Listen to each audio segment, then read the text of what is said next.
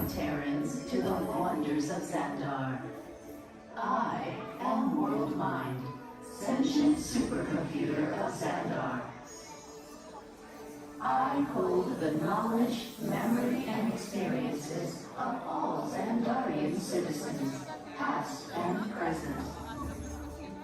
This gives me extensive knowledge, yet I am constantly learning, and I am now learning about you and your planet, Terra.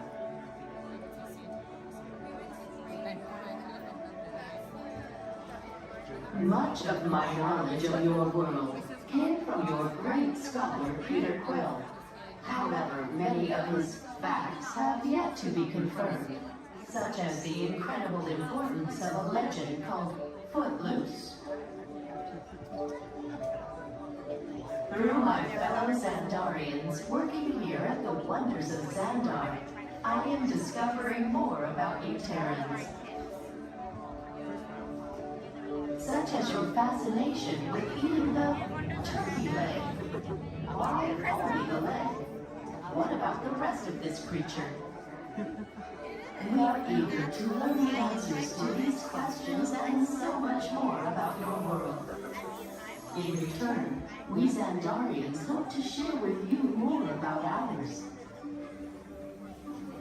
Although Xandar is 2.537 million light-years away from your planet Terra, our worlds are actually quite similar, and began at precisely the same moment. We refer to this as Time Zero, before the existence of anything.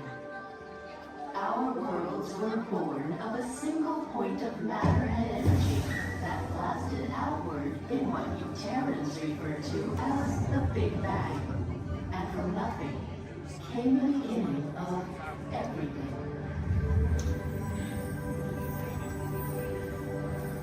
Incredibly hot and extraordinarily powerful, this explosion filled the cosmos with a cloud of rapidly moving particles.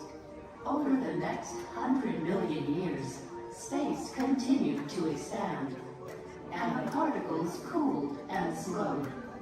As they coalesced into huge swirling clouds, gravity pulled them into larger, denser clusters. At the heart of these clusters, the temperature rose, and the particles were compressed so tightly they fused, releasing enormous amounts of heat and light. This is how the very first stars in our shared universe were born.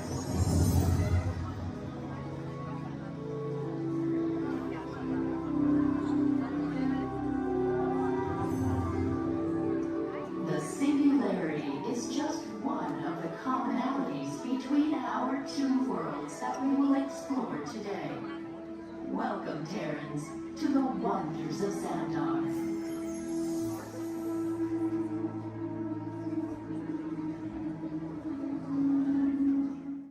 We recently learned that your Terran visionary, Walt Disney, had a similar goal in mind with his early concepts for the experimental prototype Community of Tomorrow. Years now, Peter Quill, what do you have to say about this? It was really a group effort to execute my plan. Thank you, Mark. The Great Lady, I would love to hear more about how Terra was chosen for this Wonders of Xandar tour. Well, that was totally my idea. And that got too, because I love that place. It's awesome. I went there as a kid, and I can't wait to get to go back and ride. I forgot this, man. I also want to see the energy, dinosaurs, and of course, hear the veggie fruit. It's the best. Okay, well, I'm sure it will be wonderful for you to relive all of those memories again. That's us. And it's thanks to Guardians that Xandar is reaching out to other cultures across the galaxy.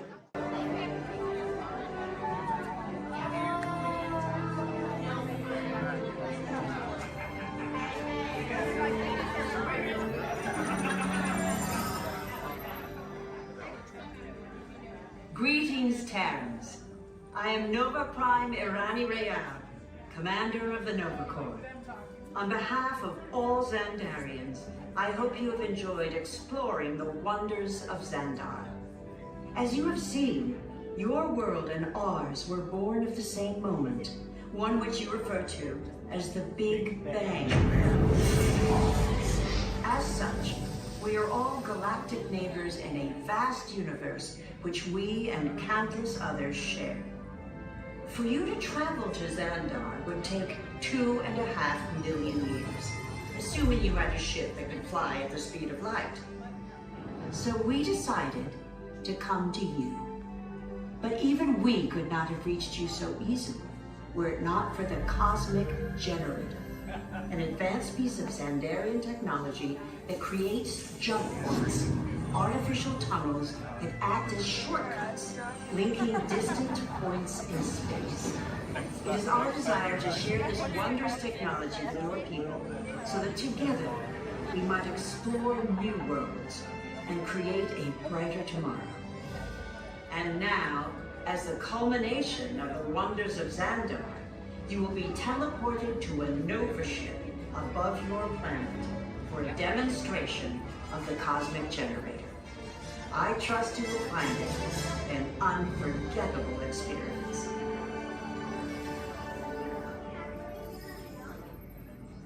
Welcome, people of Epcot, Epcoters, Epcotians, citizens of Epcot.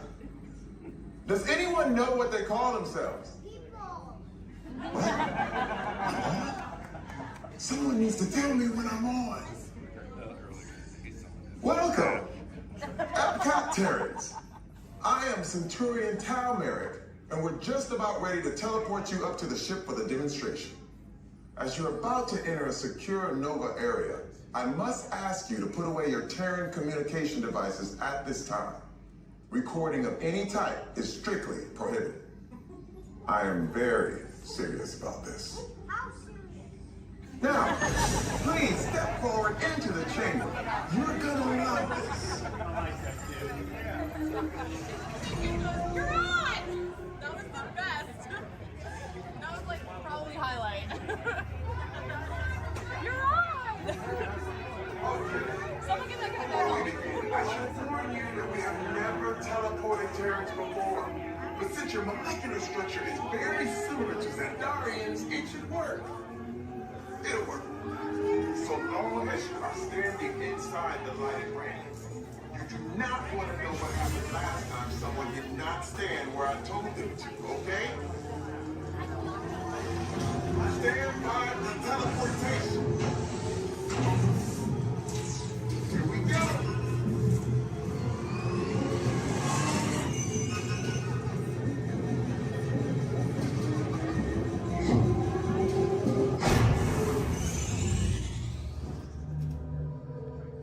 You made it. I mean, of course you did. Nova Prime, they're ready. Excellent. What you see before you is the Cosmic Generator.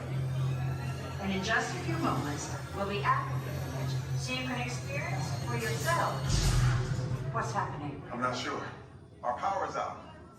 And the Cosmic Generator is gone. Security Mark, go to Code Red. Prepare the fleet. And call the Guardians. Now!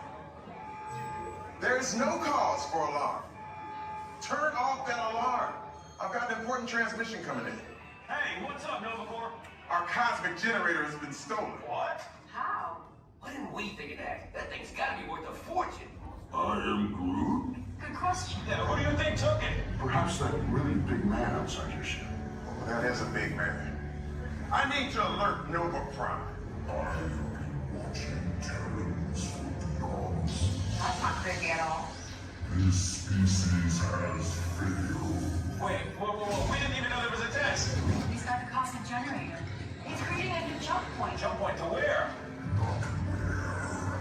When. It's some kind of mutant jump point. He's going back to the dawn of time. Dawn of time, why? To erase an error. Well, that doesn't sound good. Your time is over. Wait, what do you mean? What do you mean it's so vague? The jump point is closing. Hey, Nova Dude, your Nova Corps need to follow that whatever it is and down, and I've got to get these Terrans onto evacuation shuttles. I got it. I reprogrammed the shuttles to follow them through the jump point. Wait, what? Look, they're our only chance of keeping track of that whack job until we get the cosmic generator back. Piece of cake. Wait! There's King. Where's this King? The odds are impossible, Yep. but it's our only shot. Good luck. Are you sure you can control it? Come on, it's me. We got this. We're all toast. First there was King, now there is toast. This plan is making me so hungry. Terrans, listen up. We need to make our way to the evacuation shuttles now. We're following the plane to get our power. Okay, they're headed for the jump point. This plan's never gonna work. Not yet.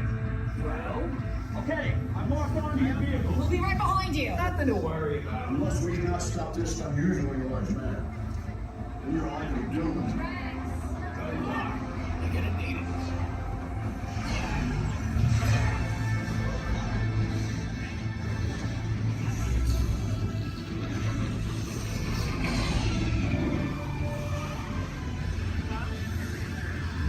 Refuse to follow me. What is that noise? Boys, no one can stop rock and roll from existing. What have What have we done? we done? I think we're doing black.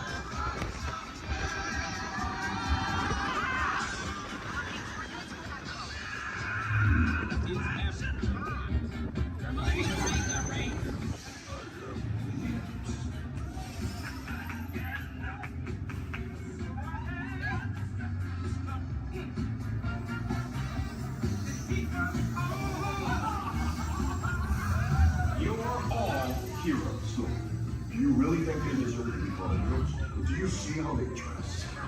It's just a figure of speech, Drax. You are lying to them. Now I understand.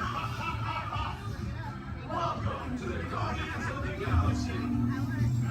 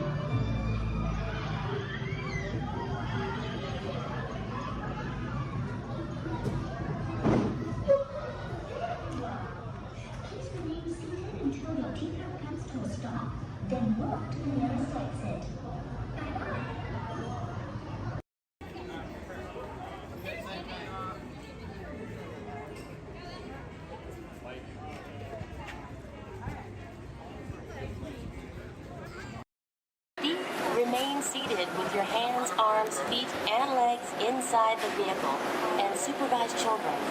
Thank you. La estación de control de cinturones de seguridad está a la vuelta de la escuela. Por su seguridad, mantenga sus manos, brazos, pies y piernas dentro del vehículo y cuida a los niños. Vehicle 3 is clear for hill climb. Okay, here we go.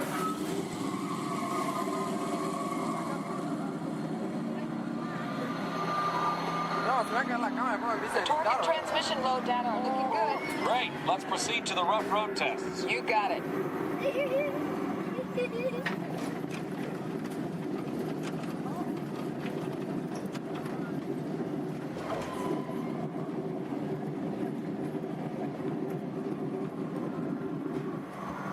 Okay, I'm going to take you right up to the cones, hit the brakes, and see if I can steer you through. Hold on.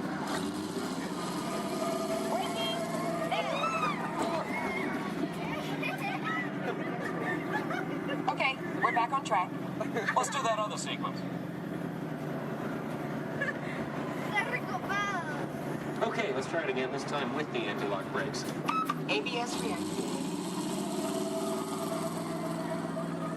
Braking! All right, that's the way it ought to be.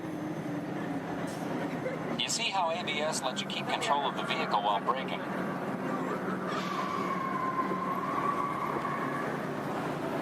Let's demonstrate some extreme test conditions.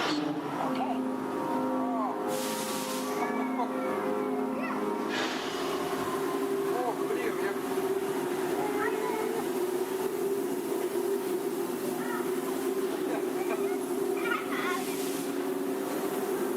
Did you remember to turn off those road lights?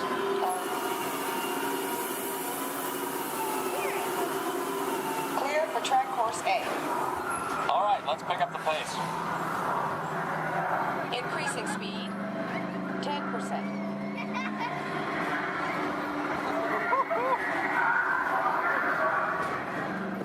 20%.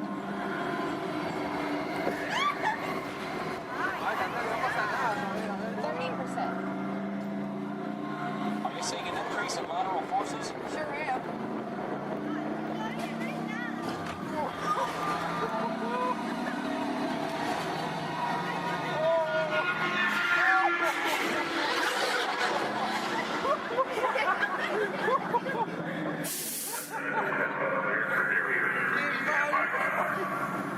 Ready for the variant test.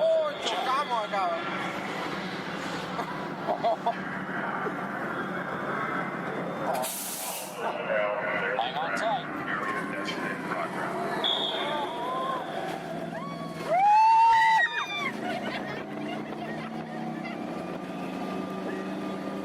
Increase.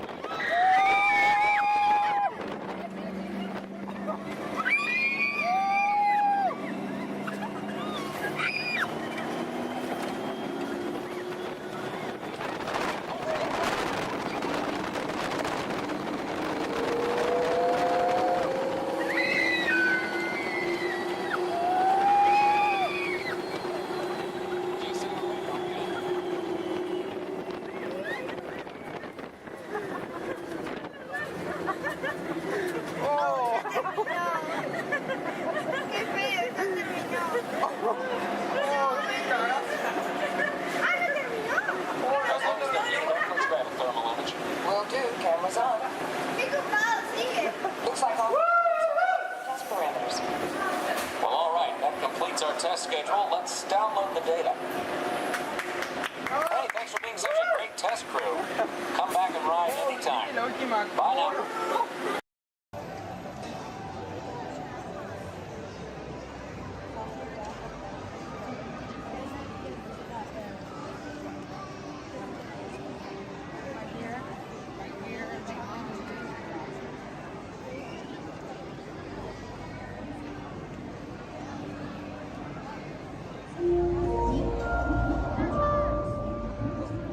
Attention marine life explorers. Do you ever wonder why pufferfish puff? It's a special adaptation that keeps them safe from predators. Thanks to elastic-like skin that stretches easily, puffers inflate their stomach when they're scared or threatened, And some are even covered in spines that ward off danger.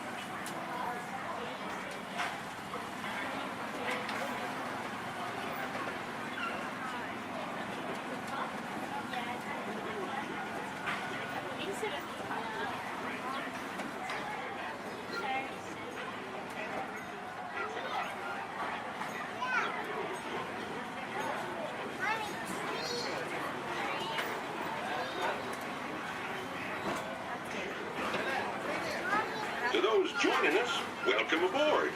The next leg of our journey will take us along the rim of the Grand Canyon. It's a mighty long drop to the canyon floor. Once again, ladies and gentlemen, friendly reminder, no flash picture. And legs inside the train. Be sure to watch your kids and no flash pictures, please.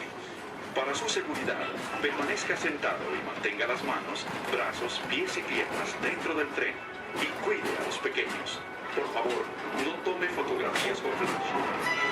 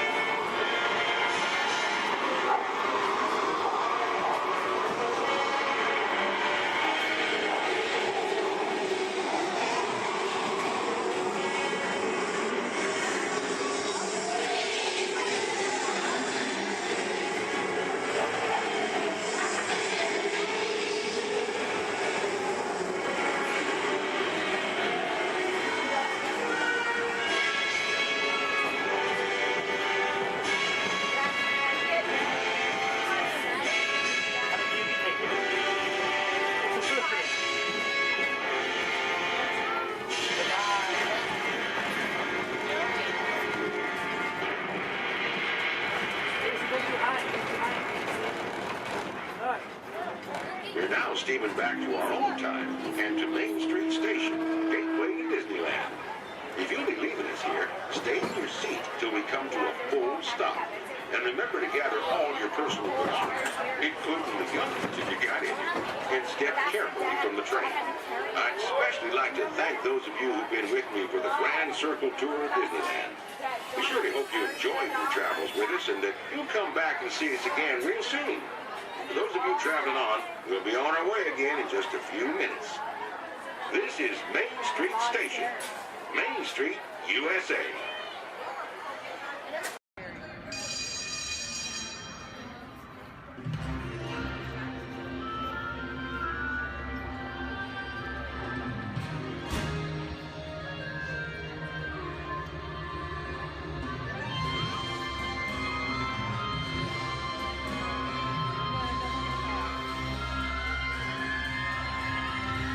Welcome aboard. At this time, I'd like to ask everyone to please remain seated throughout the show. Please keep your arms, hands, legs, and feet inside the vehicle at all times. Don't forget to supervise your children. And for the safety of our cast, please refrain from the use of flash photography and external video lighting. Now that we've taken care of business, let's talk about me. My name is Justin, and I will be your guide for this magical journey into the movies. It's the perfect job for me because I love movies. Is everybody ready? Well, great, because it's showtime. Ready when you are, CB.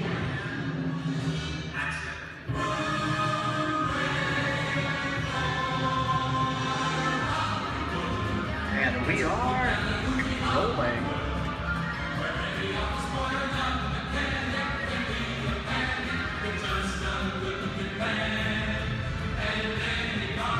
Hello everyone and welcome to the Great Movie Rack. Once again, my name is Justin and I will be taking you from this Hollywood soundstage into some of the greatest movies of all time. All on one tour. But just between you and me, this is no ordinary tour, as the Great Movie Ride brings movies to life and puts you right in the middle of the action.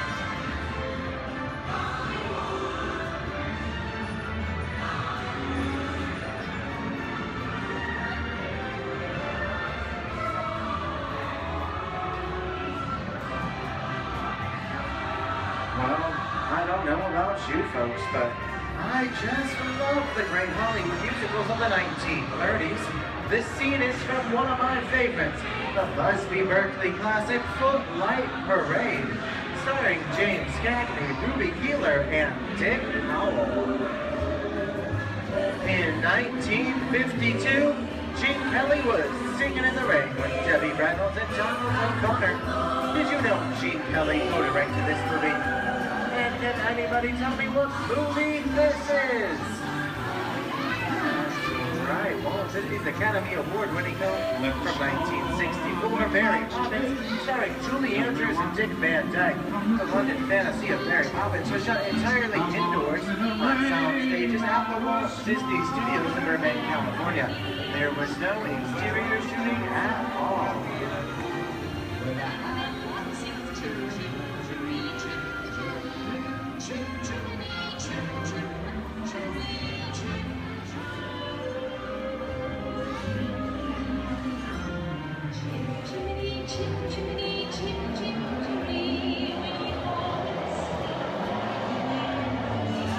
Hold on to those wallets and purses, folks. This doesn't look like a very good neighborhood. In fact, it looks a lot like the underworld, the scene of such classic gangster films as The Public Enemy, starring one of my favorite tough guys, James Cagney. The working title of the film was Beer and Blood, and in the United Kingdom it was known as Enemies of the Public. In one scene, Cagney shoved a grapefruit in Meg Clark's face. She could never look at breakfast the same way again. Kick you with the dog. If you don't, somebody's gonna drop by here and kick your teeth out one at a time. You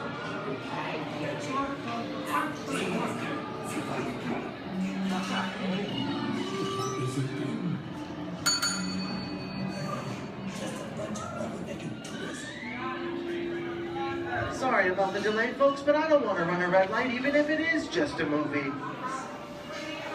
talking to me? You're talking to me?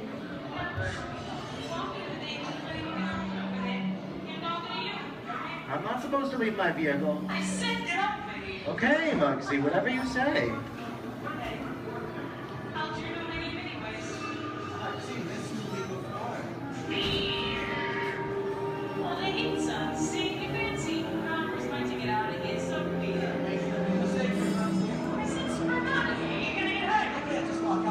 Here they come, boss! Get out your grinders!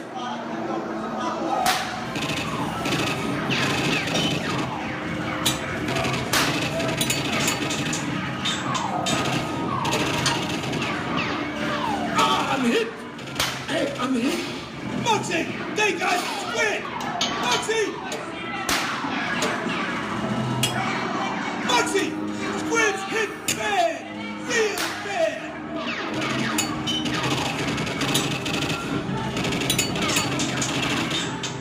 Everybody just inside.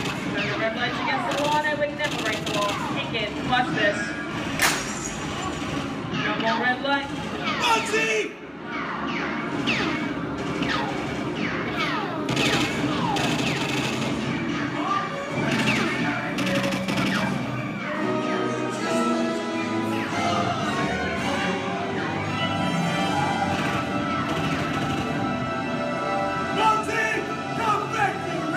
Sorry, boys. I'm making my getaway. I'll see you some change. Wait, what are you looking at? Everybody mind your P's and Q's and maybe you won't get a... What's this? JC? And now, the Old West, and two of Hollywood's legendary stars, Clint Eastwood and John Wayne.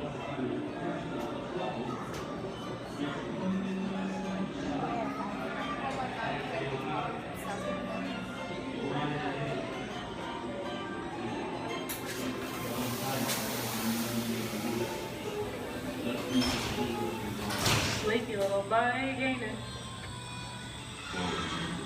That's some mighty tough territory you're heading into, Pilgrim. I'd think about turning back if I was you. That is, if you want my opinion. But I reckon you ought to do. Now that we're in the clean, it's the pleasure of me to collect a all your valuables.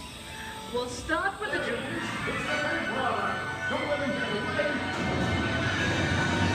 You're gonna have to catch me twice, Papa. Get yourself up. This is nuts and nonsense. I'm getting out of here. For this, what are you doing? Nobody's staying my neck in the noose. You can't get any worse. Put a hole right in the snout. Okay. That's worse. I don't know about you guys. This is kind of creepy. What is this? This is Alien. You are with Sorry Weaver aboard the spaceship Nostromo. Something has gone wrong. One by one, the crew has vanished. And somewhere in the ship, a terrifying creature waits to claim its next mate. Look now, ain't the victim. Warning, remain in your vehicle. The area you are entering is extremely dangerous. Proceed with caution.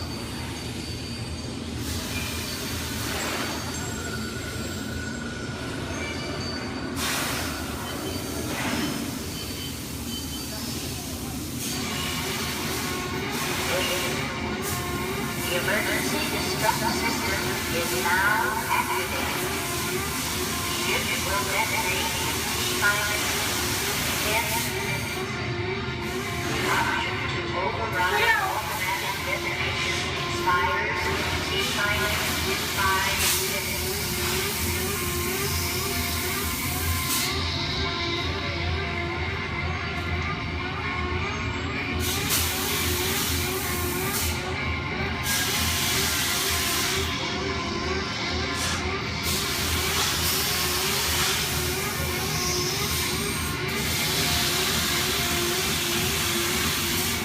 There he is again. Okay, this is a creepy growing one day, right?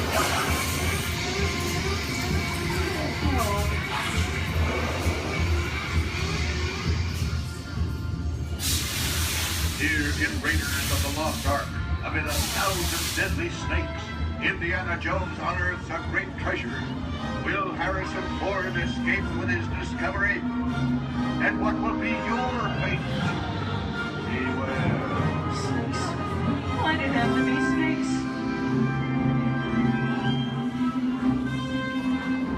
The dust of 3,000 years lies undisturbed in this ancient burial chamber. On the chest, the great stone god, priceless jewels. Good Lord, that's you guys. Time for me to get back to work. Don't nobody move while I go get the goods. I don't think they notice a few extra bodies around here. But the jewel is guarded by a curse, and those who dare defy that curse must pay with their lives.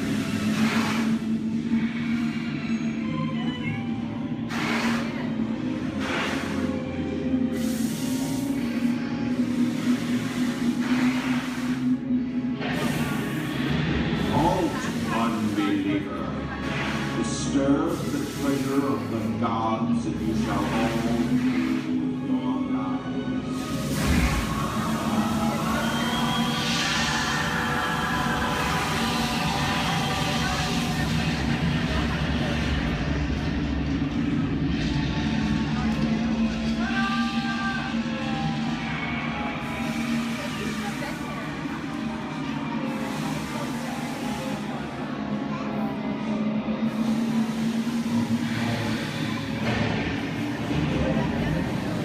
Well, I told you folks I was just going for popcorn.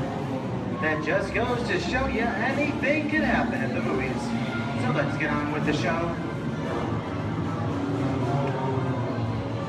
I see dead people. The horror movie is my all-time favorite genre. Some of the best horror films are produced in the 1930s and 40s, but monsters, mutants, and maniacs are still audience favorites and continue to haunt us today. Now that's what I call a wrap. We're now entering the jungle home of one of the most beloved characters of all time. No, it's not George of the Jungle. Actually, it's Tarzan, played there by Johnny Weissmuller. Over here we have Marino Sullivan as Jane, and the one and only Cheetah as herself. Tarzan has appeared in nearly 50 film adaptations since 1918, including Disney's 37th animated feature.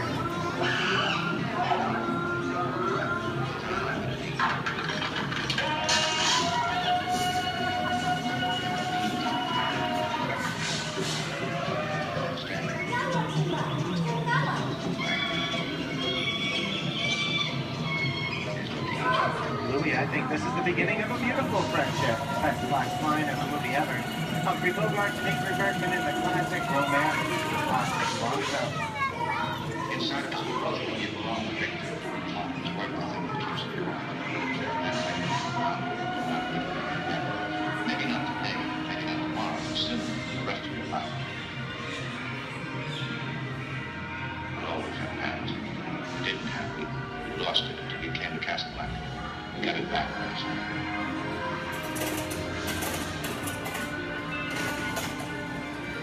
I've got a job to do too. Where I'm going, you can't follow. What I've got to do, you can't be any part of. Those are no good at being noble. It doesn't take Here's one of my favorite movie stars, Mickey Mouse in one of his greatest roles, The Sorcerer's Apprentice in Fantasia. When the movie came out in 1940, Walt Disney promised to add new musical sequences in the future. His nephew Roy kept that promise 60 years later with the release of Fantasia 2000. The sorcerer in this sequence was named Yensid, which is Disney spelled backwards.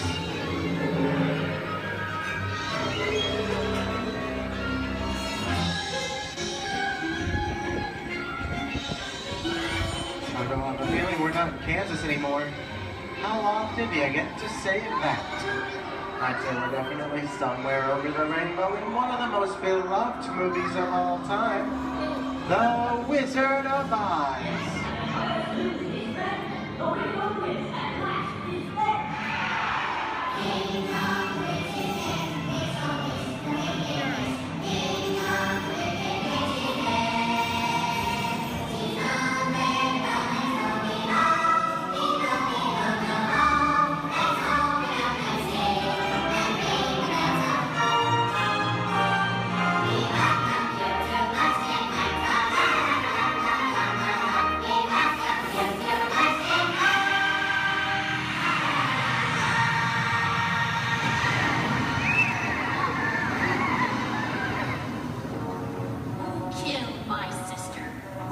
killed the Witch of the East? Was it you? No, it was an accident. I didn't mean to kill anybody. Well, my little pretty, I can cause accidents too. Oh, rubbish. You have no power here. Be gone before somebody drops a house on you, too. Very well. I'll bide my time. But just try to stay out of my way. Just try. I'll get you, my pretty, and your little dog, too.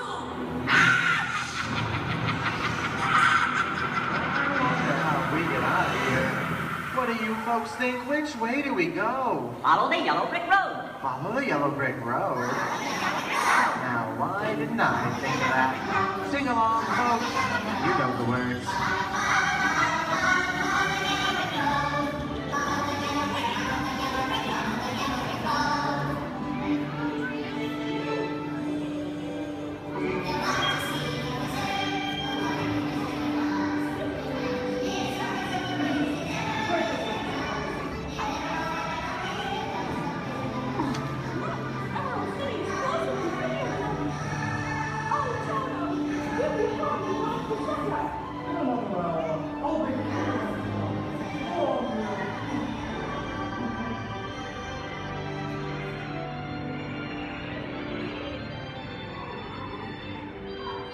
I hope you've enjoyed our tour through these great moments at the movies, but we've only scratched the surface of what Hollywood has to offer.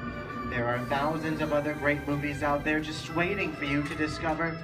And here are just a few of my favorites.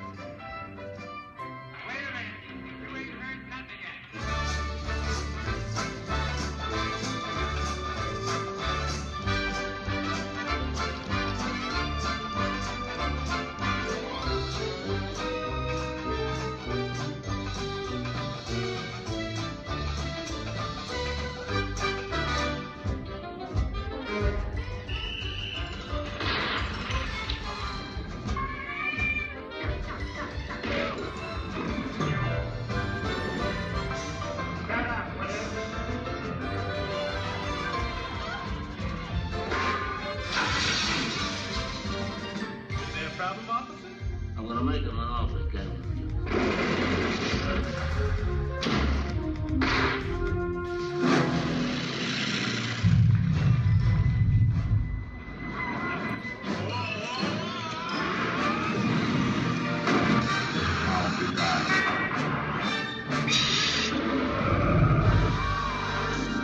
We're not in Kansas anymore.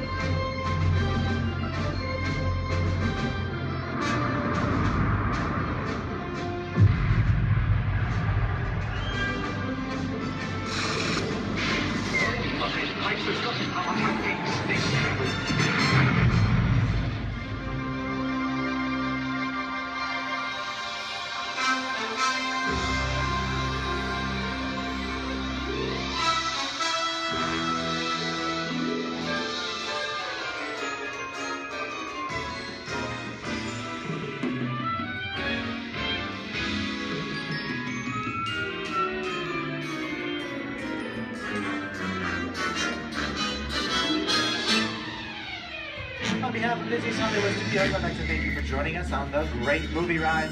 Now, before we wrap this production, there still is one scene left to do. It's called The Exit. The action begins with you remaining seated until the vehicle comes to a complete stop. Then gather your belongings, take small children by the hands, and when these doors open, rise dramatically to your feet and make your grand exit directly to the rear of your vehicle. Oh, and one more thing. When I yell action, don't forget the thunderous applause for yours truly. Okay, places everybody, and action! Thank you. Have a wonderful day here at Disney's Hollywood Studios, and all to you and the movies, the stuff dreams are made of. Good.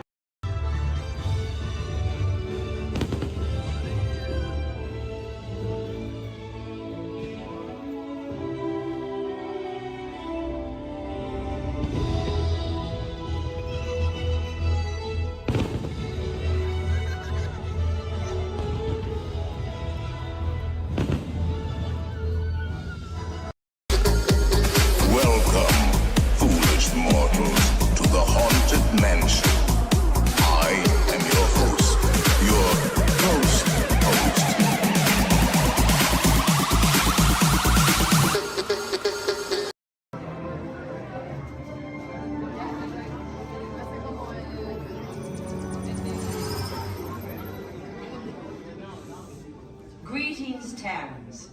I am Nova Prime Irani Real, Commander of the Nova Corps. On behalf of all Xandarians, I hope you have enjoyed exploring the wonders of Xandar.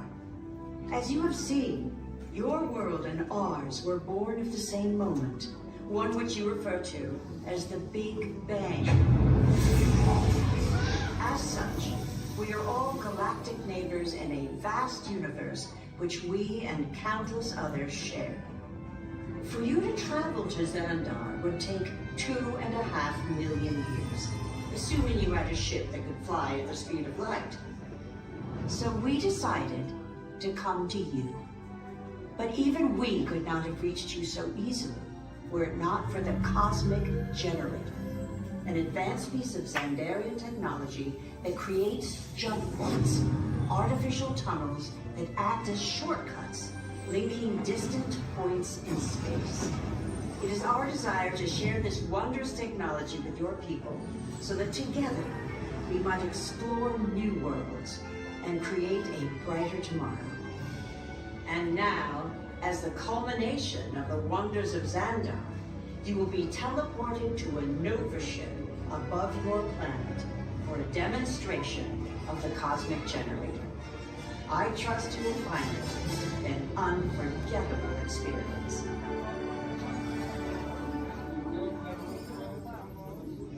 Welcome, people of Epcot, Epcoters, Epcotians, citizens of Epcot. Does anyone know what they call themselves? What? I'm on? Someone needs to tell me when I'm on. Welcome, Epcot Terrans. I am Centurion Talmeric, and we're just about ready to teleport you up to the ship for the demonstration. As you're about to enter a secure Nova area, I must ask you to put away your Terran communication devices at this time. Recording of any type is strictly prohibited. I am very serious about this. Now, please step forward into the chamber. You're gonna love this.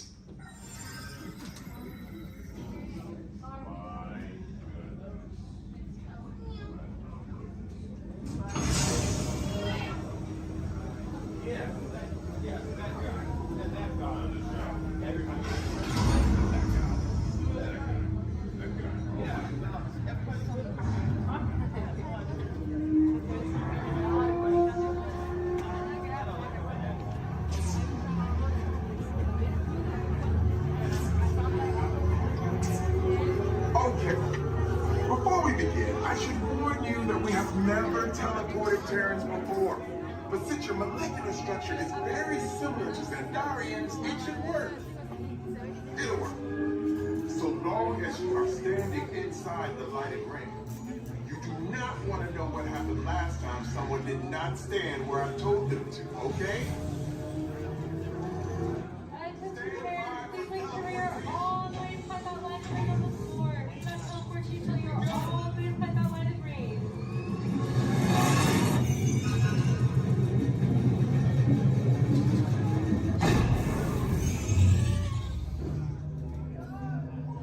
You made it!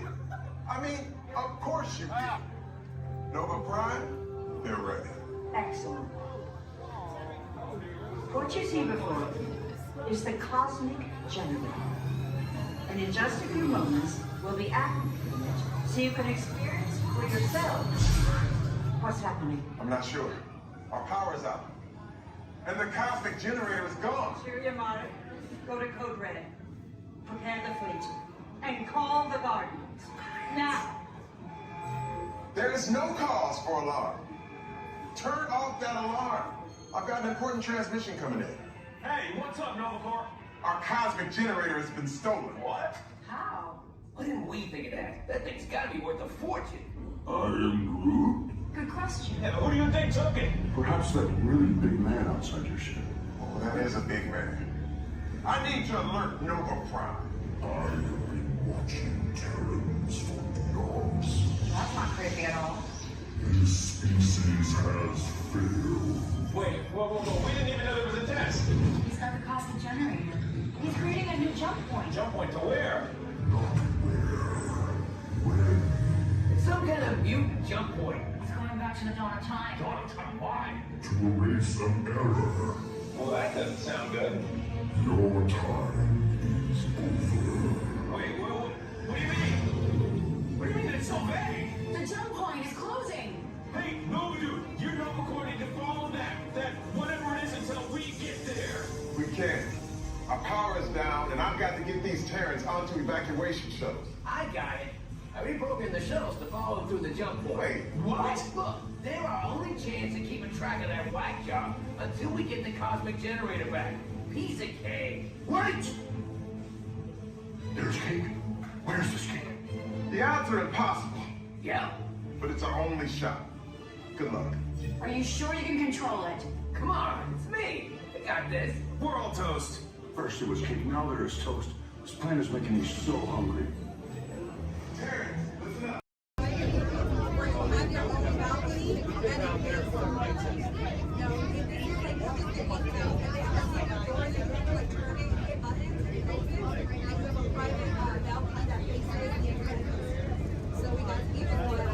That's what they call it now, the Incredibles. Yeah, it's not screaming California. But I remember the first time I read, I put on it, there was a guy who had a cigarette in his mouth and he came in, he was so proud that he had it lit the whole time. That's like my first time there, and I was like, okay, what? I went on a ride with the kid. He was at the time. My shoulder. Yeah, it's fun. That's a good one. It is. I grew up in Santa Clara and then Marriott, America. California after that. He's from Redondo. Now I am like, we're like 30 I grew up at grass. And we just moved to Oregon. Ready. Oregon for a while. The tide current's crap. It's fish. So when we got Florida, I was like, You're gonna get I have. We played hooky.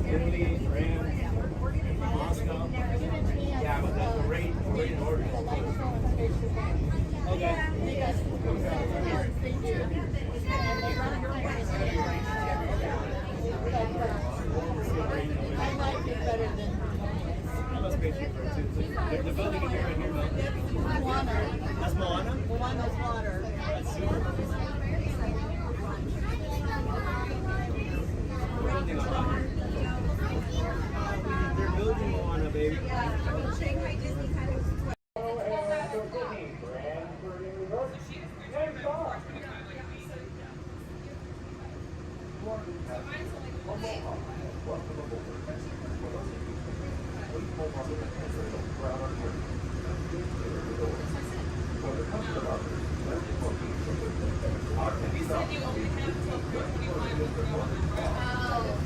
Sorry, I thought we were talking about. Okay, well, now I'm confused. Which one should we do first?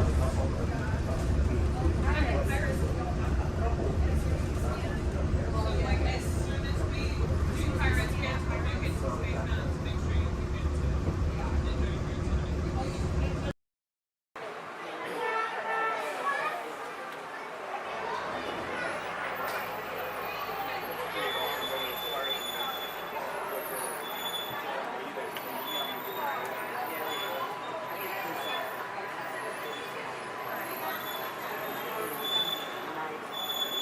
Hello everyone, my name's Don and welcome aboard.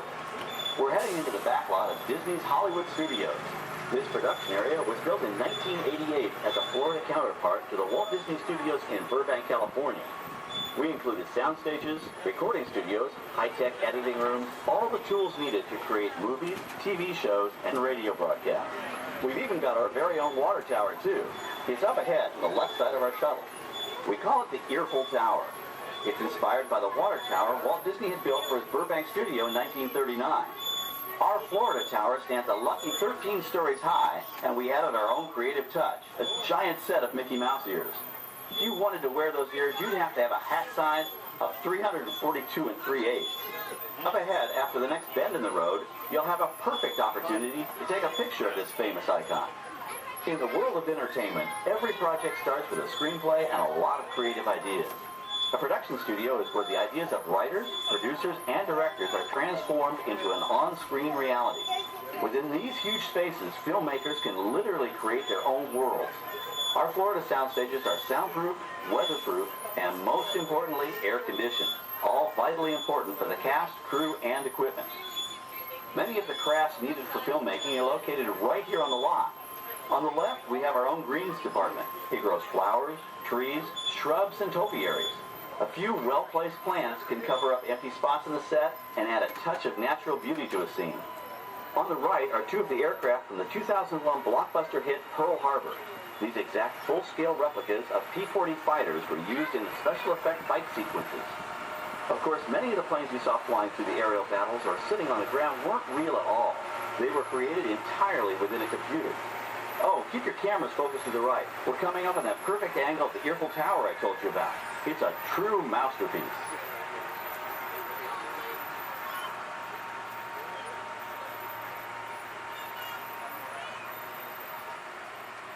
We're entering one of our most glamorous and colorful departments, creative costuming.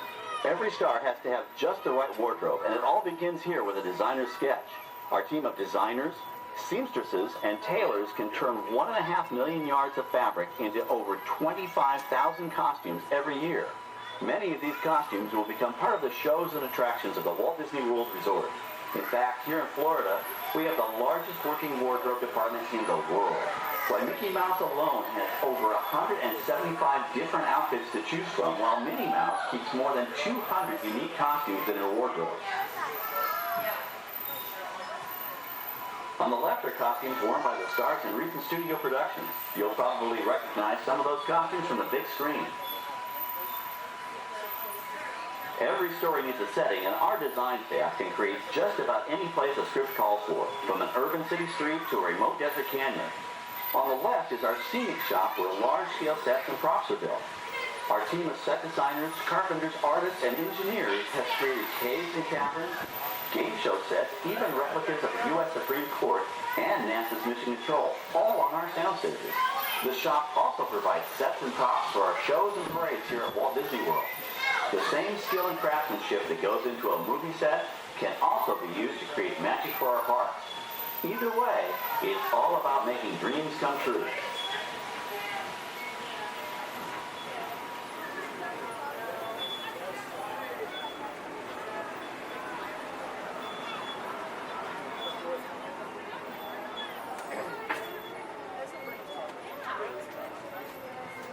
Now we're entering a zone we call the Boneyard.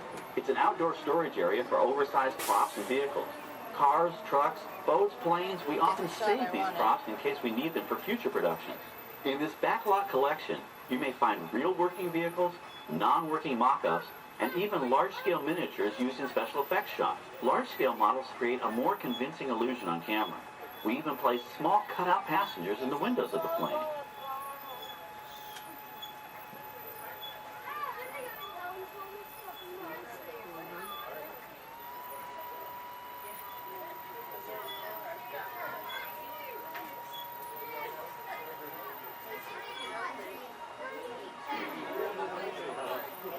We're now passing by the sets for our Lights, Motors, Action Extreme Stunt Show. On the left, you may catch a glimpse of the Mediterranean fishing village that sets the stage for this thrilling attraction.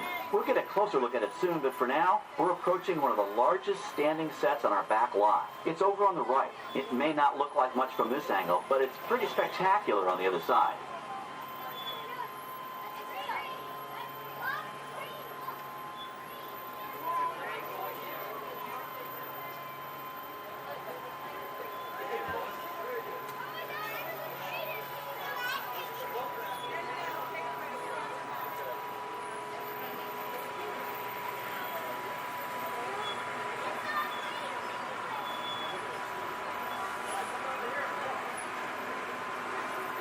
This is great, folks. The production crew has just given us clearance to enter the set.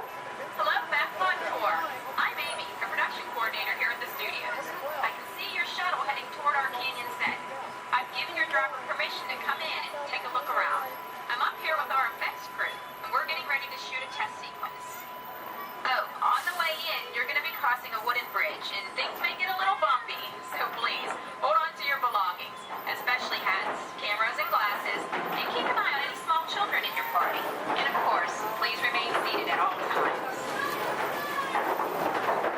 Welcome to the set. As you can see, we brought the bare, dry deserts of Southern California to green, typically humid Central Florida. This set is based on real locations that our production designer took pictures of. Our set crew spent about 6 months building the canyon, but we've used it for a number of TV shows and specials over the years. For our upcoming production, the script called for a tanker truck. We found this one in our boneyard, but it was too big to drive into place. So we picked it up with a crane and set it down here. We're up on the overhead platforms, and I see our director has arrived. As soon as the rain effect is ready, we'll begin the sequence. This set and shower is really just a special effect. We rigged up a series of water nozzles just above your tram. The water sprays in a crisscross pattern to create a sense of depth. But this storm only covers the first few feet.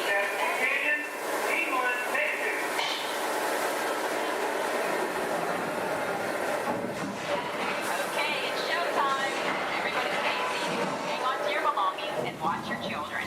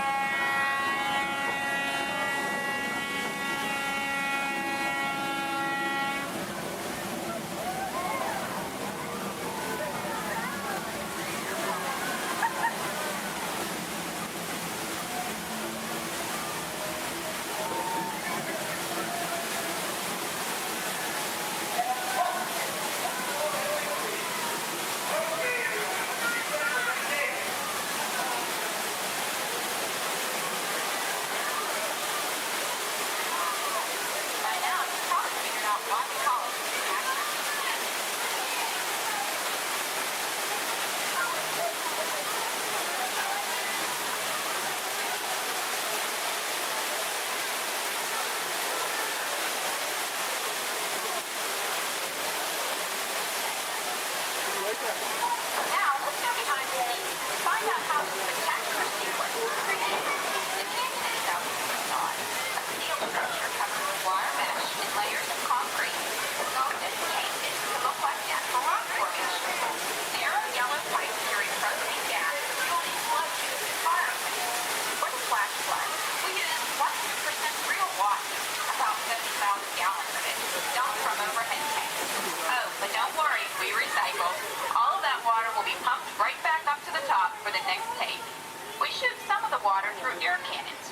extra dynamic effect.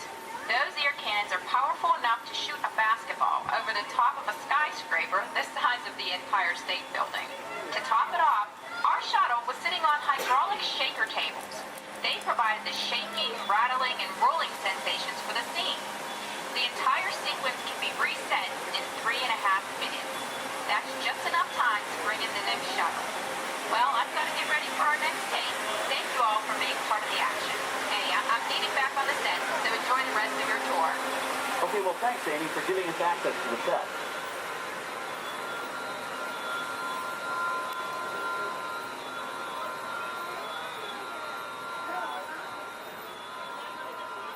On the right, we have an authentic piece of Disney history. That Gulfstream 1 was known at airports across the country as November 234 Mickey Mouse, but we just call it the Mouse. In 1964, Walt Disney and his hand-picked team used this plane to scout locations for what he called the Florida Project. Soon, they secretly began purchasing thousands of acres of land, which became the Walt Disney World Resort in 1971. During the creation of the resort and later Epcot, the Mouse shuttled studio executives and Imagineers between Burbank and Orlando, making it the most used executive aircraft in the country. Appropriately, the Mouse retired here in 1992. As Walt used to say, it was all started by a mouse. In this case, the 234 Mickey Mouse.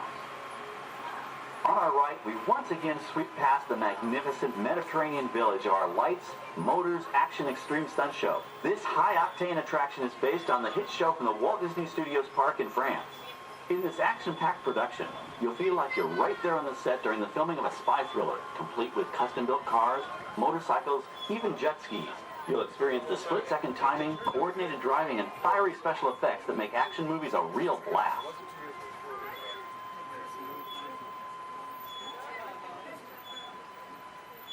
The staging area to our right is known as Acceleration Alley. Here, the custom-built stunt show vehicles rev their engines up to 70 miles an hour before making their high-speed entrances onto the stage for our Lights, Motors, Action Extreme Stunt Show. Of course, these are professional stunt drivers. We hope you'll enjoy their daring driving skills, but please, don't try them yourself.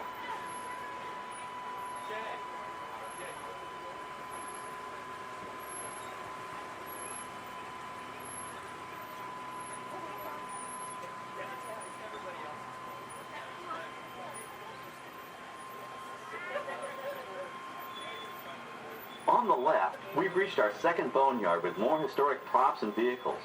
When we reuse older props in a new production, they're often refitted with custom parts and given a whole new color scheme.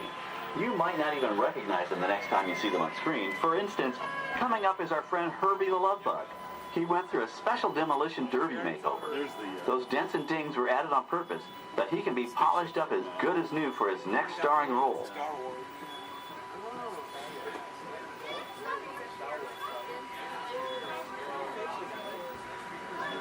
On our right, we now have a very different view of the fishing village set. From this point of view, you can see that there is no inside to the buildings.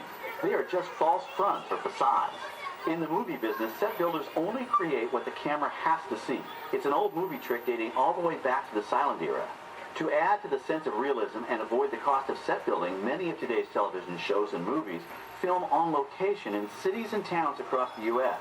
But out in the real world, you've got to contend with noise, traffic, crowds, and various visual elements that may or may not belong in your film.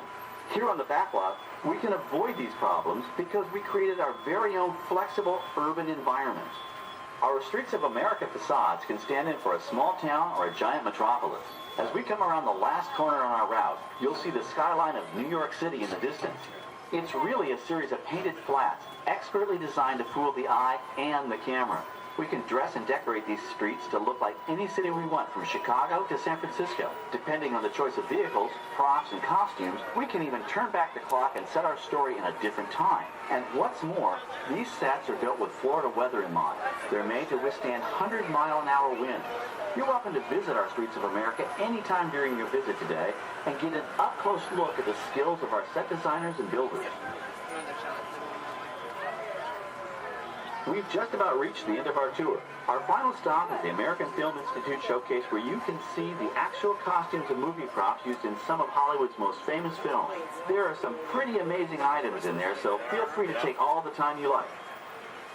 Please stay seated until our tram comes to a complete stop and check around you for any personal items that may have fallen during our trip. Well, as they say in Hollywood, that's a wrap. Thanks for joining our backlot tour, and we hope you'll come back to visit us again soon. All right, we're going to stop up here in just a moment. I'll open these doors. And we're going to exit out through those blue automatic doors into the AFI showcase tour.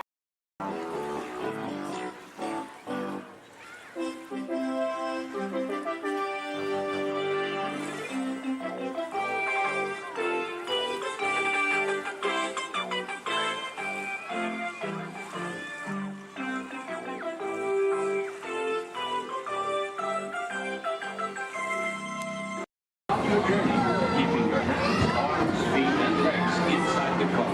And please, supervise your children. Remember to stay clear of the doors, which will open and close automatically. Enjoy your trip aboard the Metro Liner.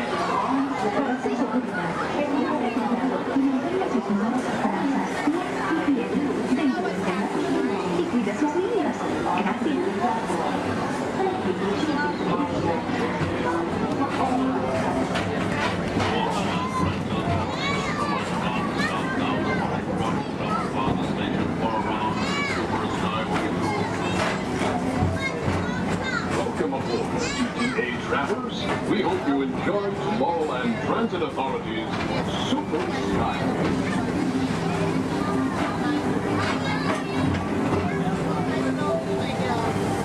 Now approaching Tomorrowland Interplanetary Convention Center.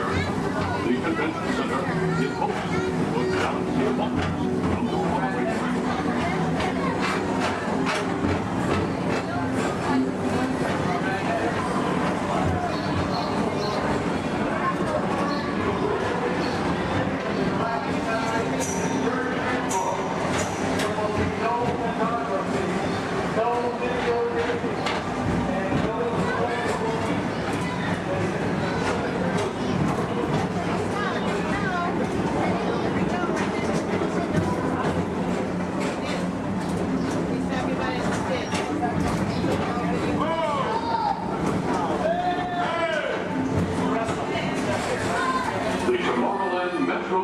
Historical Society presents Walt Disney's 20th Century Vision for the Future. This model city dared to dream the perfect community in which to work, live, and play.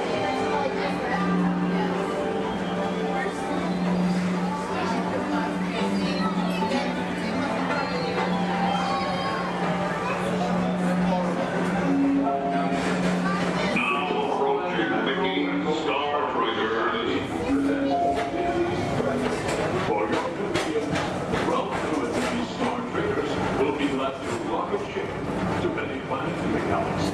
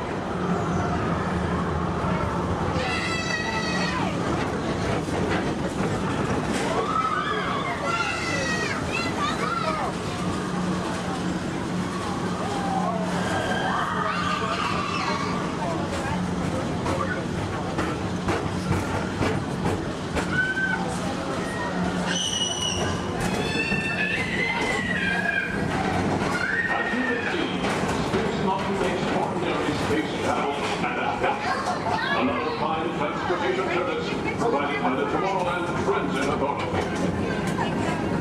Attention, all visitors from Galaxy M31. Please keep forward-facing tentacles clear of oncoming Metroliner vehicles. Thank you.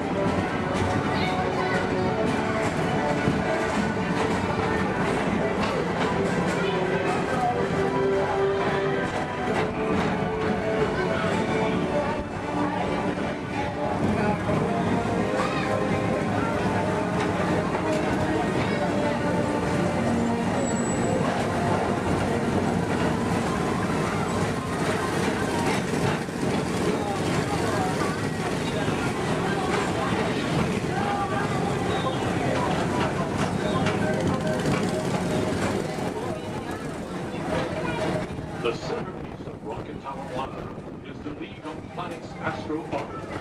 This simple but universal quantity and interplanetary culture provides all beings with an exhilarating spin around the planets.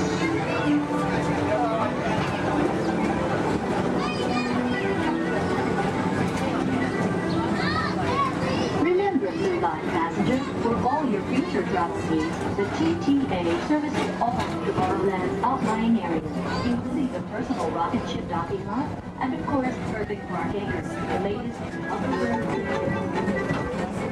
Paging Mr. Morrow, Mr. Tom Morrow. Your party with Saturn has arrived. Please give them a ring. Now approaching Walt Disney's Carousel of Progress.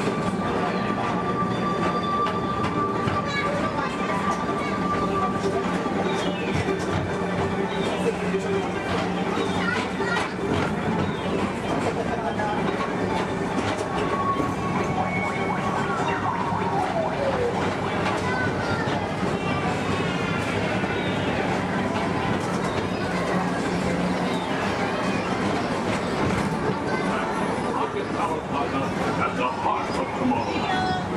Come now, rejoin us and believe in the promise of tomorrow.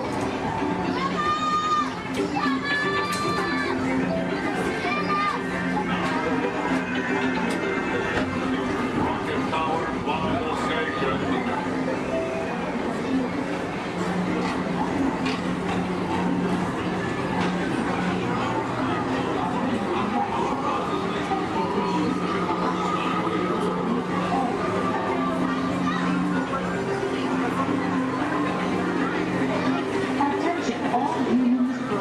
Intergalactic beings. Please keep your arms, legs, and other appendages away from the doors. The doors open automatically. When they do, please collect your belongings and step carefully onto the moving platform. Thank you for choosing Tomorrowland Transit Authority for all your travel needs.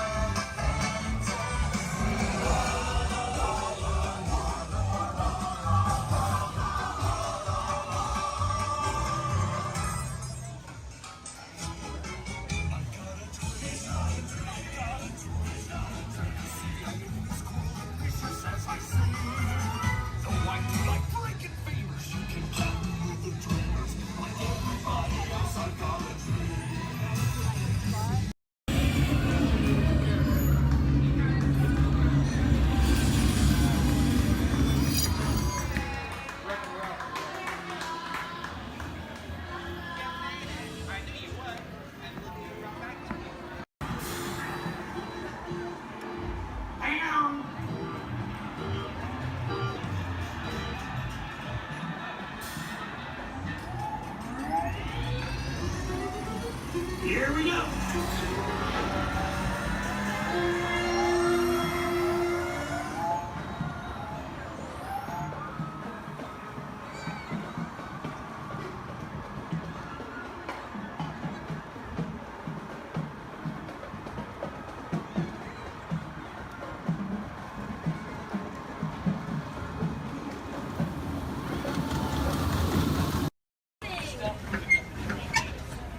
Look up above your heads, you'll see an animal identification guide.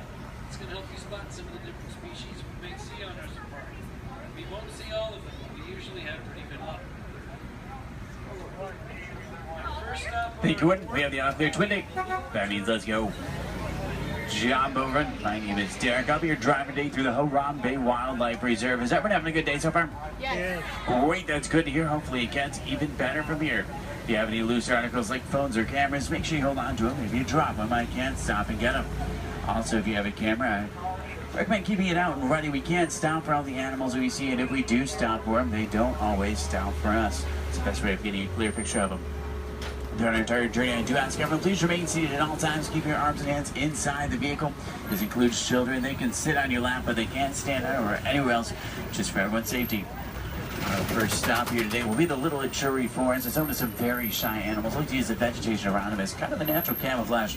When I see animals, I'll point them out and talk about them. If you see any, there's a spotting guide up above you. I'll help you identify what you're looking at. We won't see everything up there, but hopefully we can see most of them. We're going to start on strong out to the right-hand side. There's some animals up on the hill there with striped legs. They kind of look like zebra, but they're not related to zebra at all. Actually, the only living, no relative of giraffe. They're called okapi. They're extremely shy, recluse animals. They're so shy they weren't even discovered by Westerners until 1901. Just like giraffe, they have really long tongues to help them reach their food.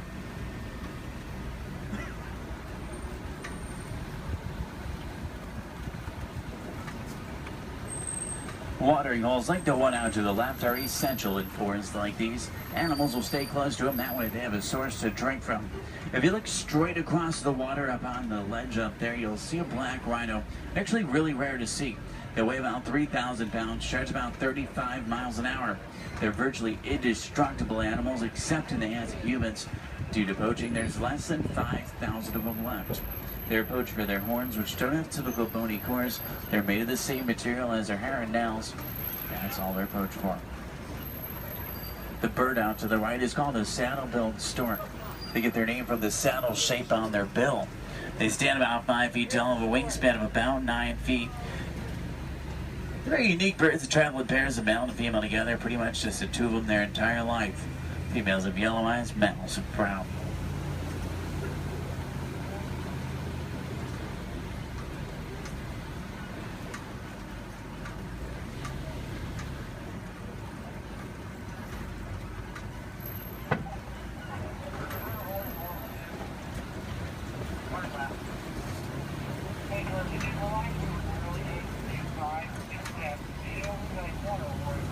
To the left, you'll see some tannish animals. They're called greater kudu. The second largest antelope in Africa. Males have horns, females don't. They're shy nocturnal animals. Next to them are bongo. They're known as a ghost of the forest because they're so shy and timid. Males and females have very uniquely shaped horns that help them run through the brush without getting tangled. There's even some babies back there. Along the edge of the Ituri Forest runs the Sape River. Sometimes we'll spawn hippos there. Do we have any hippo fans? Awesome. Let's see if we can find any. Hippopotamus means river horse, but they're actually closely related to whales. They weigh about 5,500 pounds, can run about 30 miles an hour. Hippos are nocturnal. At night, they leave the water searching for food. They'll walk up to 6 miles looking for it, and once they find it, they'll consume about 90 pounds of grass each every single night. They can hold their breath for about 8 minutes, and they walk along the ground under the water, which makes it challenging to spot them. You see a blob discoloration or bubbles in the water, it's probably a hippo. Keep in mind, you might not always see them on the surface, but that doesn't always mean they're not there. A group of hippo together is called a bloop. There's two in the water out to the right, you can kind of see, and there's quite a bit more in the water out to the left behind that island there.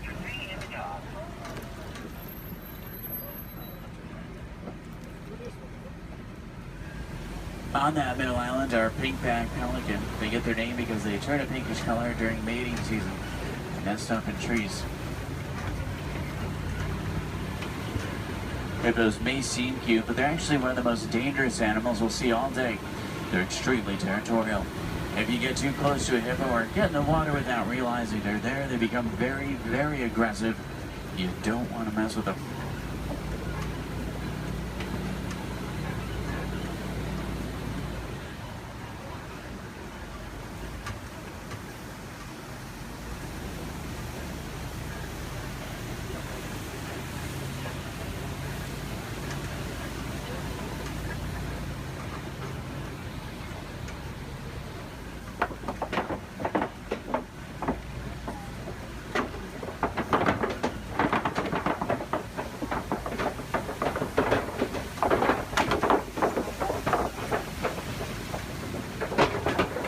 Now, do we have any favorite animals we're looking for today?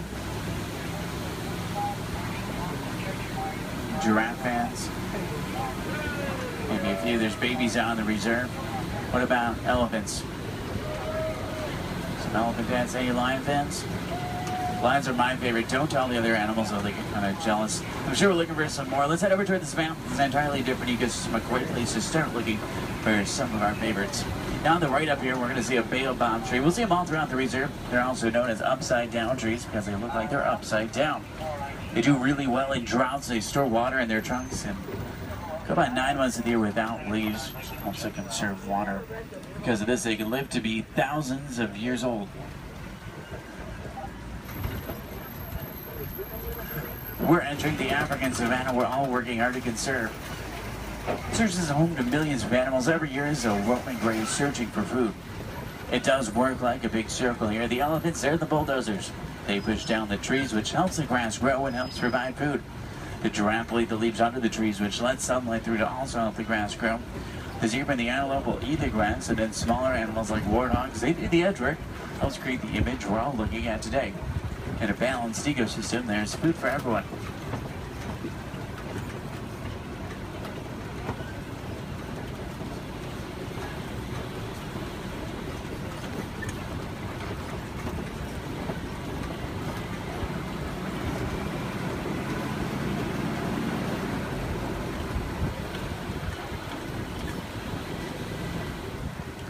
If you look under the big tree out to the left, kind of in the grass there, you'll see painted dogs. They're also known as wild dogs. They're not your typical dog, though. They're actually the most successful hunters in Africa.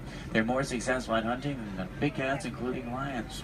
They rally before they hunt. They'll hunt in the morning and the evening. They follow their prey until it drops them exhausted. And once they get it, they consume 1/3 of their body weight in just one sitting.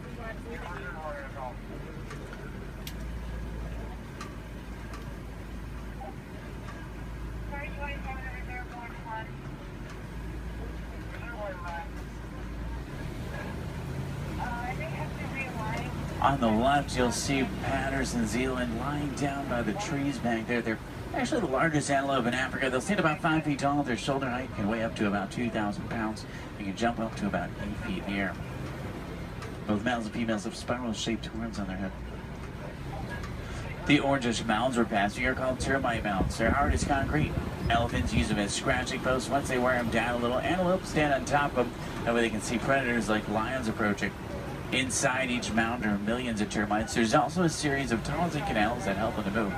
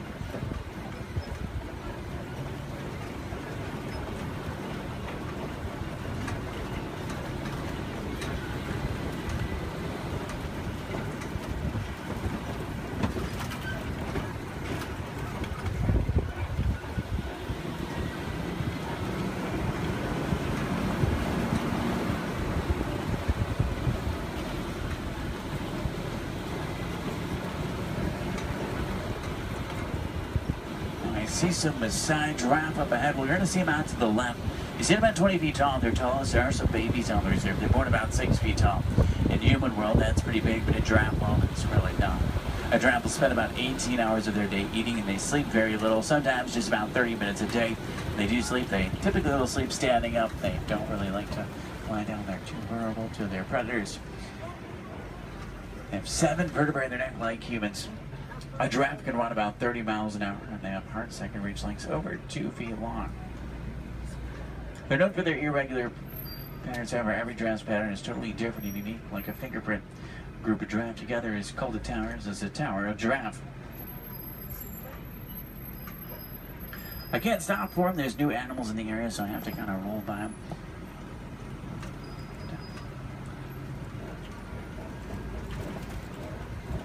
I see a lot of downed trees up here as well. That's normally a pretty good sign. There's elephants nearby. Elephants are extremely social creatures as well. Except for adult males, adult males tend to be very solitary. They really like to be alone or with only other males. They weigh about 12,000 pounds. Adult females weigh about 8,000, and each elephant consumes up to 300 pounds of food every single day. When you think about what they're eating, it's mostly grass and leaves, so that's pretty impressive. Start heading towards elephant country. I know the road that will take us there. It's a short drive. We should be there pretty quickly. Maybe we can see one along the way. Left and up, you'll see some mandrills. They're the largest, most colorful monkey in Africa. Males weigh about 100 pounds. Females weigh about 30. Males will be much larger, much more colorful. The leader of the group of monkeys, which is called a troop. To the right-hand side is an African elephant. That's a male. He's alone and larger, which is what gives it away.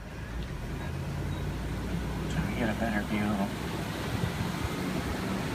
Uh-oh. The road I was going to take is closed. I know a different way. There's an old rickety bridge. I haven't been there in a while. What do you say? Should we go for it? Yeah. Let's do it. We're going to see some more elephants, right?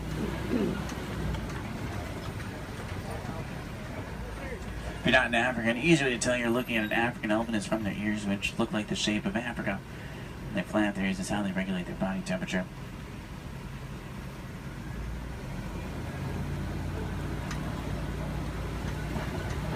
Trying to find some more. I just hope they worked on this bridge. Last time it was pretty bumpy.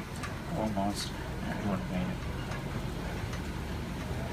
It's a little worse than I remember. The good news is there's still a few parts of it connected. Is anyone on board scared of heights? If you are, just close your eyes like me. Steady. Oh, they tried to fix it. I see a new patch of duct tape. That stuff really can't fix anything.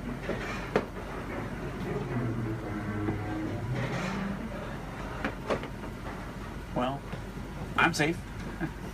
About half of you are. Did everyone make it across with me this time? Yeah. Great, let's try to find some elephants, make it worth the trip. Now you see tusk marks in the clay up here. Elephants will break it off and eat it. It gives them minerals they don't get in their regular diet. It's like a vitamin for them.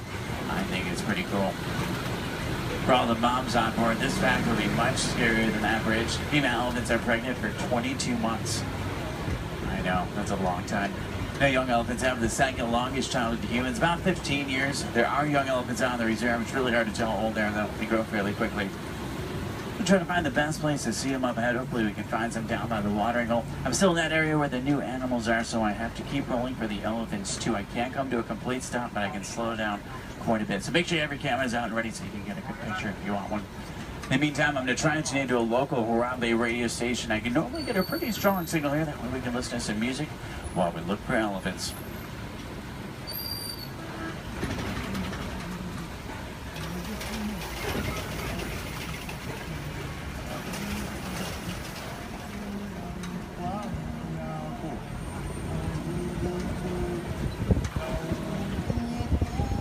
I think most of there it is down by the watering hole, which is great news for us. Normally that's a pretty cool view.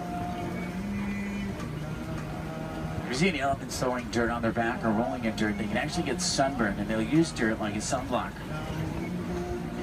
Both male and female African elephants have ivory tusks, which I want their boats for.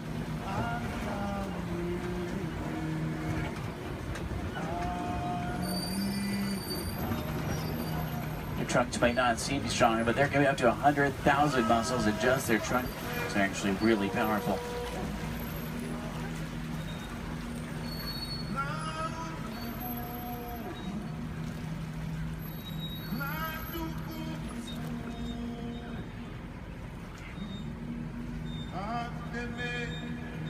Out to the left are greater flamingo. They're born gray, but after about a year of eating brine shrimp and other seafood, they turn the pinkish color we see right now.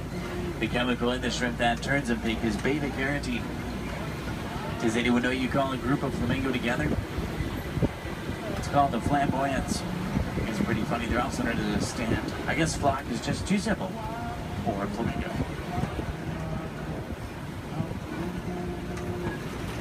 Now, I see white rhino markings up ahead here. White rhinos are bigger than black rhino. They weigh about 5,000 pounds compared to 3,000.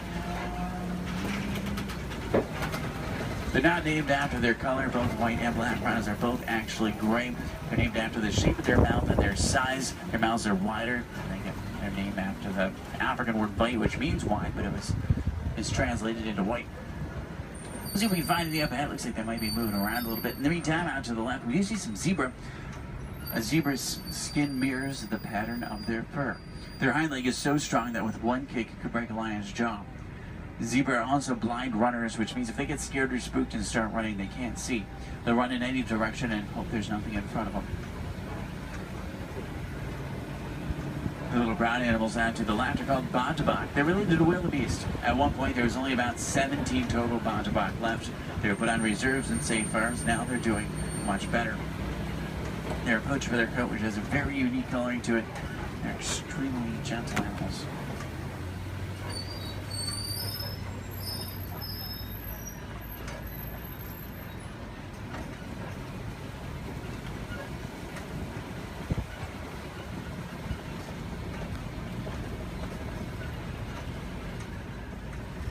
See some spots on the side of the hill here. If you look out to the left and backwards, you might be able to see them. It's kind of a tough angle. There's some up ahead as well. These are a little bit easier to see.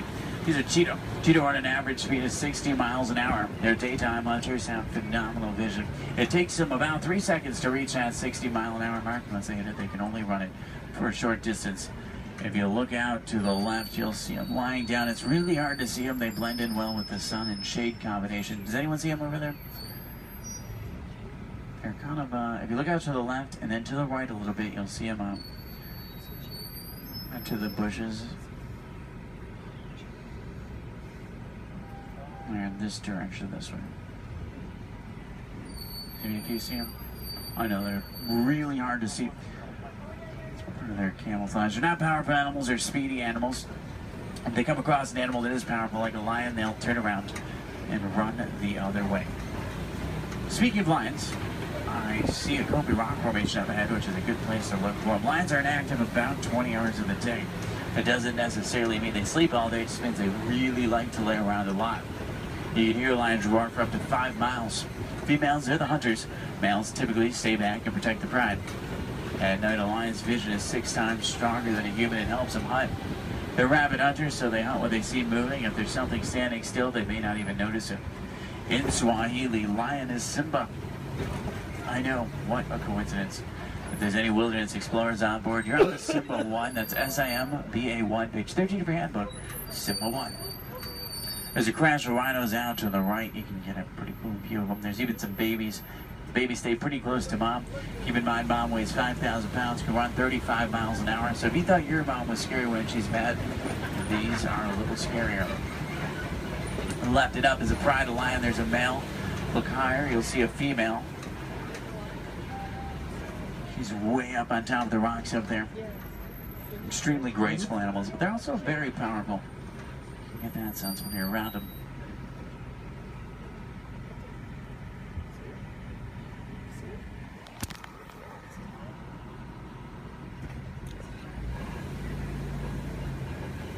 I see some burrows up ahead. Warthogs live in burrows that they typically take over from other animals and make their own. Sleep with their tusks out to protect themselves. The males do actually have warts on the side of their head, so it's not as literal as it sounds. They may seem harmless, but they can run 35 miles an hour, and their tusks are razor sharp, so you don't want to get in their way. On the left and down again up here, we're going to see some ostrich eggs in the dirt. Ostrich eggs are the largest eggs in the world. Each one will weigh around 3 pounds. You can stand on one of them and it wouldn't even crack.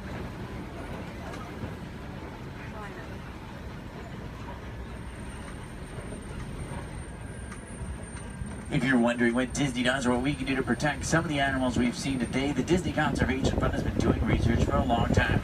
And a good example of something we've learned is elephants in Africa migrate quite a bit.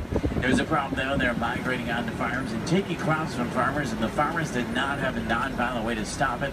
Fences don't work, elephants plow right through them. So Disney went over to try to help their conservation partners find a solution. They found out that elephants are terrified of bees. So they created beehive fences and installed them in Africa. This not only keeps elephants out of dangerous territory, it also benefits the farmers. They can make extra money from the honey. What we can do is recycle old technology like cell phones, cameras, and computers. We can also just learn more about these animals, because the more we know, the more we can help, just like elephants and bees. The animals to the left-hand right are called scimitar horned oryx. They get their name from the scimitar-shaped horns on their head. They're on the critically endangered list. I think their horns are pretty cool.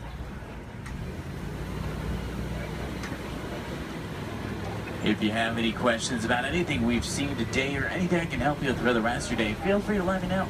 I would be more than happy to help. In the meantime, we're going to start to make our way back towards Harambe Village. Once we get back, if you're looking for more fun things to do, I recommend the Pangati Forest Trail. You can see gorillas, baby gorillas, naked mole rats, hissing cockroaches, underwater hippos, meerkats, and more. About a 15-minute hike, but you'll get some great pictures and make some great memories. At the end of Harambe on the right is the Festival of Lion King. It's one of the most popular shows at Disney. By far one of my favorites. It's worth the trip. Make sure to drink plenty of water today, otherwise the heat can sneak up on you. Did everybody enjoy the safari? Yeah. Great, that's good to hear. Now the best thing is no two safaris are ever the same. Whether it be a different driver, different animals, or the same animals closer, it's always unique.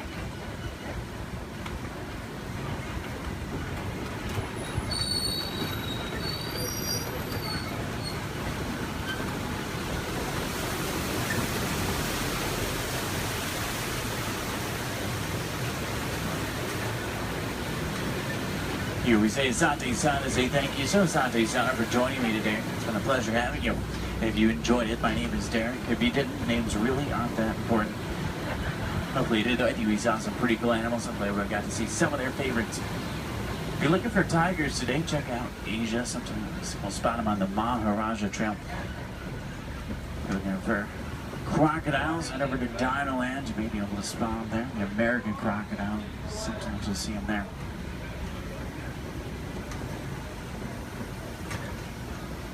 I'm going to take you right back to where I picked you up. It's a short drive back. We should be back in just a few minutes.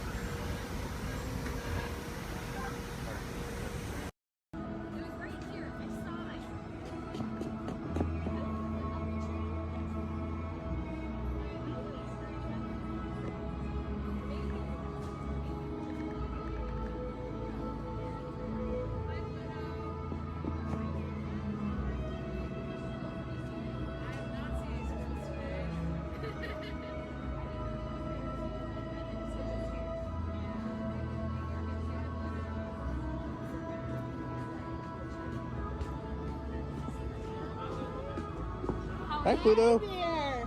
No, you don't chase those cats up those trees. Oh, no, we don't chase any cats. No. We're big friends of Nicholas. We love him. He's the best. We're out looking for some treats, so have you guys found any? Or maybe you have some Pluto? Nope, haven't seen any treats yet. Yet? Okay. I'll keep an eye open, though. It's a promise you'll let us know if you find I will certainly let you know. Perfect.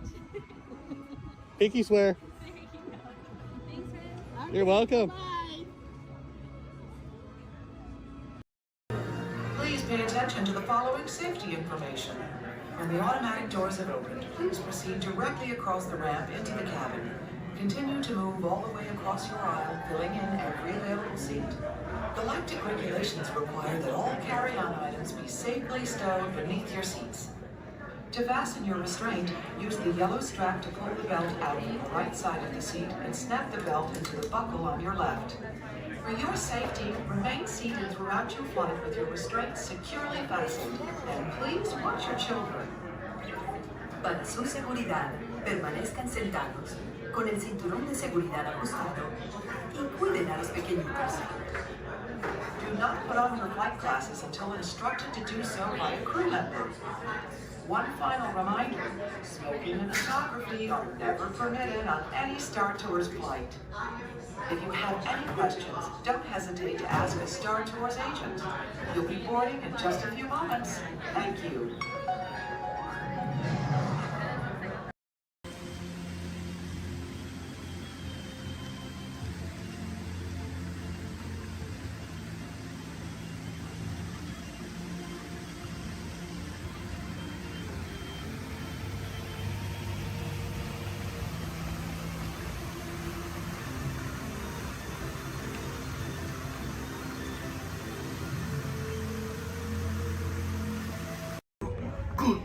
to you all. You might need it. Today's flight takes you to the planet Corellia. You will be intercepting a first-order train shipment of coaxium. Gunners, you clear the path. Pilots, line up behind the train.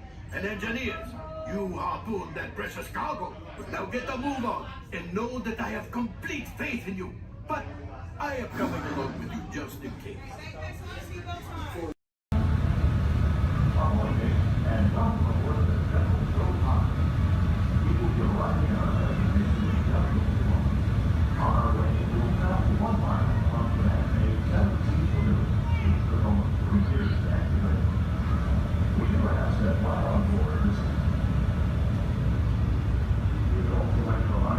Smoking is not permitted at Walt theme parks and water parks.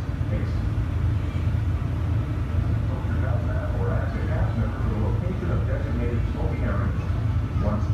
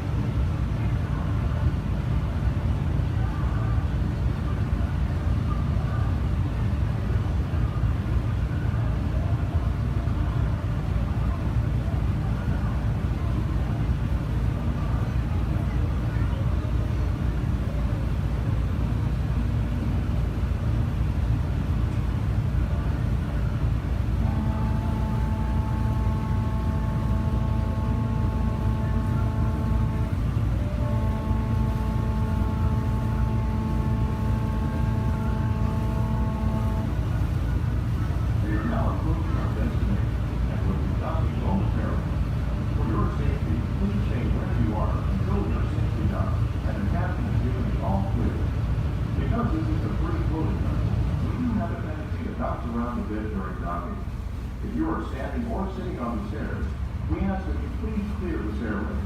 Everyone else, please remain where you are until we've completed our docking. Once again, please clear the stairway. You'll be given an all clear when it is safe to travel the stairs and go ashore. Por favor, manténganse alejados de las escaleras.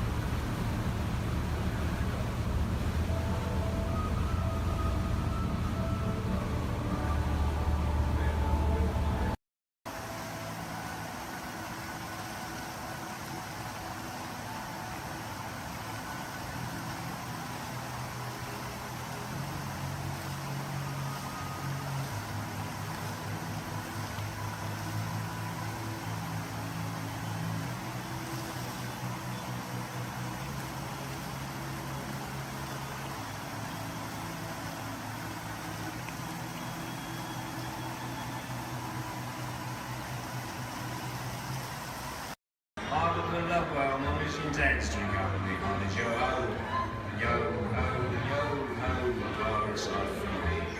A toast to piracy and its many shiny rewards. As a career, what could be more rewarding? Drink up with me, honey. Yo-ho. I humbly accept this magnificent treasure as my reward for a life of villainy, larceny, skullduggery, and lucidity. Me. Drink up with me, honey. Yo-ho. Yo-ho, yo-ho, pirates are free. I raise a toast to one of my many shipmates lost at sea. Salute, mezzanine. Drink up with me, honey. Yo-ho. Rascals and scoundrels, villains and knaves, drink up with me, honey. Yo-ho. Devils and blacks, you really bad eggs. Drink up with me, honey. Yo-ho. Drink up, lads. There's treasure enough for all. I shall take this paltry sum as a stipend to cover my expenses. Riches and jewels. Drink up with me, honey. Yo-ho. Yo-ho, yo-ho, pirates are free. It is true, I am a pirate. Bloody good. That is bad. Drink up with me, honey. Yo-ho. I'm foolish in so much gold just lying about hidden away. Some miscreant might be tempted to steal it, eh? Marauding, embezzling, even hijack. Drink up with me, honey. Yo-ho. Hijack. Ah, my feathery friend, you've a divine singing voice. Do help yourself for a trinket. Small one. Drink up with me, honey. Yo-ho. Yes, 'tis a fine treasure. We have temporary That is some climatic immediately.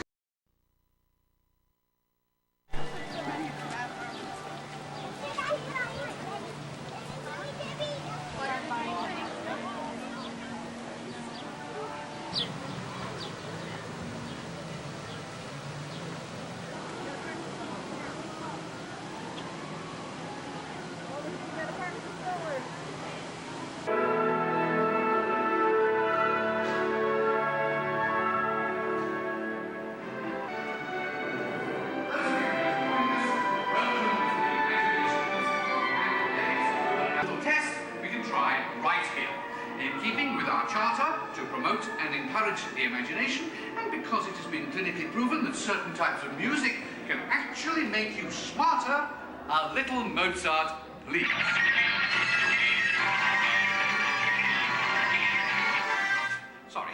Sorry, that was the wrong type of music. And for those of you who might have dropped a few IQ points, just follow the people in front of you, and we'll get you some help. And now, a little Mozart.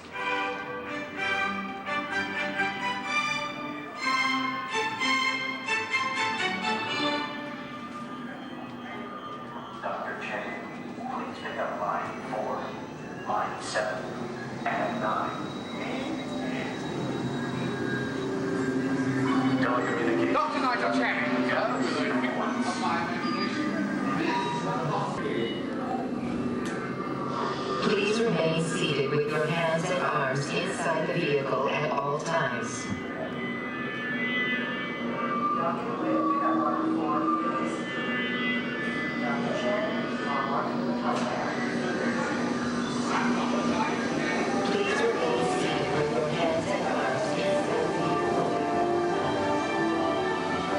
We're about to measure your imagination, so relax as the scanner sees what's in your heads just now.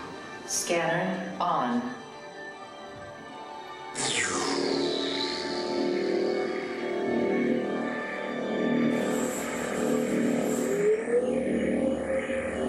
Well, as you can see, there's not much going on upstairs, imagination-wise, but that's just perfect for our experiments.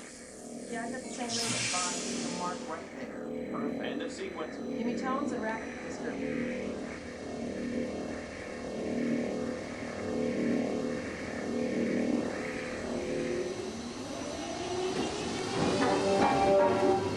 We begin with an exercise in sound. Listen closely and see what you hear.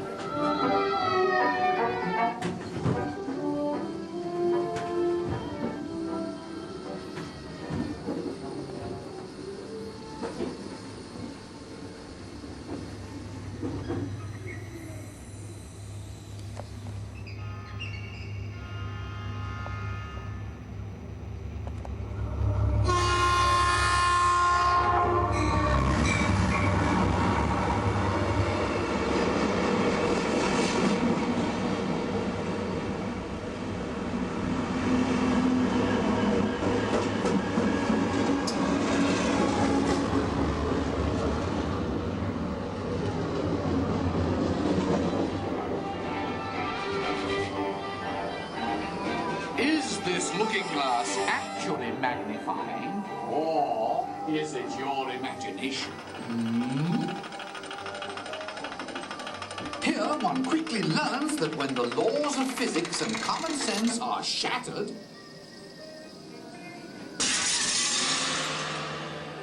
imagination takes over.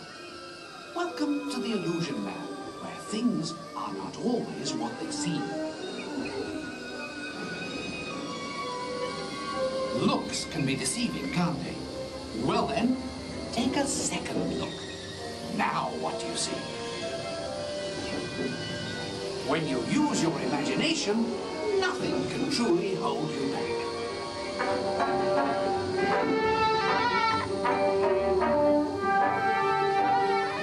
In the next experiment, let color work its magic on your imagination.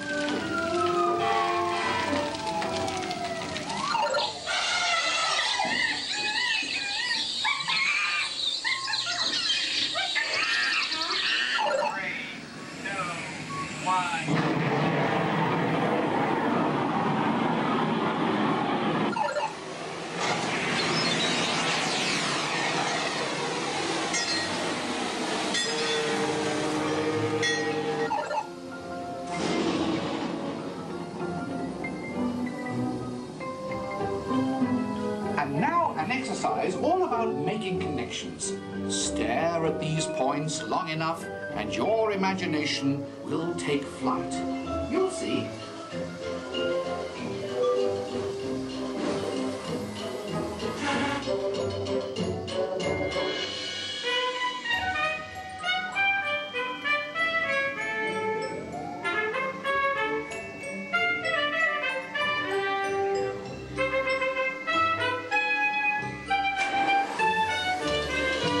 Look at the world from a different angle, and anything is possible in the Gravity Lab.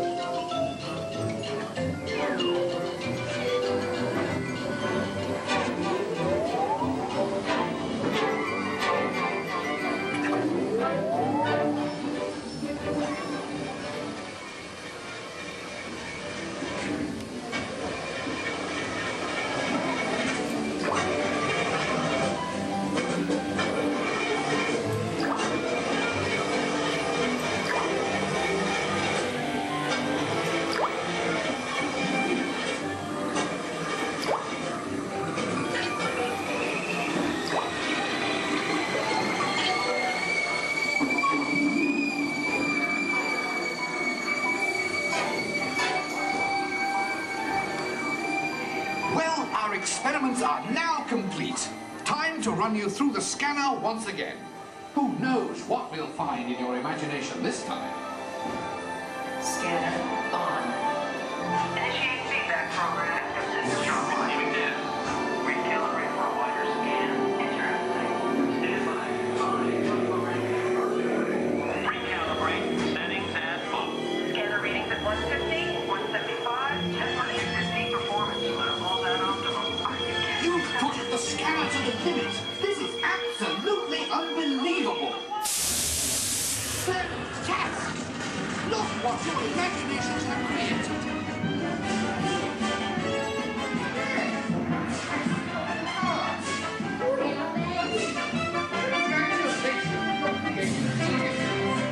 Quite clever, all of you. What a brilliant burst of creativity. Incredible, awesome, absolutely fabulous. I couldn't have imagined a better...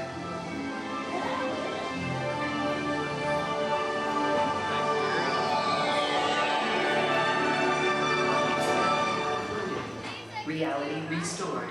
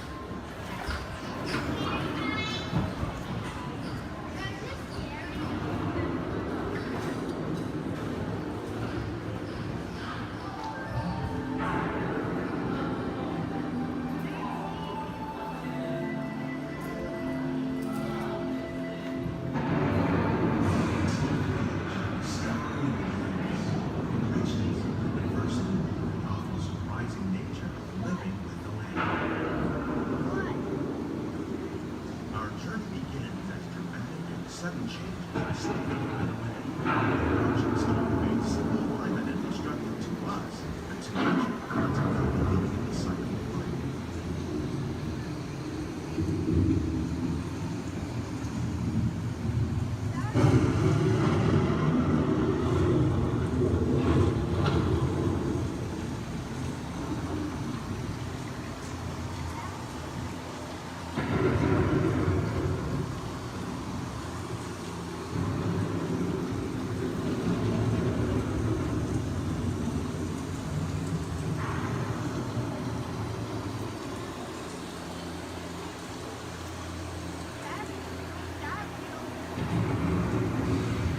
The surface of the moon to trap water from the flowing mud, extracting precious nutrients and minerals. These elements, when combined with sunlight, create the diverse living systems of our planet.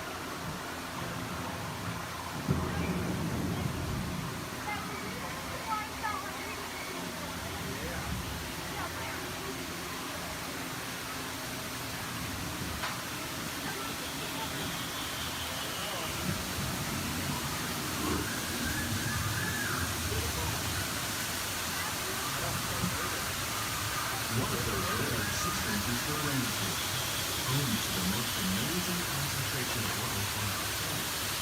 These dense and beautiful forests cover only a tiny portion of the Earth's surface, roughly between the northern tropical zone and the Atlantic Sea. Rainforests are also extremely rich in synthetic living systems, providing us with oxygen, fuel, medicine, and other forms of essential to our lives.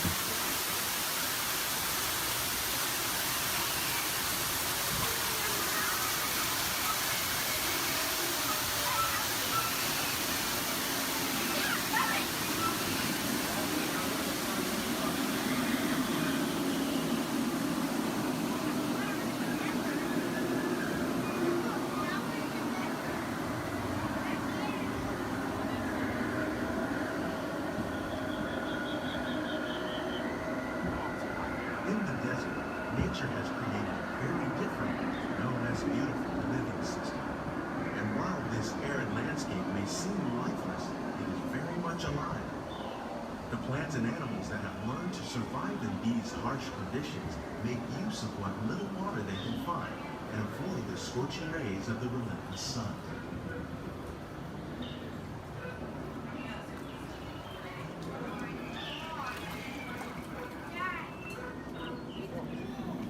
The American prairie once appeared as desolate as the desert, but over time, rainwater and nutrients gradually penetrated the hard surface of this land. Even the hooves of the muddy buffalo helped create the rich soil that one day become home to the American farm.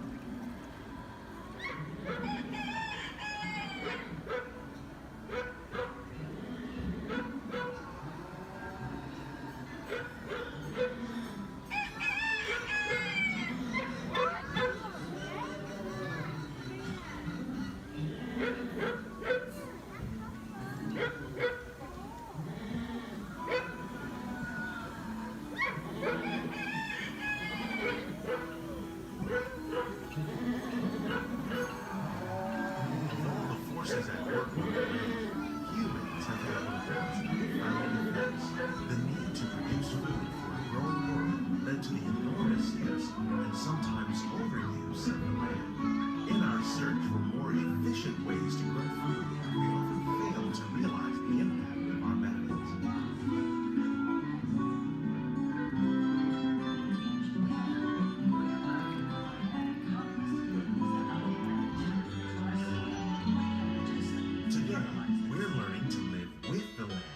Discovering better ways to grow food that will assure both human and environmental well-being. Fertilizers, we can enrich the soil without the use of chemicals. In Saudi Arabia and Mexico, we're learning to produce food on desert seacoasts by developing and planting crops that thrive on saltwater. Here at Epcot, we're learning to reduce the need for pesticides by using natural predators like ladybugs and wasps to control pests. In Japan, We're learning that by adding composted leaves and other plant material to our soil, we can reduce the need for fertilizers.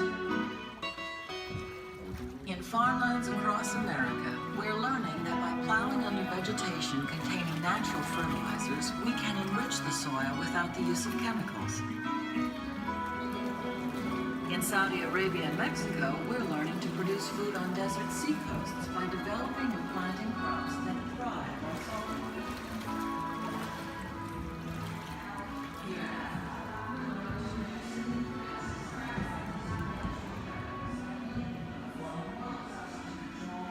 How will we meet tomorrow's growing needs for food production, yet still respect the needs of the land? Some of the answers are being discovered just ahead. To help us maintain these carefully controlled ecosystems, and for your safety, please remain seated in your boat at all times.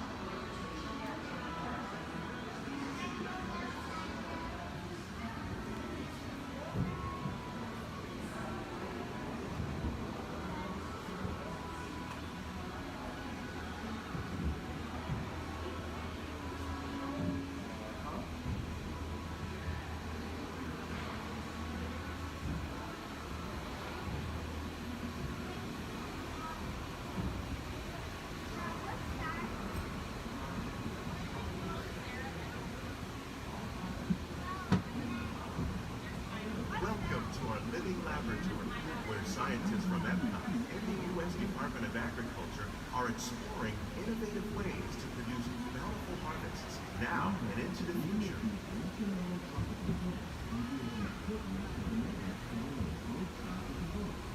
The tropics are home to the greatest diversity of plants on the planet. Many of these, like papaya, bananas, cacao, coffee, and rice, are well known around the world. These are just a few of the edible plants that have been an important source of nutrition for people living in the tropics.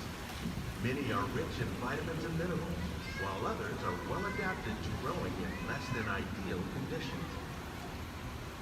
Some, like the water lily, thrive in wet, swampy areas and waterways. All parts of this plant, even the flower petals, are edible.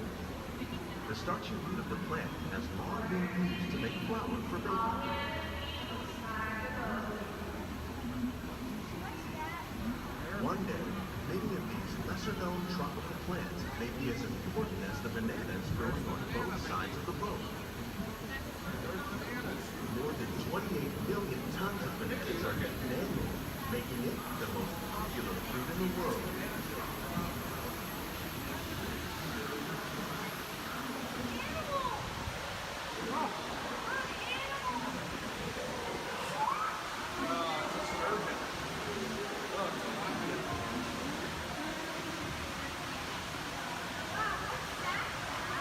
When we mention farming, we probably don't think of fish, but fish farming or aquaculture accounts for nearly half of the plants consumed globally.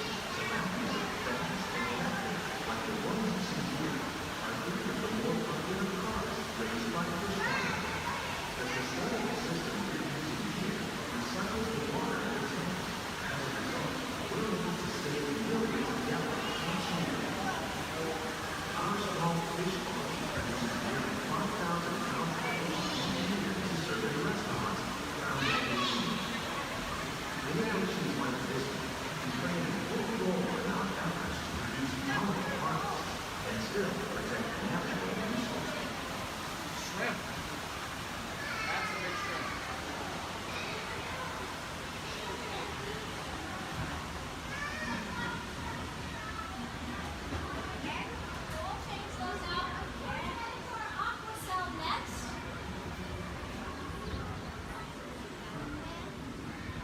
Little sunflowers.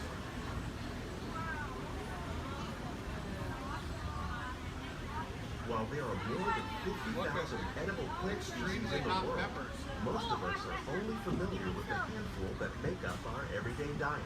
The common grains growing here, wheat, maize, sorghum, and millet, plus rice, account for nearly 2/3 of our global food consumption. Learning how to increase yields of these staples is an important goal of research around the world. A blue agave. A monkey puzzle tree.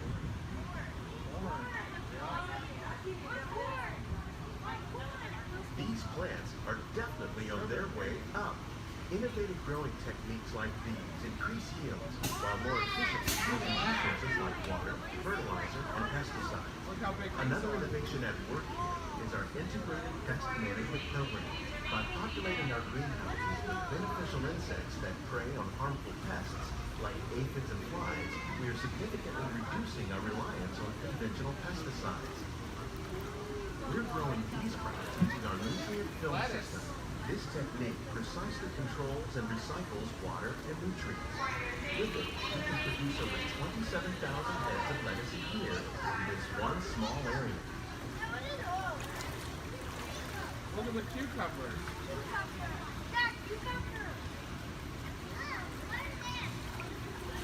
Look at the strawberries.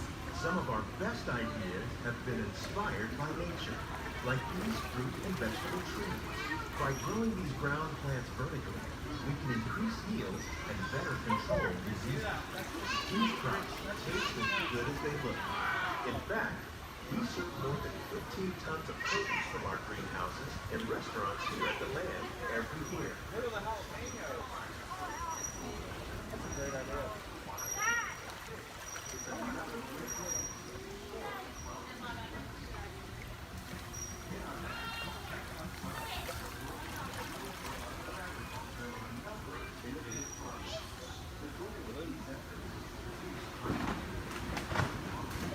The future of agriculture may include innovative ideas like this vertical growing system. Plants grown in this way use a fraction of the space required by traditional growing methods. That saves water and increases production. The aquaponics system on your left combines hydroponics with aquaculture. The fish provide a natural source of fertilizer for the plants, and the plants help keep the water clean for the fish.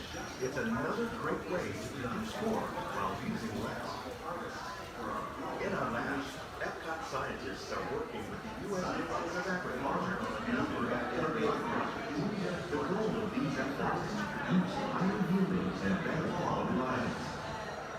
Together, we can continue to find more ways to increase food production and protect our precious natural environment. Only then will we truly be living the land.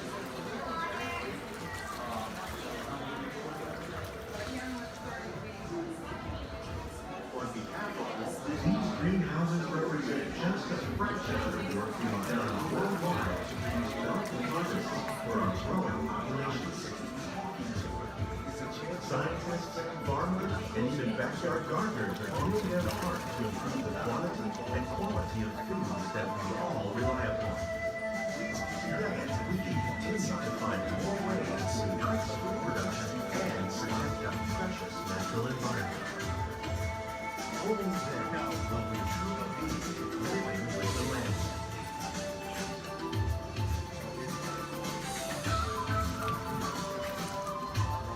On behalf of Walt Disney World, we hope you've enjoyed this unique journey through our living laboratory. If you'd like a closer look, then check out the behind-the-scenes walking tour. It's a chance for the whole family to get up close and personal with the plants and growing techniques in our laboratory. Please keep your hands and feet inside the boat and remain seated until the boat comes to a complete stop.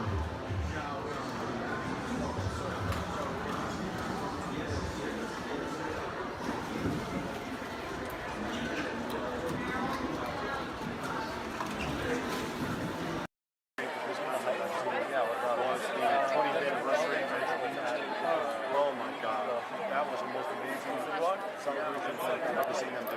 What they do? It was. I think they're sold out dancers, in the park, but they've still got it was like 200 dancers on the street, and then 3 different marching bands. And the colder the years were, you just get nothing going on. George's and standing with his dad, reading the dedication synced with his dad. I was the only one that got that joke.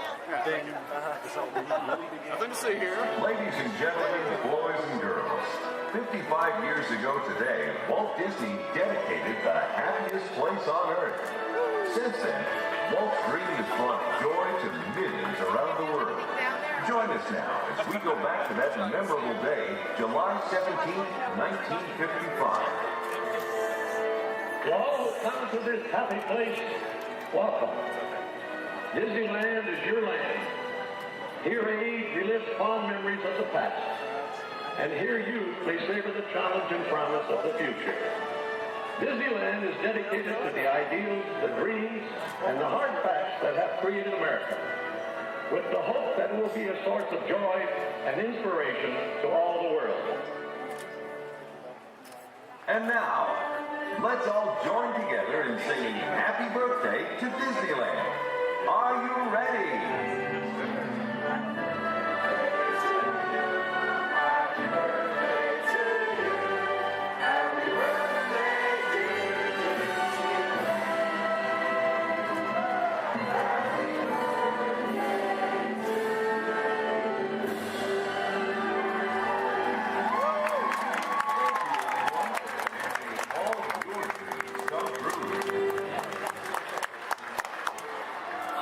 That's it. All right. Everyone go home.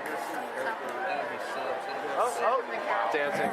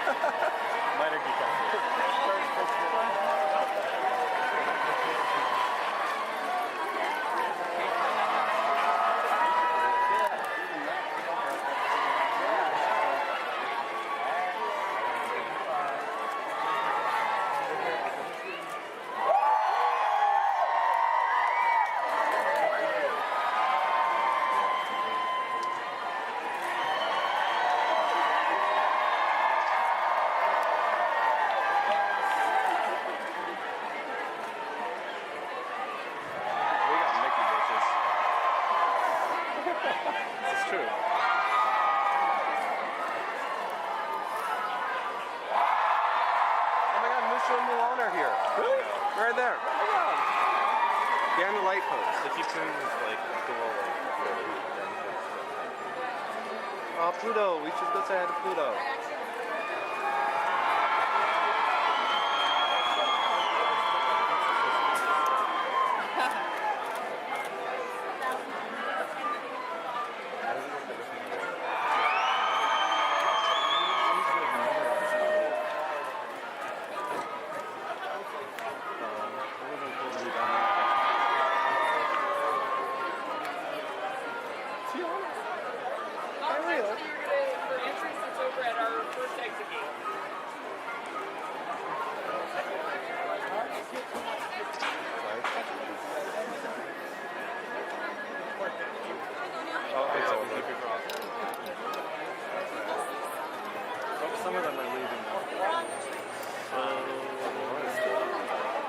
It's over.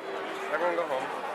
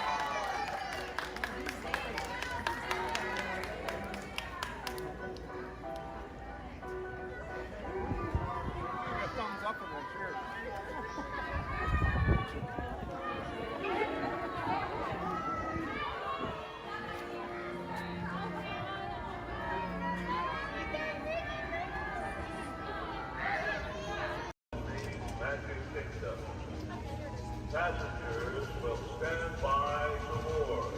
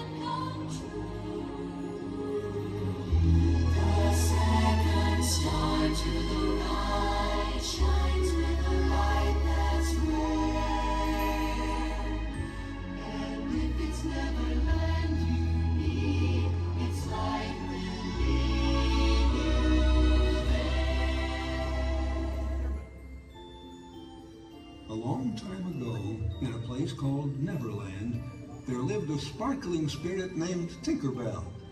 Legend has it that to this day she still flies over this magical land of fantasy. And the story is told for children of all ages that if you wish hard enough and believe strong enough, Tinkerbell will soar high above the magic kingdom and light our fantasy in the sky.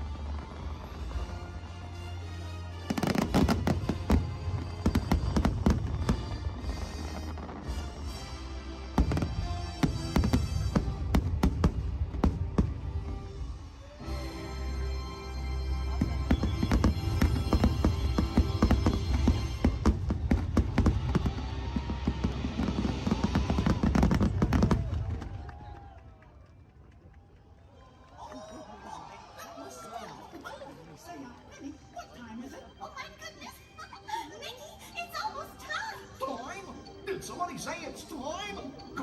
Should I flip the switch now, Mickey? Not quite yet, pal, but it won't be long now. Let's see, yep, just a few more minutes till we start the countdown to the new year. Oh, gosh, I can hardly wait. Oh, Mickey, me too. And I can't imagine a better way to celebrate the new year than with all of these nice people right here in the Magic Kingdom. Oh, what a special moment in time. Time? Is it time? Now, George. Take it easy there, Goofy.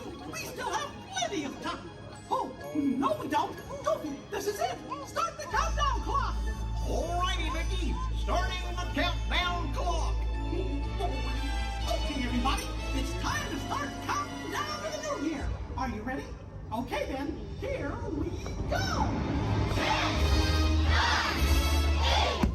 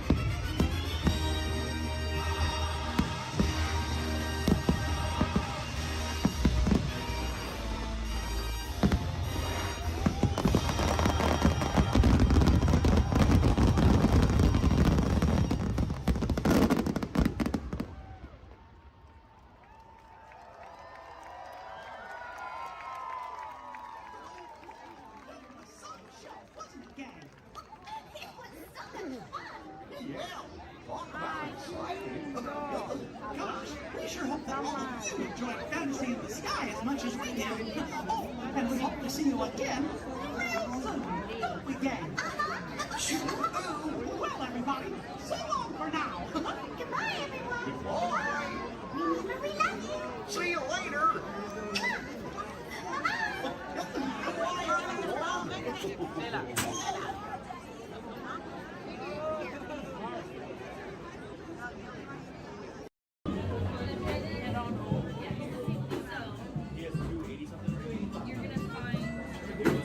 Excuse me, toys?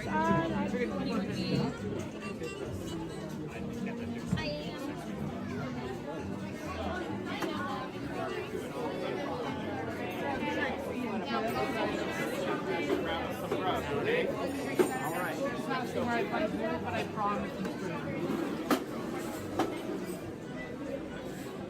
turn right over here. Okay. Pass it right side, go deep underneath that.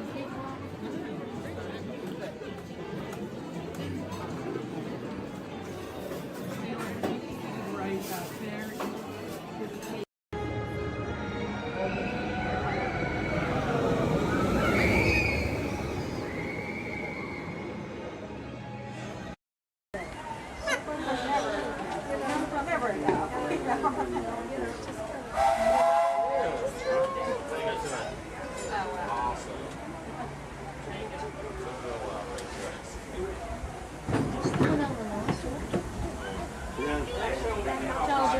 Dito sa Twitter country.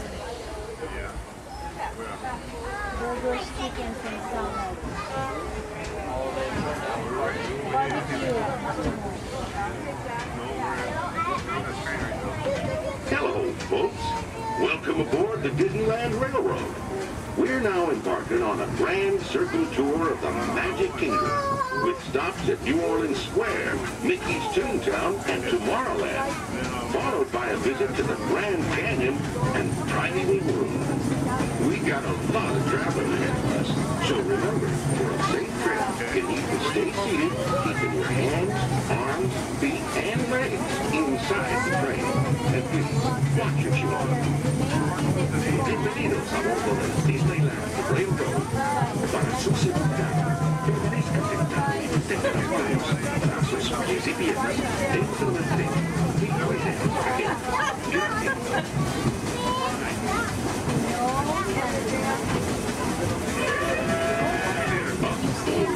Did you folks hear that? Sounds to me like we've reached the wilds of Adventureland.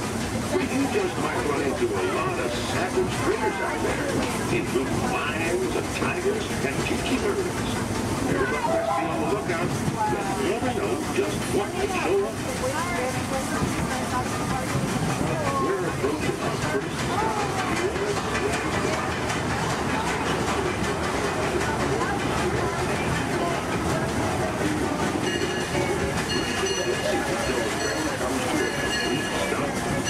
Watch your step, we'll get off. Have a good time in the frontier, yeah? For those of you continuing on, we'll be resuming our trip in just a moment. This is Walt Square.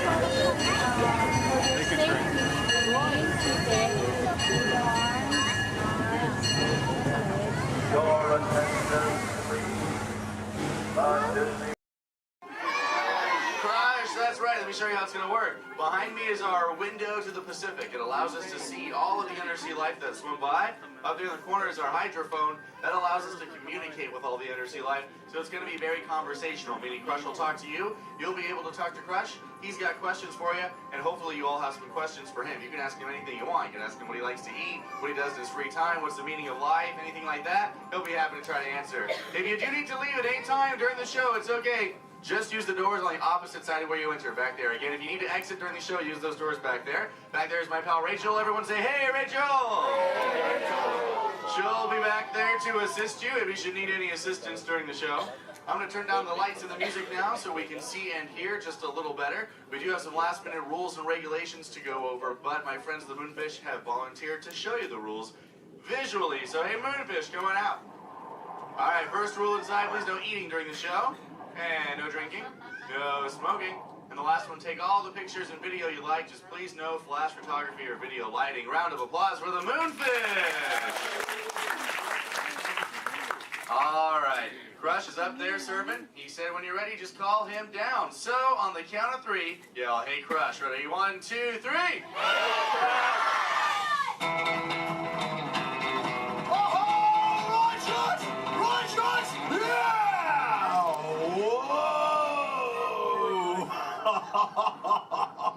Oh, dude, check out the double spinner intro by the turtle. Whoa! Hey, check out all the human dudes in the human tank, too. Well, hello, human dudes. I said hello, human dudes. There you go. Whoa, hey, look at these little dudes, sub-level. Hey, little dudes. Focus, little dudes. Oh, man, let's totally make contact with some of the humans. Oh, hey, John, dude, come over here to the seafloor, dude. At the back of the seafloor, there's totally Meaty Man by the aisle with a blue lid and sparklies on it, dude. Oh, I see, dude. Chaw. Hey, what's your name, little dude? Yeah, that's my deal, dude. Oh, totally sweet, dude. Let's see, how old is he? Hola, little dude. Dude, me amo Crush. 6. Cool, dude. I'm 150, dude. Hey, I still got my washboard abs. Well, cool. It's actually nice to meet you. It's nice to meet all you humans. I'm here on a mission today. My youngest son, Squirt, he's got lots of questions about you human dudes, but I don't have all the answers. So, I have come to get the answers from you. If you dudes think you could help me out with that, say chaw. Oh, you so totally rock! Oh, Oh, dude, hey, for those of you that don't know, when a turtle says, "You so totally rock," respond by saying, "Dude," nice and loud. Try one for practice, human dudes. You so totally rock! Awesome. Okay, Squirt wants to know how many of you know how to swim. Hey, raise your fin if you know how to swim, dudes. Wow, we got lots of swimmers out there. Hey, let's stay up in the seats, dude, over on this side. Last row, dude, like second noggin in, there's a dude with a white shell, kind of like lots of colors on the front, Totally. dude. Sure, what's your name? Tyler? Oh, nice to meet you, tubular Tyler. Hey, dude, when you go swimming, do you like to swim fast or take it nice and easy? I like taking it nice and easy. I'm Oh, pretty Chaw. relaxed. Yeah, dude, just kind of like kick back on the shell and be like, dude. Totally, dude.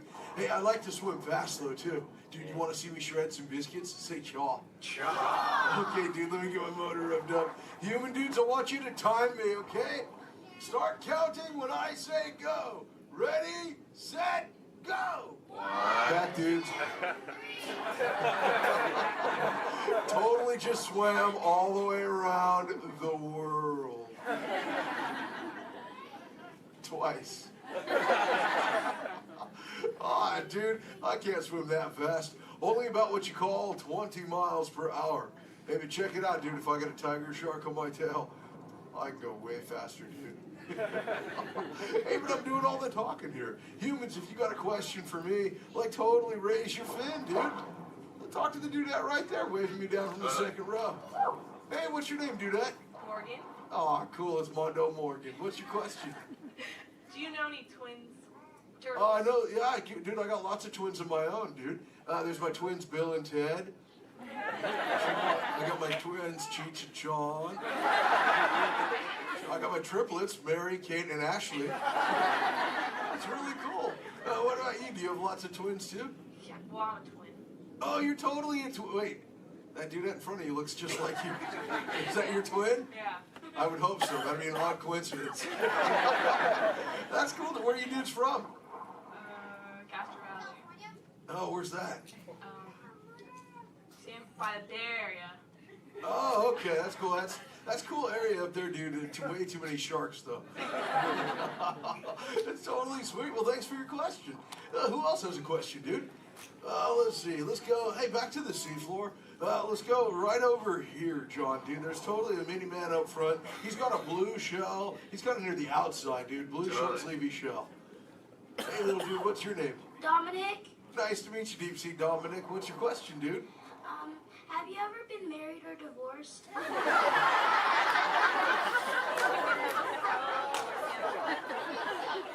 That's a pretty specific question.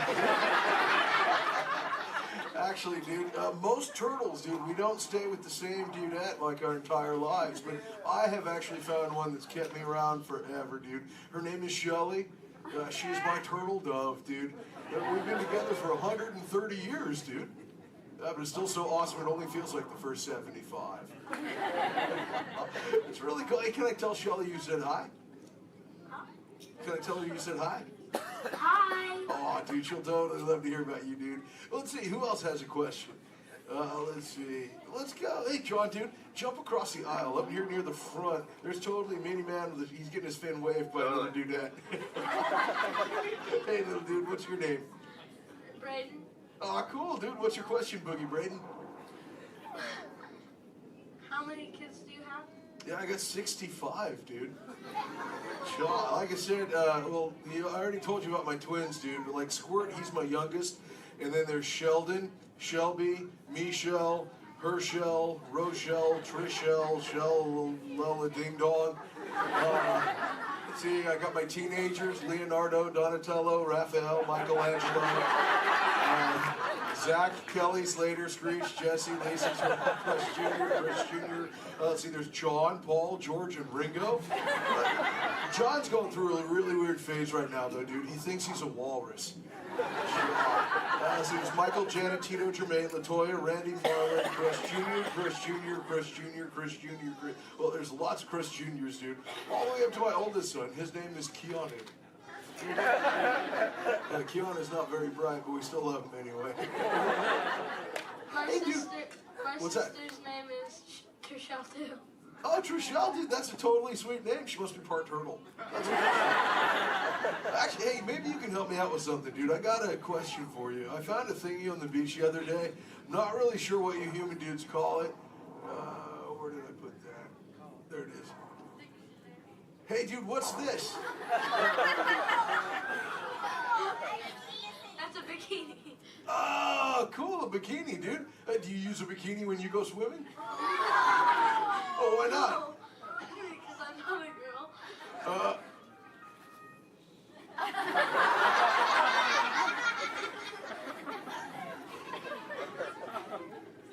This is for chicks, dude? Does it make me look fat? Anyway, dude. Oh, let's see, dude. Hey, John. Up in the seats, dude, over on the other side. First row on the outside, second noggin over. That dude with like the specs on the noggin, she had her fin raised too. Where, dude? Show from the two noggins to the outside. Oh, totally. Hi, dude. What's your name? Cassandra. Oh, nice to meet you, Kahuna Cassandra. Hey, oh, did you have a question too? Yes. Do you speak a second language? Yeah, I speak a little bit of whale, some orca, and some dolphin. That's pretty cool. I'm learning, like I said, like I speak human pretty well too. But you know, my friend Little Blue, she's like the best at it, dude. Hey, do you human dudes want to meet Little Blue? I think she's around here somewhere, dude. Call her out, dude. Say, "Hey, Little Blue." Whoa, there she is. Hey, Little Blue, dude. Check it out. I was hanging out with these human dudes. Cassandra over there wanted to know if I speak any other lingo, dude. I told her I was speaking just a little bit of whale, dude. I can speak whale. I totally Okay, know. everyone, repeat after me. Hello.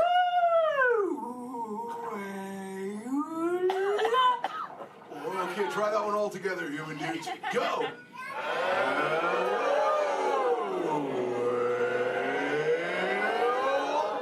Wow, you human dudes speak whale really good, dude. That was just like excellent.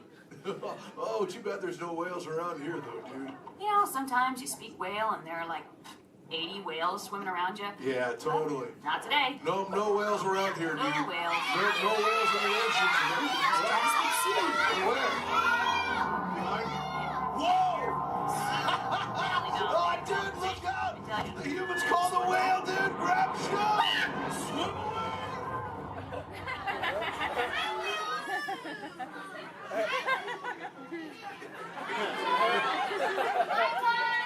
Dude, Little Blue, you're totally a squishy fishy. What should we do? Tell the whale to go away. Okay, humans, tell the whale to go away.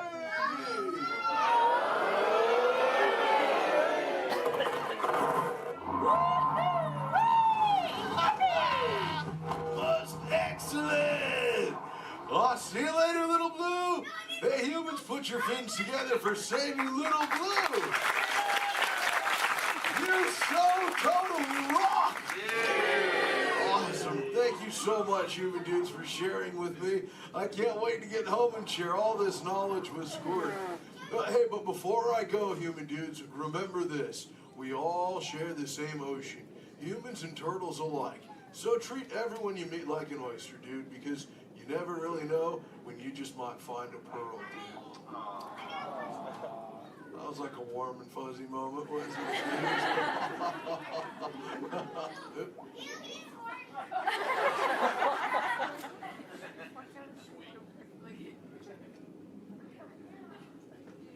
That wasn't me, dude. That was my twin. See you later, human dudes. Rock on! Look at this, the Elephant Freshman! Awesome! All right, you please find your extra buddy and discover into the doors in the back. Thanks for swimming by.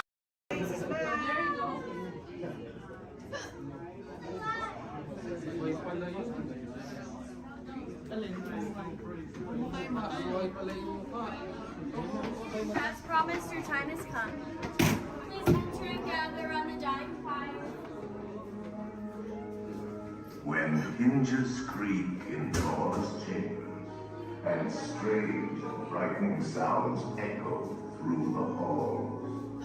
Whenever candlelights flicker, where the air is deadly still, that is the time when ghosts are present, practicing their terror with ghoulish delight.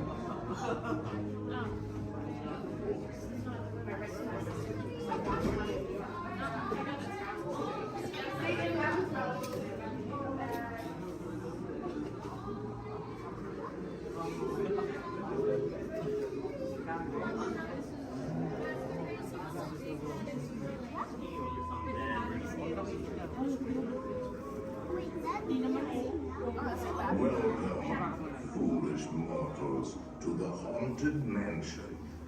I am your host, your ghost host. Our tour begins here in this gallery. Here where you see paintings of some of our guests as they appeared in their corruptible, mortal state. Kindly step all the way in, please, and make room for everyone. There's no turning back now. At this time, I need everybody to drag their bodies away from the walls and gather in the dead center of the room. Your cadaverous pallor betrays an aura of foreboding, almost as though you sense a disquieting metamorphosis. Is this haunted room actually stretching? Or is it your imagination? And consider this dismaying observation. This chamber has no windows and no doors. Which offers you this chilling challenge to find a way out.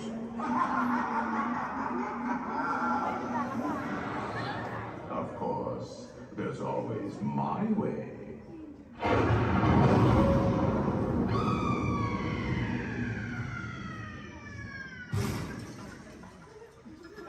Oh, I didn't mean to frighten you prematurely. The real chills come later.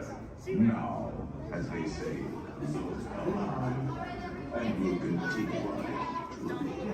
And let's all stay together.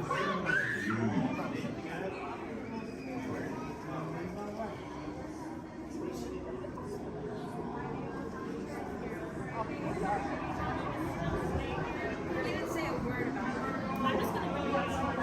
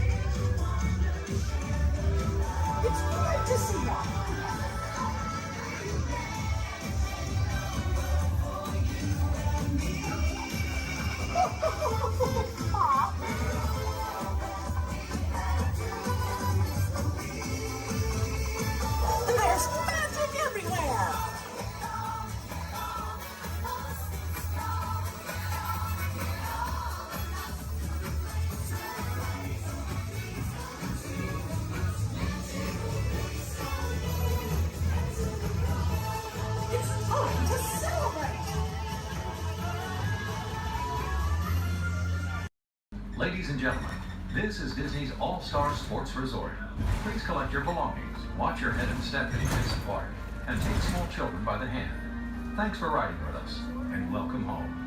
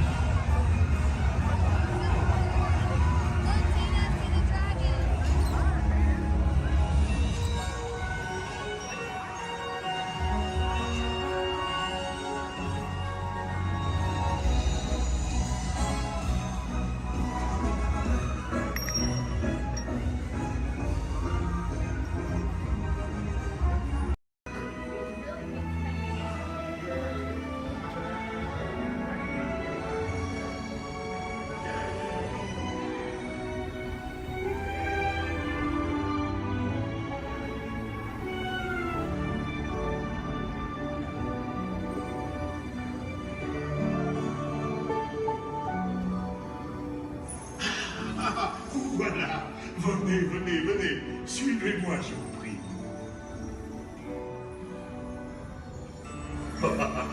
Chef Rally is waiting for you. This way. Déroulez-vous.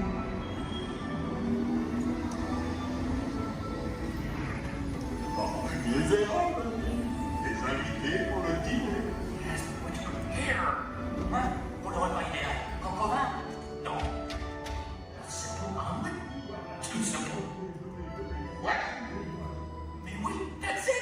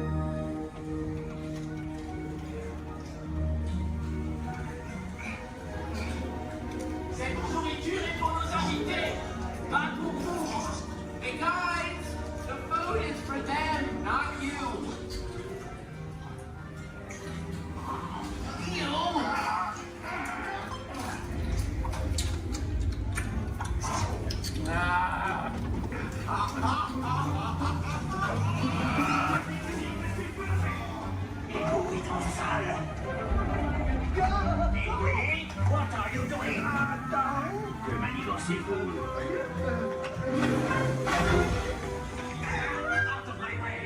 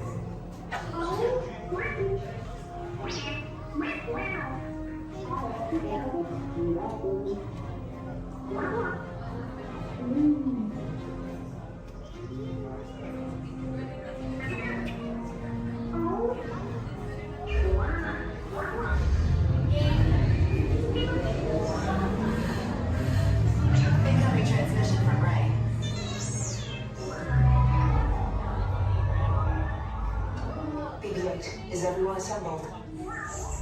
Good. Should we be in flight prep? Recruits, thank you for joining the cause. A covert resistance team led by my friend Finn has infiltrated a First Order Star Destroyer that is now headed to this system. Your outpost on Batu is no longer safe.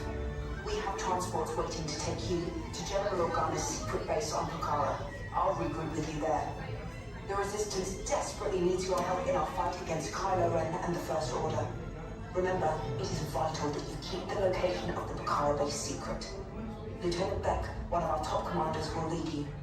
Affirmative. Transport is ready. 9 nominal shall personally see them delivered. Thank you, Lieutenant. Welcome to the cause. May the Force be with us. Commander Poltam and a squadron of X-Wings shall escort us to the rendezvous point on Pucara. Roger, this is Black Leader. I hear you're a fine-looking group of recruits. Oh, no time to waste. Let's get you on your way to the General. Stand clear. Deck doors opening now.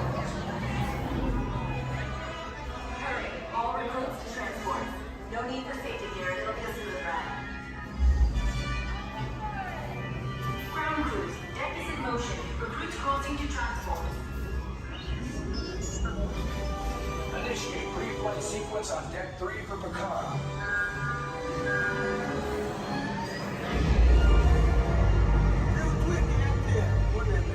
Affirmative. Deck 3, you are clear for launch.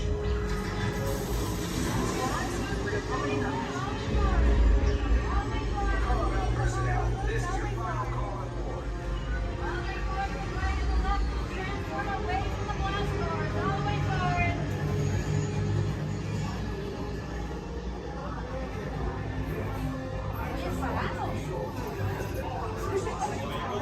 Transport is away in 30 seconds.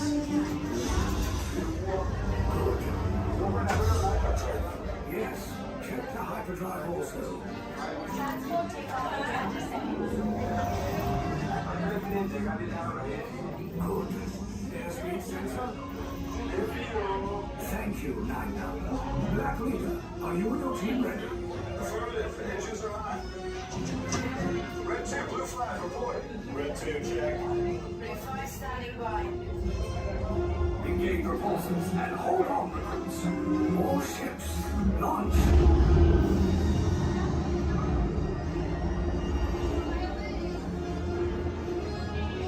I am Lieutenant Beck.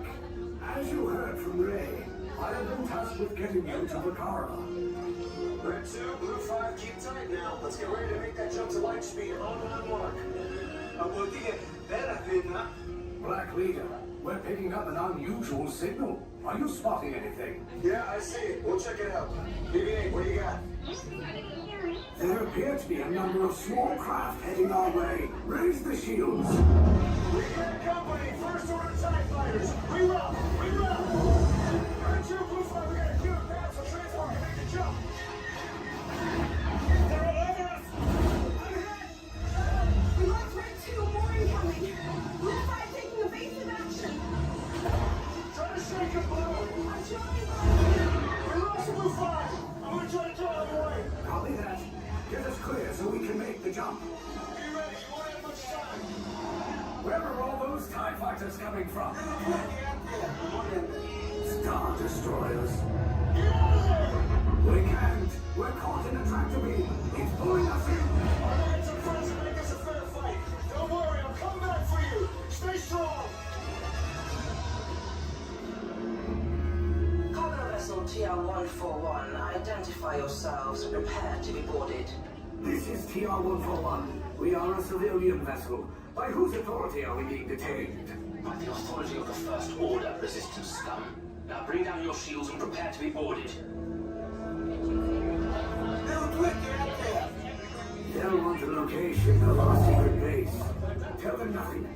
The future of the Resistance is at stake. I have a bad feeling about this. Stand back from those doors. Attention, passengers of the TR-141. You have been identified as enemies of the First Order. You will disembark immediately and prepare yourself for interrogation. Proceed forward, now.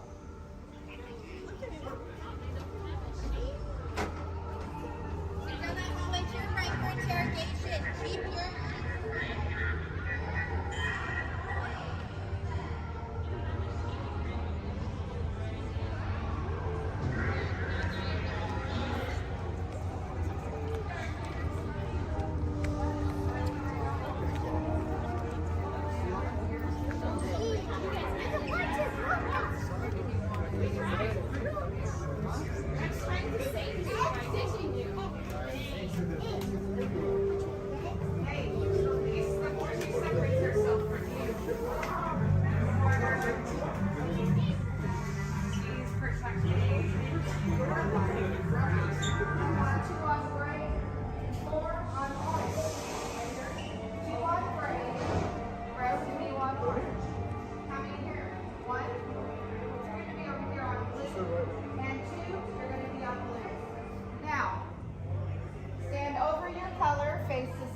shoulder to shoulder. Now remember the color you've been assigned: blue, red, gray, and orange. It'll be an important part of your interrogation process. You're going to need to know that color at the end of your interrogation and possible long-term motives. How many? Quick point. Sylvia, stand ready. Coming. Sylvia, stand ready. Now, this cell door opens, I will call you in by your assignment. And you will tell us everything. No, oh, you're going to have a tough time in interrogation. Get on your color. There you go. Scoot over, Blue. Make a look for him. Get on your color. Not the lights, on the color. Where you go? Frank, into your side. Orange. Everyone has been assigned a color. Look down and memorize it. Do not forget it. This was for interrogation. Which will be at trouble. Now, is that your only speed? Slow. Let's move it along.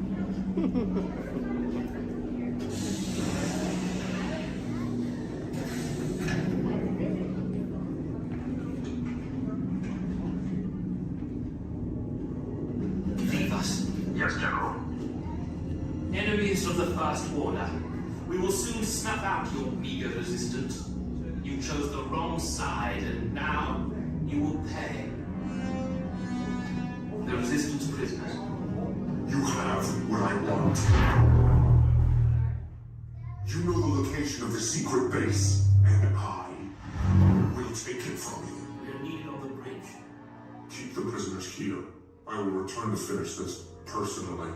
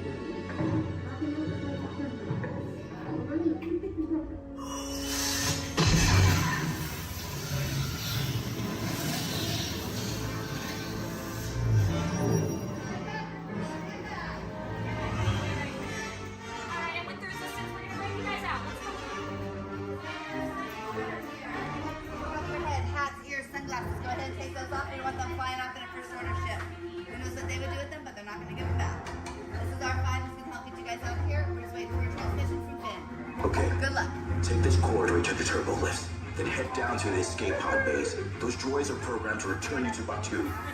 Hurry and don't get caught. Lieutenant Beck will guide you. Recruits, for your safety, stay seated with seatbelts securely fastened. Keep hands, arms, feet, and legs inside the transport and supervise your children. Tell them it's a prisoner transfer. Did it work? Good. Now get a move on. There's a clear path to the turbo lifts at the end of the hallway. Turn right. Probe droid. You're lucky it didn't spot you. Take those turbo lifts and stay out of trouble. Hey, you're not authorized. Wait, go to the prisoner.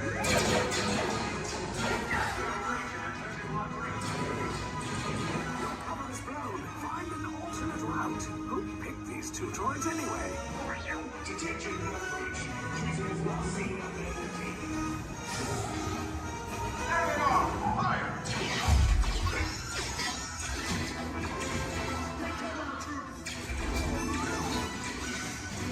The escape pod just below us. Take those down. Copy.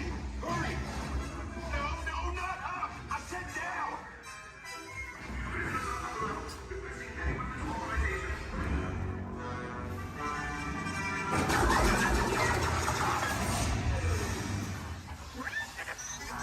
This does not look good. Try to find another way down to the escape pods. The Resistance will attempt to rescue the prisoners.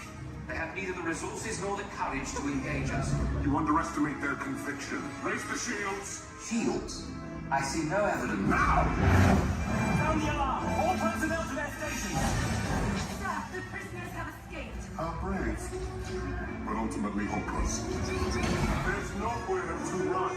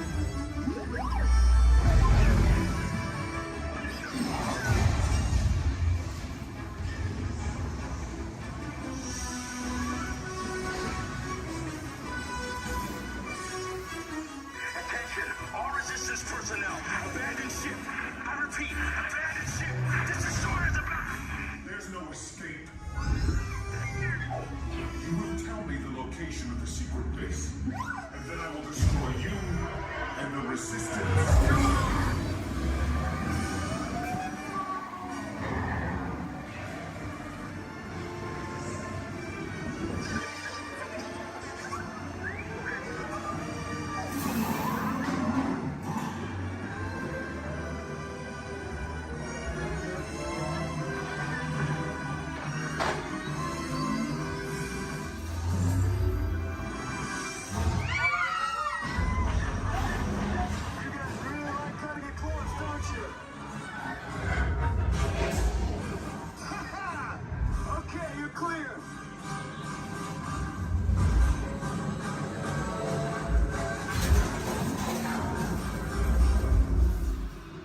Your escape pods came in a little off target. Ground crews will meet you outside the wreck. All right, nice job, recruits. Not what you signed on for, but hey, you're Resistance now. I think I have that authority. Right, Beck? Where's the lieutenant? I need eyes on Beck. I know, scout for his copy. More escape pods down in Sector 4. Verification pending from key command personnel. Where's the lieutenant? I need eyes on Beck. Lieutenant Beck here. Beck! You're alive! I should hope so. Great job, recruits. Thanks to your heroism, the location of the Resistance base is secure. Bravo! Yes, R5, you too.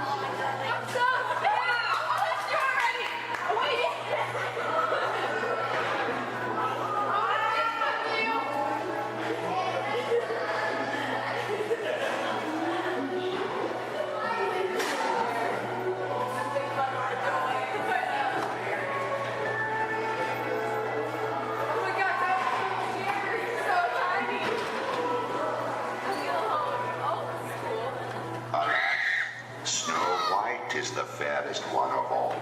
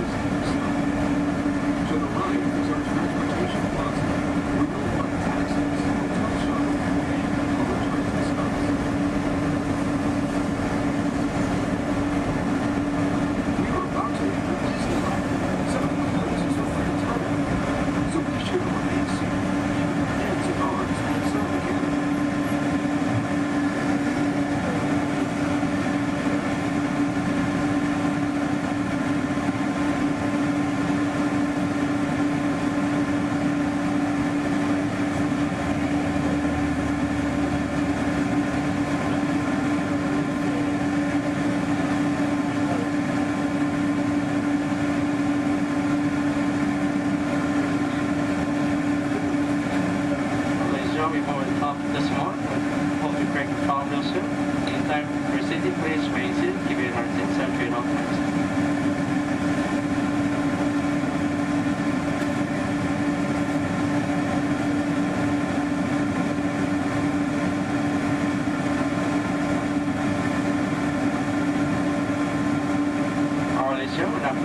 Please remain seated. Keep your heart and center at all times.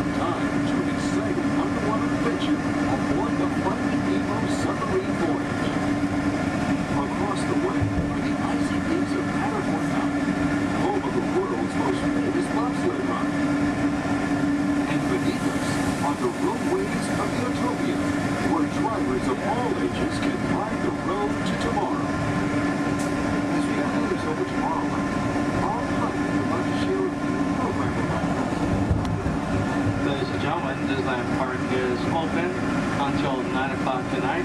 Meantime, a monorail train is departing every 5 minutes from the Disneyland station back to downtown Disney.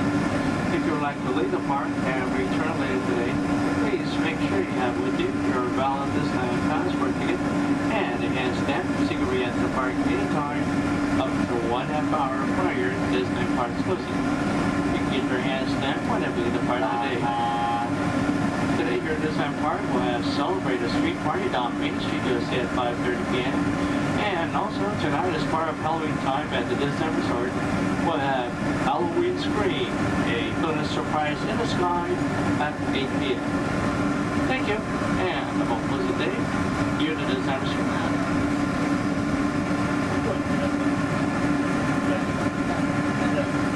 Just into the right of the train are the sparkling gold spires of one of Disney's most beloved attractions.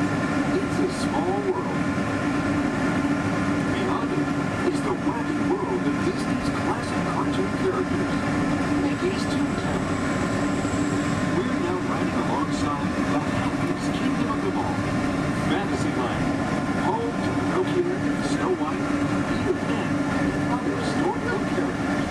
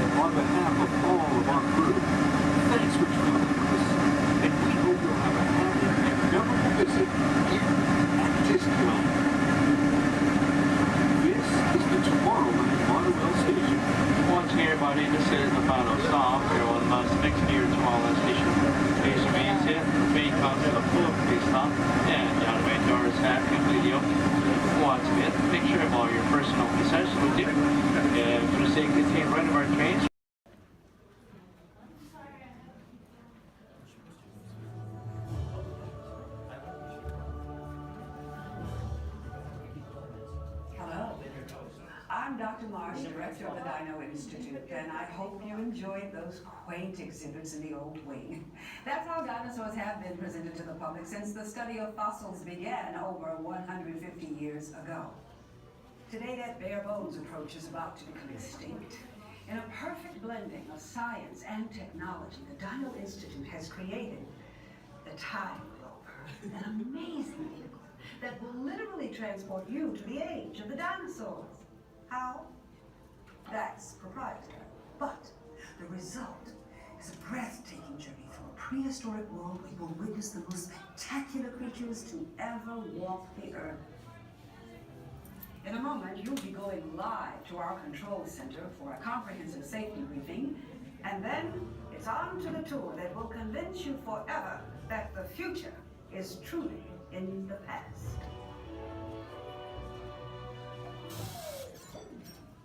Hello there. Welcome to our little trans-dimensional joyride, folks. I'm Dr. Seeker, your friendly controller, and a heck of a paleontologist, if I do say so myself. But let's not talk about me. Let's talk about you, and how you can help me make history today with the Time Rover. It's like this. If I can bring you back from the Cretaceous period, it stands to reason that I can bring back a live dinosaur with you. And not just any dinosaur. Take a look at this guy. He's an iguanodon, and I'm certain that he is the key to understanding these magnificent creatures. I tagged him with a locator during an unauthorized field trip. Otherwise, I'd be traveling with you. Right now, our dino should be about here, at the very end of the Cretaceous period. That's where you're going today. Arrived, it seems, just in time to correct a little misstatement. Dr. Marsh. That is impossibly close to the giant asteroid impact that destroyed most life forms on Earth. Our tools are designed to take you to the early Cretaceous period, and I can assure you that all Time Rovers have been securely locked on those coordinates. That's right. See? Securely locked. Access denied. Continue. Of course. We were just talking about seatbelts. Plug them in, use them. It can get kind of choppy out there, so keep your hands and arms inside the vehicle at all times. Flash photography? I wouldn't. It alters the homing signal, and that's not good. Oh, and one more thing. Those locked coordinates? We're in. Now, here's the drill. You follow the homing signal to the iguanodon. Then I'll enlarge the transport field, and boom, you're back with one additional passenger extra large. And don't worry about that asteroid. You'll be in and out of there before it even breaks the atmosphere. Trust me, what could go wrong? Hey, it's me again. Remember, only you guys are going on this special mission, so don't tell anyone, okay?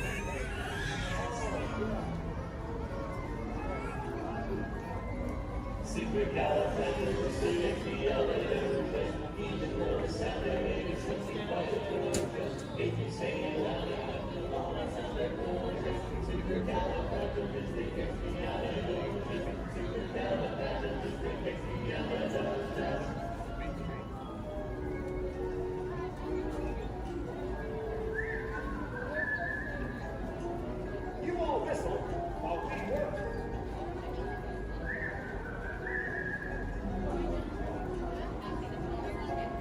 It's a small world after all. It's a small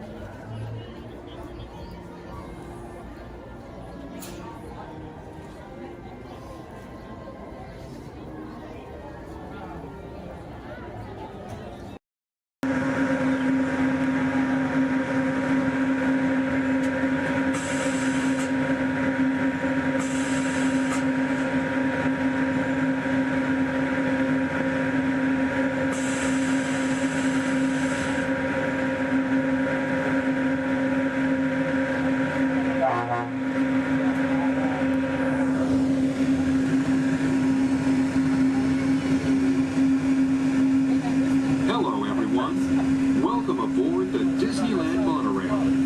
We are now beginning a 2.5-mile journey to downtown Disney Station and back. For a safe trip, remain seated, keeping your hands, arms, feet, and legs inside the cabin. Be sure to watch your children, and no smoking, please. Bienvenidos. Para su seguridad, permanezca sentado y mantenga las manos, brazos, pies y piernas dentro del tren y cuide a los niños. Por favor, se ruega no fumar. You're riding aboard a Mark 7 monorail, the latest generation of Disneyland monorails. When Walt Disney introduced this attraction in 1959, it was the first daily operating monorail system in the Western Hemisphere.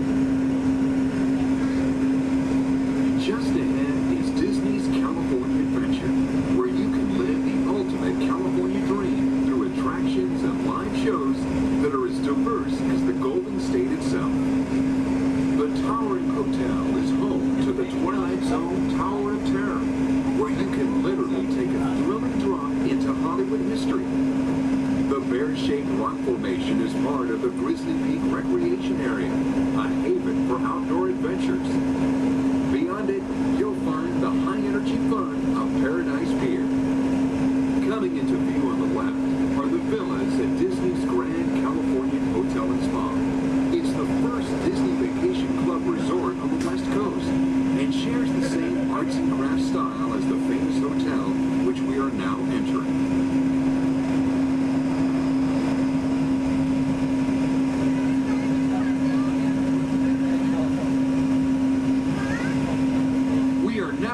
At Downtown Disney Station, gateway to the Downtown Disney District and the Disneyland Resort Hotels. If you will be leaving us here and returning later today, please hold on to your park ticket and have your hands stamped as you leave the station. You may reboard the monorail for a return trip to Tomorrowland up until 1/2 hour prior to Disneyland closing. Please remain seated until the monorail comes to a complete stop and the doors have opened. Then, gather your belongings, lower your head, watch your step, and exit to the left of the monorail. Thanks for traveling with us today, and we hope you enjoy your visit to the Disneyland Resort. For those of you continuing with us, we'll begin our return trip to Tomorrowland in just a few minutes. Thank you.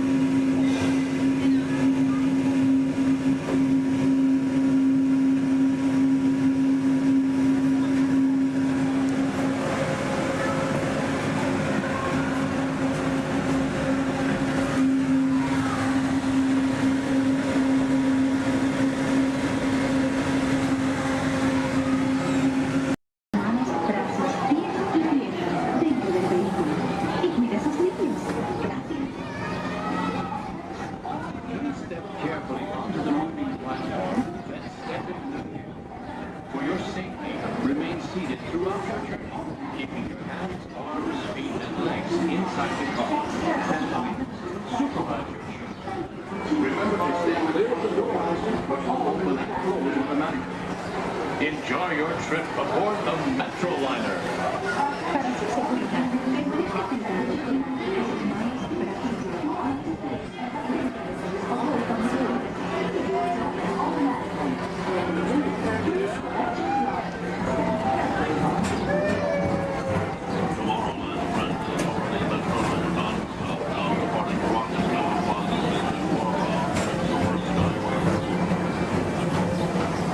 Welcome aboard, DTA travelers. We hope you enjoyed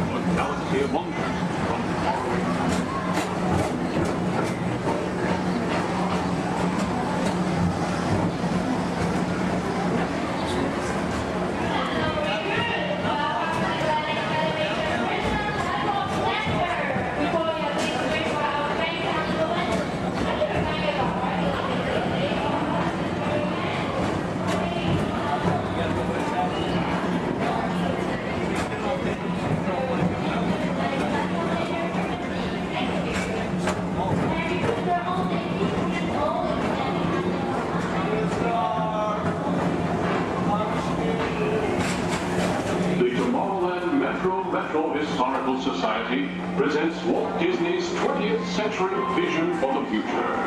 This model city dared to dream the perfect community in which to work, live, and play.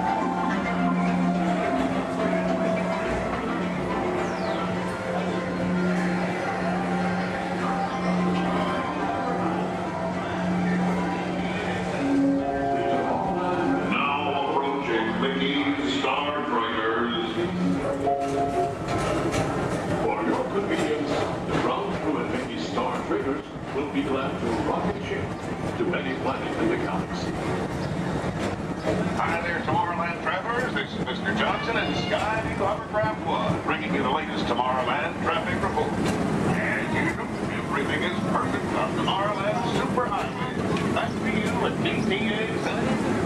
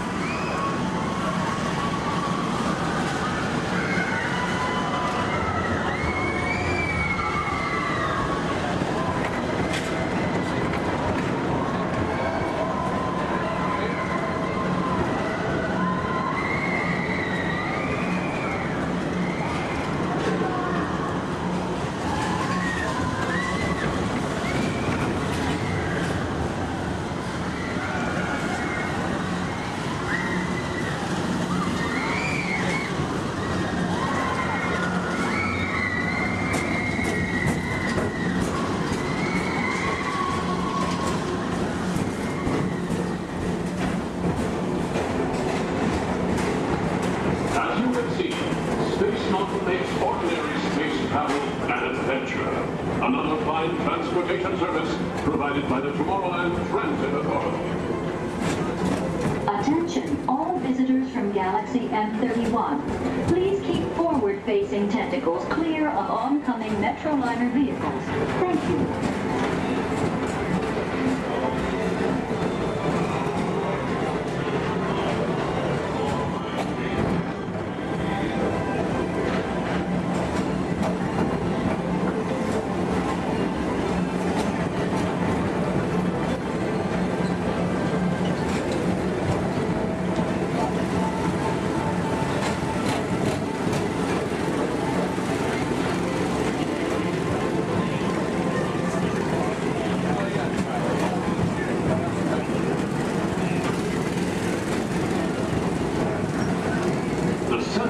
Rocket Tower Plaza is the League of Planets Astro Orbiter. This symbol of universal harmony and interplanetary fellowship provides all beings with an exhilarating spin around the planets.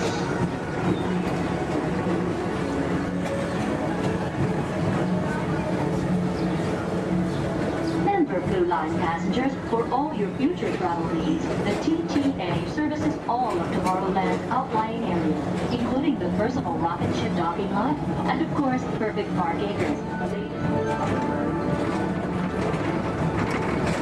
Paging Mr. Morrow, Mr. Tom Morrow. Your party for the Saturn has arrived. Please give them a ring. Now approaching Walt Disney's Carousel of Progress.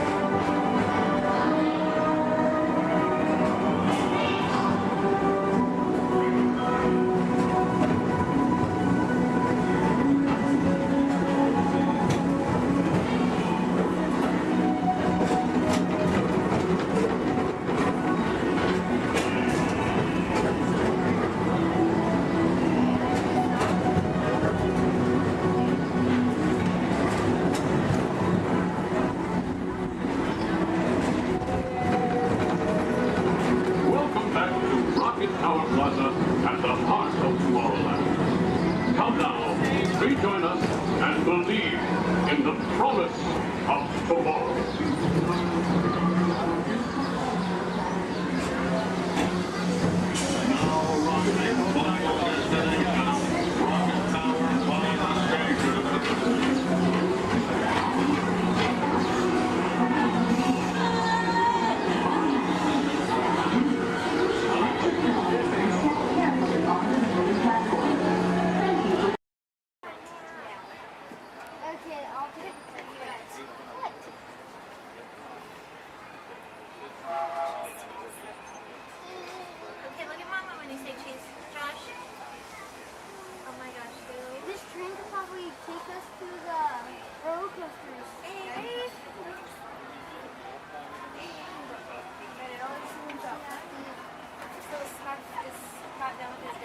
To those who just joined us, welcome aboard the Disneyland Railroad.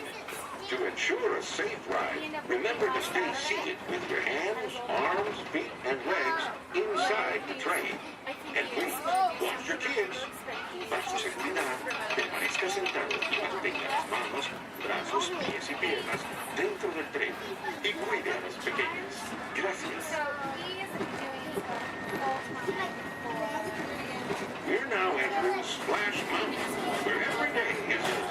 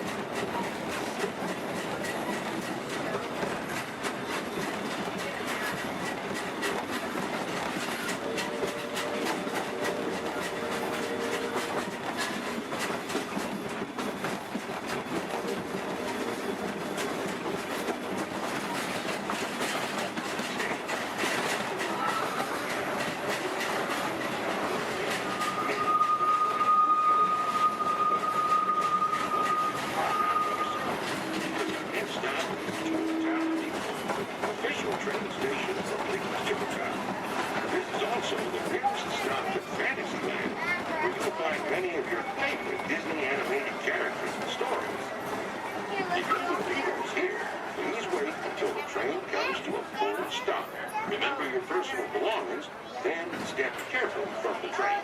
You all have fun and say hi to Mickey for me. For those of you continuing on with us, we'll be resuming our trip in just a moment.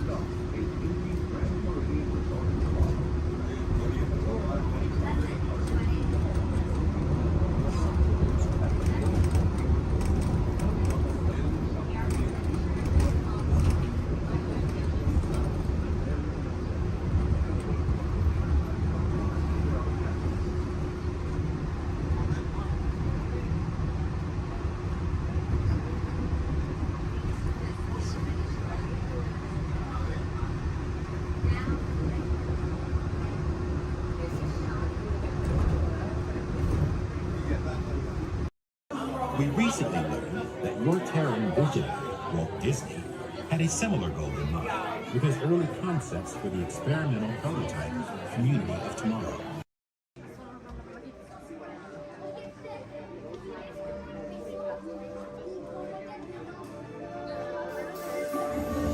I see we have new visitors. Welcome, Terrans, to the wonders of Xandar. I am World Mind, sentient supercomputer of Xandar. I hold the knowledge, memory, and experiences of all Xandarian citizens, past and present. This gives me extensive knowledge, yet I am constantly learning, and I am now learning about you and your planet, Terra.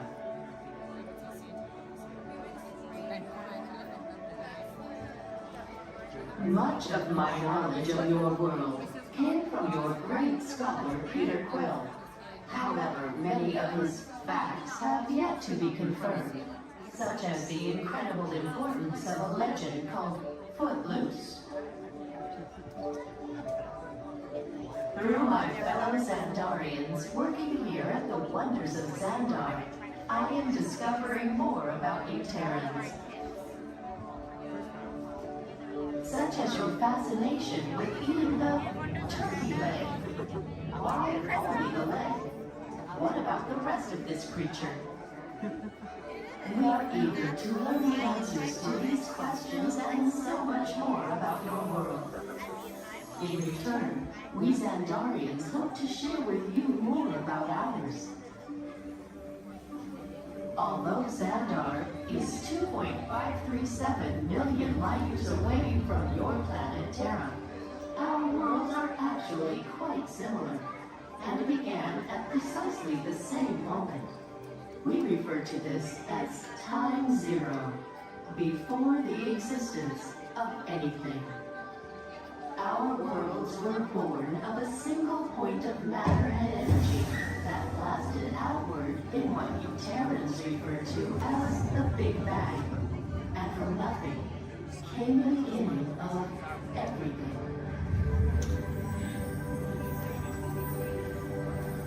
Incredibly hot and extraordinarily powerful, this explosion filled the cosmos with a cloud of rapidly moving particles. Over the next 100 million years, space continued to expand, and the particles cooled and slowed.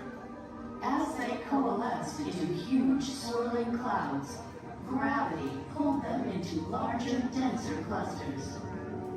At the heart of these clusters, the temperature rose, and the particles were compressed so tightly they fused, releasing enormous amounts of heat and light. This is how the very first stars in our shared universe were born.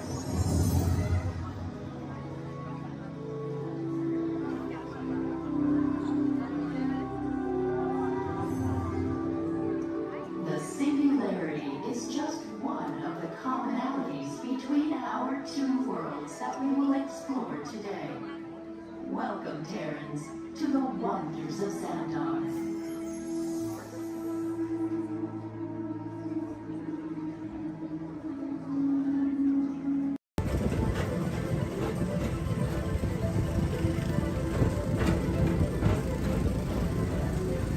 Attention all visitors from Galaxy M31. Please keep forward-facing tentacles clear of oncoming vehicles. Thank you.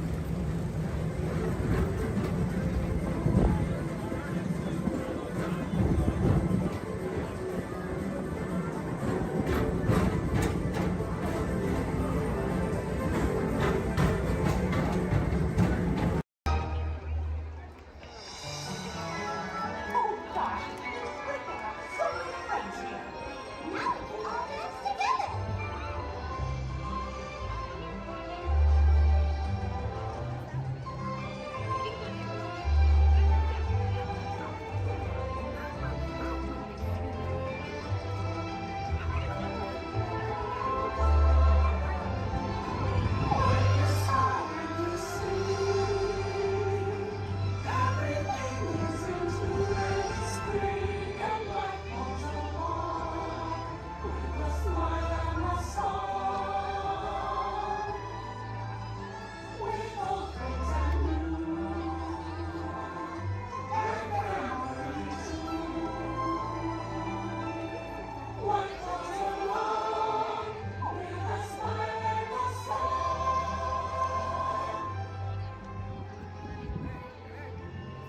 That was so much fun.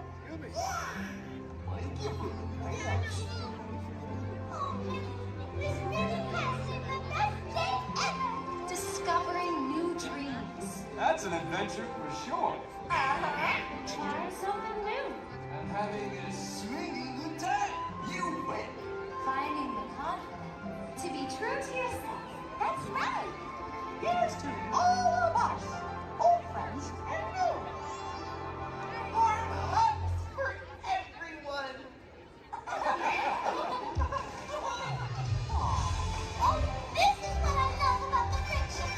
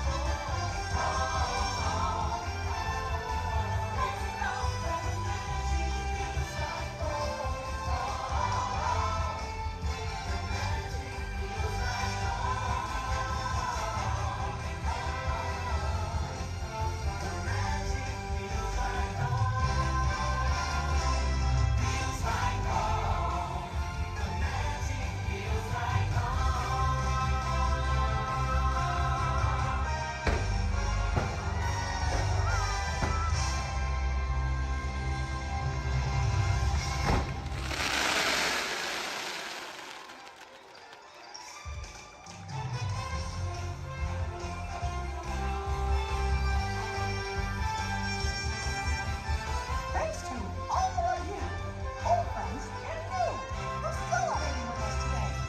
See y'all real soon.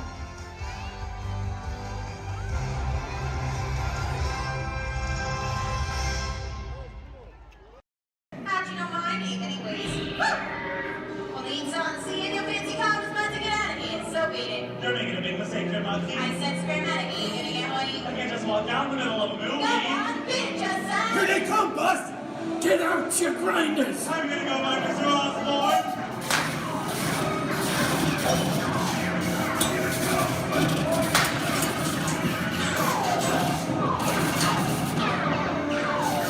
hit!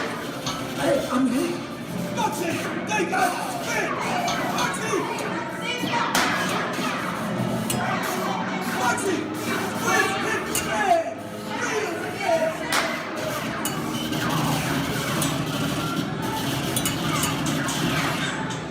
Hey, everybody just sit tight. Run the red light, skip the law, and I would never break the law. Hey, watch this. No more red light. So move a little if you can't. Before we send you into the link chamber, let's watch this piece by Dr. Ogden, who runs the program. Welcome, everyone. I'm Dr. Jackie Ogden from the Pandora Conservation Initiative. You're about to experience a ceremony that's very special to the Na'vi, flying on the back of an Ikran, or as we call it, a banshee. To the Na'vi, connecting to an Ikran and flying on its back is an incredibly important rite of passage they call Ikni Maya. With permission from the Na'vi and in partnership with Alpha Centauri Expeditions, we can now bring this amazing experience to you. The way you'll be able to fly is by linking to an avatar that's already on the back of an Ikran. Let's see how this works. We establish a link using powerful psionic amplification equipment. A human driver is connected to an avatar, which could be physically hundreds of kilometers away. When you follow our technician into the link chamber, you'll see a series of 16 link chairs. Please go to the number that matches the number you're standing on now. First, stow your gear in the storage containers on the back wall. This should include all bags, cameras, and other items, including cell phones. It's important to push them all the way into the bin. Then get onto the chair as you would a bike. Straddle the seat, step forward, and sit down. Slide your hips forward until you are against the chest pad, and then move your feet all the way forward. Wait until you're seated before you put on your flight visors. Hold on to the hand grips as shown. It's important to hold on to the hand grips at all times. After you're seated, back and leg restraints will be firmly engaged. For your safety, throughout this entire experience, always remain seated and supervise your children. Once the link takes place, you'll be connected to your avatar and sitting on the back of an Ikran. It'll feel like you're really there. Moments later, you'll begin your flight. A Na'vi guide will lead you out. You'll experience the breathtaking beauty of Pandora, but you might also face some of its greatest challenges.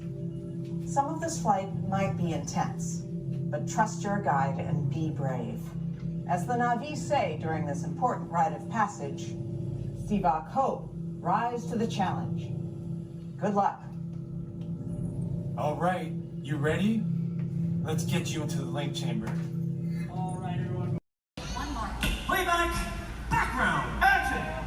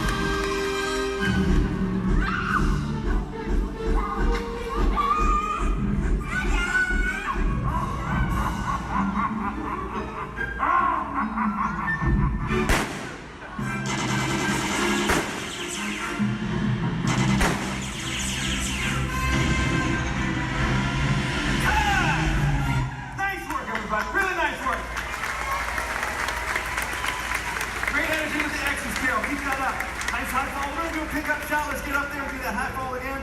All right, Johnny, lock it down. You got it, boss. All right, let's bring the truck back to 1 as quickly as possible. Everybody else, listen up. The truck is filling slow, so going hot, and I'm gonna marry my driver of thanks at least 30 feet back. Hey, Carol. Yeah, thank you. We're all set, boss. All right, thanks, Johnny. Hey, Kevin, let's get you on your mark. That sequence? Brilliant, loved it. We're gonna pick up right after you shot that swordsman. On action, turn, do your market roll. Take out that sniper up there on the roof. Got it? You got it. Devin, beautiful work. We're gonna pick up right after you've been thrown into the back of the truck. Hang on, that truck is gonna go fast around the building. Most importantly, though, Chaz has loaded this truck with a lot of explosives, so you've got to get out fast. You too, Zach. All right, let's do this. Johnny? You got it, boss. All right, places, everybody, please. Places, all the extras. Thumbs up, everybody, if you're ready. Thank you very much. Everybody set. Camera's ready. Camera's ready. Thank you, Jason. Go out and set, everybody, please. Roll cameras. Rolling and speed. Count 6124 Apple Power pickup shot. Take 1, Mark. That's hot. All right, Devin, this is it. You ready? Let's do it. Background, action!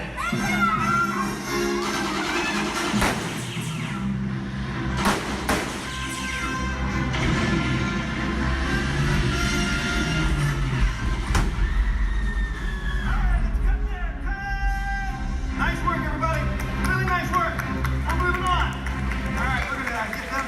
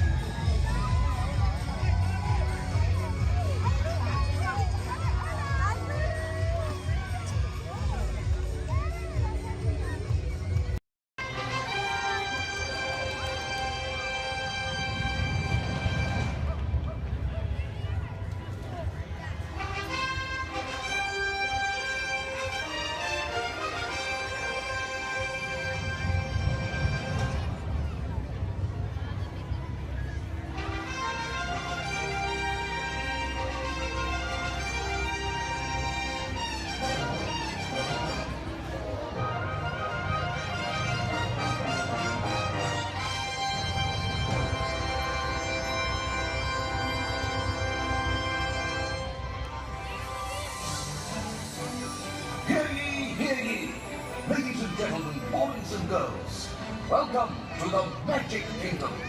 You are warmly invited to join Mickey Mouse and his Fantasyland friends for a magical celebration in the streets. Dreams will come true, hearts will soar, and you will become a part of the magic.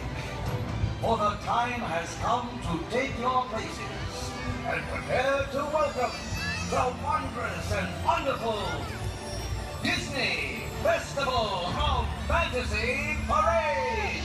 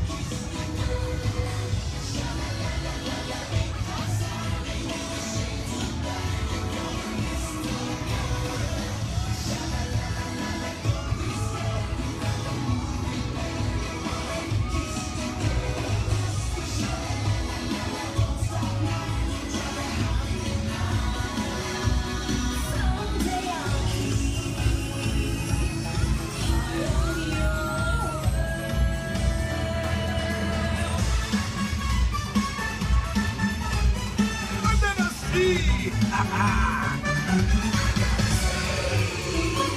under the sea is better than anything they got up there. Under the sea, under the sea, when the sun.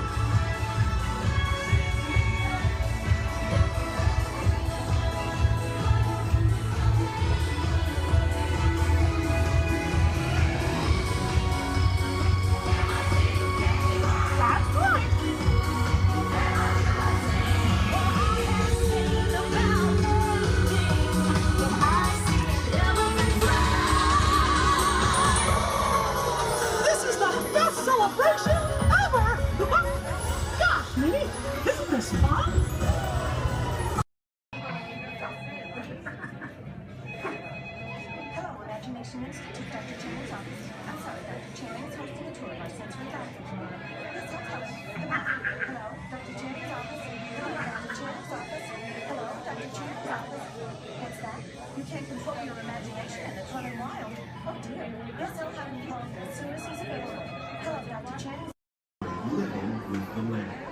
Por su seguridad, permanezca sentado con sus manos y brazos, pies y piernas dentro del parque y cuida a los pequeñitos.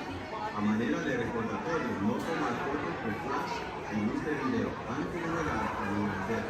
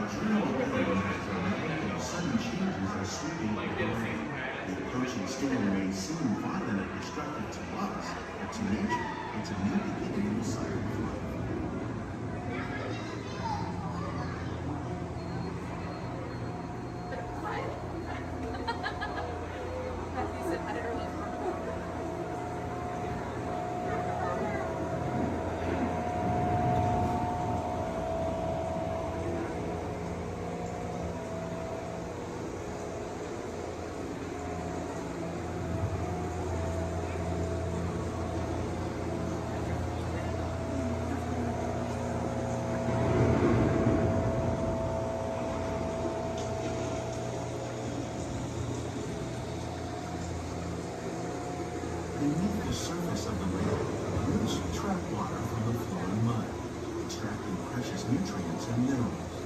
These winds, when combined with sunlight, create the diverse living systems of our planet.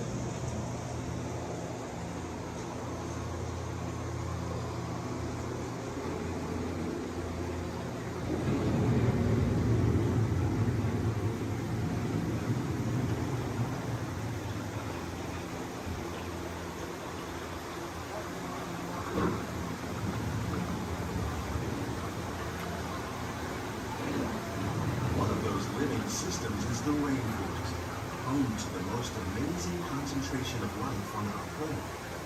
These dense and beautiful forests cover only a tiny portion of the Earth's surface, but they contain more than half of its plant and animal species.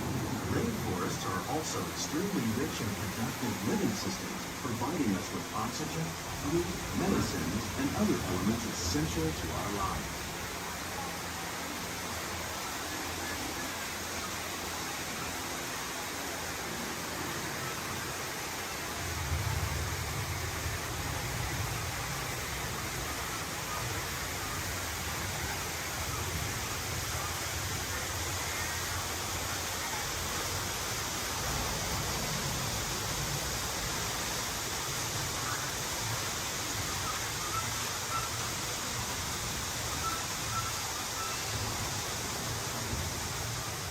In the desert, nature has created a very different, but no less beautiful living system. And while this arid landscape may seem lifeless, it is very much alive. The plants and animals that have learned to survive in these harsh conditions make use of what little water they can find and avoid the scorching rays of the relentless sun.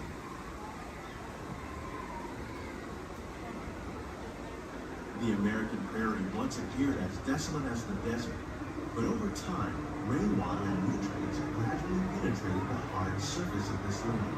Even the hooves of the mighty buffalo helped create the rich soil, one day become home to the American farm.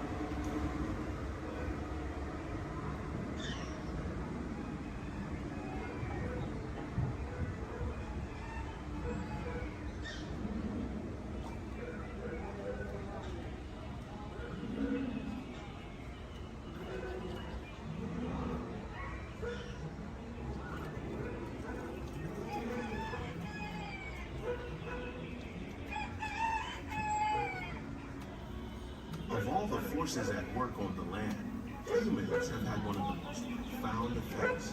The need to produce food for a growing world led to the enormous use and sometimes overuse of the land. In our search for more efficient ways to grow food, we often fail to realize the impact of our methods.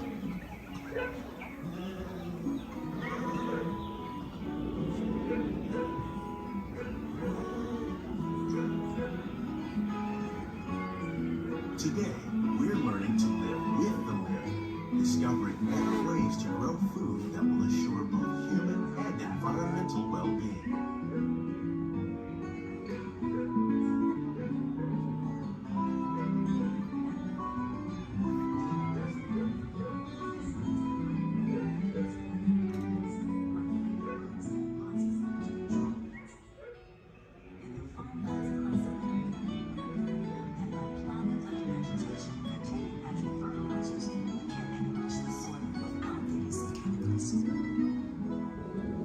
In arid regions, we're learning to produce food on desert seacoasts by developing and planting crops that thrive on salt water. In Japan, we're learning that by mixing leaves and other living materials into our soil, we can make farmland more fertile without the need for chemicals. Here at Epcot, we're learning to reduce the need for chemical pesticides by breeding and using natural predators, like ladybugs and wasps, to control pests. How will we meet tomorrow's growing needs for food production, yet still respect the needs of the land? Some of the answers are being discovered just ahead. To help us maintain these carefully controlled ecosystems, and for your safety, please remain seated in your boat at all times.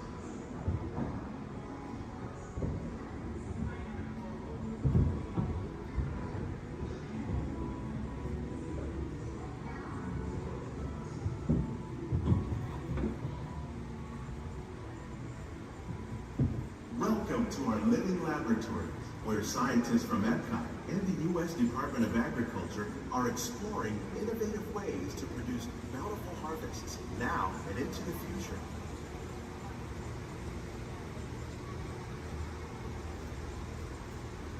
The tropics are home to the greatest diversity of plants on the planet. Many of these, like papaya, bananas, cacao, coffee, and rice, are well known around the world. These are just a few of the edible plants that have been an important source of nutrition for people living in the tropics. Many are rich in vitamins and minerals, while others are well adapted to growing in less than ideal conditions. Some, like the water lily, thrive in wet, swampy areas and waterways. All parts of this plant, even the flower petals, are edible. The starchy root of the plant has long been used to make flour for baking.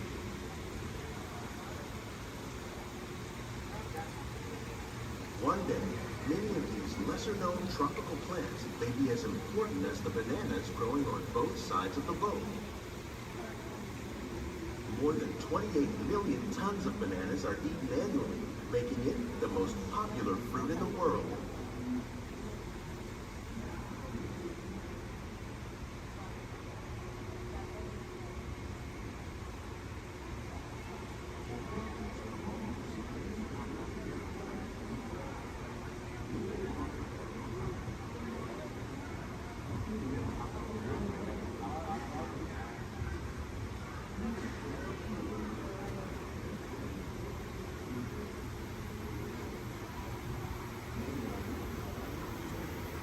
When we mention farming, you probably don't think of fish. But fish farming, or aquaculture, accounts for nearly half of all the seafood consumed globally. Tilapia, bass, and catfish, like the ones you see here, are three of the more popular crops raised by fish farmers. The sustainable system we're using here recycles the water in the tanks. As a result, we're able to save millions of gallons each year. Our small fish farm produces nearly 5,000 pounds of fish each year to serve in restaurants around Walt Disney World. Innovations like this one can play an important role in our efforts to produce bountiful harvests and still protect the natural resources.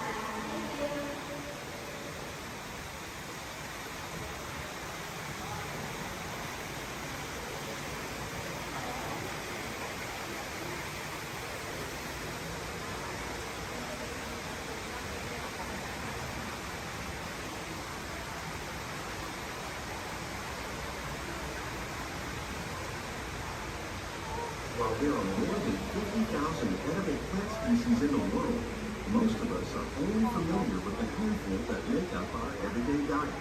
The common grains growing here, maize, sorghum, and millet, plus rice, account for nearly 2/3 of our global food consumption.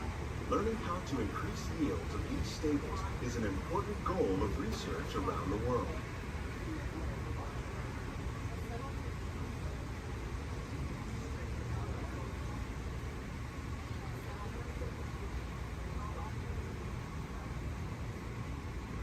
These plants are definitely on their way up.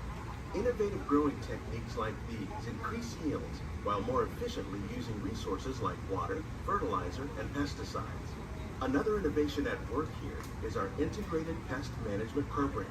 By populating our greenhouses with beneficial insects that prey on harmful pests like aphids and flies, we are significantly reducing our reliance on conventional pesticides.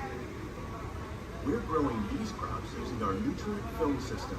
This technique precisely controls and recycles water and nutrients. With it, we can produce over 27,000 heads of lettuce a year in this one small area.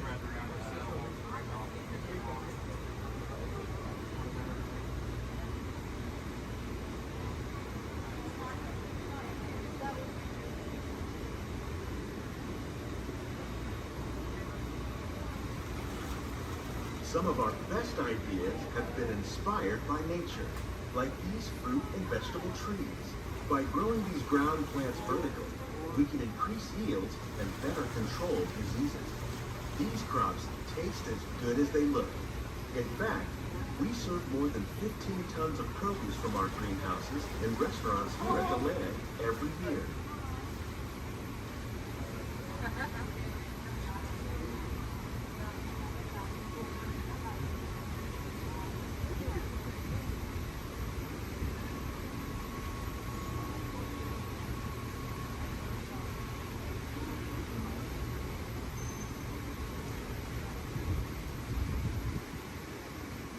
The future of agriculture may include innovative ideas like this vertical growing system. Plants grown in this way use a fraction of the space required by traditional growing methods. That saves water and increases production. The aquaponics system on your left combines hydroponics with aquaculture. The fish provide a natural source of fertilizer for the plants, and the plants help keep the water clean for the fish. It's another great way to produce more while using less. In our lab, Epcot scientists are working with the U.S. Department of Agriculture on a number of innovative projects. The goal of these efforts is to produce higher yielding and better quality plants.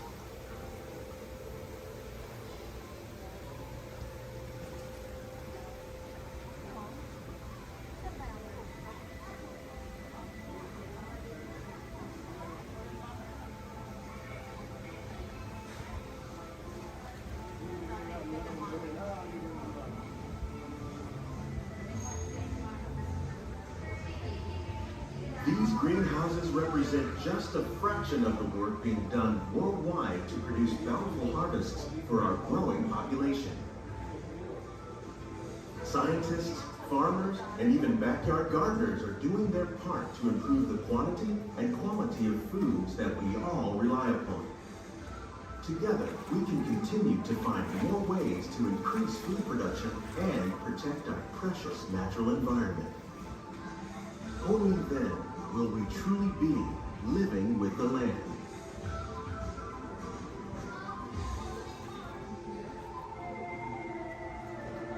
On behalf of Walt Disney World, we hope you've enjoyed this unique journey through our living laboratories. If you'd like a closer look, then check out the Behind the Scenes walking tour. It's a chance for the whole family to get up close and personal with the plants and growing techniques in our laboratory. Please keep your hands and feet inside the boat and remain seated until the boat comes to a complete stop.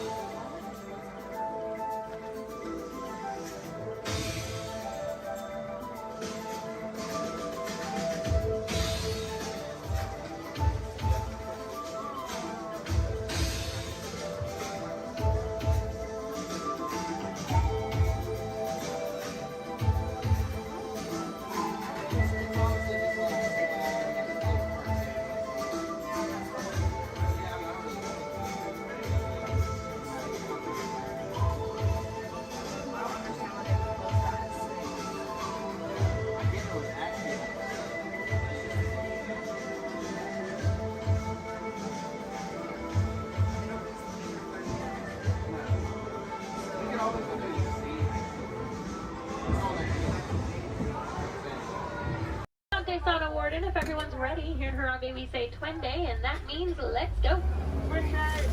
Jumbo friends, my name is Rachel, and I'm going to be your safari guide out on the Harambe Wildlife Reserve. Just a couple friendly safety reminders before we do head on out. They'll make sure we stay fully seated the entire time. It does get pretty bumpy out there. We're also going to make sure we keep our hands, arms, feet, and legs inside the truck and hold on to any loose items that could fall out, because unfortunately I cannot stop to retrieve anything if it does fall out. Now, the first part of the reserve that we are heading into is the Little Aturi Forest. Now, the animals here in the forest are known for their camouflage, so we may have to look a little bit harder for them. Although over on the right side, the brown colored animal with those striped legs, that is an okapi. Now, okapis might look like they are related to zebras with those striped legs, but they're actually one of the only living relatives of the giraffe. Now, if you look closely at its head, they kind of have the same skull shape the giraffe has. They also have the same tongue that helps them get into vegetation. Now, that black and white bird that's hanging out down there kind of by the water as well, that is a saddle-billed stork. They can stand at about 5 feet tall with a wingspan all the way up to about 9 feet long. So if you look up above you, that is about the length of the canopy that's on top of your head. They get their name from the yellow saddle shape on their beak, and they do also mate for life. So once they find their partner, they're with them for the rest of their life. So definitely be on the lookout for another one. There's usually another one that hangs out pretty close.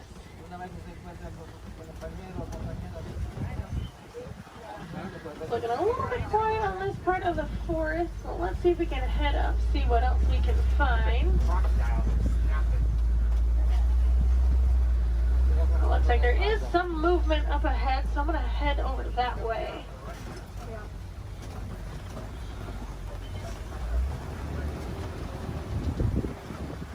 Alright, so coming up on the left, you might see there's some light tan colored animals kind of huddled underneath the tree, kind of by that bamboo. Those are greater kudus. And then actually up, kind of under the trees, and then also at the top of the hill up there, those darker brown colored animals with those horns on top of their head, those are bongos. Now, bongos are very shy and reclusive animals. That is how they get their nickname, the ghost of the forest. Both males and females do have those horns on the back of their head.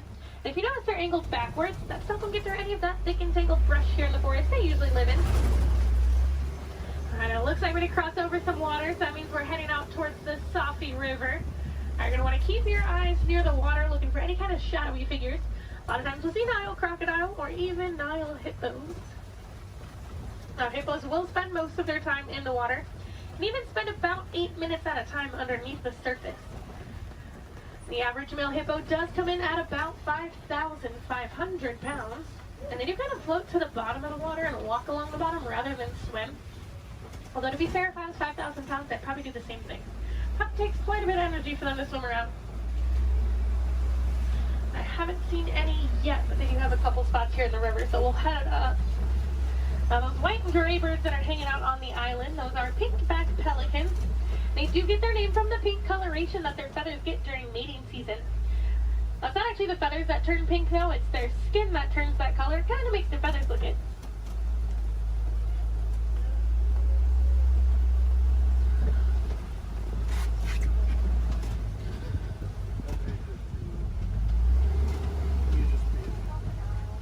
The hippos are being a little bit shy right now, but I do know we are heading towards crocodile territory.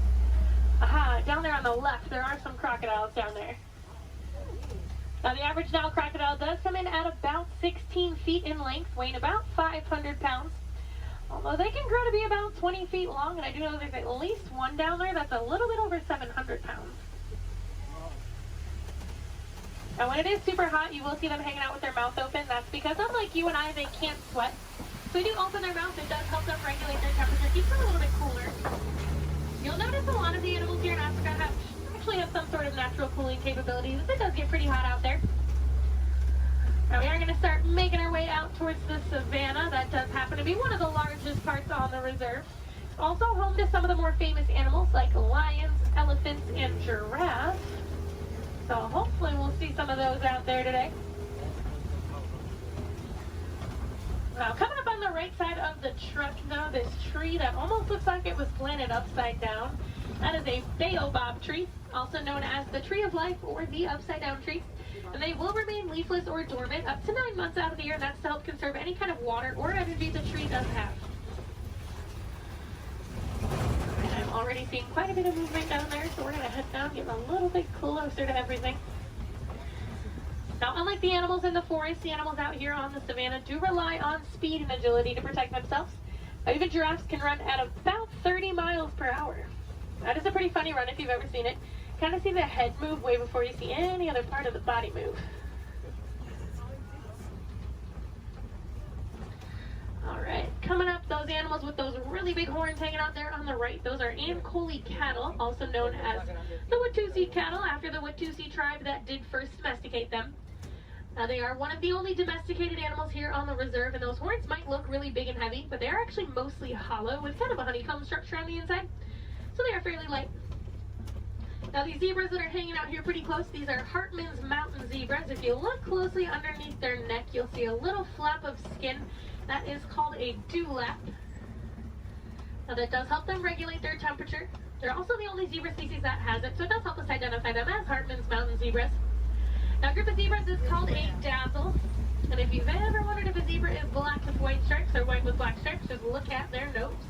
If they have a black nose, they're black with white stripes, and if they have a white nose, they are white with black stripes. Alright, we are going to slowly start making our way towards those giraffes.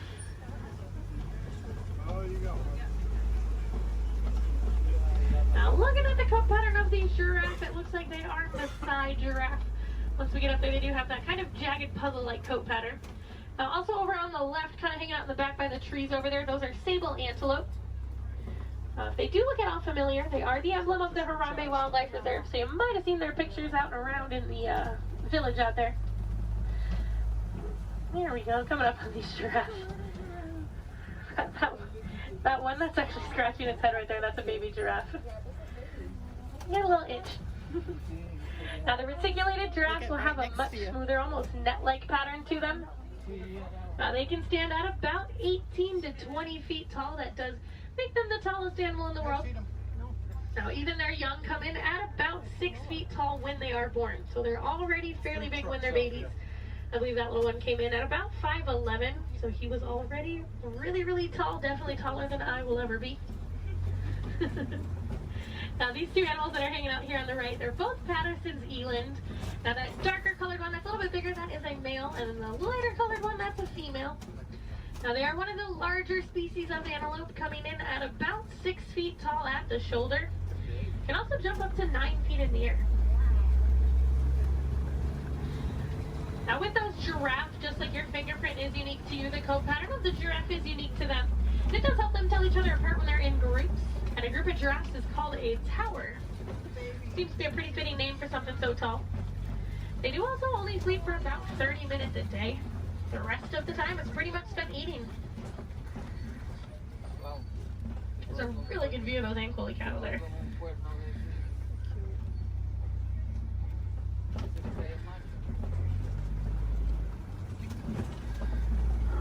Let's see if we can head up a little bit farther into the savannah, see what else we can find.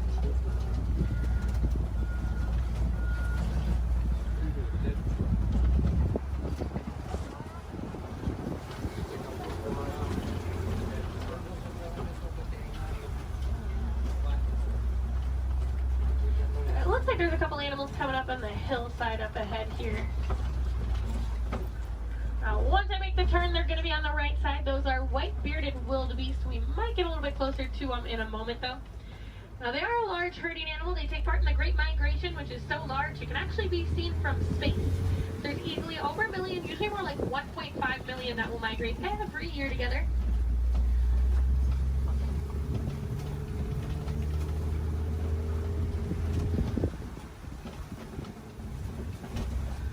There they are. You can kind of see them there.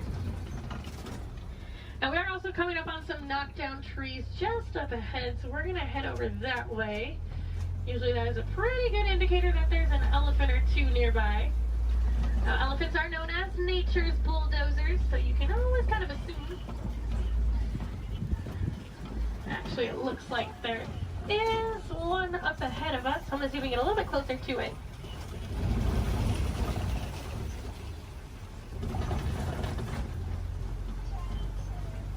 Now, in the meantime, while we are heading up to that elephant, also over on the left, there's a bunch of mandrills walking around on top of the rocks there. Now, mandos are one of the largest species of monkeys. An adult male can come in at about 100 pounds. They do have those vibrant blue cheeks, and as they get more excited or even more angry, they actually get even more blue. Well, it's a view of an elephant. Probably not the best view.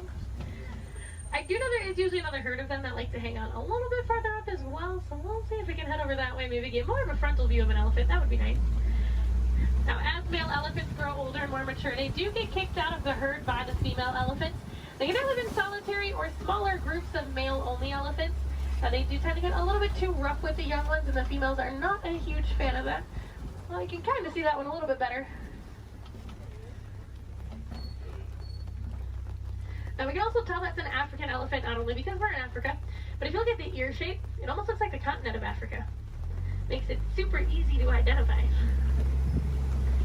Let's see if we can head up and find the herd. Thanks to our team's conservation efforts, they found that elephants are afraid of bees. So because of that, farmers have been putting up beehives around their crops. It's a much safer alternative for the elephants. It keeps them farther away from the crops, but it also keeps our locals and our farmers happy. Now, I thought it was so funny that such a large animal was afraid of such a tiny little insect. And it's actually the noise that the bees make. So elephants do have really sensitive ears, and that buzzing noise bothers their ears more than anything.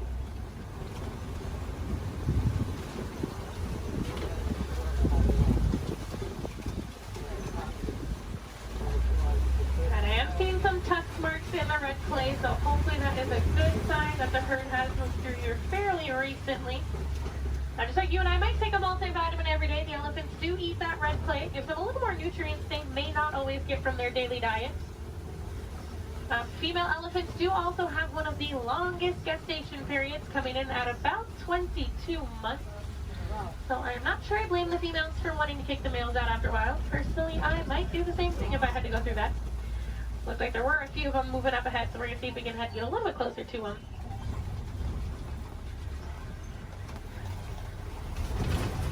Male elephants also won't get to their full size until they are about 35 to 40 years old. That is about half of their lifespan. So in the wild, their lifespan is about 60 to 70 years, and that full size can come in at a whopping 15,000 pounds. So that does make them one of the largest land animals.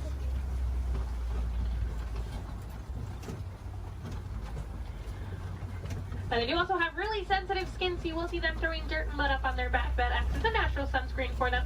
You're also going to see them flapping those really big ears that they have, as those ears are home to a bunch of blood vessels on the inside. So just doing that, it does actually activate those blood vessels and can even cool their body temperatures down about 10 degrees. We might be able to see when we start going around this curve here. Now, in the meantime, we are coming up on some greater flamingos as well. Now, those greater flamingos actually start out as a gray color, and as they get older, they get their vibrant pink color from their diet, which does consist mostly of beta-carotene, like brine shrimp. If you actually look on a couple of them, the back of their head and neck, you can still see some of the gray feathering on some of them. Now, they are one of the lighter colors of flamingo species, as well as one of the largest. You might have seen their cousins, the lesser flamingos, out on Discovery Island when you were coming in today. They're quite a bit brighter in color than these ones, but they're also a little bit smaller. And if you didn't see them, they like to hang out the very front of the tree line, kind of down to the left-hand side.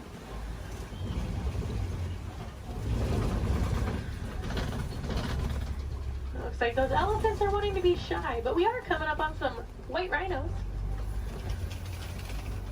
Now, white rhinos don't get their name from their skin color. They get it from the Afrikaans word weit, which means wide. Now, if you look, they have a very wide mouth. Now, they're also one of the larger rhino species, coming in at about 5,000 pounds. Now, one of my favorite facts about them, even though they are 5,000 pounds, when they run, they can actually get all four of their little legs off the ground. So kind of like how a horse gallops. So they are very graceful for how large they are. Oh, there's one running. It was, for like a hot second, it was actually doing like the actual full run. I'm mad he stopped.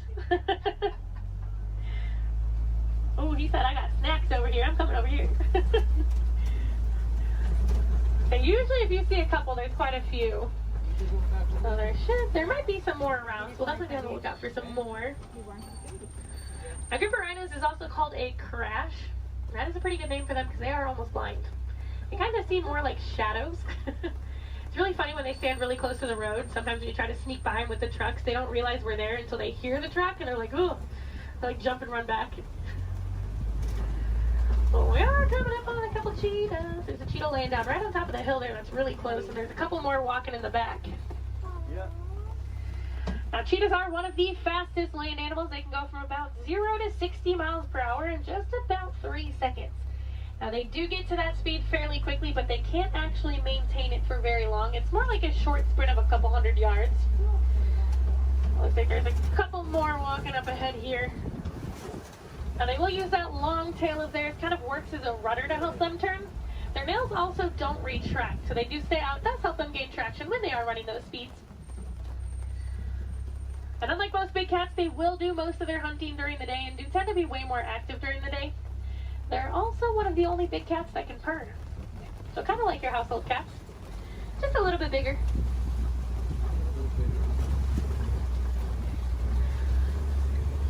Oh, it looks like there's some lions hanging out on top of the Kobe rock. Oh, they're so pretty.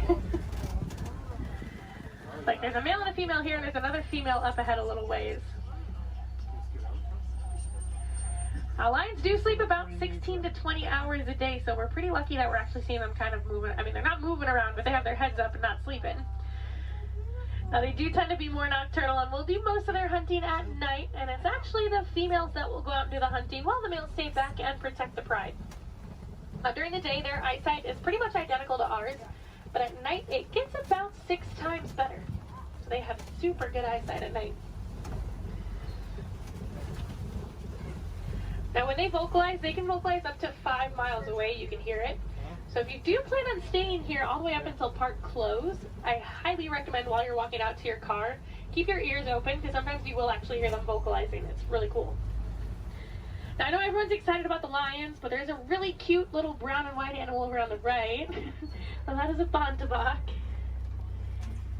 Now, he's related to the white-bearded wildebeest that we saw earlier, and within 5 minutes of birth, he can stand. Within about 10 to 15 minutes, they can also walk and run. That's a super good survival technique for them. That way, once those little ones are born, they can get up and get on the move as quickly as possible.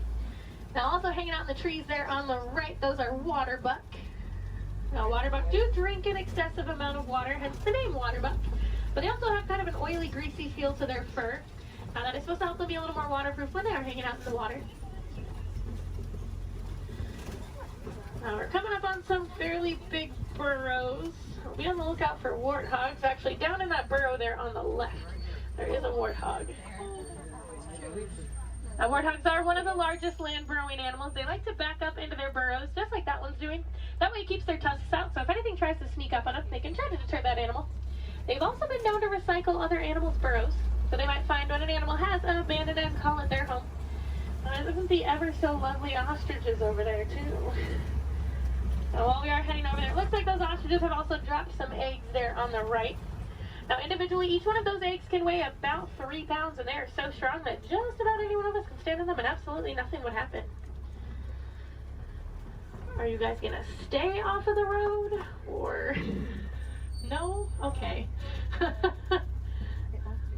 ostriches are the largest species of bird. They are flightless birds, though. They use those wings to help them turn, kind of like how the cheetah uses its tail. As they can run speeds of about 30 to 40 miles per hour, so they are fairly quick. They always look so confused, too. Makes me laugh. They are notorious for long animal stops, so when you can sneak by them when they're that close to the road, it's your lucky day. Alright, it looks like the warden's post is coming just up ahead of us. That does unfortunately mean our safari is coming close to an end. But the warden has adopted some Nigerian dwarf goats that like to hang out here. Now, they do help our warden keep the grass looking nice and the weeds down low, and in return they produce some milk that the villagers here find very sweet and actually high in value. So that does allow the village to rely less on the wildlife out there. They are small, but they won't get any bigger than that. They are full-grown adults. And they are one of the many examples of how humans and animals can live in harmony together. It just takes a little bit of effort from us. Some small things that you guys can do at home but make a huge difference for these animals. Planting some native trees or plants in your yard maybe building a few bird houses here and there, or even some bat boxes. A lot of these animals, including the elephants that we saw, are losing their habitats due to mining for metallic ore, otherwise known as coltan. And that's found in many of your small electronics, so things like cell phones, laptops, tablets, anything like that. So next time that brand new shiny iPhone comes out and you guys decide to go and purchase it, just make sure you recycle the old one. That will help keep mining down to an absolute minimum and saving those habitats for those beautiful animals out there. And if I have any wilderness explorers on board, you guys have been on board the Simba 1. That's SIMBA 1. And I am going to get you guys back up to that dock that we originally came from, so you're going to have to bear with me for just a little bit longer. Hopefully we should be able to buzz through some of the docks fairly quickly.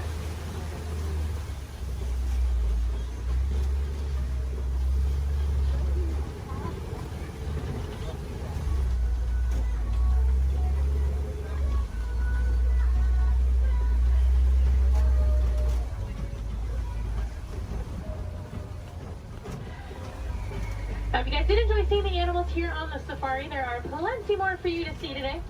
Now actually, when you guys get off of the truck, when you hop down that little pathway there and go down the hill, if you guys take an immediate left, you'll actually be on the Gorilla Falls Exploration Trail. Now over there they have naked mole rats, meerkats. They have an underwater hippo viewing pool where you can usually get a little bit closer view of some hippos, as well as silverback gorillas. If you're heading over to Asia, right behind Tully River Rapids, you'll find the Maharaja Jungle Trek. Now over there they have Sumatran tigers, Komodo dragons, bats, and a whole bunch of different exotic bird species. Now both of those trails are about a 15 to 20 minute walking trail though, so you do want to give yourself a little bit of extra time. Now ECVs, strollers, wheelchairs, any of that can go through those. You don't have to park them, so you can bring them with you. And if anyone has Disney Plus at home, if you have not seen it already, there's actually a whole series on there called The Magic of Disney's Animal Kingdom. And they do go into way more detail about the animals here on the safari, as well as the ones over at Epcot and Animal Kingdom Lodge. I know they have episodes on the giraffes, the lions, the rhinos, the elephants. You get to hear from the keepers that do actually take care of them on a day-to-day basis, so you get to know them a little more on a personal level. You might even get to know some of those names. So next time you come and ride the safari, you can impress your friends and family by knowing those. On that note, no two safaris are ever the same as well, and the animals will always make sure of that. So if you guys are here on another day, or even later on in the evening, definitely come back and check us out. You might see some different animals out there. Sometimes you'll actually see the hippos. We didn't really get good luck with the hippos today. But you might see some hyenas. They do tend to be a little more nocturnal, so they'll tend to come out a little bit later. And you might see the lions actually up and moving around. You never know. They'll probably have a different safari guide as well, so you might learn some different facts you guys didn't hear from me this time around. As you guys are walking around the park too, I encourage you guys to be super aware of your surroundings. A lot of times you'll walk past different animal habitats and you guys won't even know it. On front of the trail life, you'll see those lesser flamingos that I kind of touched on a little bit. You'll see some kangaroos hopping around, some vultures, all kinds of stuff. And then towards the front of the park, actually one of my favorite animals likes to hang out there, the giant anteater. Now that's like if you're heading out of the park when you go over the bridge and there's like the spot where you can go on the left side and the right side to exit. She likes to hang out on the right side. So if you go down there, she tends to kind of hide those. So you have to look into her habitat a little bit to see her. But she's usually there. Alright, it looks like this truck ahead of us is just about loaded, so they should be on their way. So it's a really good time. Double check your rows. Make sure you do have everything. You don't want to leave anything behind because I will be heading out on another safari as soon as I drop you guys off. So it'll take a little bit of time to get those items back to you. The warden knows we are on our way, so we should be able to get cleared of that dock here fairly quickly.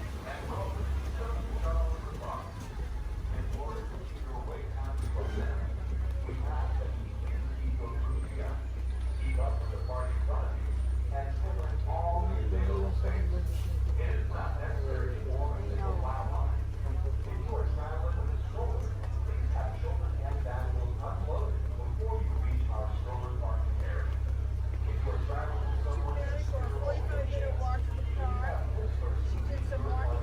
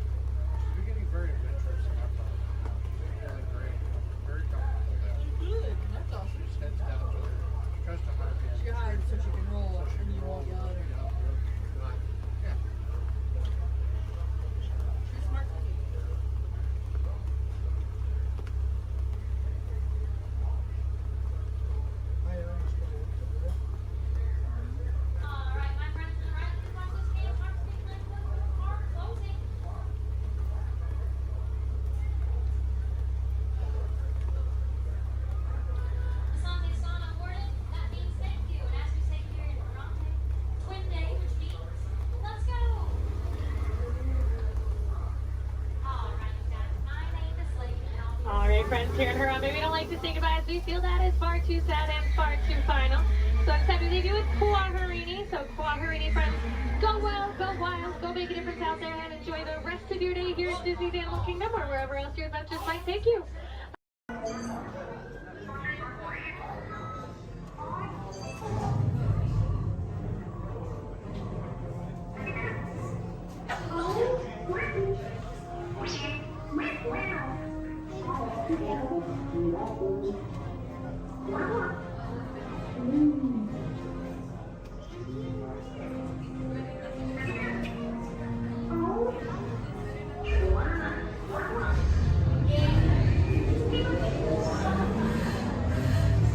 Incoming transmission from Ray.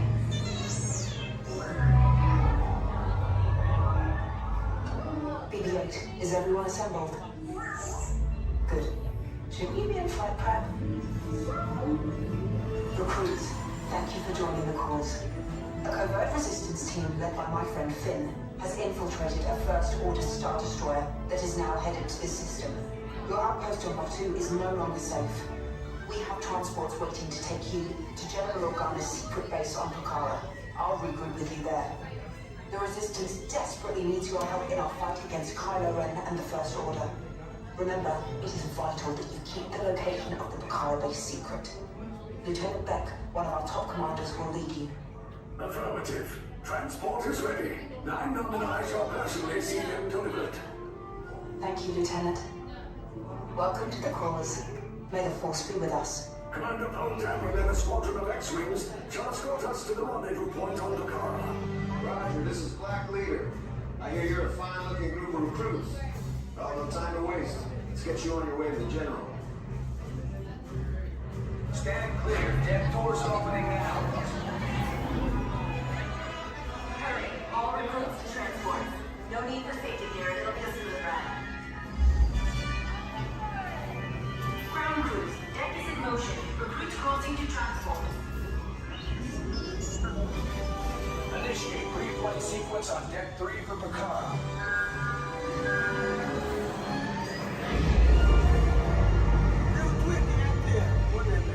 Affirmative. Deck 3, you are clear for launch.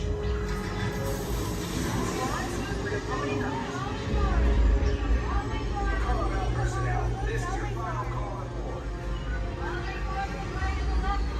Away from the blast doors, all the way forward.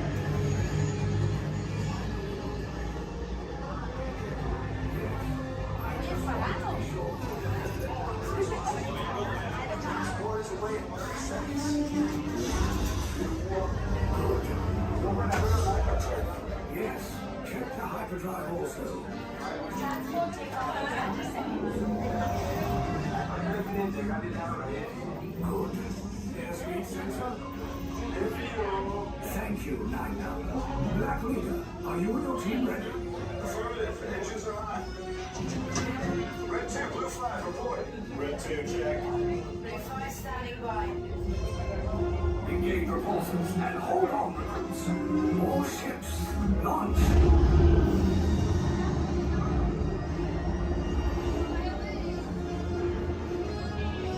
I am Lieutenant Beck. As you heard from Ray, I have been tasked with getting you to Pucara.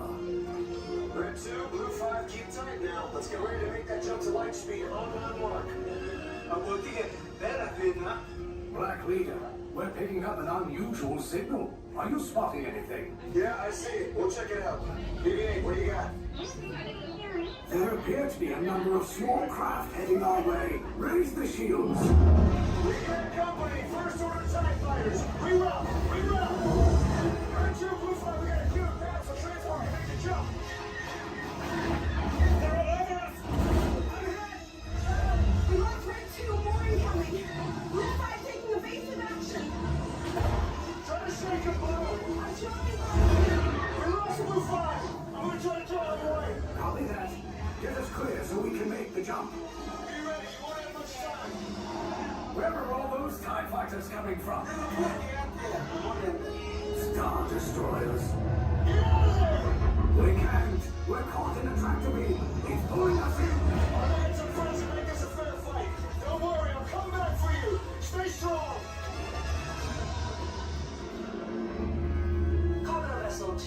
TR-141, identify yourselves and prepare to be boarded. This is TR-141. We are a civilian vessel. By whose authority are we being detained? By the authority of the First Order, resistance scum. Now bring down your shields and prepare to be boarded. Little Twig, get up there! They'll want the location of our secret base. Tell them nothing. The future of the resistance is at stake. I have a bad feeling about this. Stand back from those doors. Attention, passengers of the TR-141. You have been identified as enemies of the First Order.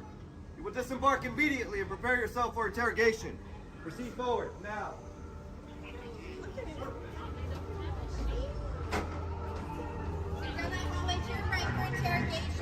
your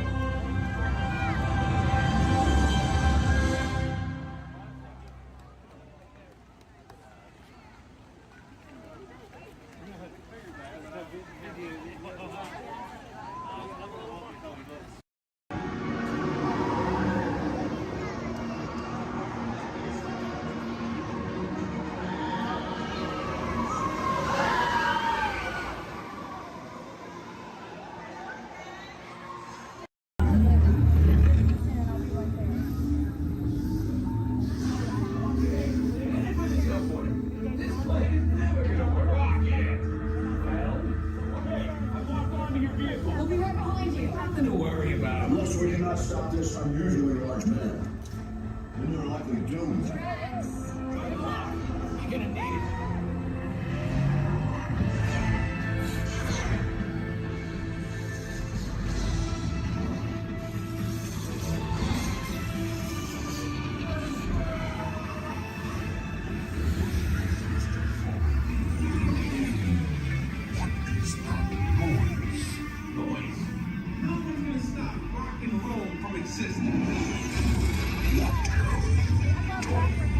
What have we done?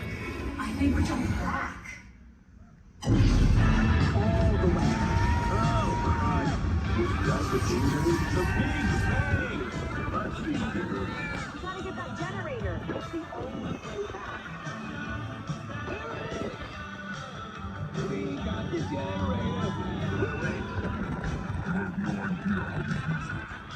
Oh, yeah?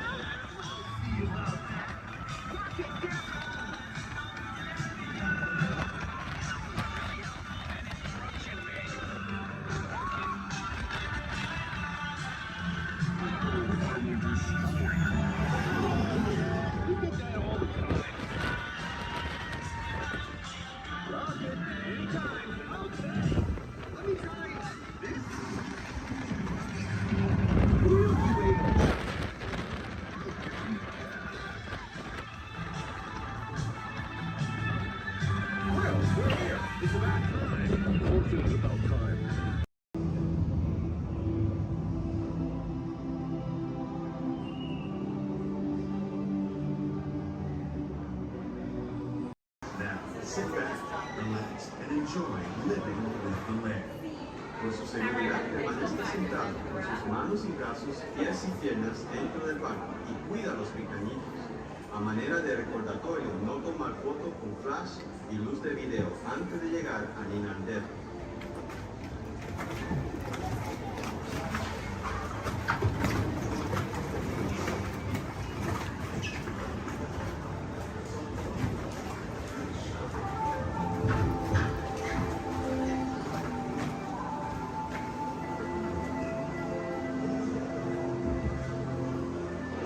Welcome to a voyage of discovery and awareness of the richness, the diversity, and often surprising nature living with the land. Our journey begins as the rapid sudden change are sweeping over the land. The approaching storm may seem violent and destructive to us, but to nature, it's a new beginning in the cycle of life.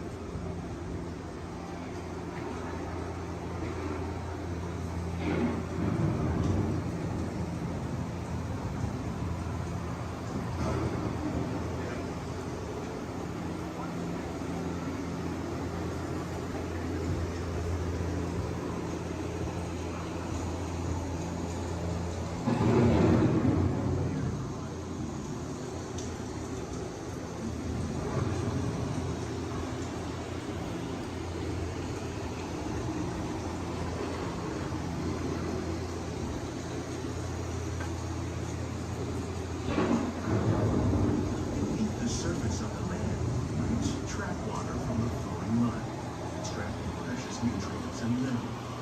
These elements, when combined with sunlight, create the diverse living systems of our planet.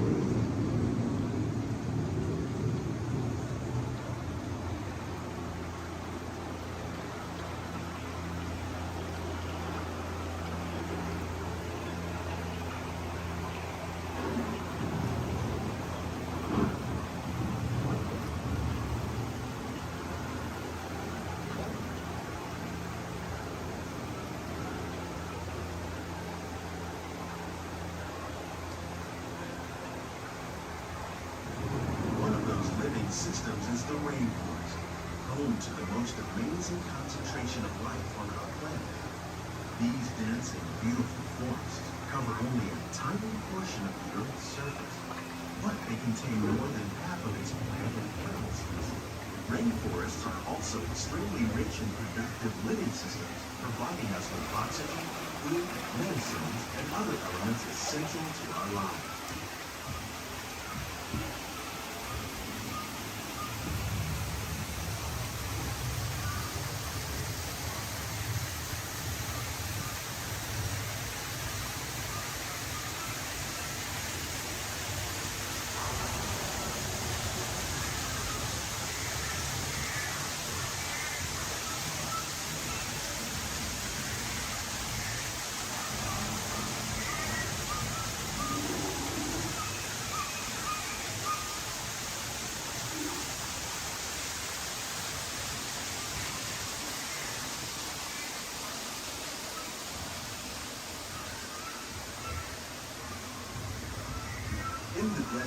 Nature has created a very different, but no less beautiful living system. And while this arid landscape may seem lifeless, it is very much alive. The plants and animals that have learned to survive in these harsh conditions make use of what little water they can find and avoid the scorching rays of the relentless sun.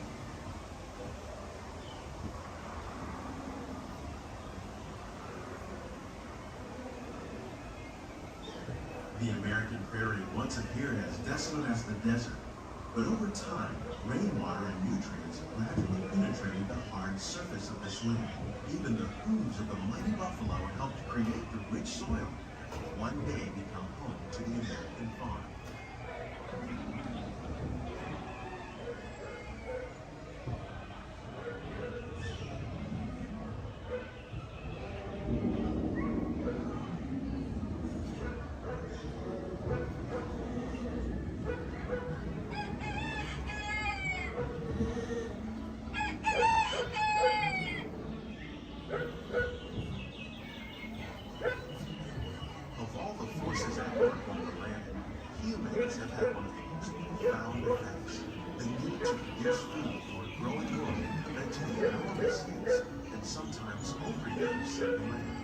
In our search for more efficient ways to grow food, we often fail to realize the impact of our methods.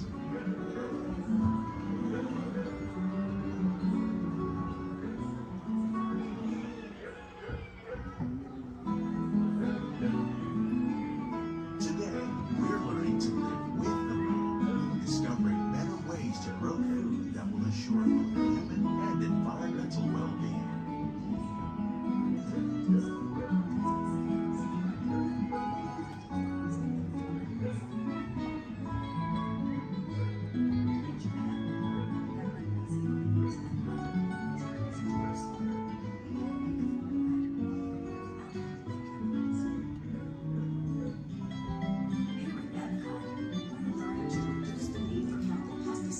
By breeding and using natural predators, like ladybugs and wasps, to control pests. In the farmlands across America, we're learning that by plowing under vegetation containing natural fertilizers, we can enrich the soil without the use of chemicals. In arid regions, we're learning to produce food on desert seacoasts by developing and planting crops that thrive on salt water. In Japan, we're learning that by mixing leaves and other living materials into our soil, we can make farmland more fertile without the need for chemicals. Here at Epcot, we're learning to reduce the need for chemicals. How will we meet tomorrow's growing needs for food production, yet still respect the needs of the land? Some of the answers are being discovered just ahead. To help us maintain these carefully controlled ecosystems, and for your safety, please remain seated in your boat at all times.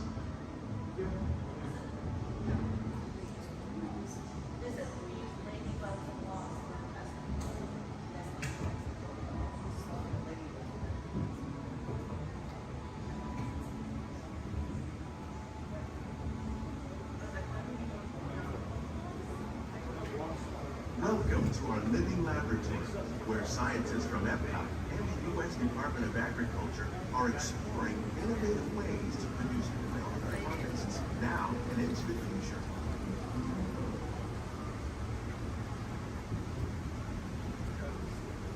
The tropics are home to the greatest diversity of plants on the planet. Many of these, like papaya, bananas, cacao, coffee, and rice, are well known around the world. These are just a few of the edible plants that have been an important source of nutrition for people living in the tropics. Many are rich in vitamins and minerals, while others are well adapted to growing in less than ideal conditions. Some, like the water lily, thrive in wet, swampy areas and waterways. All parts of this plant, even the flower petals, are edible. The starchy fruit of the plant has long been used to make flour for baking.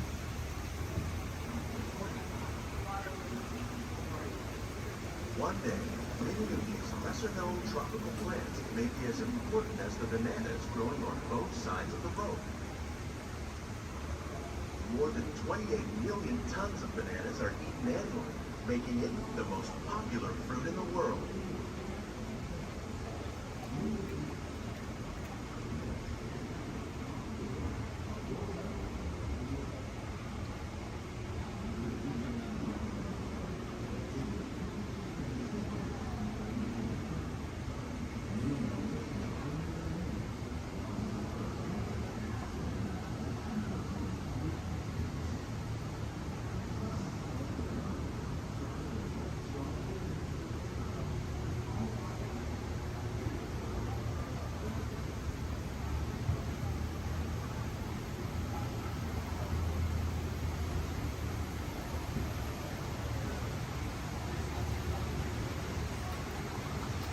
When we mention farming, you probably don't think of fish.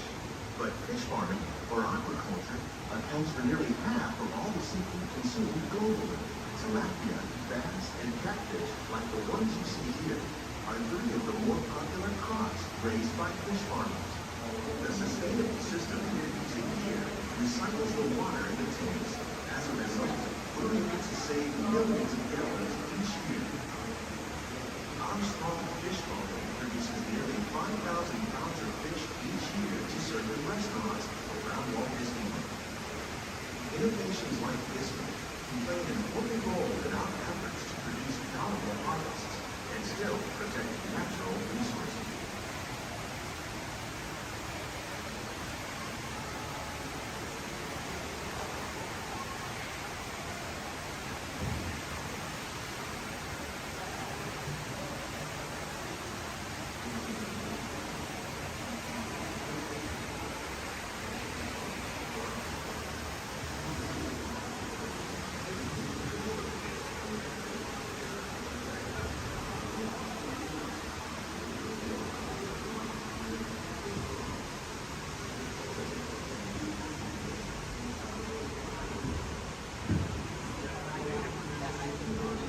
While there are more than 50,000 edible plant species in the world, most of us are only familiar with the handful that make up our everyday diet.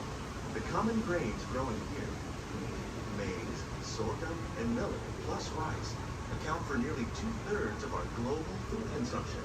Learning how to increase yields of these staples is an important goal of research around the world.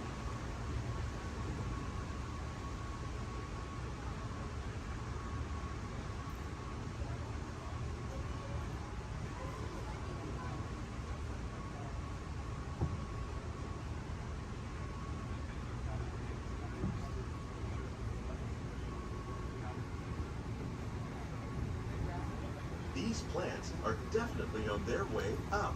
Innovative growing techniques like these increase yields while more efficiently using resources like water, fertilizer, and pesticides. Another innovation at work here is our integrated pest management program.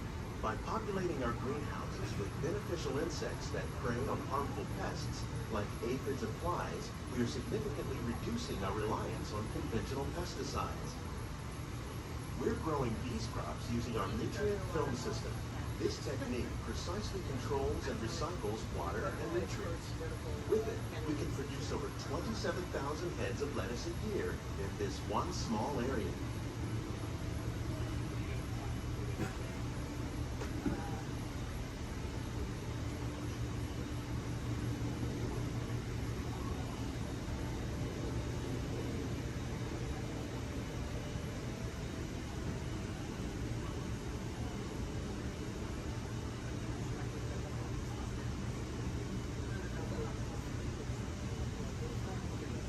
Some of our best ideas have been inspired by nature, like these fruit and vegetable trees.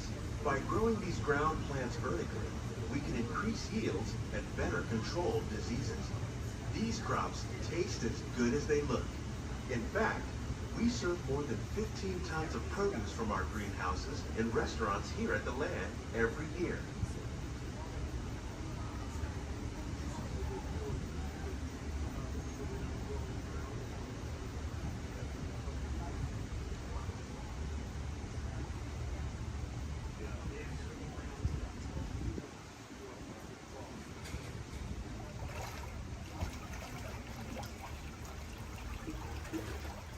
The future of agriculture may include innovative ideas like this vertical growing system. Plants grown in this way use a fraction of the space required by traditional growing methods. That saves water and increases production. The aquaponics system on your left combines hydroponics with aquaculture. The fish provide a natural source of fertilizer for the plants, and the plants help keep the water clean for the fish. It's another great way to produce more while using less. In our lab, Epcot scientists are working with the U.S. Department of Agriculture on a number of innovative projects. The goal of these efforts is to produce higher yielding and better quality plants.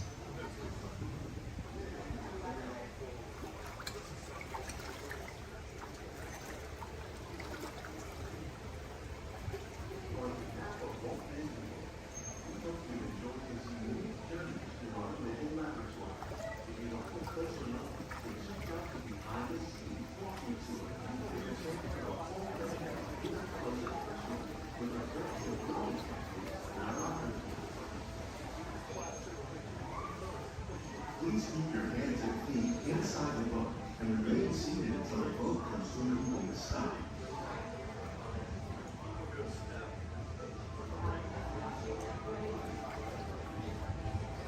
These greenhouses represent just a fraction of the work being done worldwide to produce bountiful harvests for our growing population. Scientists, farmers, and even backyard gardeners are doing their part to improve the quantity and quality of foods that we all rely upon. Together, we can continue to find more ways to increase food production and protect our precious natural environment. Only then will we truly be living with the land.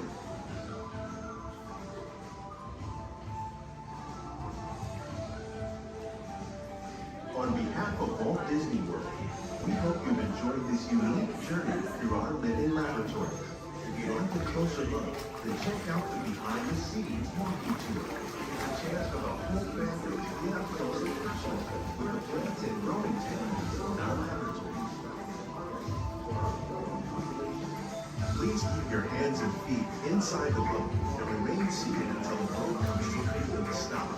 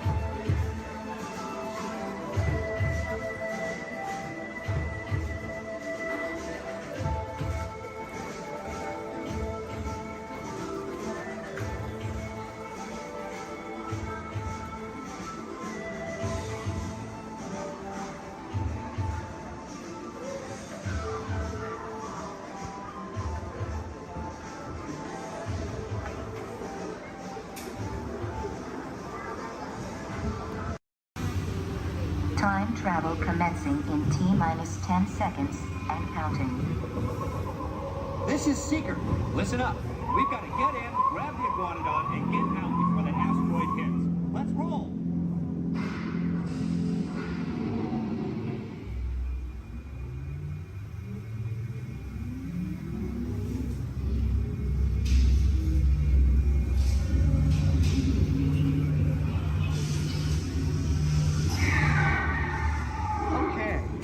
Let's go get that dino.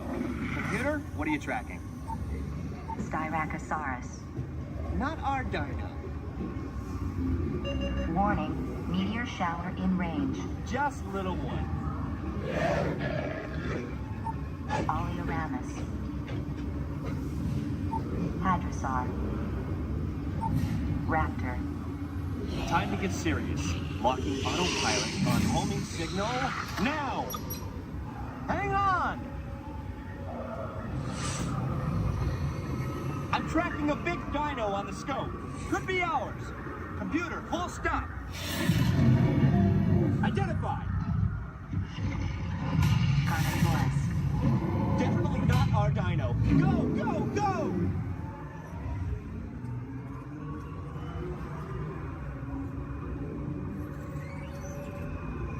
Another big guy coming up. Computer. Slow and identified. Sauropod. Still not our dino, but at least this one's a vegetarian.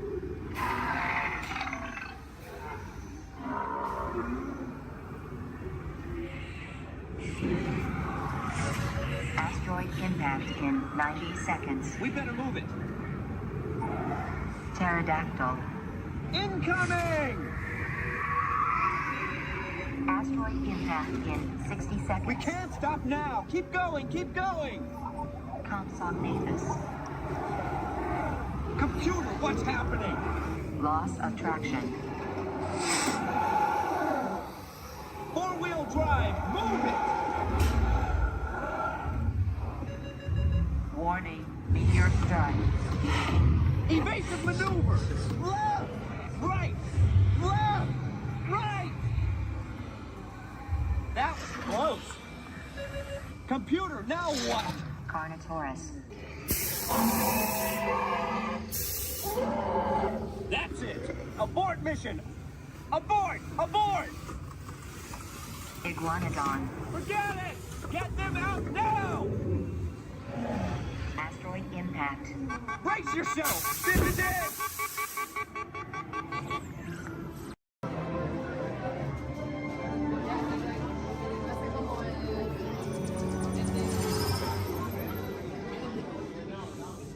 Greetings, Terrans. I am Nova Prime Irani Rayan, Commander of the Nova Corps. On behalf of all Xandarians, I hope you have enjoyed exploring the wonders of Xandar. As you have seen, your world and ours were born of the same moment, one which you refer to as the Big Bang. As such, we are all galactic neighbors in a vast universe which we and countless others share. For you to travel to Xandar would take 2.5 million years, assuming you had a ship that could fly at the speed of light. So we decided to come to you. But even we could not have reached you so easily were it not for the Cosmic Generator, an advanced piece of Xandarian technology that creates jump points, artificial tunnels that act as shortcuts, linking distant points in space. It is our desire to share this wondrous technology with your people so that together we might explore new worlds and create a brighter tomorrow. And now, as the culmination of the wonders of Xandar, you will be teleported to a Nova ship above your planet for a demonstration of the Cosmic Generator. I trust you will find it an unforgettable experience.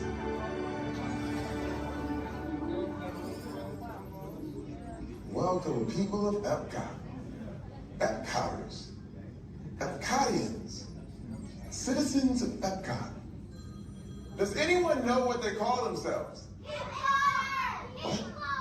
I'm on? Someone needs to tell me what I'm on. Welcome, Epcot-tarians. I am Centurion Tal Merrick, and we're just about ready to teleport you up to the ship for the demonstration. As you're about to enter a secure Nova area, I must ask you to put away your Terran communication devices at this time. Recording of any type is strictly prohibited. I am very serious about this. Now, please step forward into the chamber. You're gonna love this.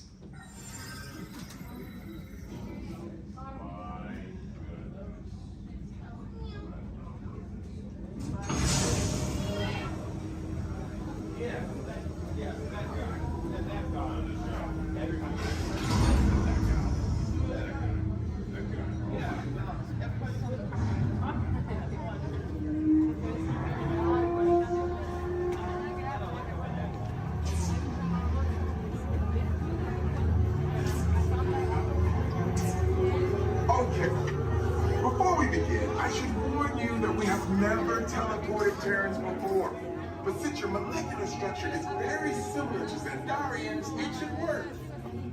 It'll work. So long as you are standing inside the lighted ring. You do not want to know what happened last time someone did not stand where I told them to, okay? Please make sure you're all the way inside that lighted ring on the floor. Do not teleport you till you're all the way inside that lighted ring.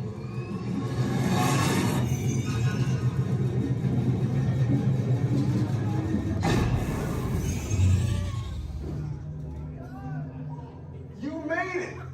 I mean, of course you did. Nova Prime, they're ready. Excellent. What you see before you is the cosmic generator. And in just a few moments, we'll be activating it so you can experience for yourself what's happening. I'm not sure. Our power's out. And the cosmic generator is gone. Cheerio, Monarch. Go to Code Red. Prepare the fleet. And call the Guardians. Now. There is no cause for alarm. Turn off that alarm. I've got an important transmission coming in. Hey, what's up, Nova Corps? Our cosmic generator has been stolen. What? How? Why didn't we think of that? That thing's gotta be worth a fortune. I am Groot. Good question. Yeah, who do you think took it? Perhaps that really big man outside your ship. Oh, that is a big man. I need to alert Nova Prime.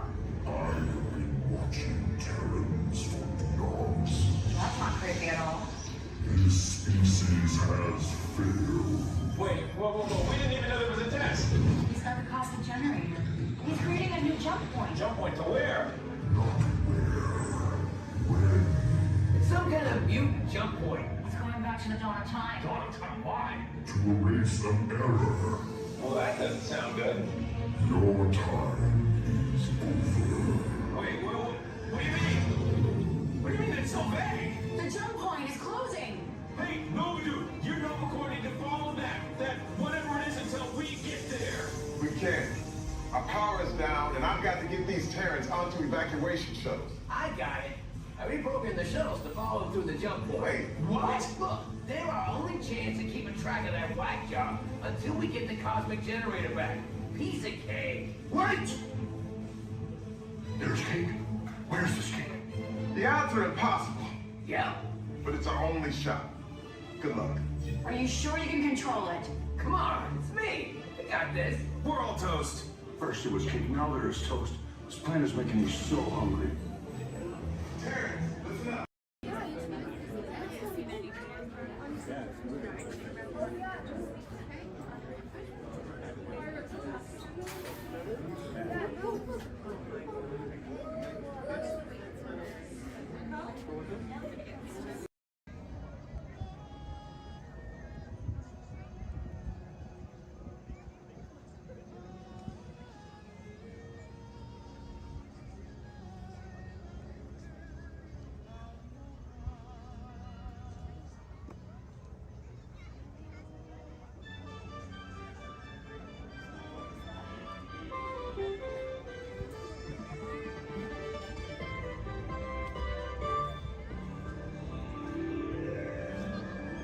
Guests of Disney's Polynesian Village Resort, aloha! Since 1971, the electrical water pageant has lit up the shores of Bay Lake, entertaining generations of dreamers from the young to the young at heart. As we celebrate 50 years of magic here at Walt Disney World Resort, we invite you to join us in this time-honored tradition. Enjoy the lights, the music, the magic of Disney's electrical water pageant.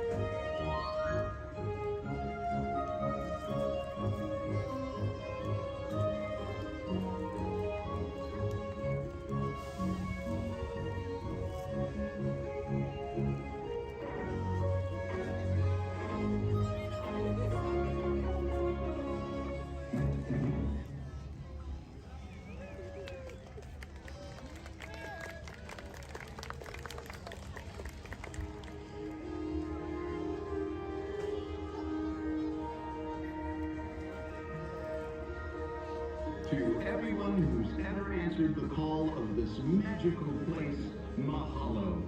We have shared the breath of magic. For 50 years, you have trusted us with your dreams, and tonight we hope you feel them twinkling in your eyes, enduring like the sparkle of Disney's electrical water pageant. From all of us to all of you here at Disney's Polynesian Village Resort, we bid you aloha and hope you wake tomorrow to find your dreams are even brighter in the light of a new day.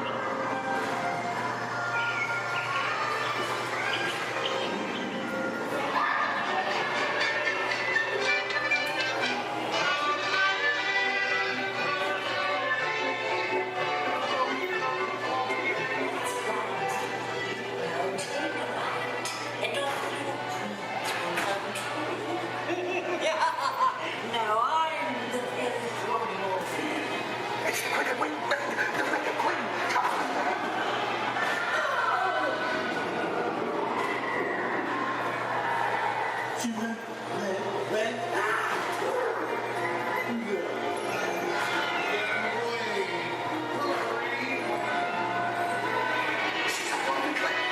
go!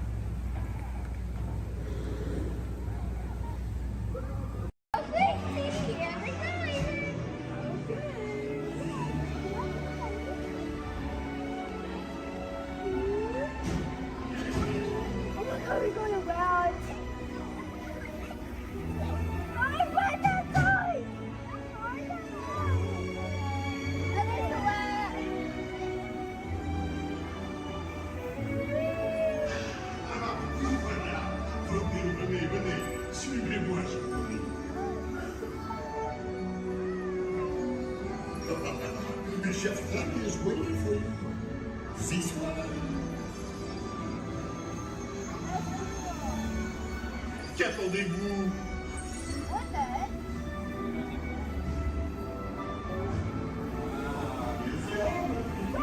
Invité pour le dîner. On n'aurait pas idéal. Encore non. A simple omelet? 2 simple. What? Mais oui, that's it!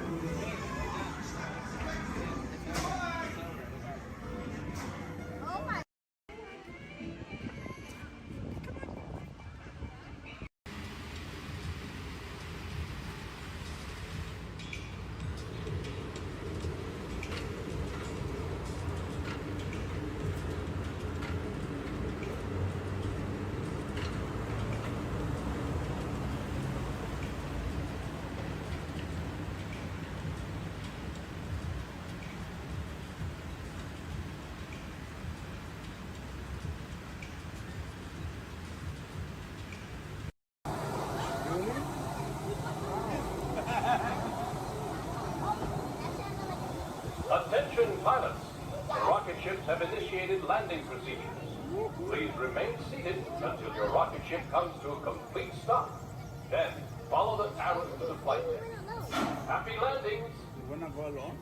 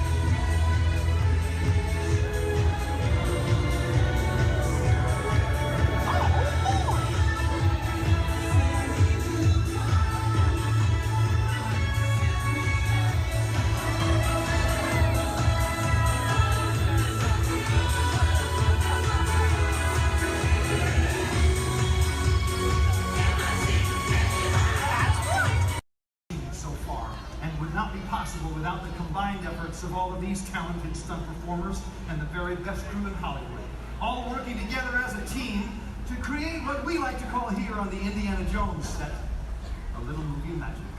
Right, guys? Let's do it. You got it, boss. All right. Ready to hill. Thank you very much, Chaz. You set? We're good, John. Cameras ready, Jason? Standing by. Quiet and set, everybody, please. Roll cameras. Rolling and speed. 16-3 Charlie, as your flight, take 1 mark.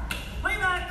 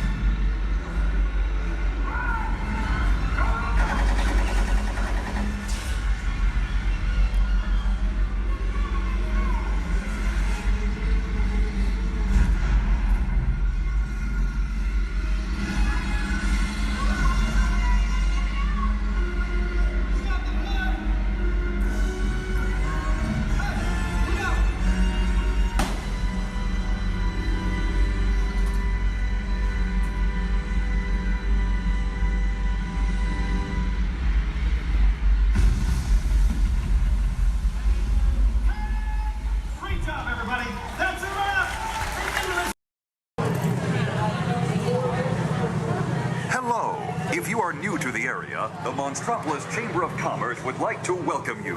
While you're in town, be sure...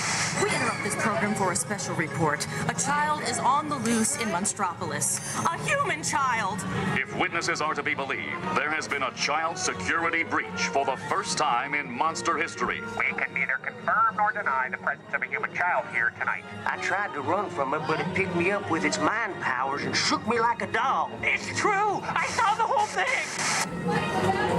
Happy birthday, Schmoopsy Poo! Oh, googly bear!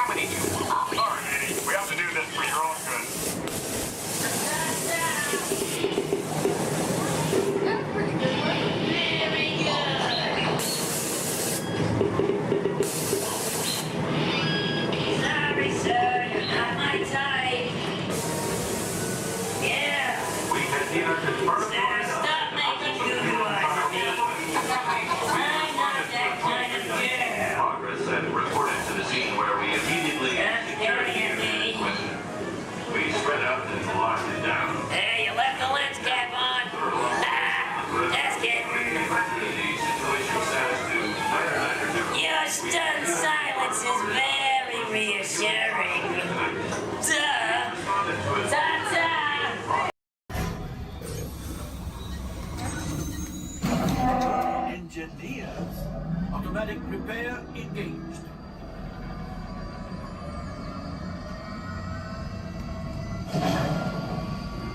Right, pilot. Push the flashing button to take off.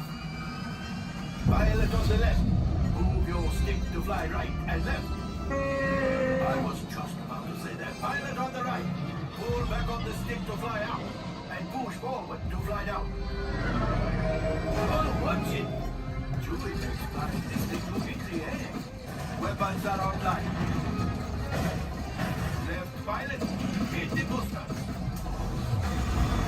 Now let's go get that coaxial. Right pilot. Make the jump to light speed.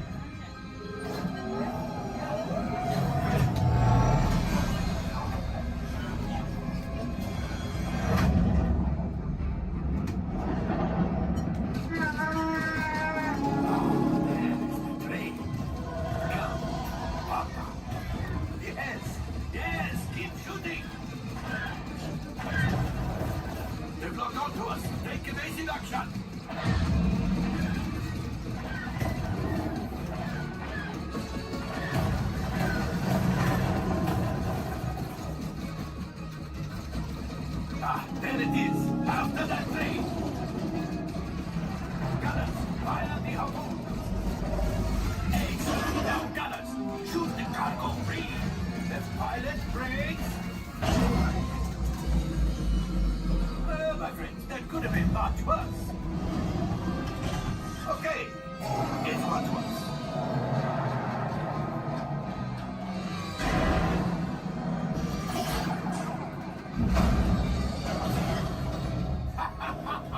Yes, you got one. Excellent, my friends. Now power up the ship. Well, I grabbed the old axiom. You see, just as I promised, my friend, now that the resistance has what they need, maybe a little something for Hondo. Pilots, line up behind the train so we can harpoon that last car.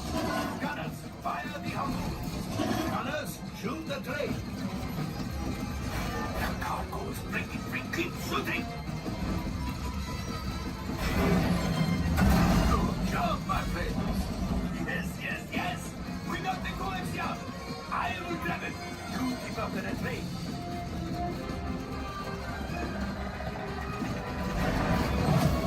Gunship. Oh, that's ridiculous. Things are getting too hot. We've got to get out of here. Yes, a distraction. Fire the missiles at the train. Hey.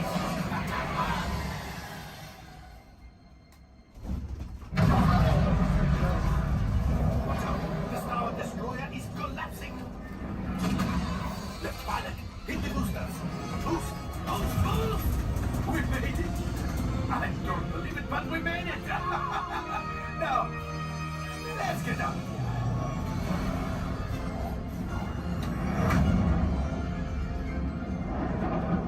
Great job, my friends. You retrieved 2 containers of coaxium. This will greatly help the resistance. You have heard the First Order and made Chewie proud. Now, after my modest profit, your cut minus what you owe me for damaging the Falcon is... Hey, not bad.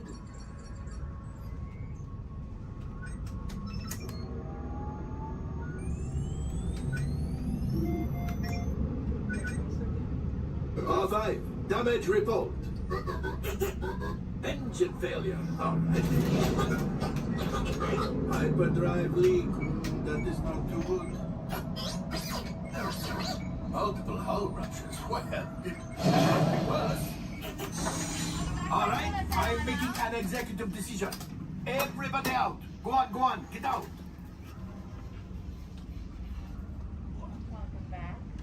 All available techs, we have a Corellian freighter that needs immediate transport back to the maintenance bay. This thing has seen better days. Better fix all that before the Wookiee sees it.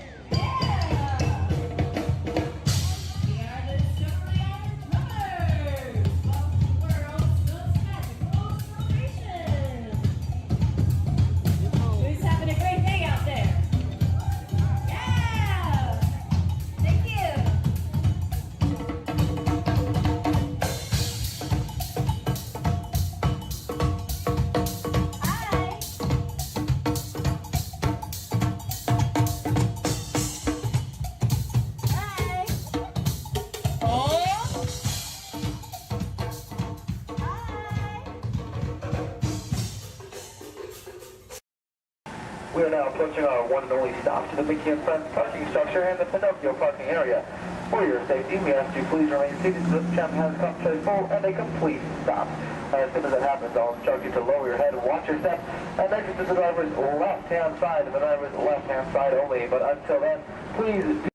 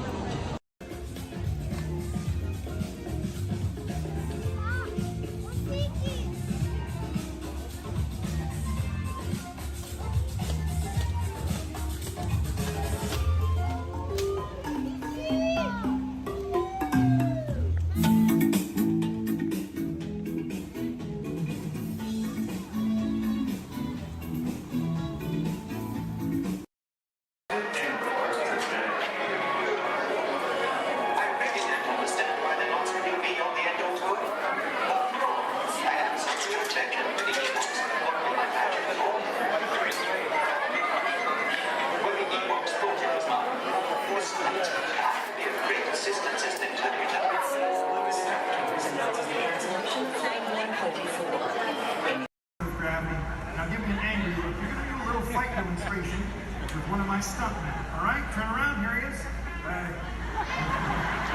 My bad. You know what, Steve? I'm sorry. You're just too big for this. Why don't you go get set up with the desert scene? All right. Thank you for one help. Where are you going? We're not done. We're not done yet. He was a little big, right? Scared you a little bit. Sign that waiver, all right? You're good. You're good. Let me see if I can find you somebody a little bit more your size to pick on. Hey, Devin. Yes, sir. Come on over here. So I'm doing a little fight demonstration for our guests, and I've got a volunteer. RT, this is Devin. Think it's something real simple.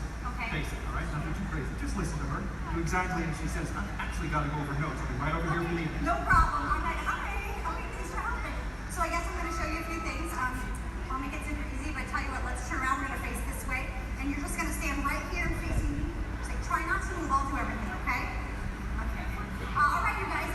Well, when we're doing fight routines, taking a punch, it really is just as important as throwing one. Sorry, okay? I'm so sorry. I'm okay. Okay, you look all right. Okay. Well, as you guys can see, you really can't get hurt if you don't have the right timing. Sir! Okay, I think I know what's happening. You're moving just a little bit. No, we're not going to listen anymore. Okay, no problem. I'll wrap it up. Here's your little hat. You see, it just takes guts. Coordination. And a real level head.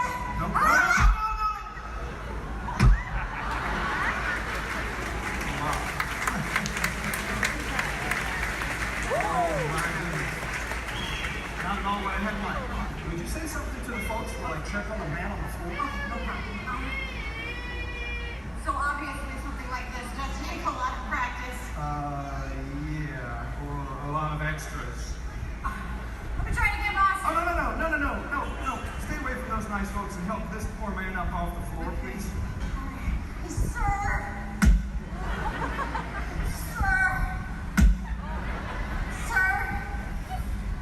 Ladies and gentlemen, that is indeed one of my stuntmen. Give it up for Mr. R.T. Romano! Keep that applause going for all of our background extras! Everybody make sure we're staying seated. Sante Sun Award, and that just means thank you. There's another word we like to say out here in Harambe, which is Tuwende, and Tuwende means let's go. Jumbo, everyone, my name is Julia, and I will be your safari guide today. A few quick safety reminders before we head on in. Just make sure to keep your hands, arms, feet, and legs inside the truck, and make sure everyone is staying seated for the entire safari ride. Above you, you'll see that animal spotting guide. That'll help you identify some of the animals that we might be seeing out there today. So go ahead and look it over for a quick second, see if you can find any of your favorites. That's also a great time to get any cameras or phones out and ready, as the roads are going to be pretty bumpy and we won't be able to stop for every animal.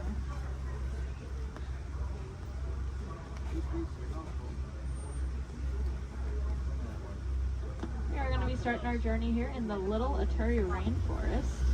The animals that live out here are going to be more shy and reclusive. So keep your eyes open for any stripes or camouflage.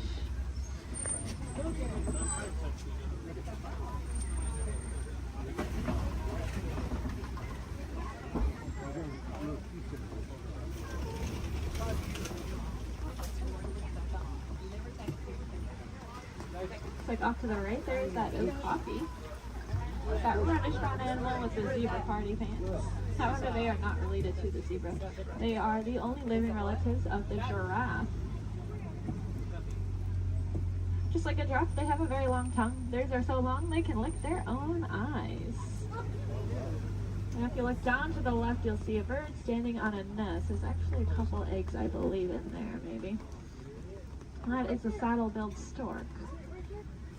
They're about 5 feet tall, and their wingspan is about 9 feet long. And if you look up at that canopy above your head, that is also just about 9 feet long. Put that in perspective for you. Now, if we look back at the okapi over there, I said they're related to the giraffe. Just like a giraffe, they have ossicones, which are those stubby horn things on their heads. But that one that we're seeing doesn't have any ossicones. That's because she's a female. Only male okapi will have them, whereas all giraffes will have them. Up on the hill to the right are the greater kudu. And we can tell they are female. That's because they don't have any horns on them. The males will have horns that can spiral backwards up to 6 feet long. If you look off to the left against this cave wall here, you'll see a black rhinoceros. Kind of looks like one of those boulders, just a lot smoother. Now, these black rhinos are unfortunately critically endangered. There are less than 10,000 individuals left in the whole world, and that's including the one we are looking at. They don't have any natural predators, though. That is all due to the poaching of their horns. Their horns are thought to have medicinal value to them, so they'll be rounded up and used in medicines. However, those horns are made entirely out of keratin, which is the exact same thing that our hair and our fingernails are made out of.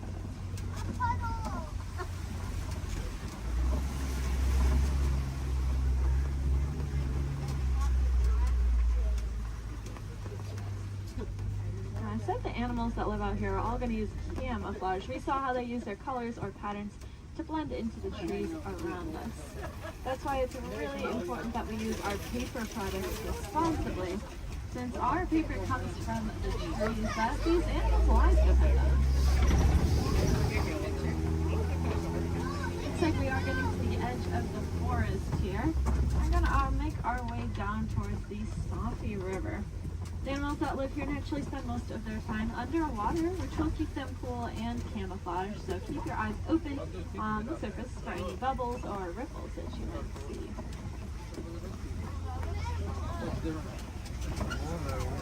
It's like off to the right, there are some pink-backed pelicans. You get that name for that slight pink coloring on their back. That'll be there all year round. It'll get brighter during mating season, though. I like to say it's because they're putting on their blush. And if you look off to the left, you'll see a bloat of the Nile hippopotamus. Make sure we're staying seated, friends. Make sure we're all staying seated. These hippos can hold their breath anywhere from 5 to 8 minutes at a time, which is going to allow them to sleep underwater. They'll float to the surface every couple of minutes, take a big breath of air, and then sink back down, all while completely asleep. They are herbivores, meaning they only eat plants. They'll come out towards nighttime and graze on about 80 pounds worth of grasses. And they'll go back in the water.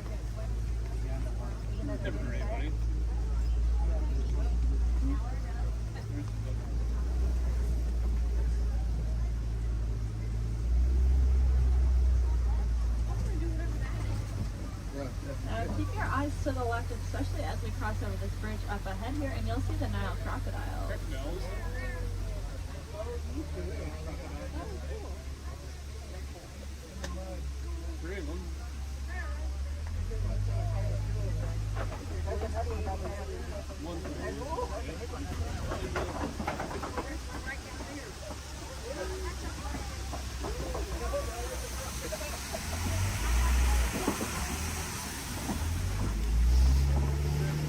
Crocodiles are pretty impressive. They can weigh anywhere from 500 to 1,000 pounds, be as long as a giraffe is tall, and they have the strongest jaw and bite force of any animal.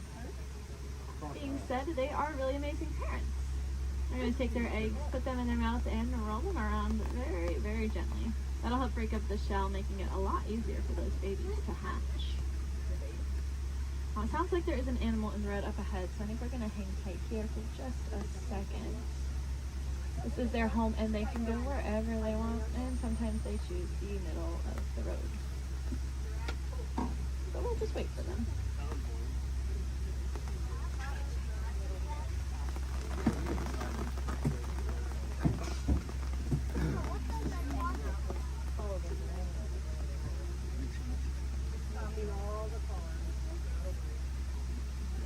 Does anyone know how to tell the difference between an alligator and a crocodile?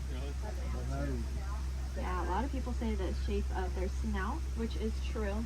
That personally confuses me though, because it's the opposite of what you think it would be.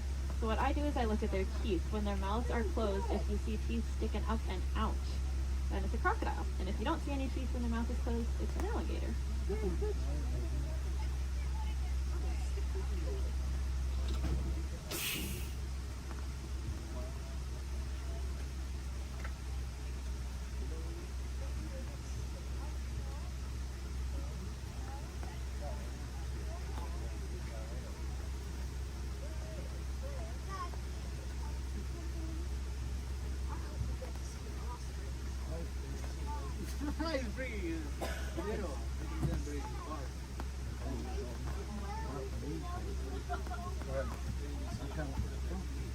Well, thanks for your patience here.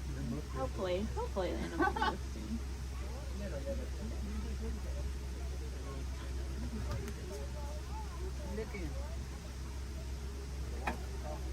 Crocodiles are also something that are called a living fossil, which just means that they were alive way back when all the dinosaurs and all them were alive, but they never went extinct and they didn't evolve into a different species. They kind of just stayed. A lot of other animals like that, like horseshoe crabs, cockroaches, they're all living fossils. But so are those crocodiles and alligators.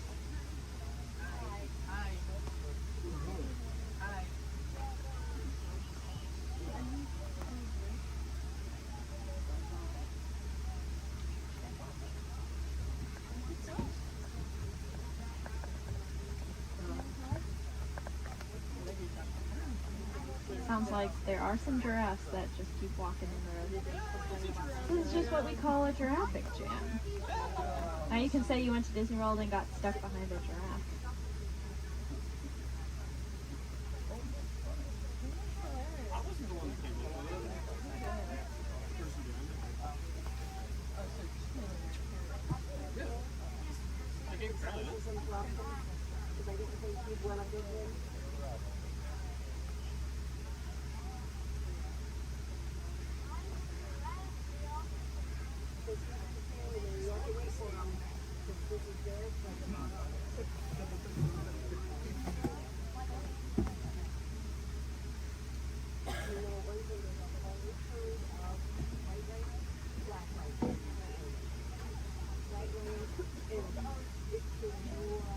Sounds like the giraffe has moved, but now there's a different animal on the road.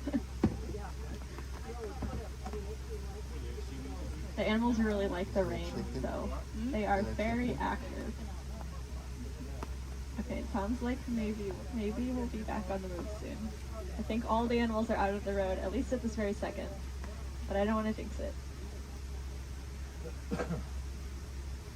But that's good news for us, because that means once we get down into the savannah, there's going to be a lot of cool animals really close to see. Alright. See how far we can get.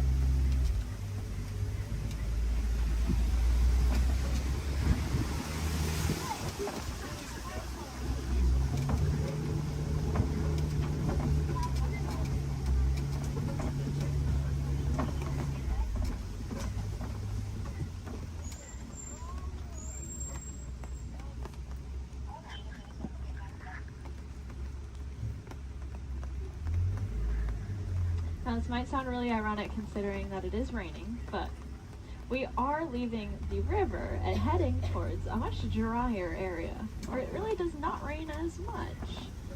And I say that because the baobab tree that's off on the right there, It is going to be leafless about 9 months out of the year just to conserve water. Some people call it the upside down tree because, well, it looks like the roots are on the top. It's also known as the tree of life. That's because it stores a lot of water in its trunk there. So other animals will use it as water source. We can even use the bark as medicine. One of my favorite things about the baobab tree is that it does have flowers, but they only bloom at night because they're pollinated by bats. Alright, looks like we are finally able to head here into the savannah.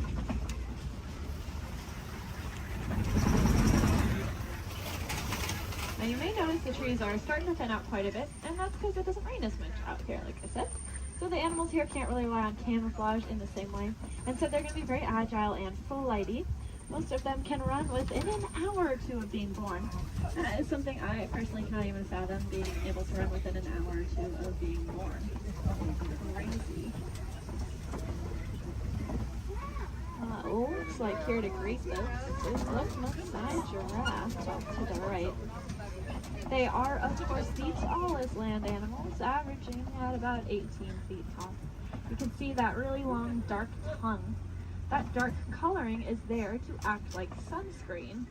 And that's because giraffes eat most of the day. And by most of their day, I don't mean like half the day. I mean they eat about 20 to 22 hours. Out of that 24-hour time period, they're going to spend eating. So that tongue is that dark coloring just to protect it, since it is out about 20 hours a day.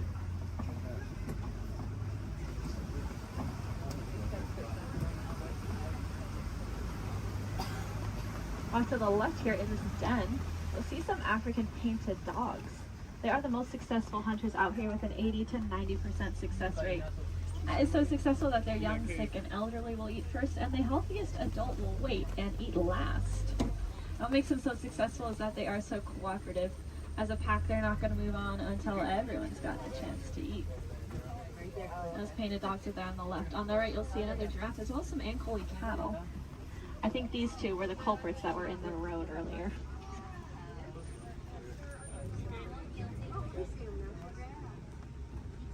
Those cattle have those really large horns on them that look pretty heavy, but they are hollow with a honeycomb-like structure on the inside. That'll help blood flow to keep them nice and cool. If you look to the left, you'll see the sable antelope, those 3 brown antelope back there. You'll also see some Hartman's Mountain zebra. Now take a really good look at the zebra here, because one of them is a little bit smaller than the other one, and that's because she's about 7 months old. That's her and her mom there. And if you look at her legs, though, her legs are just as long as her mother's, and that's because zebras are born with their legs fully developed. Running, as I said, is very important out here, so those zebra babies are born with long, lanky legs, ready to run within half an hour of being born. Their stripe patterns are going to be unique to them in the same way that our fingerprints are unique to us. That's actually true for a lot of animals, not just those zebra. It's true for those painted dogs we saw, and it's also true for these giraffes up here.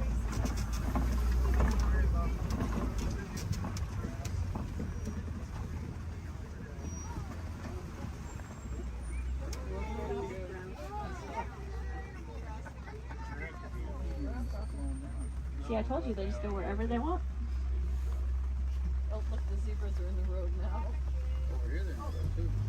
Yes, look over there. Zebras are in the road over there. Now, since giraffes spend most of their day eating, they also spend most of their day standing up. They don't really like to sit down. It's very vulnerable for them. They even prefer to give birth standing up. So that's about a 6-foot drop for those baby giraffes. I like to say the first thing a giraffe experiences in life is gravity. Of course, when you're born already about 6 feet tall, I guess it really doesn't matter that much. It also is going to kickstart their heart, that drop. So maybe it's a good thing.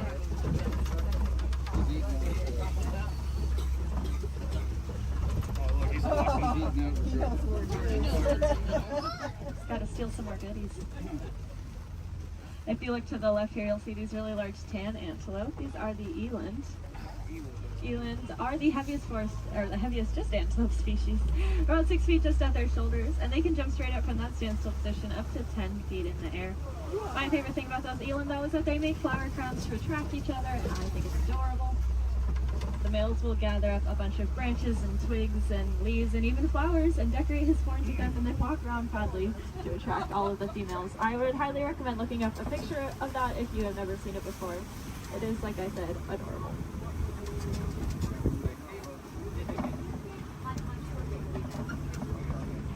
Now off to the right, there's going to be a path. We're not going down that path, but if you look down it, you'll see some little tiny antelope called the springbok. They get that name because they can jump about 6 feet up and 13 feet across. When they do that, it kind of looks like ping pong balls hopping across the savannah. Makes it really confusing to those predators out there. Now, all the animals that live out here have a very important job to do. They're going to be the landscapers. So those antelope will be the lawnmowers, giraffes will prune back the trees, and then larger animals will be the bulldozers. They'll knock over trees. And if you look around us, looks like there have been a whole bunch of trees knocked over. There's really only one animal I can think of, though, that is large enough to act as a bulldozer and knock over an entire tree.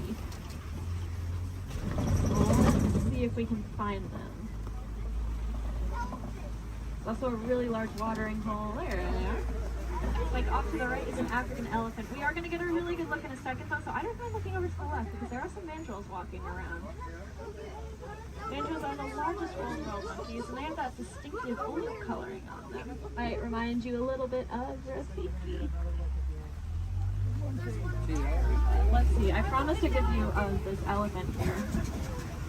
And I know the road up ahead has been closed, so I think we're going to get a really, really good view. Yeah.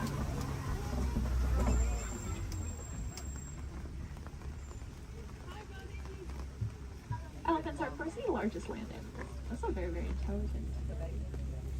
You can see him using that trunk. They have about 40,000 muscles in that one trunk. To put that in perspective for you, we have a couple hundred different muscles in our entire bodies. They have 40,000 in that one trunk. That is kind of unbelievable to me. And it's going to allow them to do a lot of really cool things, though. You see them eat with it. They also drink water, kind of like a straw.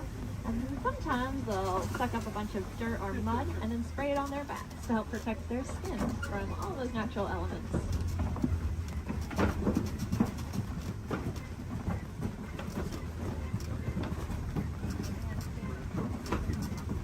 Lucky for us, I think we are headed deeper into elephant country here. And I say that because elephants love to eat red clay. If you look around us, it looks like we are surrounded here by this red clay. It's very nutritious, so they'll eat it as an extra form of nutrition, just like how we might take a vitamin or a supplement every day. And there are some tusk marks over to the right and some footprints down to the left. So the herd must be nearby. I think I see them off to the left there. Elephants are matriarchal, and that means the oldest or wisest female is going to be the dominant one in charge. Males are going to leave the herd at about 15 years old, and if they don't do it willingly, they will be forced out by those females.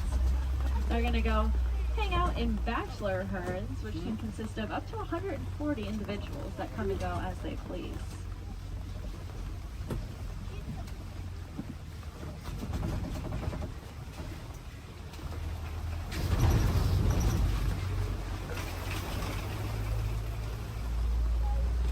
Keep your eyes to the left and get some pretty good sights here.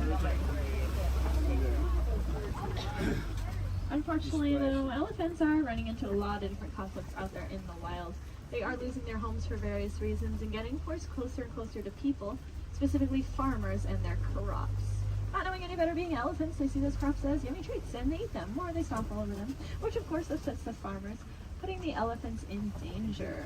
Luckily, we did some research recently and learned that elephants are afraid of bees. They have very sensitive skin and do not like to be stung. So now out in Kenya, farmers are building fences out of beehives. That scares off the elephants, which keeps them safe, and in turn keeps the crop safe and the farmer's livelihood. And the farmer gains a new crop, which is, of course, the honey from the bees. And if you like honey, you can look up the Elephant Safe Honey Project and learn a little bit more about how you can support that. If you look to the left here, you'll see the greater flamingos. They are the largest flamingo species, but the lightest in coloring. They're going to get that pink coloring from the brine shrimp that they eat. There's a protein in there called beta-carotene, and that's what'll turn them pink. It's the same thing that's in carrots. They're going to get their food by doing something called filter feeding. So if you can picture a pasta strainer, the noodles get stuck inside and the water comes out. That's how their beaks work. They take a big mouthful of water, the food gets caught inside, and the rest of the water flows right on out. That's why it's super, super important that we keep our waterways clean, because if we have plastic or trash floating around in that water, they could take a big mouthful of that. And we don't want any of our trash ending up in those flamingo beaks. Looks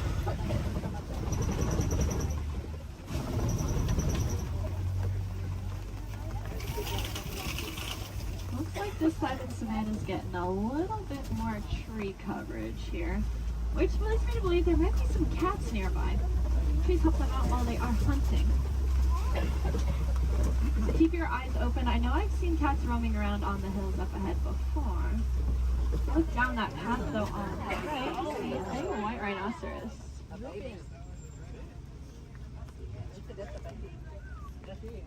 White rhinos are the most social of the 5 rhino species. They're usually always in a group with their buddies, so that one's friends probably aren't too far behind.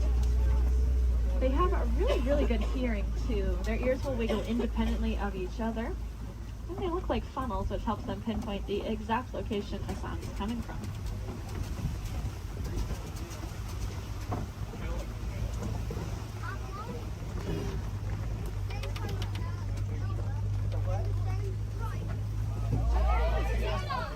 It's like off to the left there behind that orange rock. Sweet cheetah. Cheetahs are the fastest land animals. They can go from 0 to 60 miles per hour in 3 seconds or less. They're going to use their tails to help them steer, very similar to a boat's rudder. And they're the only cats that are going to hunt during the day instead of at night. That's just because they don't have very good eyesight at night, so if you can picture what we see at night, that's about the same as what a cheetah can see at night. To help them out though, they have that black stripe under their eye that acts like built-in sunglasses, helping protect their eyes from the sun. Looks like up ahead are some Kopi rocks. And on top of those Kopi rocks, looks like a female lion up there.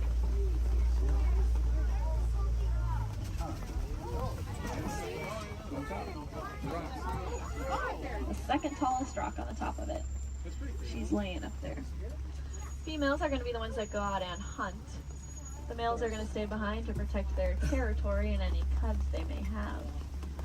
Males have a mane on them, which is about 20 pounds of hair, just protecting his neck in case of illness. Male lions also have the loudest roar of any animal. You can be heard up to 6 miles away.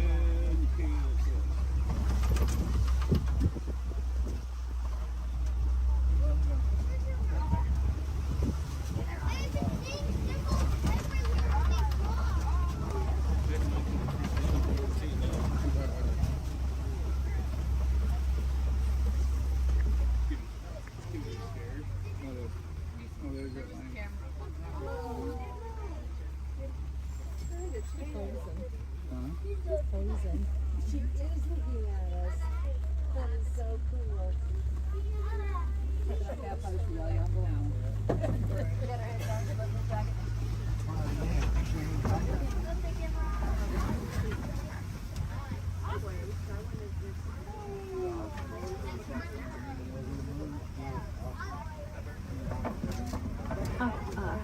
Looks like there are a couple ostriches walking around.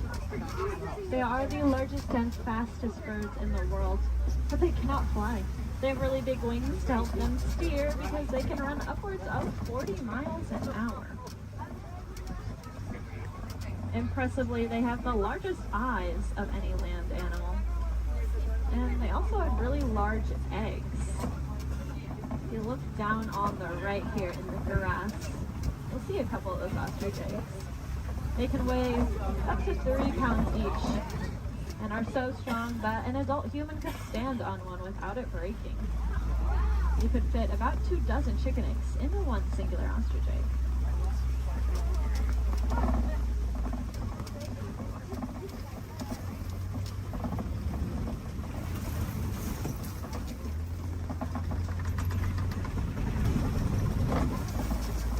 Up ahead is the warden's post. The warden takes care of all the animals out there on the reserve.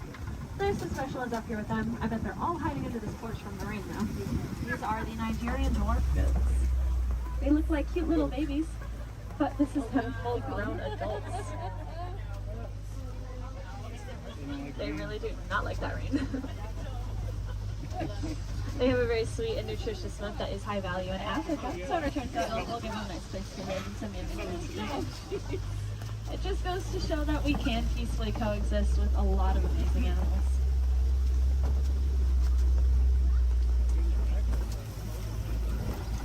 unfortunately, those gates do signify the end of the reserve and our return back to the village.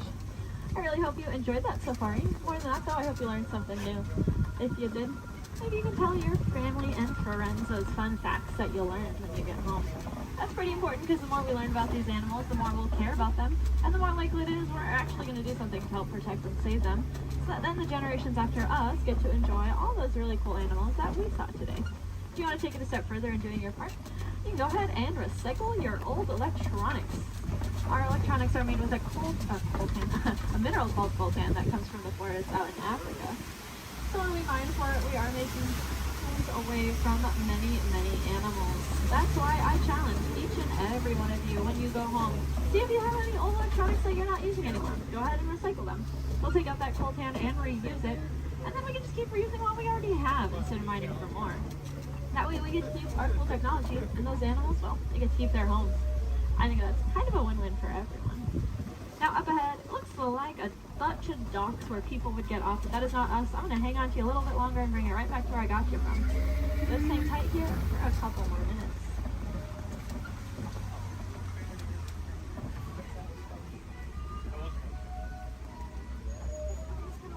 These people watching.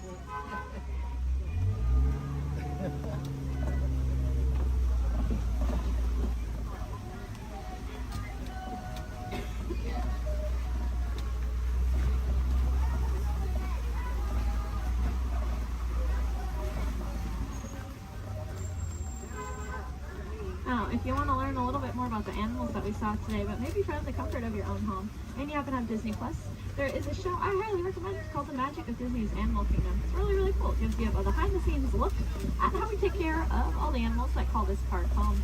It is one of my favorite shows, but I am, of course, not biased at all. If you want to see some more animals while you're in the park today, I'd recommend heading over to the Gorilla Falls Exploration Trail. Lucky for us, it's going to be right where I drop you off. Once you get off my truck, you'll go down a ramp, and if you take a right, you'll just be exiting the area. If you take a left, though, you are magically already on that trail. It's about a 10 to 15 minute walking path, where you can see a bunch more African animals, including, of course, those gorillas. If you head over to Asia, there's an Asian version of that trail as well called the Maharaja Jungle Trek, and they have all those Asian animals that we love, like bats, Komodo dragons, and tigers. There's also an aviary in both of those trails. If I had any wilderness explorers on board, you are riding the Simba 1. That is the code you'll need to get your safari badge, the Simba 1.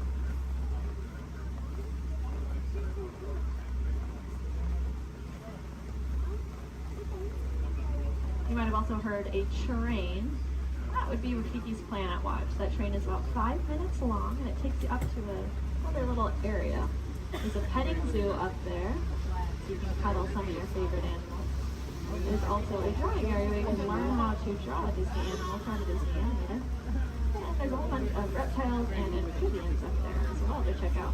The last train is going to leave at 4:30 though, so if that sounds like something you're interested in, I recommend making sure you are on that train before 4:30.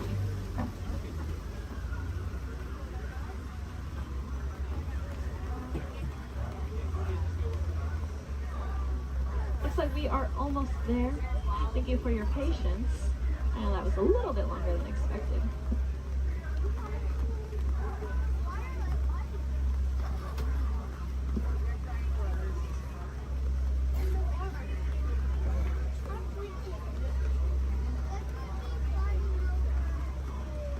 Now's a great time to gather up any personal belongings that you might have. Make sure you have everything with you.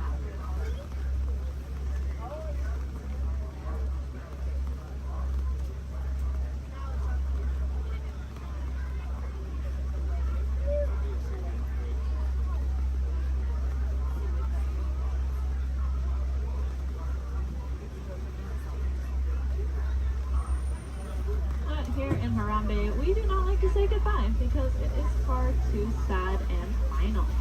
Instead, we say Kwaherini, which means to go well. So Kwaherini, my friends. Again, my name was Julia from Fort Collins, Colorado. I really hope that y'all had just as much fun out there as I did.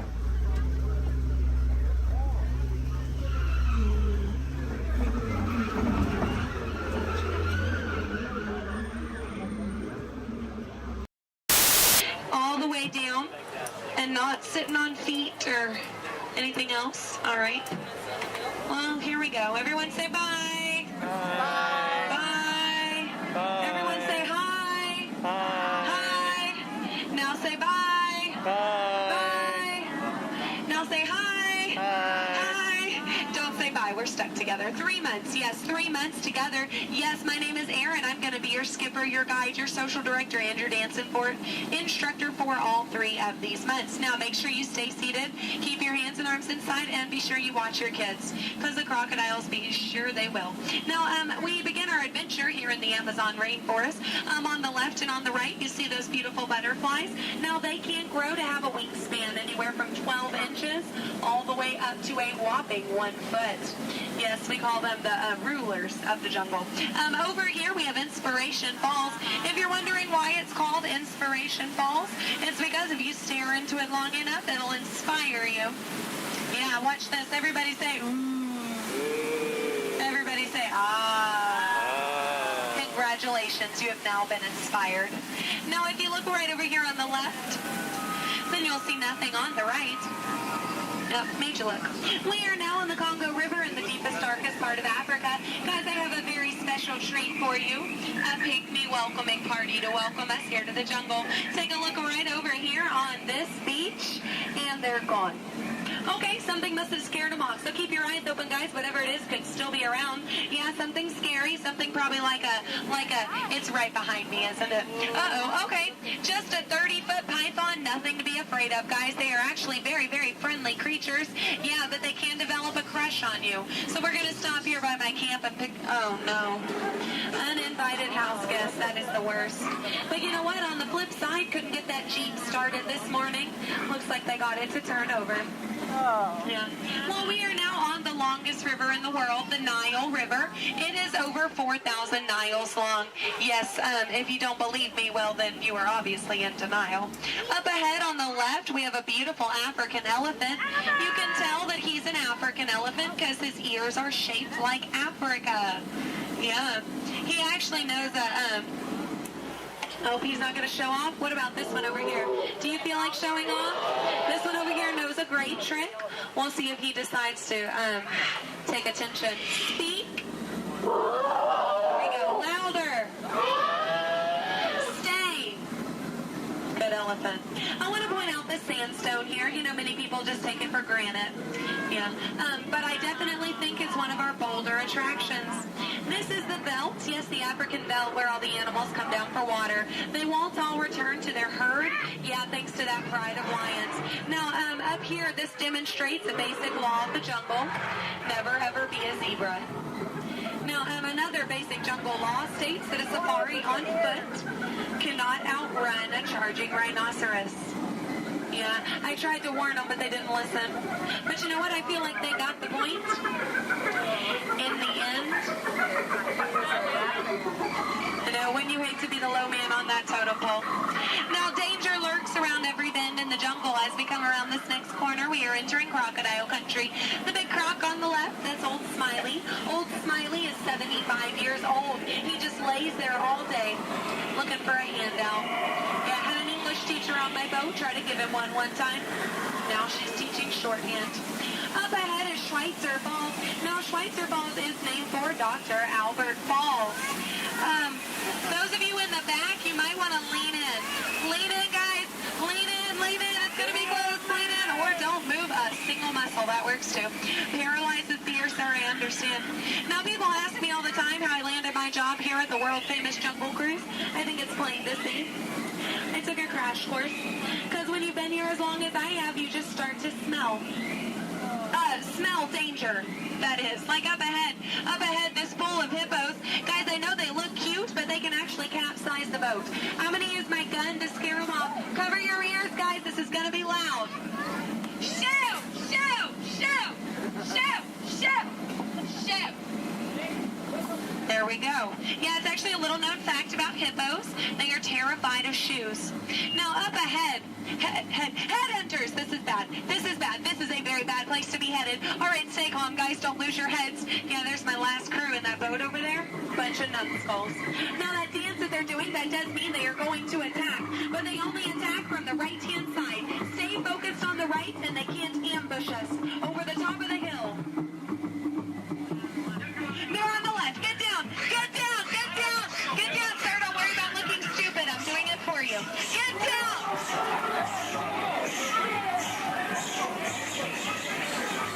All right, we're safe. We made it. Now this is it, folks. The 8th wonder of the world. The reason you rode the Jungle Cruise today. The backside of water.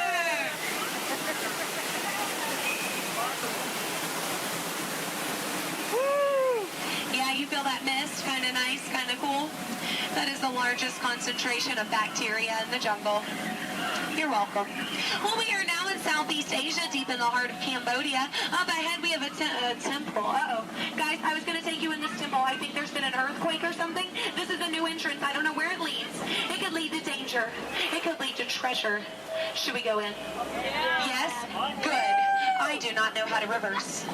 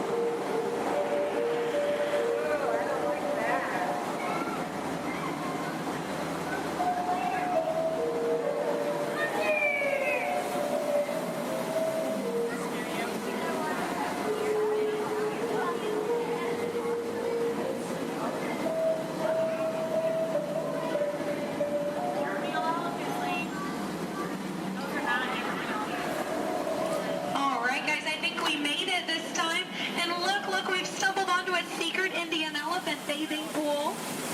Now guys, I know this is their bathing pool, but feel free to take as many pictures as you like, because look, they all have their trunks on. It's fine. Now some of these elephants are very, very friendly, and they might try to spray the boat. So we are just going to scoot on through. Oh no, up ahead. Up ahead. Get down. Duck, duck, duck. Goose. All right. No, oh no. Oh no. Both sides. Oh no. Get down.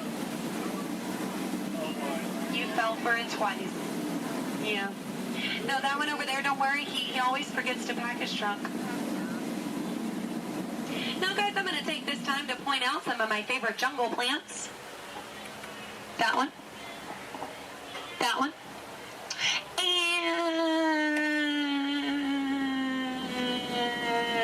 that one. There we go. Those are my favorites. Any questions? No? Good. Over here on the left, you'll see our dear friend Trader Sam. Trader Sam is actually our resident head salesman here in the jungle. Yeah, due to the economy lately, sales have been shrinking. But he is offering a special 2 of his heads for just 1 of yours. Yeah, think about it, because, you know, any way you slice it or dice it, you're going to come out ahead. Yeah. All joking aside, Sam is a really lucky guy. He was the only man from his entire tribe to go to college. Yeah, he actually got kicked out, though, before getting his degree. He got caught trying to butter up one of his professors. Yeah. But he's a nice guy. He actually threw a dinner party last night. Yeah, he invited all the skippers. I got there 20 minutes late, though. All I got was the cold shoulder. Nothing left but finger foods. Yeah, and I was looking forward to it. I mean, his wife makes a great stew. I told him so, and he said, I know. I'm going to miss her. Yeah. You know what Sam's favorite Disney song is? You Got a Friend in Me. Yeah. I'm not making these up, guys. They're actually written in the script. Yeah. Yeah. Now we are approaching the dock, yes, which means it's the most dangerous part of our journey. My attempt to dock the boat. So make sure you stay seated. Watch your elbows over here on this side. We don't want unnecessary peer pressure up ahead. Now, when the boat and the dock reach the same speed, you'll exit out the same way you came in. Everybody over here will use the back door. Everybody over here and in the center will use the front door. Just remember not to cross the crates. Yes, don't cross over the boxes. I don't want you to trip and fall. You'll have 2 bad trips on the same boat. I thought 1 was enough. Now, guys, we've really been through a lot. I have to tell you, out of all the crews I've had today, you guys have been the most recent. There we go. No, really, that is an honor only a few thousand people get a day. So you should feel very, very special. No, really, guys, if you find yourself passing by the Jungle Cruise later, I understand. Yeah. But if you want to stop and say hi, I'll be around. And around. And around. Stay in school. No, I'm kidding, guys, I'm kidding. 4 years of college. Yeah. My mom is so proud of my brother. He's a doctor. I tried to be a doctor, I really did, but I don't have the patience. Yeah, no, is that... Those are raindrops I hear hitting the top of the boat. So, yeah, it looks like we're going to get a little wet. Just a reminder, our dock is made out of pure hickory. Yes, so as you exit, you will be stepping out onto a slippery hickory dock.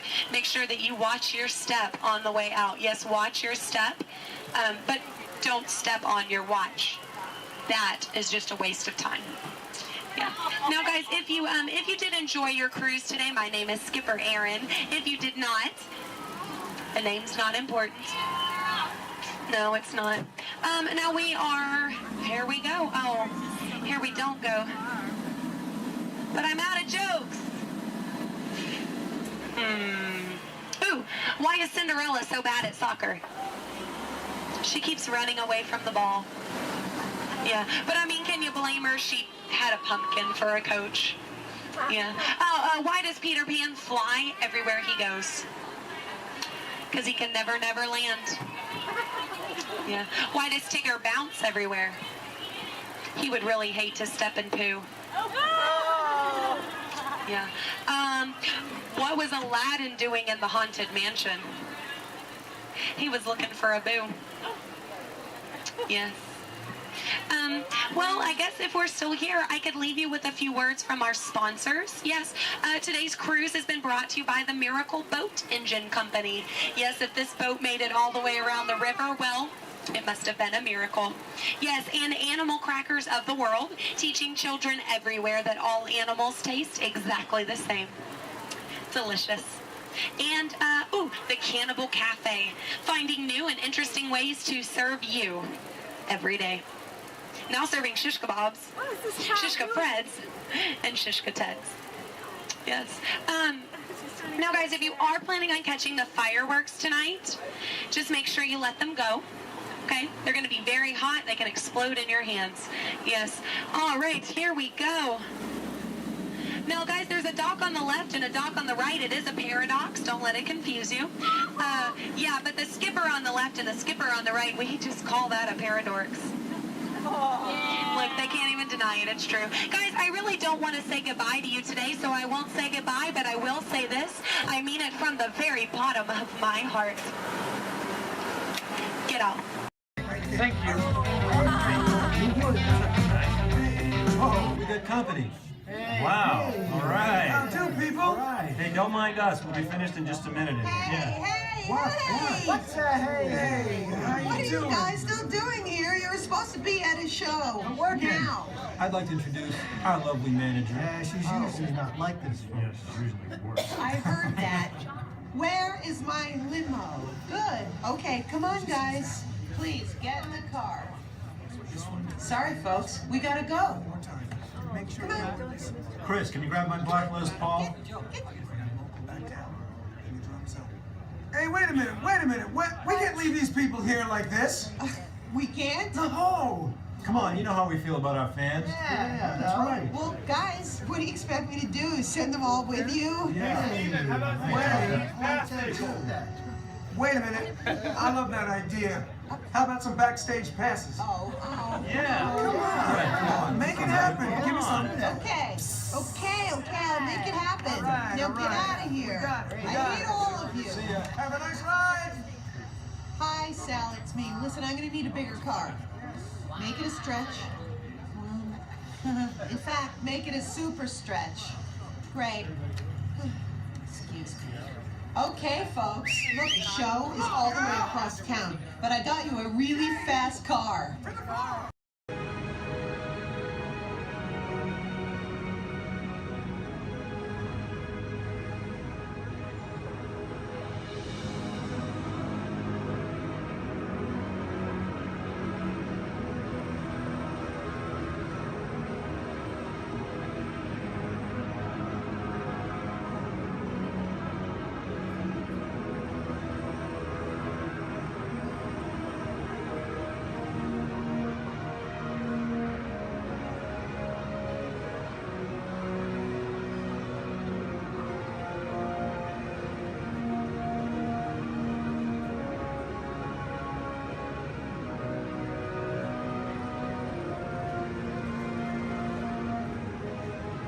Step into the car.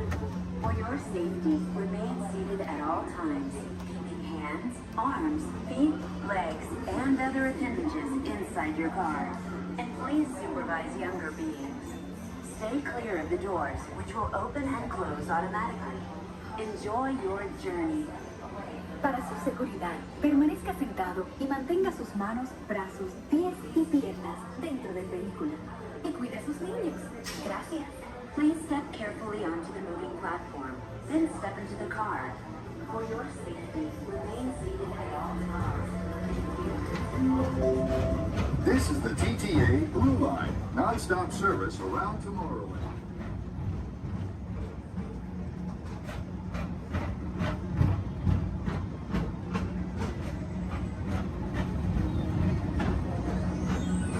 Greetings, intergalactic travelers. Welcome aboard the People Mover, presented by Enterprise. I'm Horak 5, your guide aboard this highway in the sky, the absolute best way to see Tomorrowland. And my stars, is there ever lots to see? From spacecraft to monster labs, there's really nothing like today in Tomorrowland. For your safety, if you have wings, jetpacks, or gravity polarizers, please do not take flight while on board. Thank you.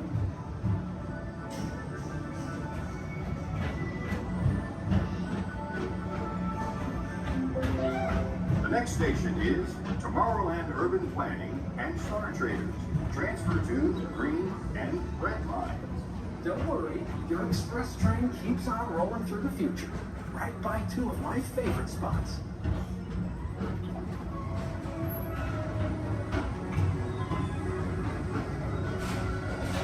First up, Progress City, Walt Disney's amazing dream for a community of tomorrow. Did you know Progress City inspired Epcot and a lot of the visionary ideas throughout Walt Disney World? Look, there's even a tiny people mover. I wonder if that means there's a tiny Borak.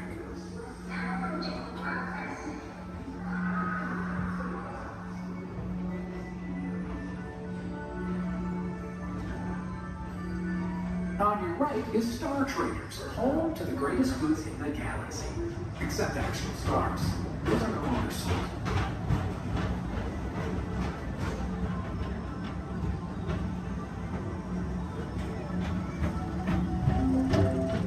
Now approaching Tomorrowland Speedway and Tron Light Cycle Run. I love a good circuit, and these are two of the best tracks of the cosmos for a bit of light, speedy competition.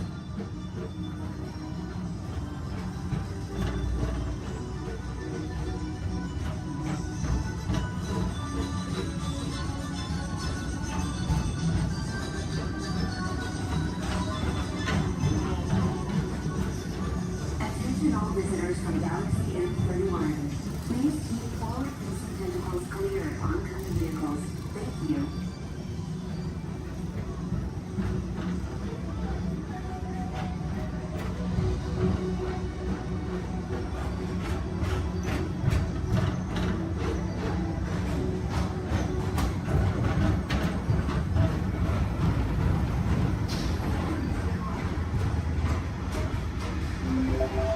This is Starboard 75. Or as the locals call it, Space Mountain. Our high-speed rocket port to distant deep space destinations.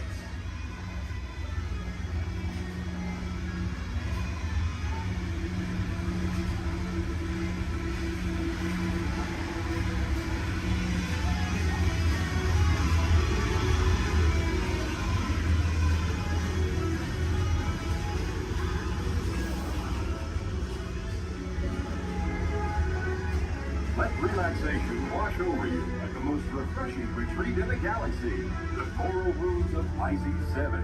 You H2O it to yourself. Book today.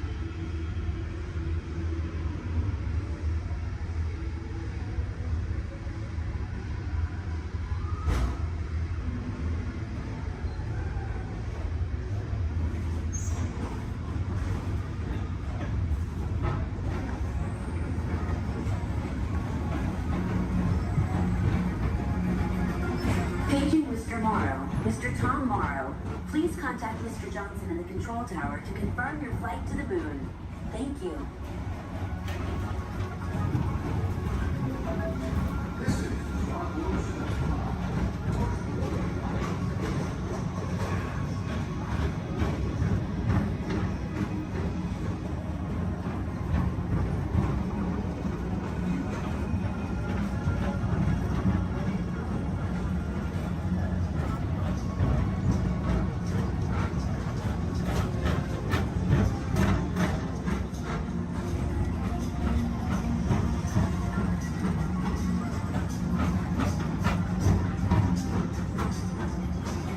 Attention all visitors.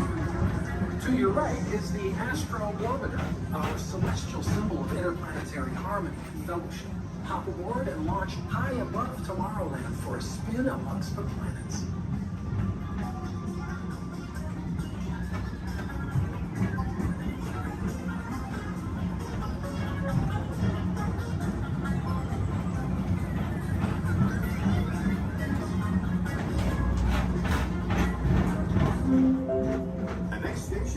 Walt Disney's Carousel of Progress. As usual, we'll keep moving ahead, and so does the carousel. Like progress itself, this theater...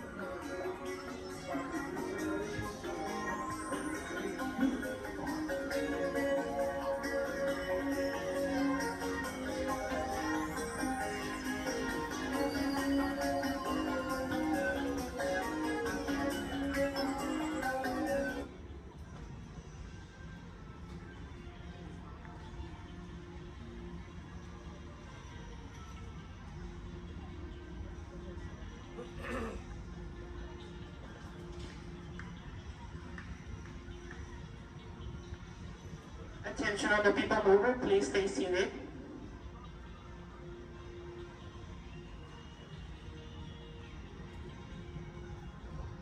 Attention all people mover passengers, for your safety, please remain seated with your hands, arms, feet, and legs inside the vehicle as vehicle bumping may occur. This ride will begin motion immediately. Thank you.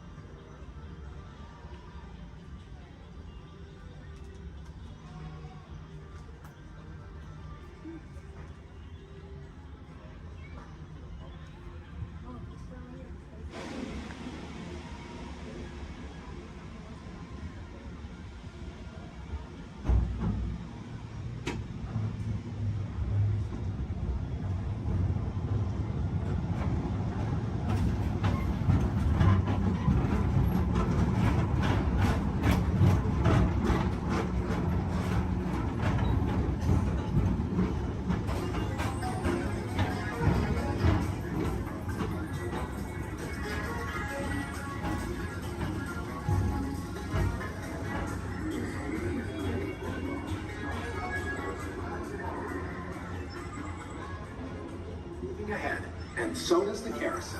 Like progress itself, this theater never stops, inspiring new generations to dream of a great, big, beautiful tomorrow.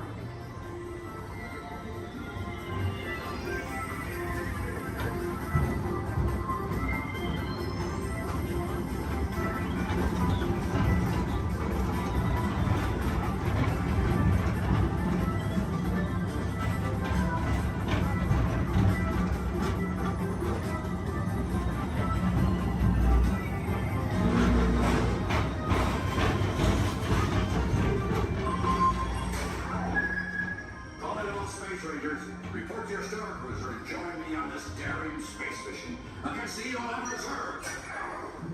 Affirmative. We're on it, Buzz. You can count on us.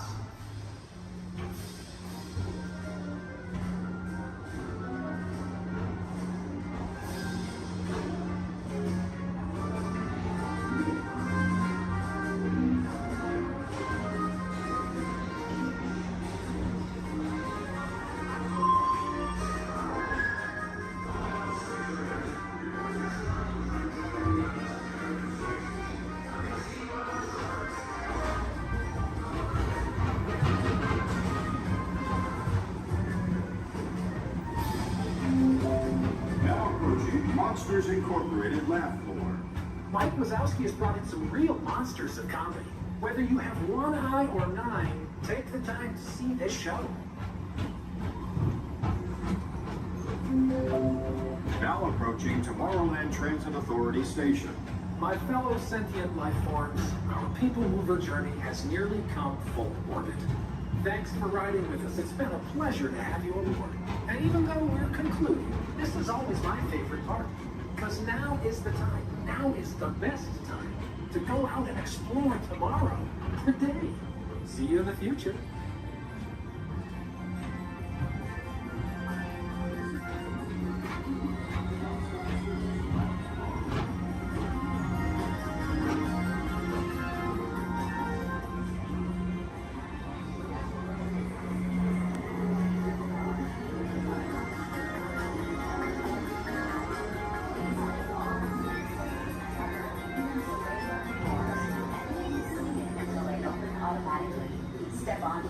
Platform with caution and exit by stepping away from the car. Thank you.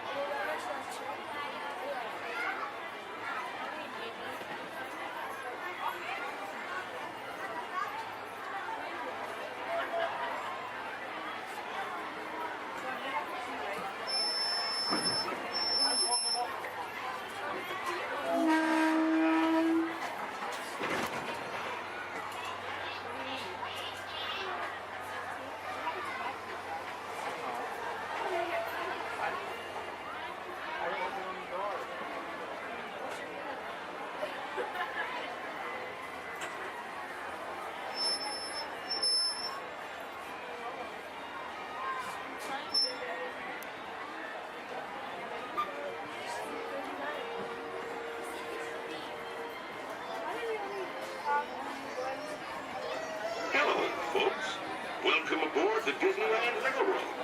We're now embarking on a grand circle tour of the Magic Kingdom, with stops at New Orleans Square, Mickey's Toontown, and Tomorrowland, followed by a visit to the Grand Canyon and Primeval World. We got a lot of traveling ahead of us, so remember, for a safe trip, you need to stay seated, keeping your hands, arms, feet, and legs inside the train. And please, watch your children. Bienvenidos a bordo del Disneyland Railroad. Para su seguridad, permanezca sentado y mantenga las manos, brazos, pies y piernas dentro del tren. Y cuide a los pequeños. Gracias.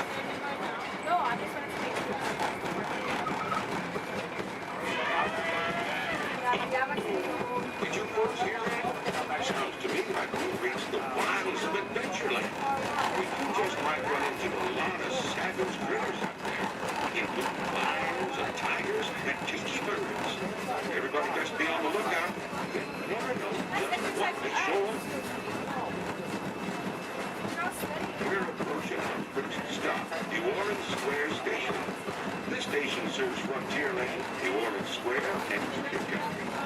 If you'll be leaving us here, please remain seated until the train comes to a complete stop. Then watch your step while getting off.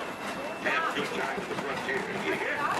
For those of you continuing on, we'll resume our trip in just a moment.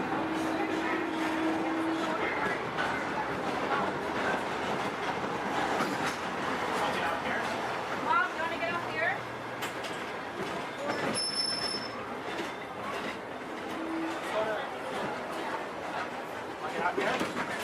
Dad?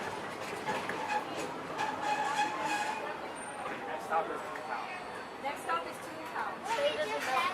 Times, and please supervise children. Thank you. La estación de control de cinturones de seguridad está a la vuelta de la esquina. Por su seguridad, mantenga sus manos, brazos, pies y Automated piernas driving dentro del technology vehículo. activated. Welcome to the sim track.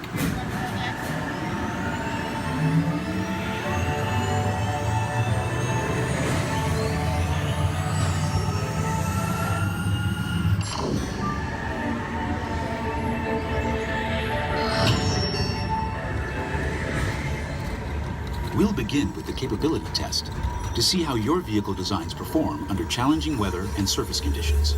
Monitoring road surface. Connecting to OnStar. SIM card performance data acquired.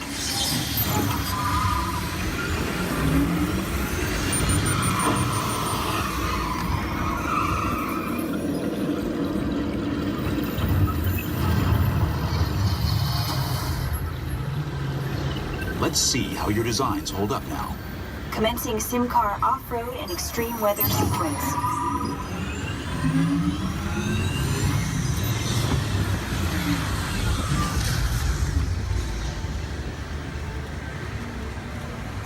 Capability test results displayed and verified.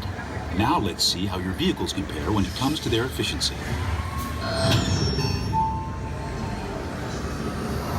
Scanning SIM car for optimal eco-efficiency.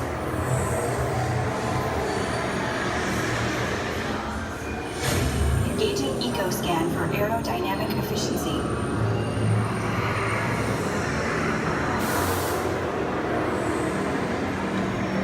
Drive systems analysis. Hyperspectral imaging in progress.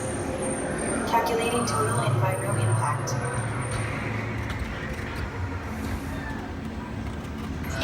Commencing responsiveness test. Okay, the responsiveness data is now being synchronized. Automated driving technology verified and active.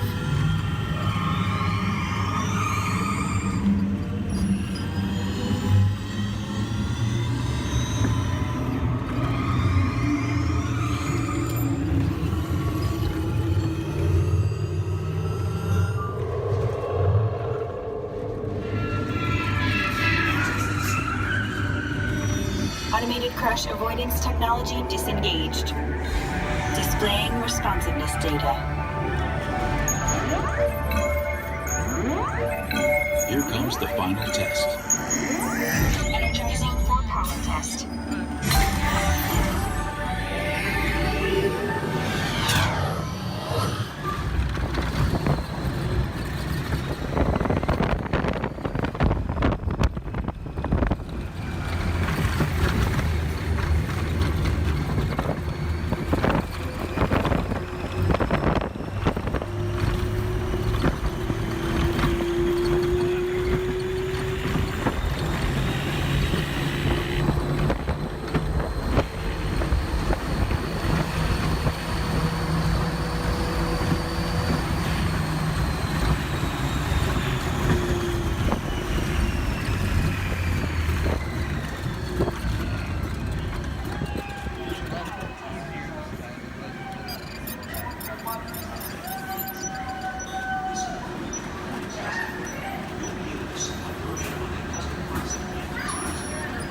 Awaiting power test results. SimTrack performance testing complete. This concludes your performance testing. You'll be able to see how your Chevrolet custom concept vehicle designs compared with the sim car after you disembark. Please watch your step as you exit and remember.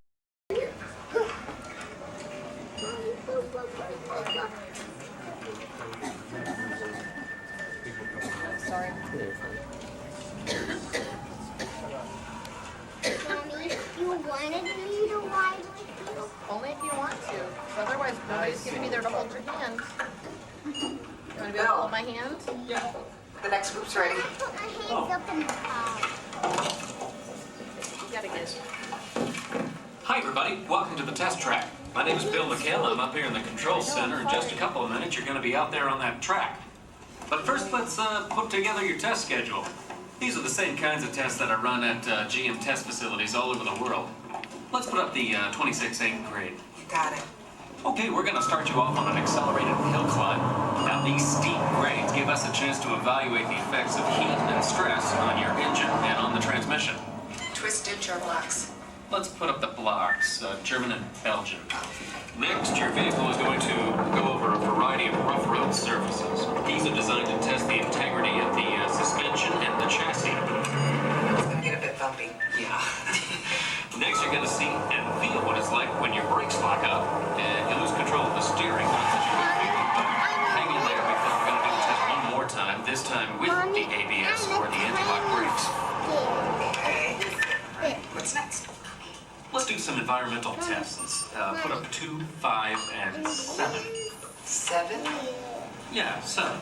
Okay. After that, we're going to subject your vehicle to some extremes in temperature, as well as corrosive conditions to see how it handles nature's worst. And finally, we'll take you out for some handling runs. Let's do the corner. I'm going to send you through some hairpin turns, and then we'll take you out and do the high-speed loops. And depending on how your vehicle and you hold up, we'll even throw a few surprise tests in there. Surprise test? Yeah. Pick one. Now, if this whole routine seems a bit extreme, you're absolutely right. That's what a test track is all about. The cars you drive at home are made up of over 15,000 different parts, and every one of them has to pass the test under very extreme conditions before we ever let it off that test track and out onto the road. Now, as you can imagine, safety is a big concern of ours, so we're going to insist that you buckle up your safety belt securely. You'll be glad you did. Oh, we're ready. Look inside yourself.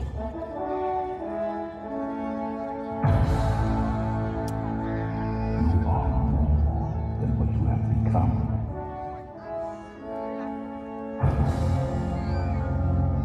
Remember who you are.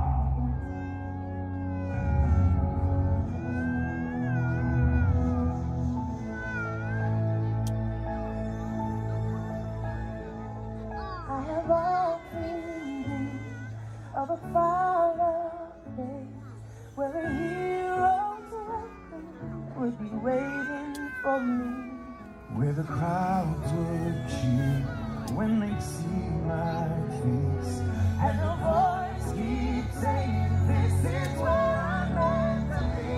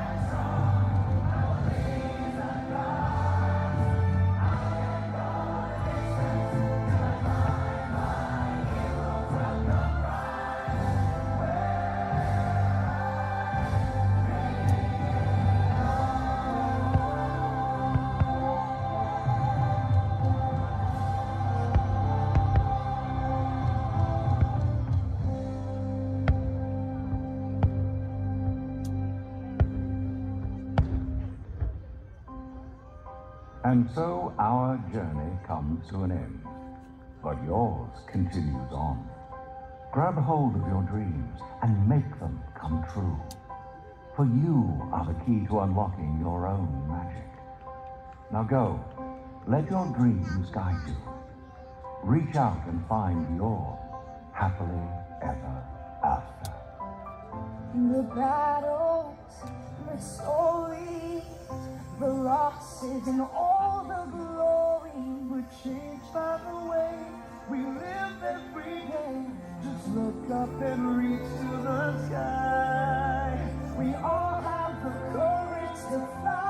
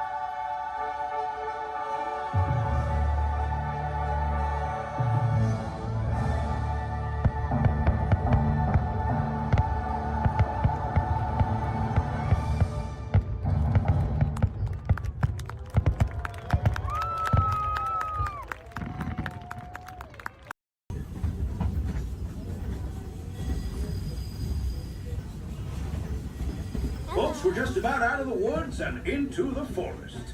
The enchanted forest of Fantasyland, where magic... Listen. Hear that? There it is! On that big metal snake! Oh, Peter, that's not a snake. It's a train. Train, huh? Well, I think it's finally time I trained my shadow to stay put! Come here! Hey! Get back here, Shadow! Shadow! Oh, Tinkerbell, we really must find some stronger thread. Told you it's enchanted, and not just the forest. From the tips of castle spires to the sands under the sea, magic and happily ever afters await around every corner in Fantasyland.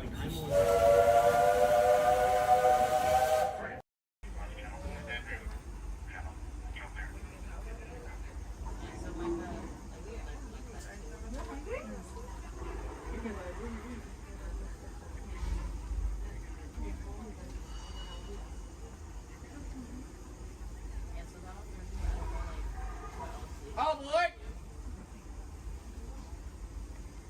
For those of you just joining us, welcome aboard Excursion 3 on the Disneyland Railroad. For your safety, please remain seated at all times, keeping your hands, arms, feet, and legs inside the train.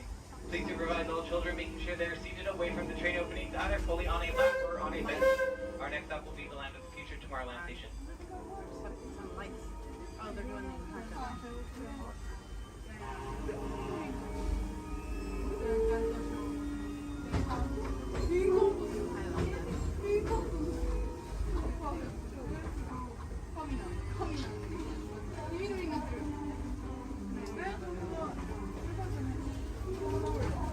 Hello, everyone. Thanks for joining us on the Disneyland Railroad. For a safe ride, remember to stay seated with your hands, arms, feet, and legs inside the train. And please watch your kids. ¿Qué tal, amigos? Y bienvenidos a bordo.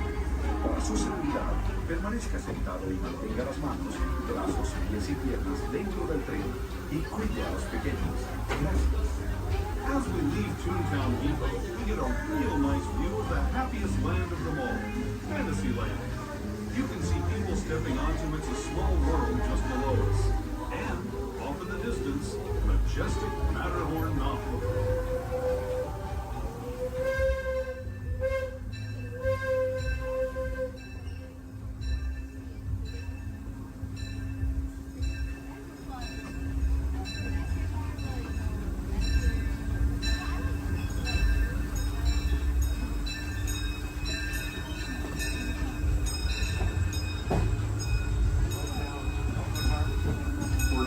beaming forward into the future to a land inspired by visions of tomorrow, both practical and imagined.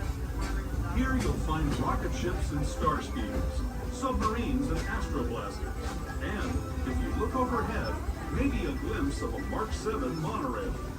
This is the latest version of the first daily operating monorail system in the entire Western Hemisphere, gliding above Disneyland since 1959. Below the monorail, and us, are the fun-filled roadways of the Autopia. Drivers of all ages can get behind the wheel of these cars. No experience or license required. If you're into soaring spaceships or doing battle with evil empires and emperors, Tomorrowland is definitely the place for you. Speaking of which, we're pulling into Tomorrowland Station right now. If you're leaving us here, just stay seated until we come to a full stop. Gather your belongings, including lightsabers and astroblasters, and step carefully from the train. Thanks, and have fun in the future. For the rest of you, just sit tight. We'll be on our way again in just a minute.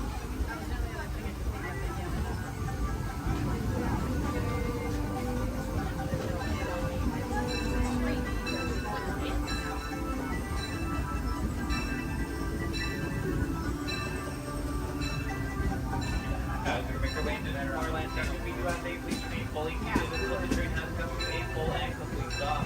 This will be your stop for all Tomorrowland attractions, including Space Mountain, Star Tours, The Adventure Continues, Finding Our Submarine Voyage, the Monorail, the Autopia, and many more.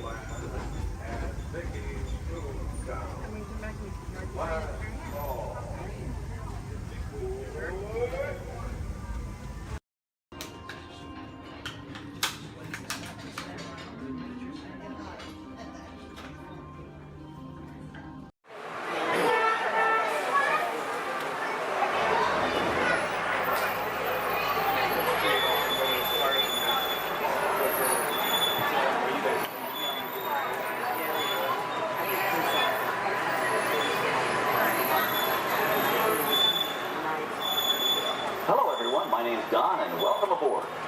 We're heading into the backlot of Disney's Hollywood Studios. This production area was built in 1988 as a Florida counterpart to the Walt Disney Studios in Burbank, California. We included sound stages, recording studios, high-tech editing rooms, all the tools needed to create movies, TV shows, and radio broadcasts. We've even got our very own water tower, too. It's up ahead on the left side of our shuttle. We call it the Earful Tower. It's inspired by the water tower Walt Disney had built for his Burbank studio in 1939. Our Florida tower stands a lucky 13 stories high, and we added our own creative touch, a giant set of Mickey Mouse ears. If you wanted to wear those ears, you'd have to have a hat size of 342 3/8. Up ahead, after the next bend in the road, you'll have a perfect opportunity to take a picture of this famous icon. In the world of entertainment, every project starts with a screenplay and a lot of creative ideas. A production studio is where the ideas of writers, producers, and directors are transformed into an on-screen reality.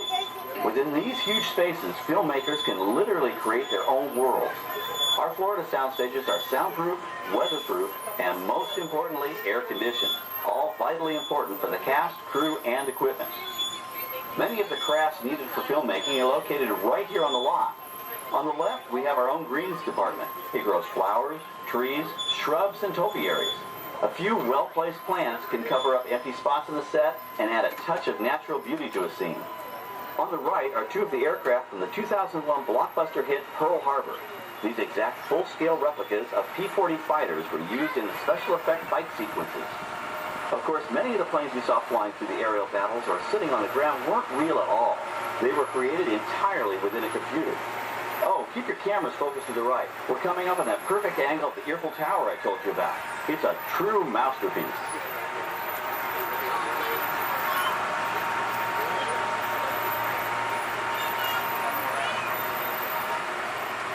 We're entering one of our most glamorous and colorful departments, creative costuming. Every star has to have just the right wardrobe, and it all begins here with a designer's sketch. Our team of designers, seamstresses, and tailors can turn 1.5 million yards of fabric into over 25,000 costumes every year. Many of these costumes will become part of the shows and attractions of the Walt Disney World Resort. In fact, here in Florida, we have the largest working wardrobe department in the world. Why Mickey Mouse alone has over 175 different outfits to choose from, while Minnie Mouse keeps more than 200 unique costumes in her wardrobe. On the left are costumes worn by the stars in recent studio productions. You'll probably recognize some of those costumes from the big screen. Every story needs a setting, and our design staff can create just about any place a script calls for, from an urban city street to a remote desert canyon. On the left is our scenic shop where large-scale sets and props are built. Our team of set designers, carpenters, artists, and engineers has created caves and caverns, game show sets, even replicas of the U.S. Supreme Court and NASA's Mission Control, all on our sound stages. The shop also provides sets and props for our shows and parades here at Walt Disney World. The same skill and craftsmanship that goes into a movie set can also be used to create magic for our parks. Either way, it's all about making dreams come true.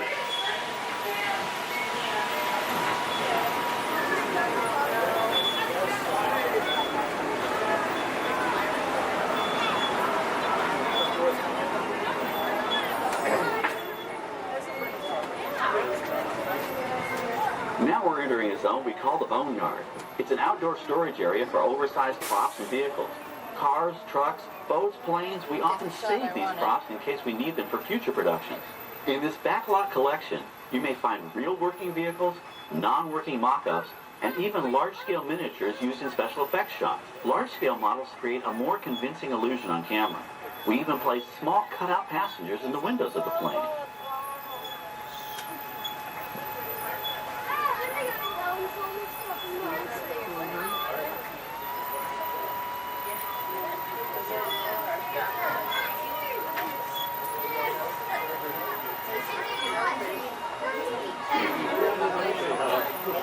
We're now passing by the sets for our Lights, Motors, Action Extreme Stunt Show. On the left, you may catch a glimpse of the Mediterranean fishing village that sets the stage for this thrilling attraction. We'll get a closer look at it soon, but for now, we're approaching one of the largest standing sets on our back lot. It's over on the right. It may not look like much from this angle, but it's pretty spectacular on the other side.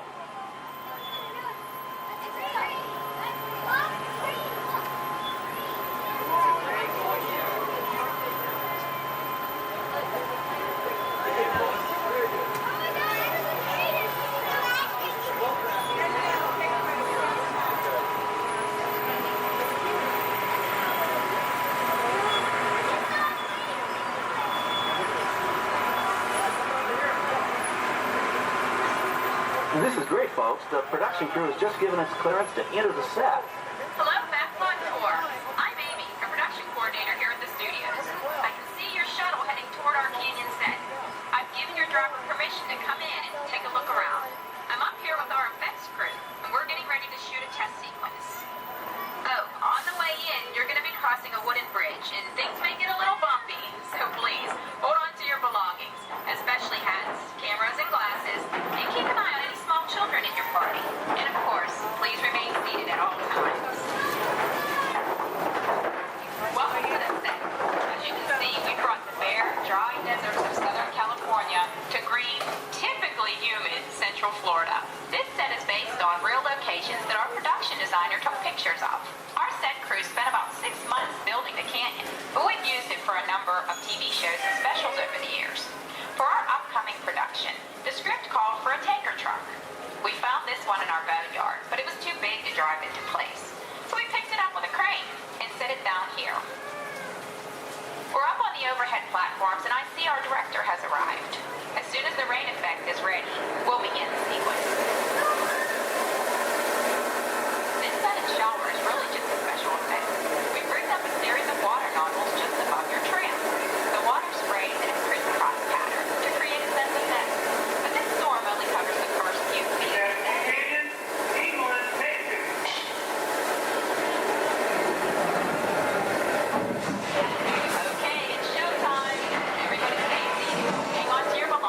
Watch your children.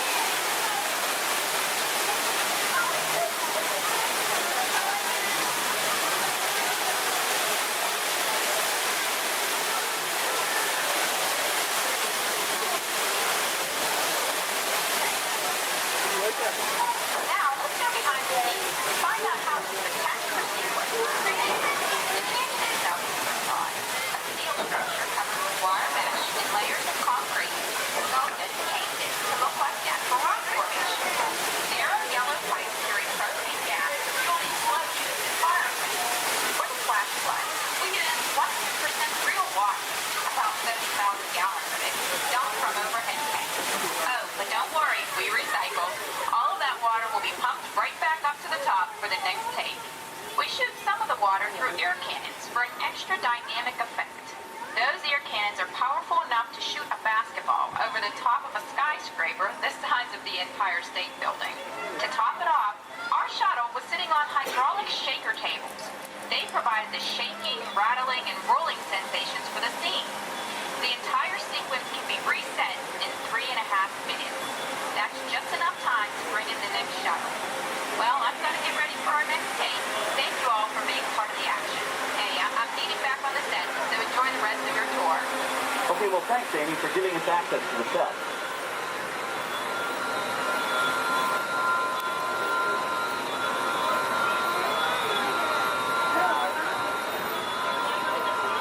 On the right, we have an authentic piece of Disney history. That Gulfstream 1 was known at airports across the country as November 234 Mickey Mouse, but we just call it the Mouse. In 1964, Walt Disney and his hand-picked team used this plane to scout locations for what he called the Florida Project. Soon, they secretly began purchasing thousands of acres of land, which became the Walt Disney World Resort in 1971. During the creation of the resort and later Epcot, the Mouse shuttled studio executives and Imagineers between Burbank and Orlando, making it the most used executive aircraft in the country. Appropriately, the Mouse retired here in 1992. As Walt used to say, it was all started by a mouse. In this case, the 234 Mickey Mouse. On our right, we once again sweep past the magnificent Mediterranean village of our lights, motors, action extreme stunt show. This high-octane attraction is based on the hit show from the Walt Disney Studios Park in France. In this action-packed production, you'll feel like you're right there on the set during the filming of a spy thriller, complete with custom-built cars, motorcycles, even jet skis. You'll experience the split-second timing, coordinated driving, and fiery special effects that make action movies a real blast.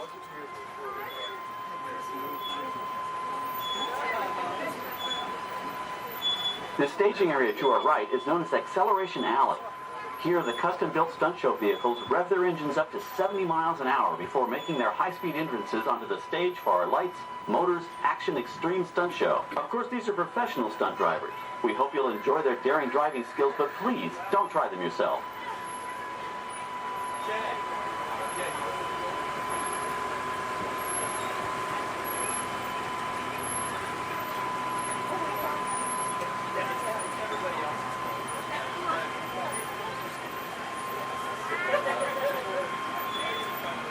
On the left, we've reached our second boneyard with more historic props and vehicles. When we reuse older props in a new production, they're often refitted with custom parts and given a whole new color scheme. You might not even recognize them the next time you see them on screen. For instance, coming up is our friend Herbie the Love Bug. He went through a special demolition derby makeover. Those dents and dings were added on purpose, but he can be polished up as good as new for his next starring role.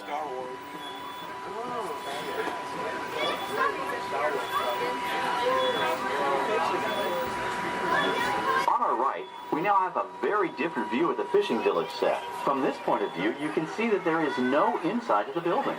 They are just false fronts or facades. In the movie business, set builders only create what the camera has to see. It's an old movie trick dating all the way back to the silent era. To add to the sense of realism and avoid the cost of set building, many of today's television shows and movies film on location in cities and towns across the U.S. But out in the real world, you've got to contend with noise, traffic, crowds, and various visual elements that may or may not belong in your film. Here on the backlot, we can avoid these problems because we created our very own flexible urban environment. Our Streets of America facades can stand in for a small town or a giant metropolis. As we come around the last corner on our route, you'll see the skyline of New York City in the distance. It's really a series of painted flats, expertly designed to fool the eye and the camera. We can dress and decorate these streets to look like any city we want, from Chicago to San Francisco. Depending on the choice of vehicles, props, and costumes, we can even turn back the clock and set our story in a different time. And what's more, these sets are built with Florida weather in mind. They're made to withstand 100-mile-an-hour winds. You're welcome to visit our Streets of America anytime during your visit today and get an up-close look at the skills of our set designers and builders. We've just about reached the end of our tour. Our final stop is the American Film Institute Showcase, where you can see the actual costumes and movie props used in some of Hollywood's most famous films. There are some pretty amazing items in there, so feel free to take all the time you like. Please stay seated until our tram comes to a complete stop and check around you for any personal items that may have fallen during our trip. Well, as they say in Hollywood, that's a wrap. Thanks for joining our Backlot tour, and we hope you'll come back to visit us again soon. Alright, we're going to stop up here in just a moment. I'll open these doors. And when I exit out through those blue automatic doors into the AFI Showcase tour.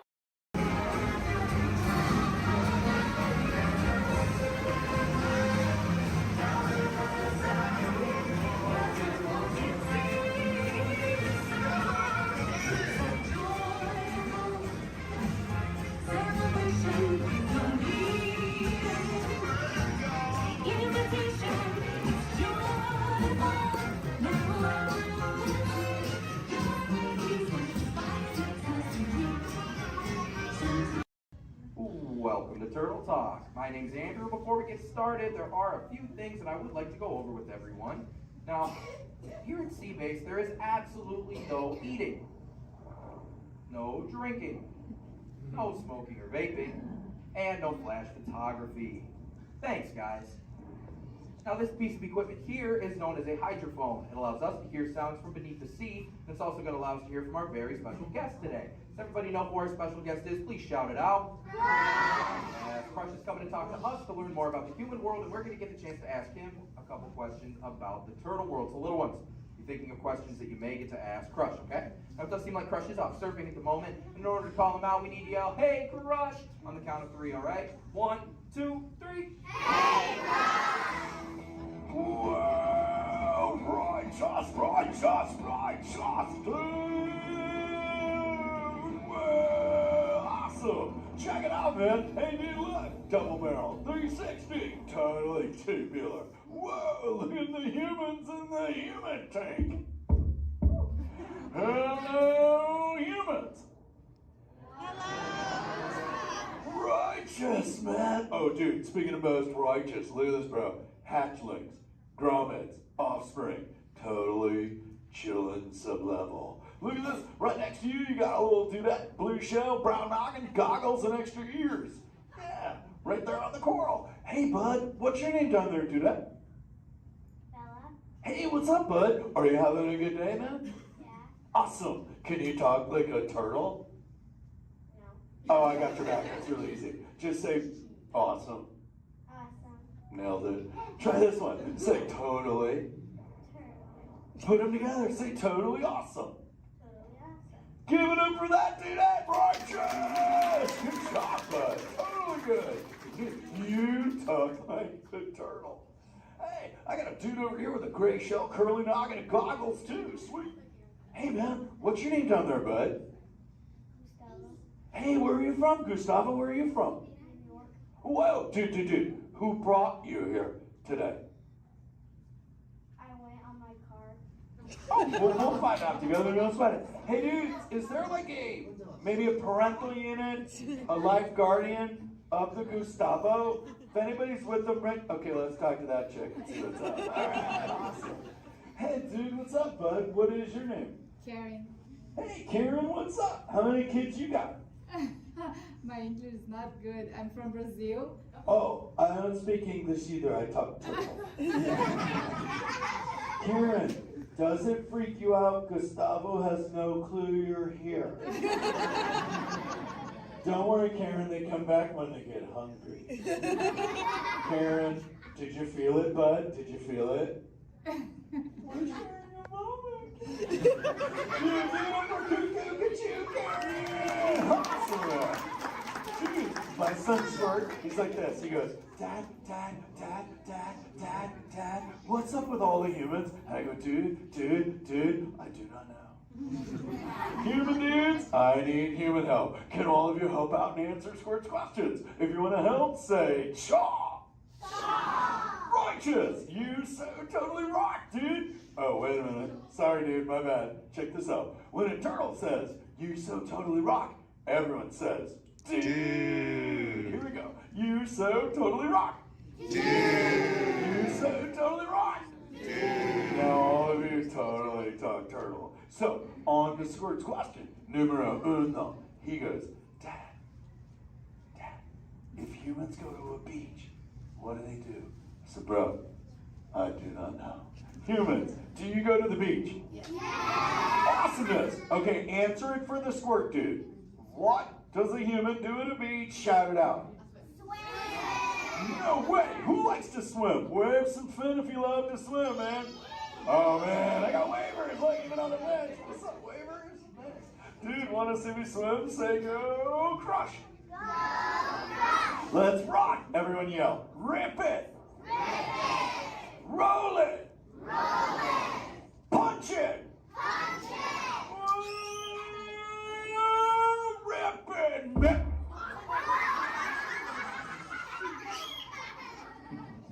Hey, Crush, watch out for the glass. Hey, dude, thanks, Hank. How long has that dude been there? Oh, no, man. My bad, bro, my bad. Where are the manners? I've been asking the questions. Dudes, do any humans have a question about being a turtle? Raise a fin. Hi, if you have a question about turtles. Cool. Got a chick over here, aisle style, red shell, brown knock, hanging loose. Hello, bud. What's your name? Hey, bud. What's your question? What turtles eat? Oh, dude, we're chowing green seagrass and green sea kelp. Big dudes, you're sitting on green seagrass benches. But check it out, Harper. We only eat green stuff, and so it actually turned us green. So, like, I'm green, and my kids are green, and my parents are green. Oh, and my wife's green, and my favorite color ever, purple. He's pulling your fin. It's green. Hey, there's a purple chick over here with like a jellyfish lid. Let's talk at this one on this side. Hey, bud, what's your name down low? Scarlet. Hey, cool name, Scarlet. What's your question? My name's not Scarlet. Oh, wait, what's your name? It's Charlotte.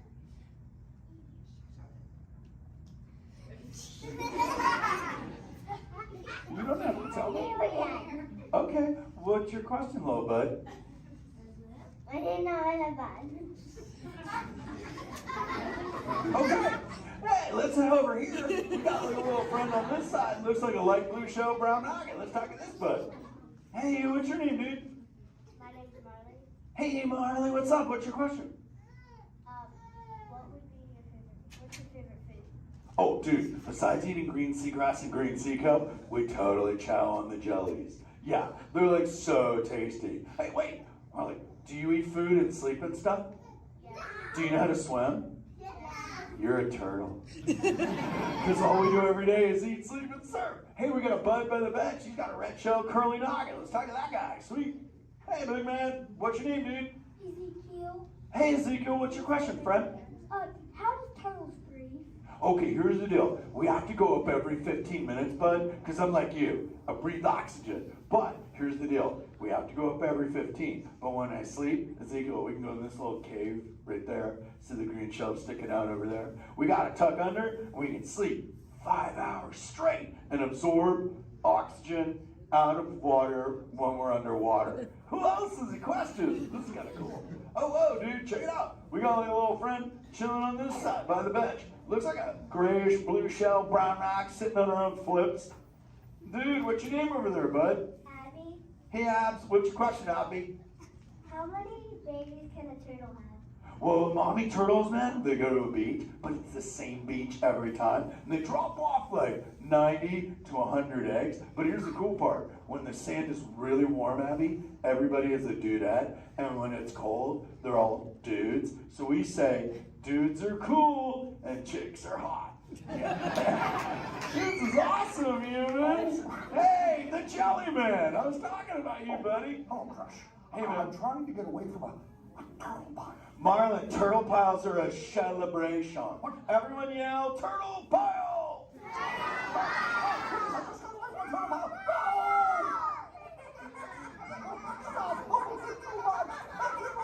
Oh, cool. Hey, boys, surf's up, dudes.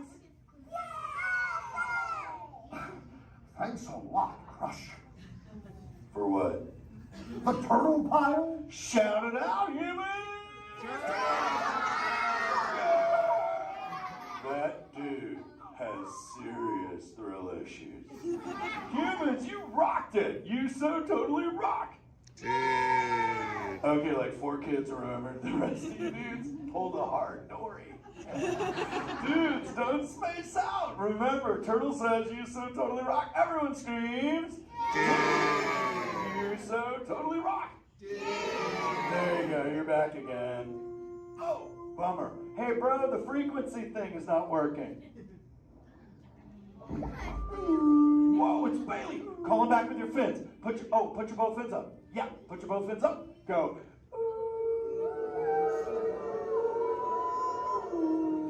Crush! Hey, Bailey, look at my friends. They're humans. Oh my goodness, funny looking humans, huh? Hey, dude, stop. That's not cool. Those are my friends. They can hear you. No, they can't. Watch this. Hi, humans. Oh, okay. Why didn't you tell me? Dude, I tried, man. You got stoked out. Wait. Ooh. Yeah, that thing. I'm getting something. Ooh, wow. Some of you have 4 ears. Weird. I'm not judging. Humans. Later, Crush. Later, Bailey. Everyone say, later, Bailey, dude.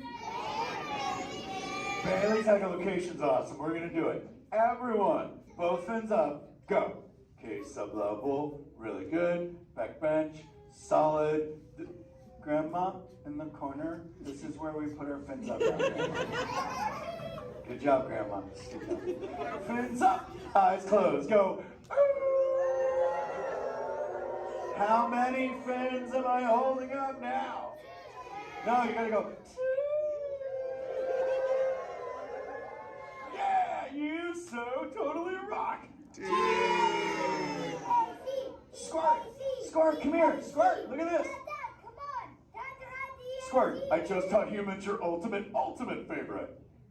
Sweet. Dude, go for it. They'll blast you. You so totally rock. Yeah. Rock on, human dude. Rock on, Squirt. That's my son. I'm gonna jam. Oh wait, remember this thing. You gotta be good to the oceans. The oceans will be good to you. And slap the fins together for my man Andrew. Rockin' the mic, man. Oh, righteous. Little dude. Use the word dude all day long because your parents will love you. Hey, Karen. You're welcome, Karen. Let's go. You so totally rock. Let's give it up for Crush. If you would like to learn more about Crush and his friends like green sea turtles, manatees, or sharks, you can do so up on the 2nd floor of Sea Base. Now, little ones, don't move until your adult comes to get you. Adults, please collect your belongings, collect your children, head on up to those 2 right there at the doors. Or if you're taking, please don't stand up.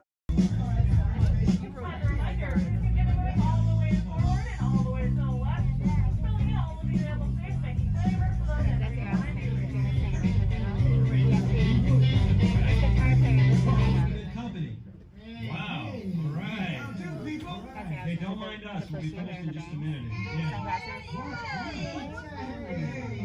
are you guys still doing here? You're supposed to be at the show. What now? I'd like to introduce our local manager. Roller Coaster is a lounge, thrilling, high-speed roller coaster test ride that includes sharp turns, upside-down maneuvers, Okay, and come on, guys. Please, get in the car. Sorry, folks. We gotta go. Come on. Chris, can you grab my blacklist, Paul? Hey, wait a minute. We can't leave these people here like this. We can't? No! Come on, you know how we feel about our fans. Yeah, that's right. Well, guys, what do you expect me to do? Send them all with you? Yeah. Wait a minute. I love that idea. How about some backstage passes? Yeah. Right, come on. Make it happen. Okay. I'll make it happen. Now get out of here. I hate all of you. Have a nice ride. Hi, Sal, it's me. Listen, I'm gonna need a bigger car. Make it a stretch. In fact, make it a super stretch. Right. Okay, folks. The show is all the way across town, but I got you a really fast car. Okay, wait, it's out in the alley.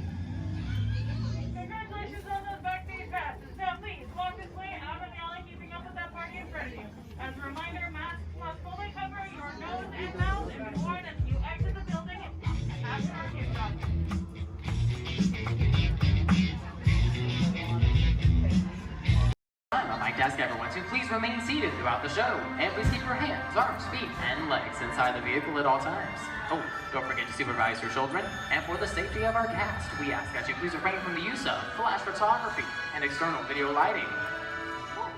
Now that we've taken care of business, let's talk about me. My name is Travis, and I'll be your guide for this magical journey into the movies. It's the perfect job for me because, well, I love movies. Is everybody ready? Great, the cameras are ready to roll. Ready when you are, CB.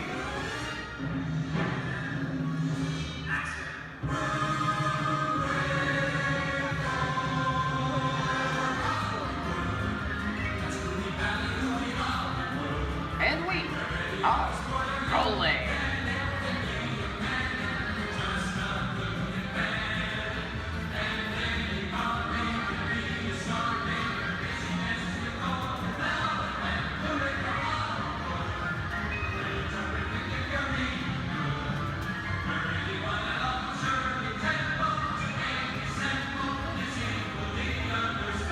Hello everyone and welcome to the Great Movie Ride.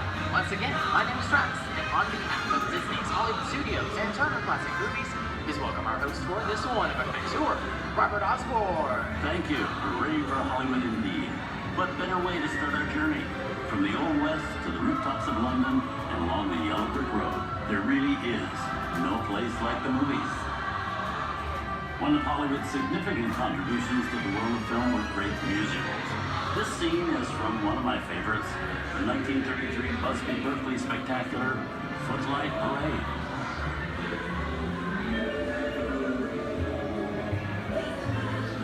Here's one of the most famous of all dance sequences. It's from the 1952 musical classic, Singing in the Rain. Here's Jim Kelly singing in the rain. Literally.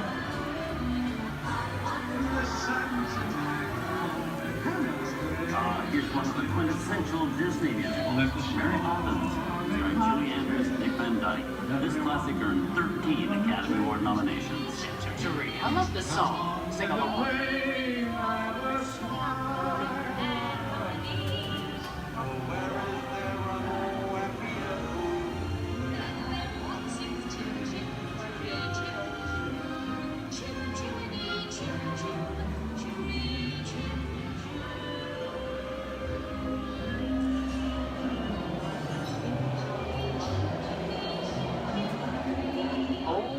Those wallets and purses, folks.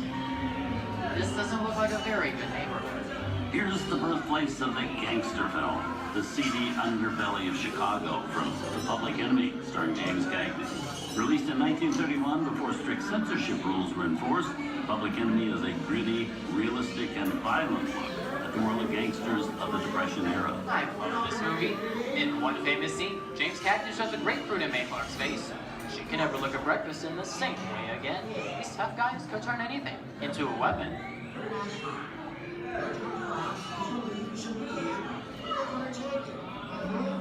You're going to kick in with the dog.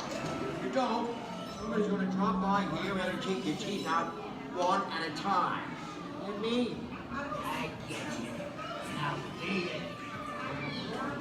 Tough guy,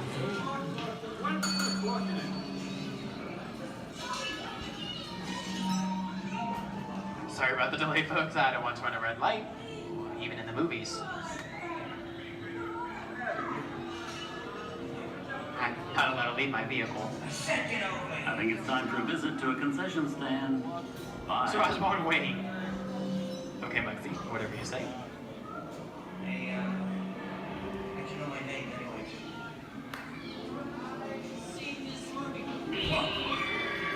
I keep on seeing your fancy cars like to get out of here. So wait for it. I said swear out of here or you're gonna get hurt. Here they come, boss! Get out, you grinders!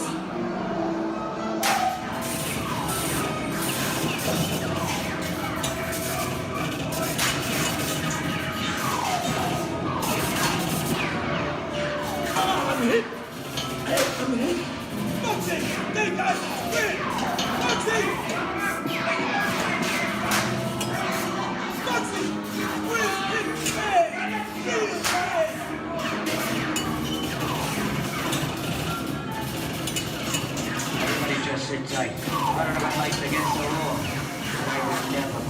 Hey, watch this. No more red light.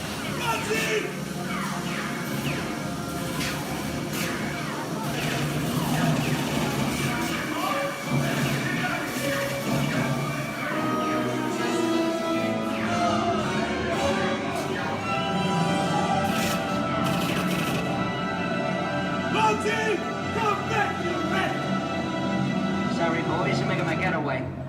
Give my regards to the warden. Suckers. What are you looking at? Everybody just mind your P's and Q's and, maybe you won't get hurt. Oh. This must be the west side of town, huh? Western films depict the legendary American wild frontier, where cowboys and their loyal steeds maintain order in towns against the untamable wilderness. John Wayne and Clint Eastwood are two of the iconic stars who epitomize this ideal of the stoic gunslinger.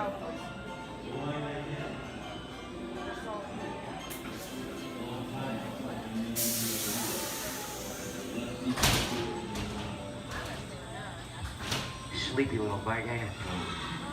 That's some mighty tough territory you're heading into, Pilgrim. I'd think about turning back if I was you. That is, if you want my opinion. But I reckon Now that we're in the clear, this looks like the perfect time to collect up all your valuables. We'll start with the jewelry and then we'll... What are you talking about? I didn't even work this neighborhood, copper.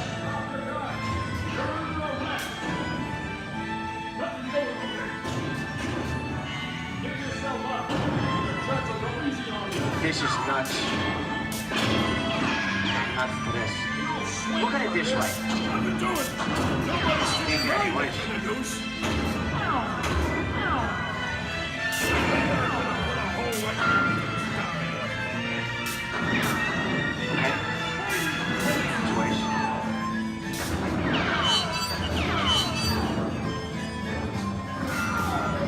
I don't know about you guys, but this is starting to get kind of creepy.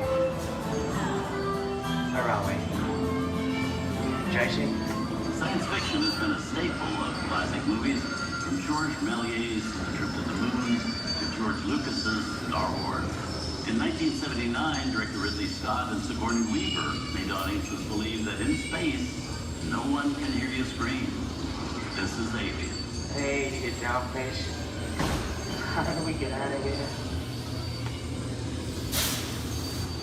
Warning, remain in your vehicle. The area you are entering is extremely dangerous. Proceed with caution.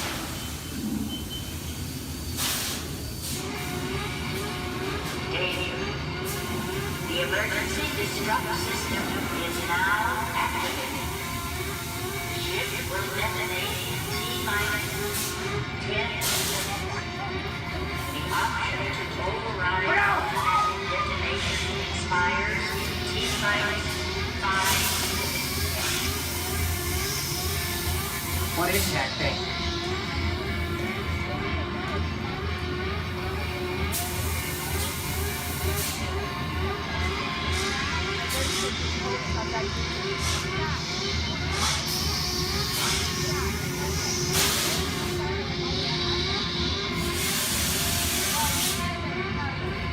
Get it together. I'm getting out of here. That's enough creepy crawly things for one day, right? Wrong.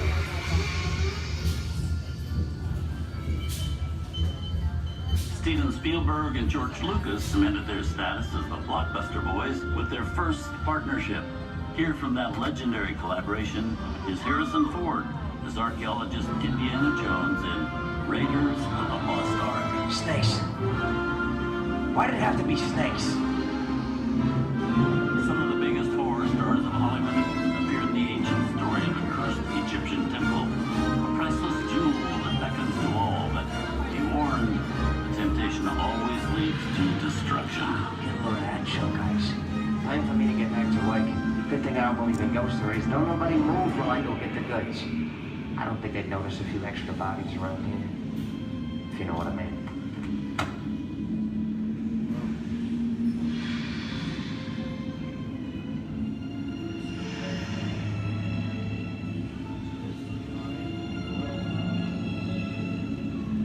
I've seen enough movies to know that you really shouldn't even think about trying to steal a jewel.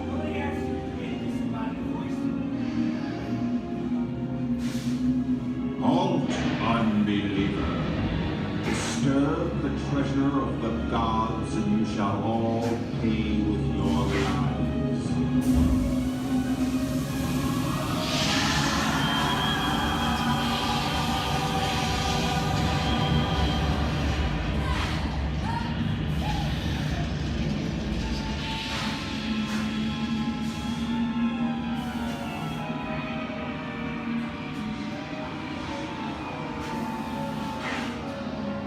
Not bad for my first movie, huh? The twist ending. That just goes to show you anything can happen in the movies. Now, let's get on with the show. I see, Things that go bump in the night have always been a staple of movies. One of the first horror films was a silent short featuring a dancing skeleton, written by the Lumiere brothers in 1897. Both audiences and filmmakers felt really interested in the macabre, although no horror was used to describe a film until the 1930s. Wow, it's really a jungle out there. Where are we? This is the jungle home of one of the most famous movie characters of them all, Tarzan. The movie's most popular Tarzan is undoubtedly Johnny Weissmuller, who's run through 12 films as the King of the Jungle. Over there is Reno Sullivan as Jay, and Tarzan sidekick Cheetah, who was portrayed by over a dozen chimpanzee actors over the years.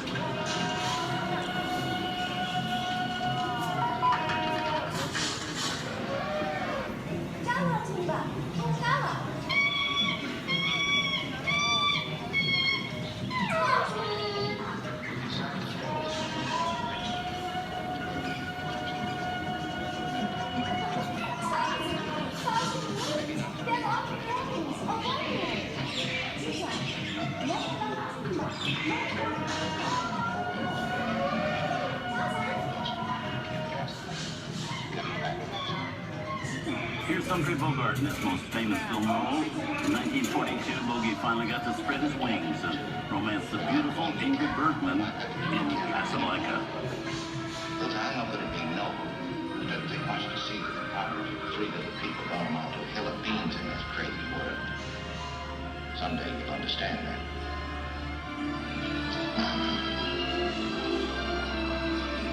He's looking at you, kid.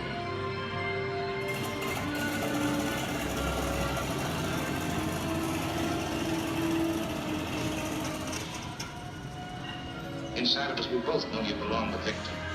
It's work the thing that keeps you going. That thing you can ground, you're not with it. And now, one of the most famous movie stars in one of his greatest roles, Mickey Mouse, is the Sorcerer's Apprentice in Fantasia. When the film came out in 1940, Walt Disney promised to add new musical sequences in the future. His nephew Roy kept that promise 60 years later with the release of Fantasia 2000.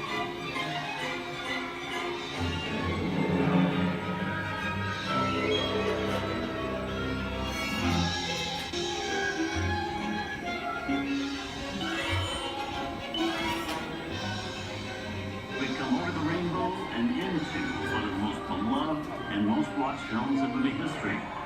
The Wizard of Oz. Toto, I have a feeling we're not in Kansas anymore.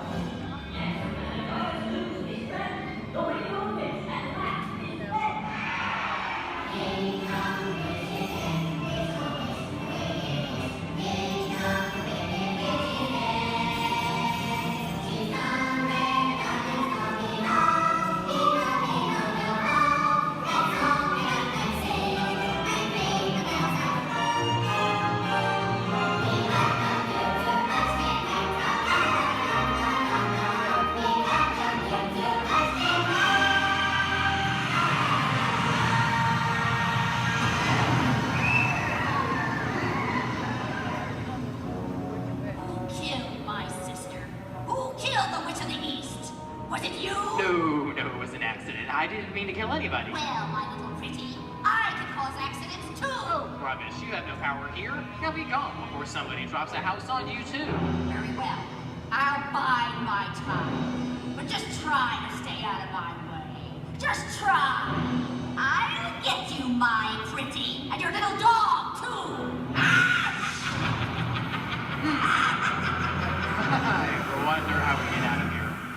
folks think?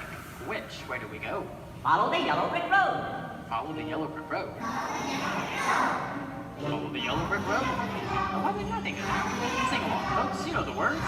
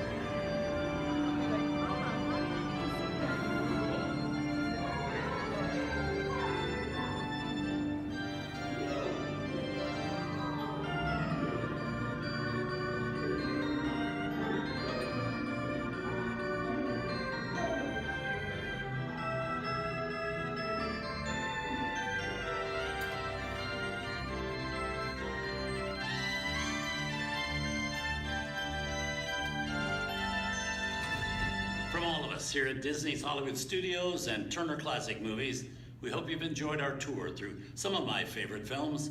But remember, there are many more adventures waiting for you every day on TCM.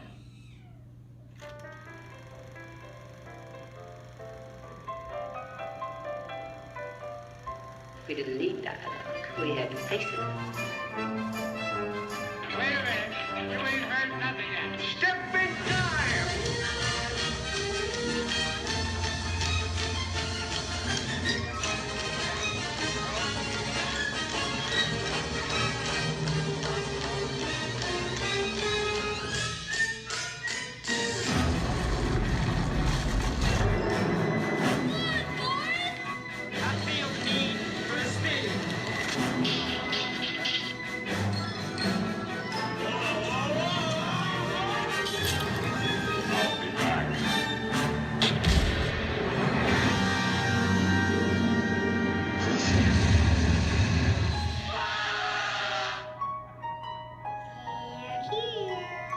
You best start believing in ghost stories, Miss Turner. Is it safe? I have a feeling we're not in Kansas anymore. I'm a man. Well, nobody's perfect.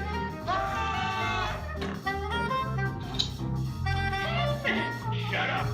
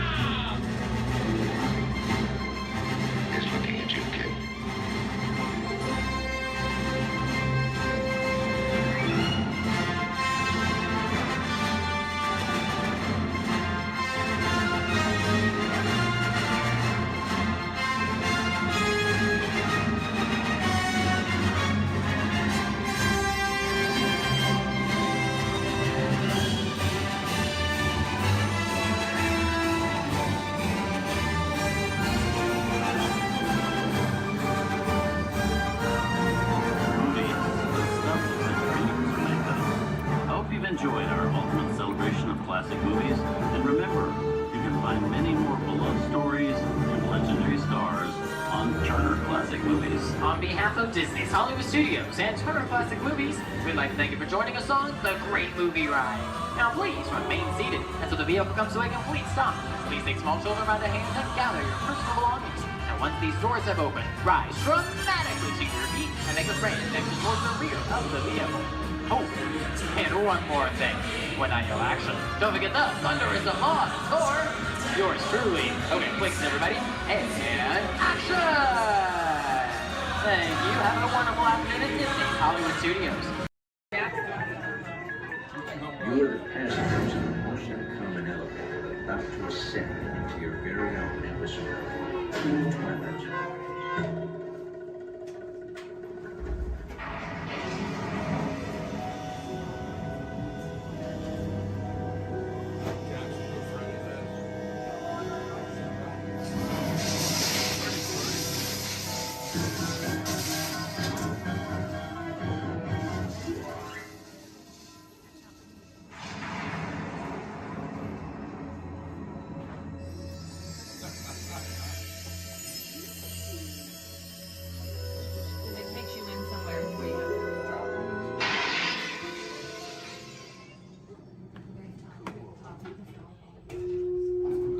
One stormy night long ago, 5 people stepped through the door of an elevator.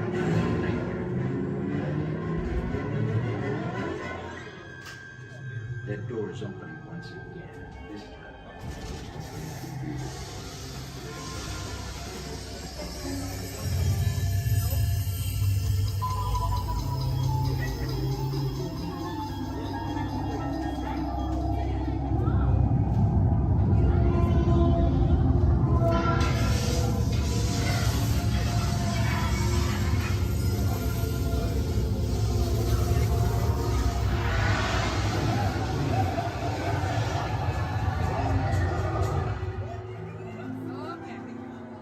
You are about to discover what lies beyond the 5th dimension, beyond the deepest, darkest corner of the imagination, in the Tower of Terror.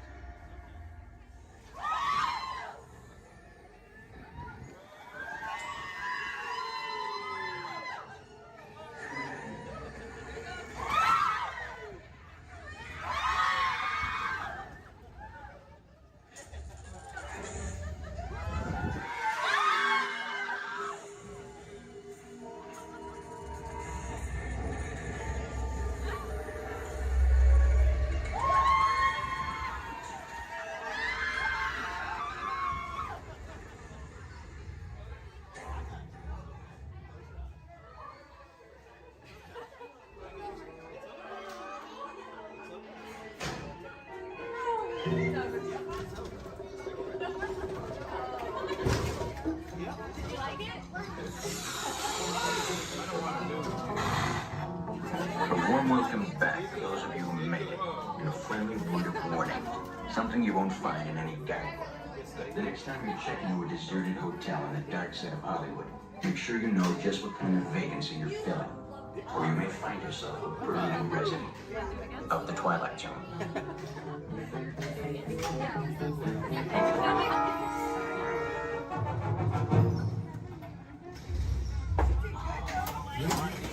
Welcome back, everyone.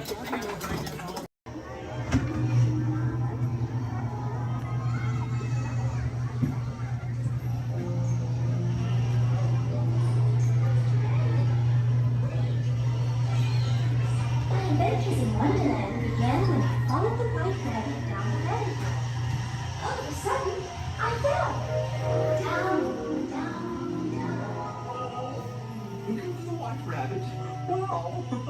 See for yourself. Oh, Mr. Rabbit, wait! Please! It went this way. No, no, that way.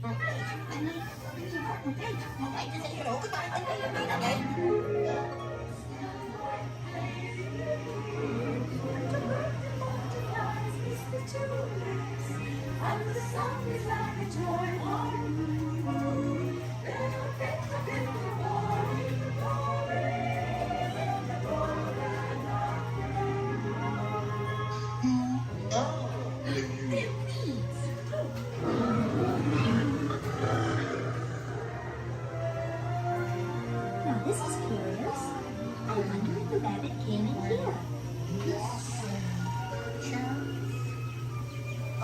not sure.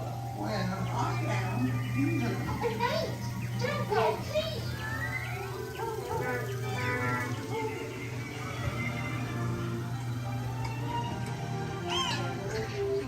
Try this way.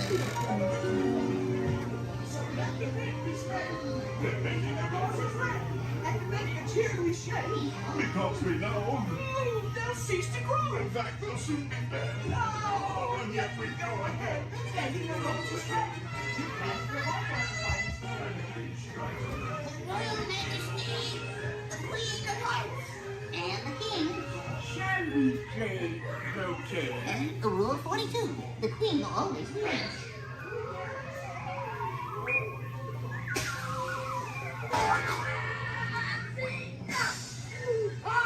With their heads! Over your heads!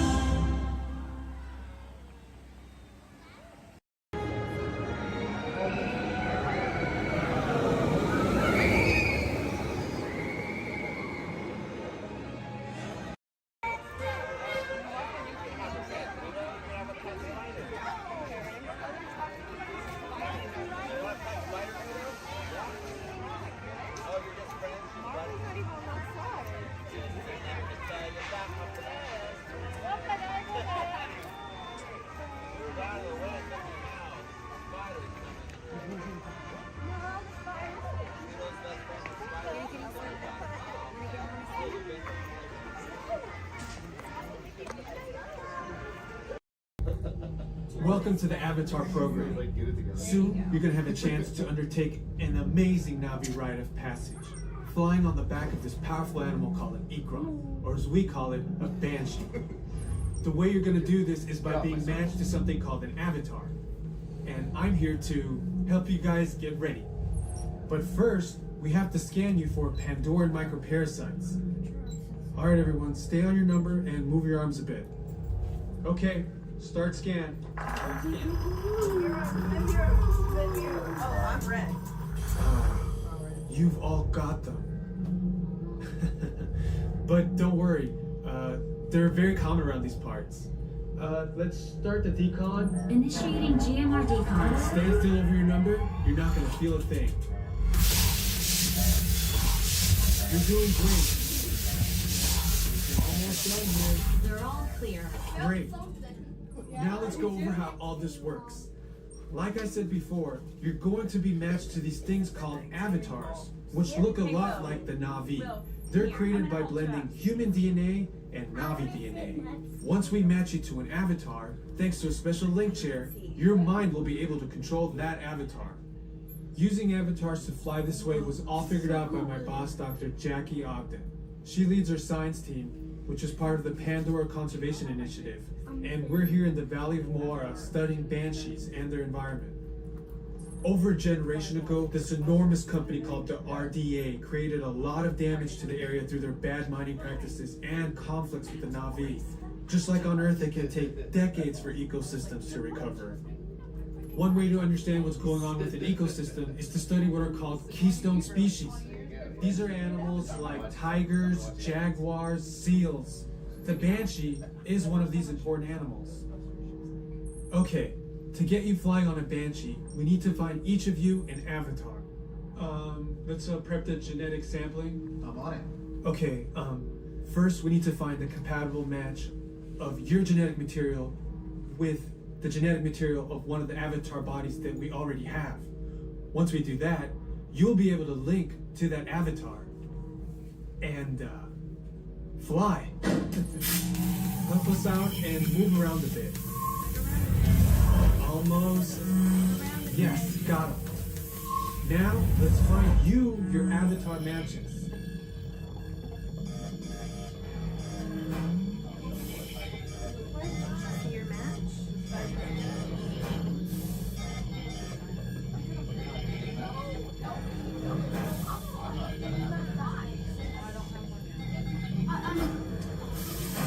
All right, you've all been matched with avatars.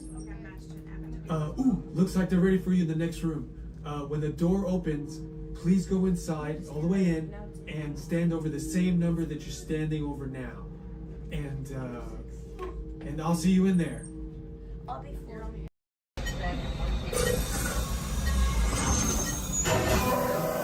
Flight engineer, repair test. Hit your flashing buttons. You better be faster or real trouble. whenever they like to Right, pilot, push the flashing button to take off. Pilot on the left. Pull your stick to fly right and left. I was trusting. Pilot on the right. Pull back on the stick to fly up. And push forward to fly down. Oh, watch it! Truly makes flying this thing look easy, eh? Weapons are online. Left pilot, hit the booster. Now let's go get that coaxial. Right pilot, make the jump to light speed.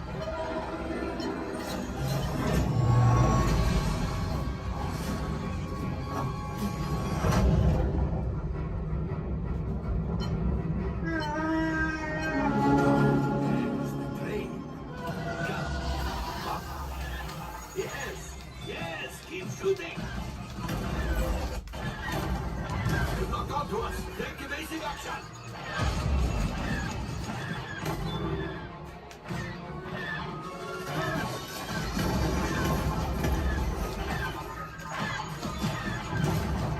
There it is.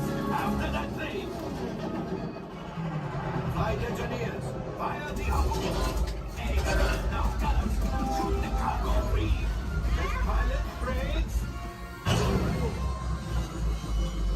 Well, my friends, that could have been much worse.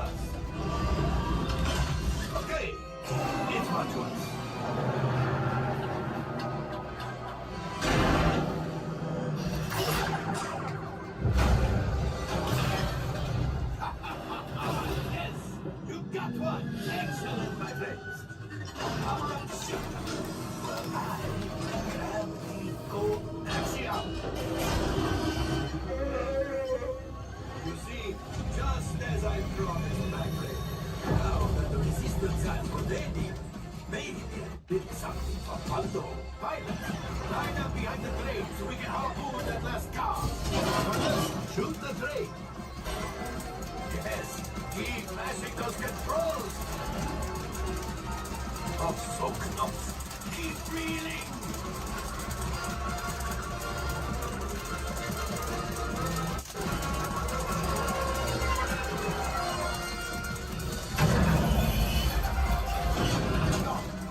I thought you had it. Gunship. Oh, that's ridiculous. Things are getting too hot. We've got to get out of here. Yes, a distraction. Fire the missiles at the train. Hurry.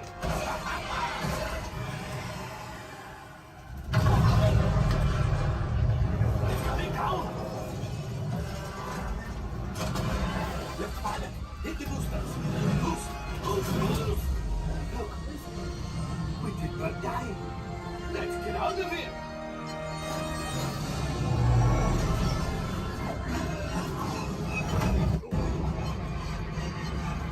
Your hyperdrivers failed. Pilots, evasive maneuvers. We've got company. True is right. If we lead them back, they may find the resistance. He's the last. Steady.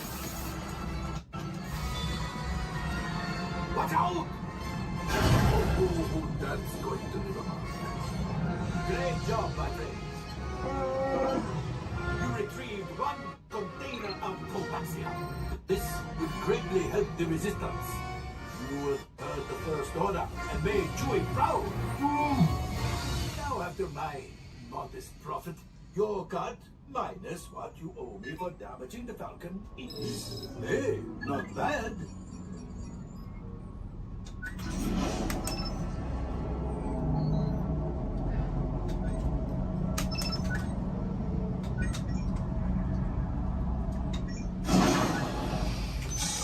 All right, I am making an executive decision. Everybody out. Go on, get out.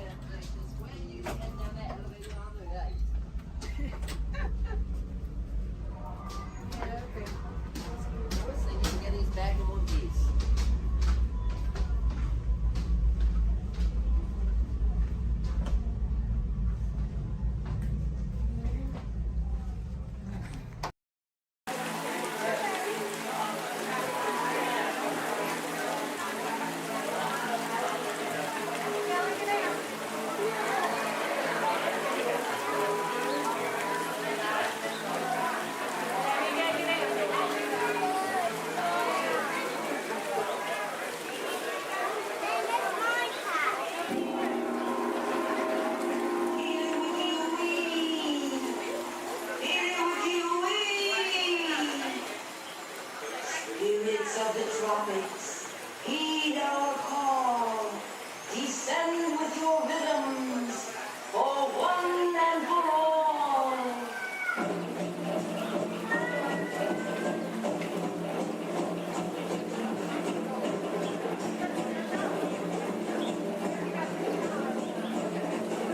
Goddess of fire, daily by me, transform our pool to an ocean of flame.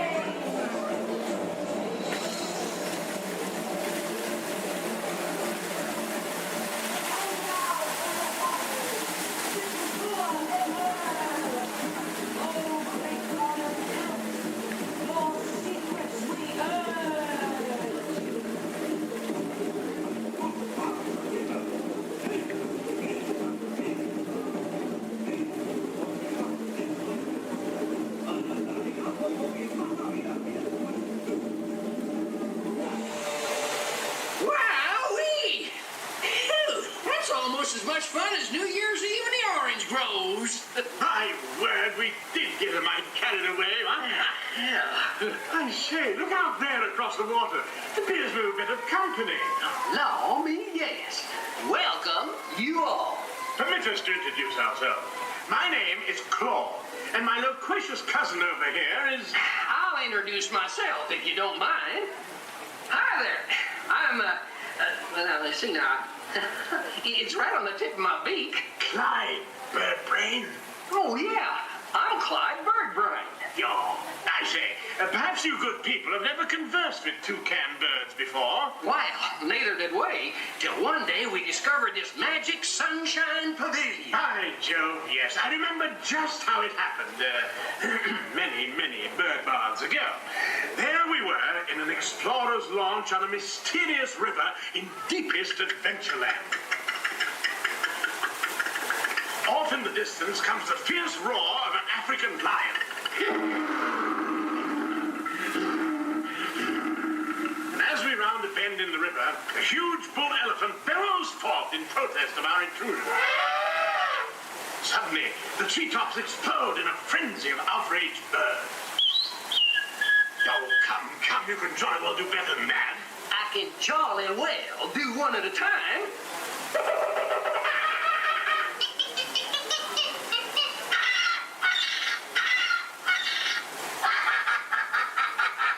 Meanwhile, shifty-eyed crocodiles lurk by the water's edge. Lurk, lurk, lurk. And the giant python slithers down from an overhanging limb. What's happened? What's wrong? I can't stand snakes. Don't be ridiculous. I'm only relating a story. All right, Clyde, enough is enough. That wasn't me. I never even opened my beak. Huh? Excuse me, I hate to interrupt such an exciting story, but they're calling us to the show. Land sakes, it's already showtime? Land sakes, yes, it's already time for the show. And Claude, I do believe it's your turn to make the announcement. Righto. Ladies and gentlemen, boys and girls, gather up all your cameras, purses, and other articles, and now turn to your left towards the tall doors. When the drums begin, they'll open magically to lead you right into the Sunshine Pavilion. Is everybody ready? Automated driving technology activated. Welcome to the sim track.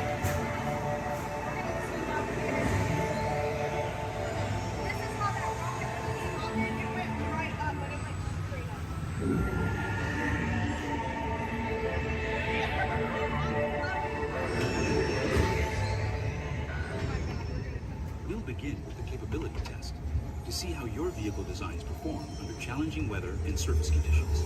Monitoring road surface.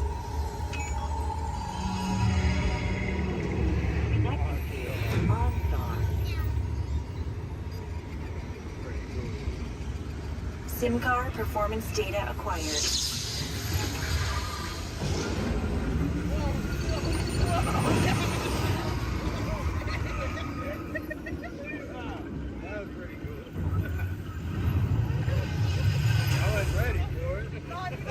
Let's see how your designs hold up now. Commencing SIM car off-road and extreme weather sequence.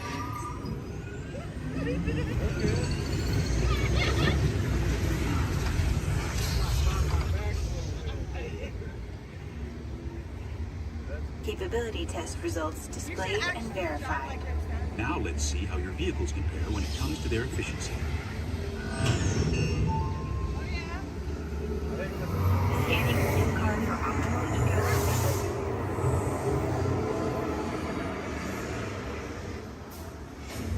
Engaging eco-scan for aerodynamic efficiency.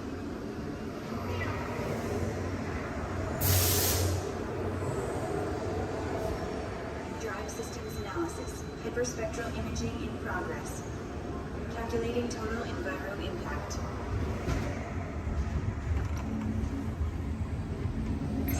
Commencing responsiveness test. Okay, the responsiveness data is now being synchronized. Automated driving technology verified and active.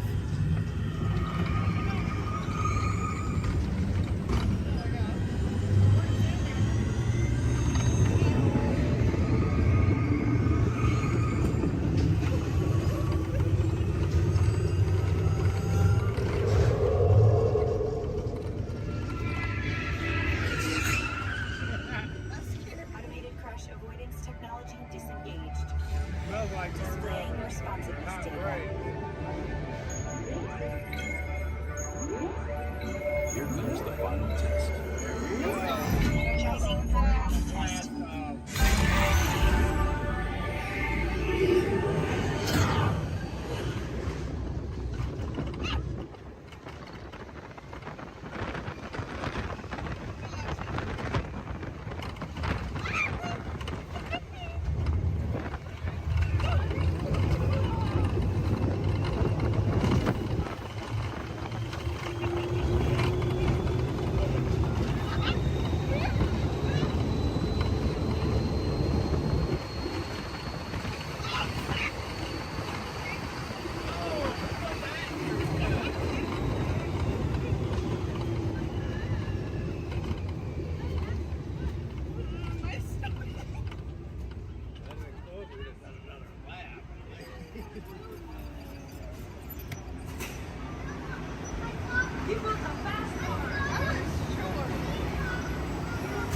Displaying power test results. SimTrack performance testing complete. This concludes your performance testing.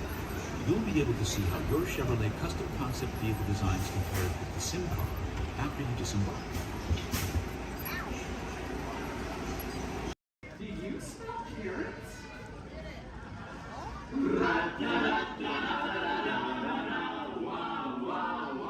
Hey! What? What do you call an old snowman? What? Water.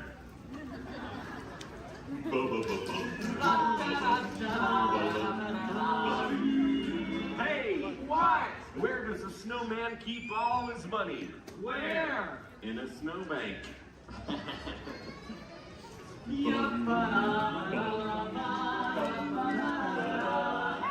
What? Who's the snowman's favorite relative? Who? His Antarctica.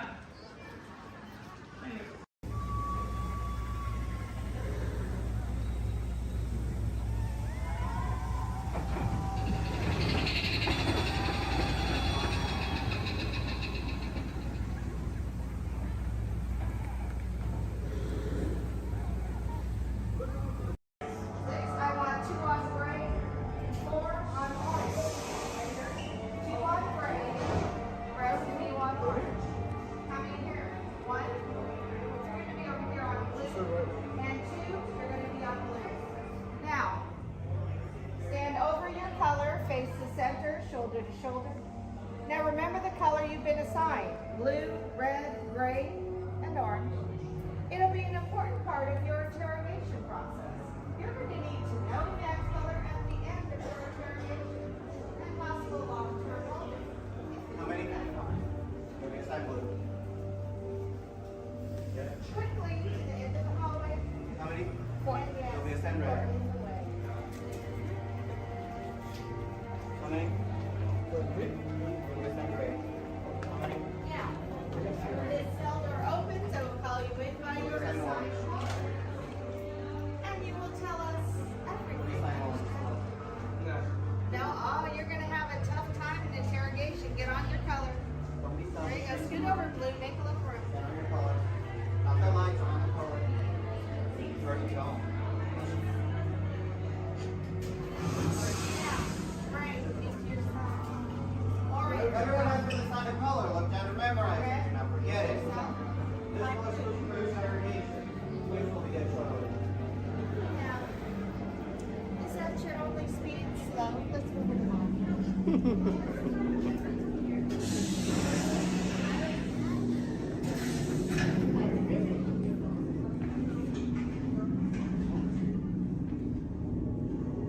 Leave us. Yes, General. Enemies of the First Order. We will soon snuff out your meager resistance. You chose the wrong side, and now you will pay. The resistance prisoners. You have what I want. You know the location of the secret base, and I will take it from you. We are needed on the bridge. Keep the prisoners here. I will return to finish this personally.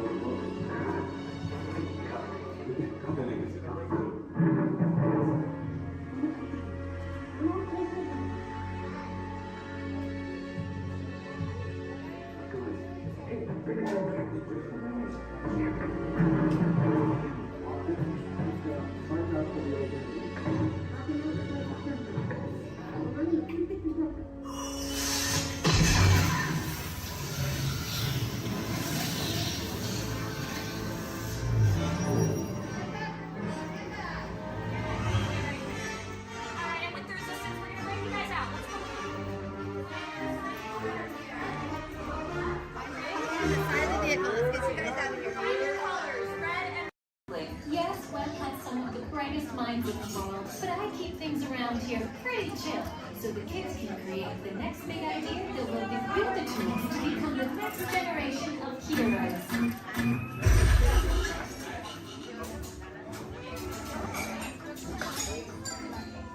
We hope you have a great time on your visit to the Worldwide Engineering Brigade Open House.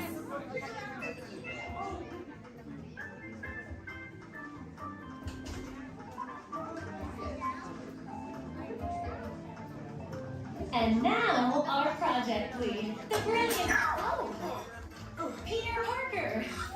Hey, what's up? I'm Peter Parker. And here at Web, we get access to some pretty awesome tech, like vibranium from Wakanda, or this crazy alien juice stuff. We have Kim Particles and Star Tech.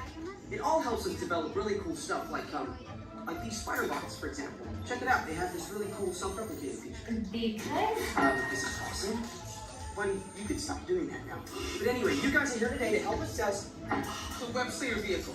Using onboard tech, you will be able to sling webs just like my buddy Spider-Man. Peter, your presentation is getting away from you. Yeah, I'm aware of that, Sharon. If you could just initiate the safety protocols, it'd be really Problem with that, So Peter. anyway, if you want to sling a web, all you gotta do is sling your arm in the direction you want to shoot the web, and that's it. It's awesome. Peter, your spider bots are continuing to replicate and are consuming everything in their path. They seem to be stuck in self-recognition mode. If you could just handle that for me, please. On it. Contacting Mr. Stark. Don't call Mr. Stark! Don't call Mr. Stark. Sorry for shouting. Could you just call someone else? Ask them to do it. Okay. Contacting Spider-Man. Here.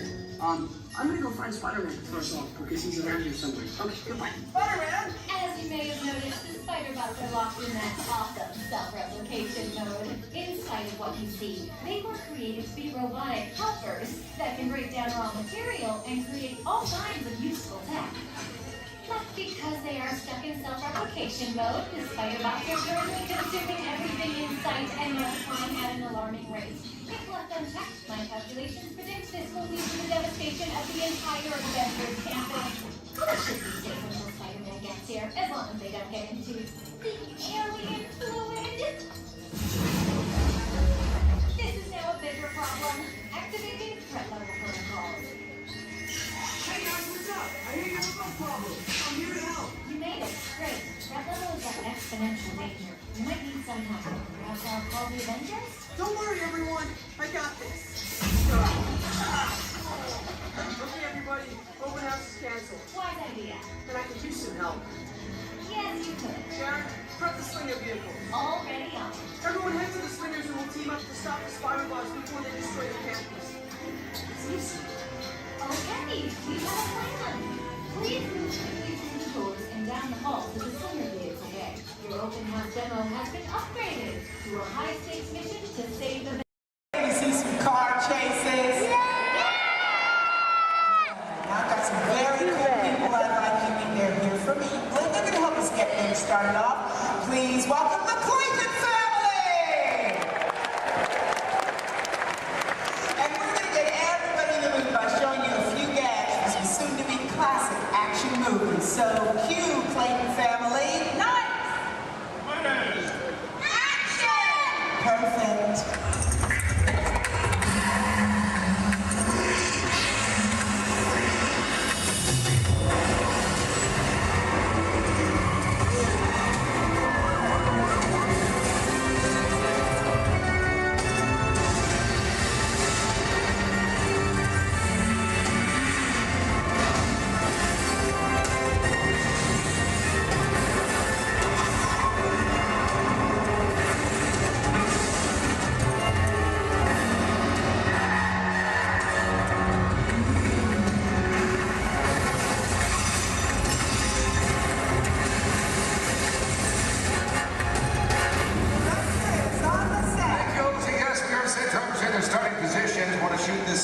First scene as quick as possible. Just need to know, is everybody fired up? Are you ready?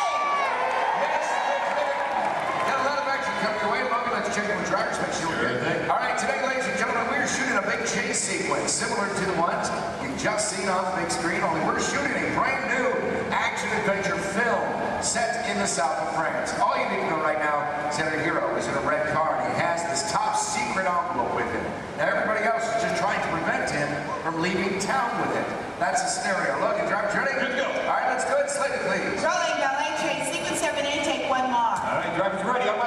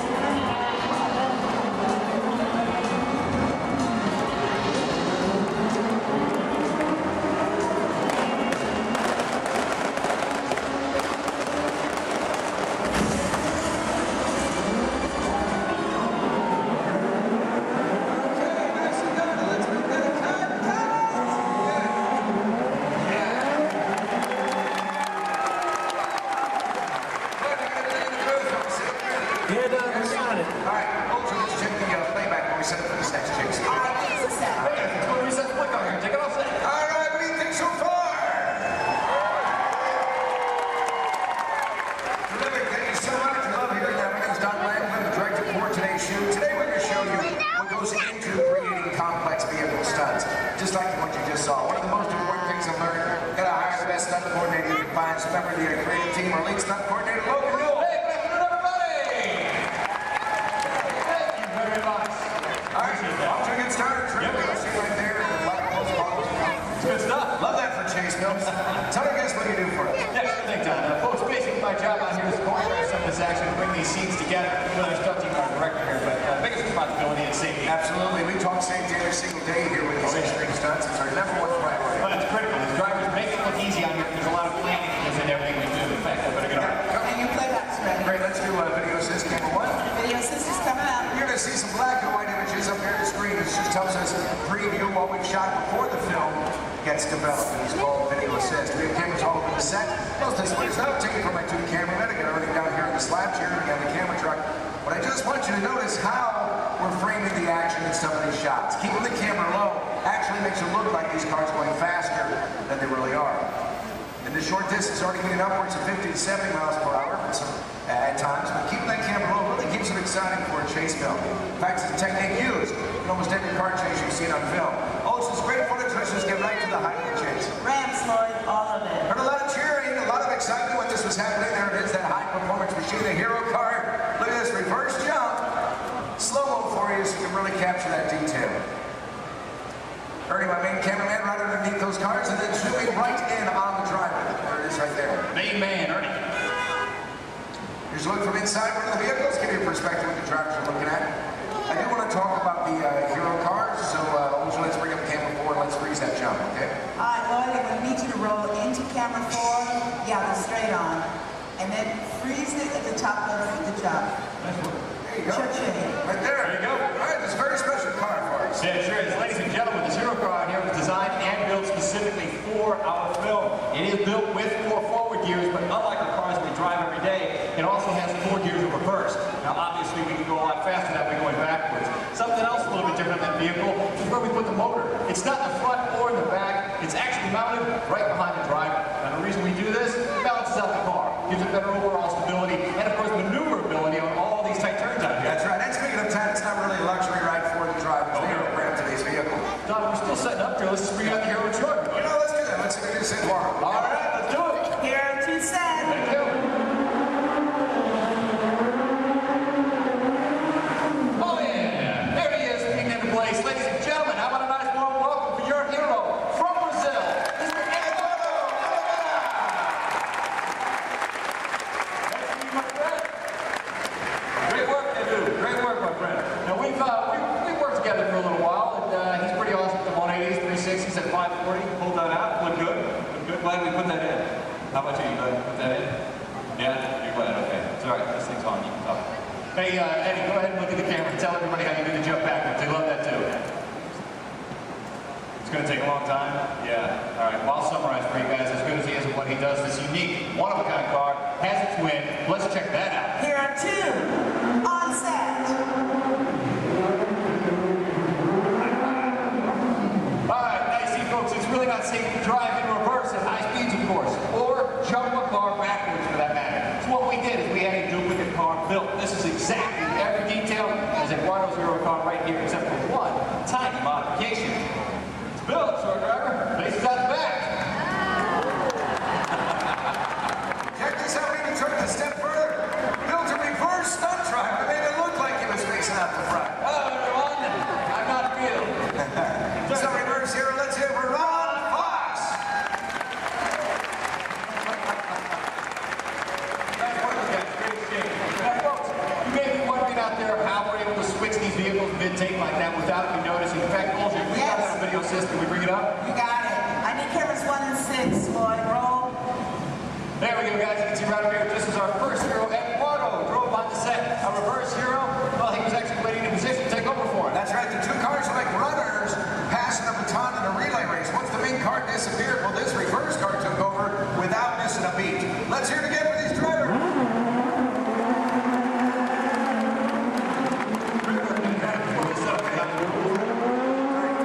Coming up, we're going to put you in charge right now. All right, ladies and gentlemen, I have a very special treat for you. We've prepared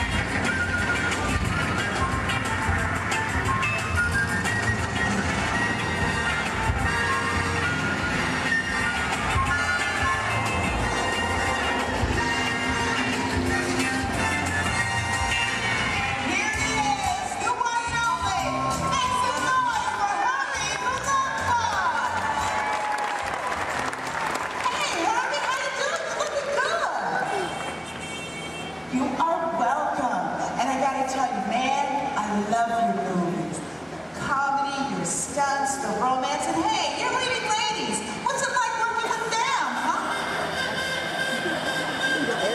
Okay, down boy. You know what? I think we understand. Now look, we gotta finish setting up for the next sequence, so hey, why don't you head over and let everybody get a good look at you. Getting on up and go. Y'all put your hands together for Herb and the Love Bug.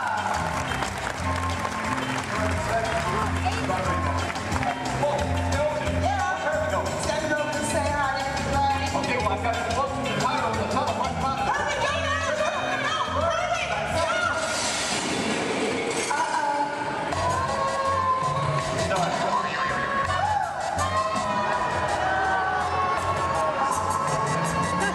Let's do this. Let's get the invitation. Logan, let's check it in with Eduardo.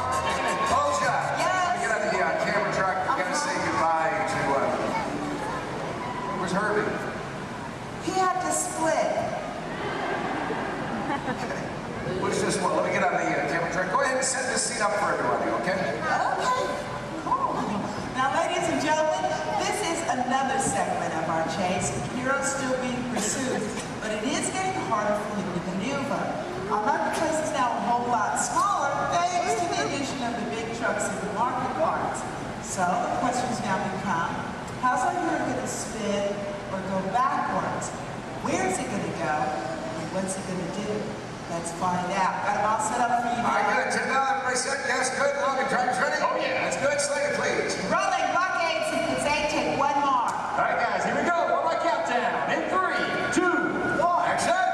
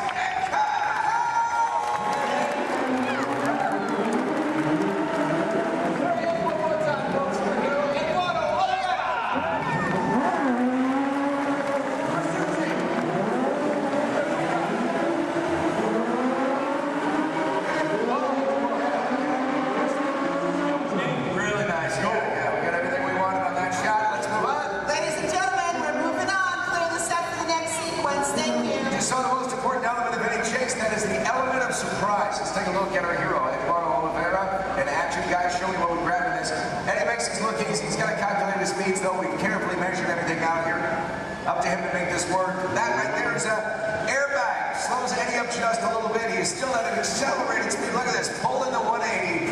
Otherwise, he's liable to hit the building. Not a lot of braking room. Not a lot of room to play with. That airbag, by the way, custom designed specifically for this stunt. I'm going to show you the finished film a little bit later on. You're not going to see the airbag in the film because of the magic of editing. Yeah, Don's got a great point there, folks. Again, another reminder, please don't try any of this on your own. We're showing you out here on the set. There's always a lot of safety equipment involved that you've never seen that finished picture, so always keep that in mind, okay? All right, terrific. Let's get the pickup shot in. Can we make that happen? Can we make it happen? Yeah, it's a great time. We're going to do it. All right, yeah, let's do it. Logan's car. All right, Logan's bringing out the red hero car. We're going to do a pickup shot. But we thought we'd mix it up a little bit, make a dream come true. Olja, you around? Yeah, I'm in the air conditioning. Well, come on out here, okay? Yeah, we can't be in the air conditioning when we're all suffering out here. Yeah, well. But let's make a dream come true. I want you to head out to this crowd. I want you to find me one driver to get behind the wheel of that hero car. Actually drive the vehicle for us. Okay, what are you looking for in a driver? Gotta have quick reflexes and great hand-eye coordination. Yeah. If you play a lot of video games, you should volunteer. Wait a minute. Video games, that sounds like you're talking about like a kid. That's what I'm talking about. Give me a kid. Really? You really want a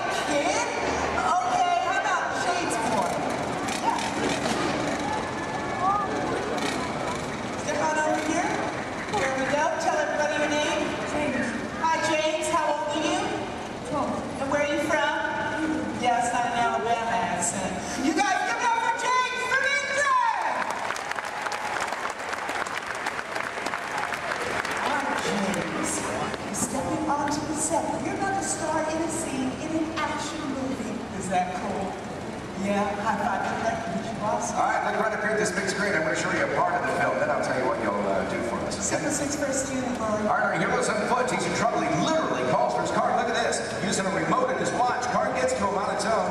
Hero makes his escape. I need a longer shot of the car. You're going to drive it for us, and there it is. Do you know what's so special about that car? Well, it's a full-size remote-controlled vehicle. That's right. You drive it with this remote here in my hands, guys. Let's take a look inside. I'll show you the hardware on this vehicle. The hardware, I should say. There you go. Now take a look at the steering wheel. I'll give you guys a quick demonstration. If I want to turn this vehicle to the left, all I do is press this lever here to the left like this, and then to the right. There you go. Right in the center. Oh, that's a fun little toy. Now, guys, this is just like any other remote control car that you find in the store, except it's a little bit bigger, obviously. It is custom built, bumper to bumper, all of our safety features inside. The great advantage of having a remote car out here on the set is that we can operate safely from a distance, especially when the scene requires explosion.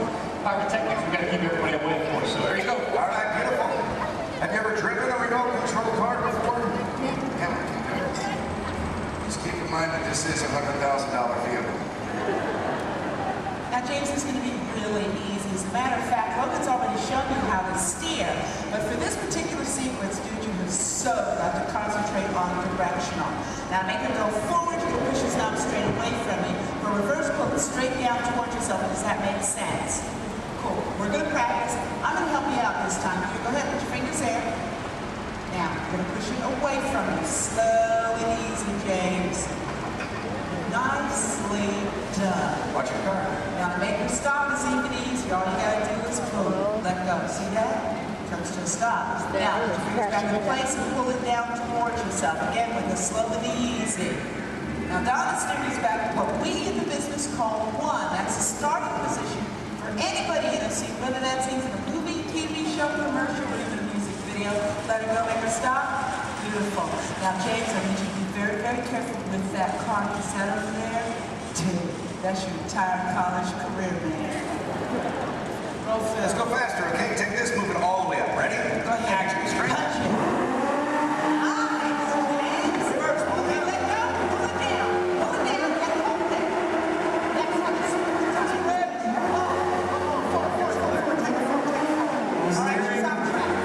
Stop.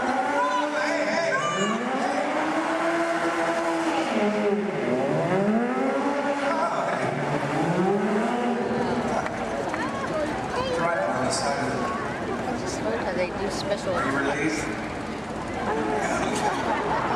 We're just having fun here, but there's a part of the movie we use a remote car. That's how we do it. This is our remote car driver, Corey. We're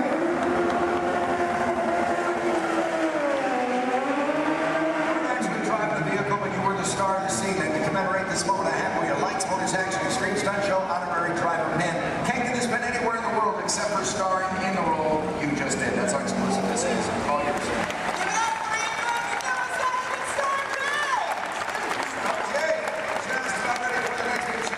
Now we're shooting this, as we often do in movies, out of sequence. We have a lot of complex stunts coming up for you in this chase. In fact, I highly recommend you have your camera standing by. You're going to see some incredible stunts in this one. One by my stunt coordinator, Logan. There he is. Where's my fan? They're all out here. 5,000 from Logan. Well, all right, that was almost good there, Don. Thanks. Guys, right up here, we got a great scene coming your way. Full of more action, I promise you that. Working in the stunt business, guys, it's a lot of fun. A lot of responsibility, too, but for me, every day changes. One day I might double for our hero. Next thing you know, shooting at him, it all depends on what our director needs. I'm pretty sure by now you guys all figured out how to get down, right? Pretty obvious? Yes, I'm standing just over 40 feet high during the scene, falling into that pen. We're going to kick it off here momentarily. So, Don, when you guys are ready. We are shooting the very beginning of the film. This is where you see the hero for the first time. He's in a gray jacket, just picked up this top secret envelope. This, of course, you met him earlier, our hero, Eduardo Oliveira. And he's done a lot of stunt driving for us for the film already, but for this scene, he's playing the role of stunt double. Then we'll bring out our moto, so you're going to see a motorcycle chase. Ready to go? All right, let's go. Hold your slater, please. Rolling, motorcycle chase. Sequence 3, take one more. On the countdown, in 3, 2, 1, action!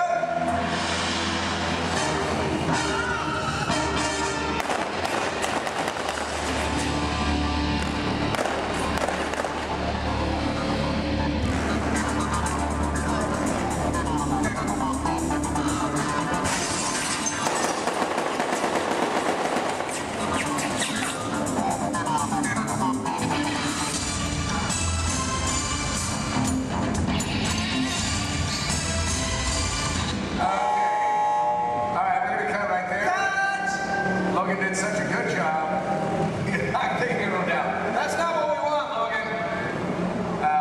So the hero actually stays on the bike. So we're going to change out the bike, check the surface, make sure there's no oil spills or brake fluid, and then we'll pick up the scene probably right from the top again, okay? All right, so this is Bill Ortiz. He's calling shots for this while Logan was doing the stunt for us, but we'll get the iPhone in there. So let's just go to BGM for a moment, and we'll get this started as soon as we can.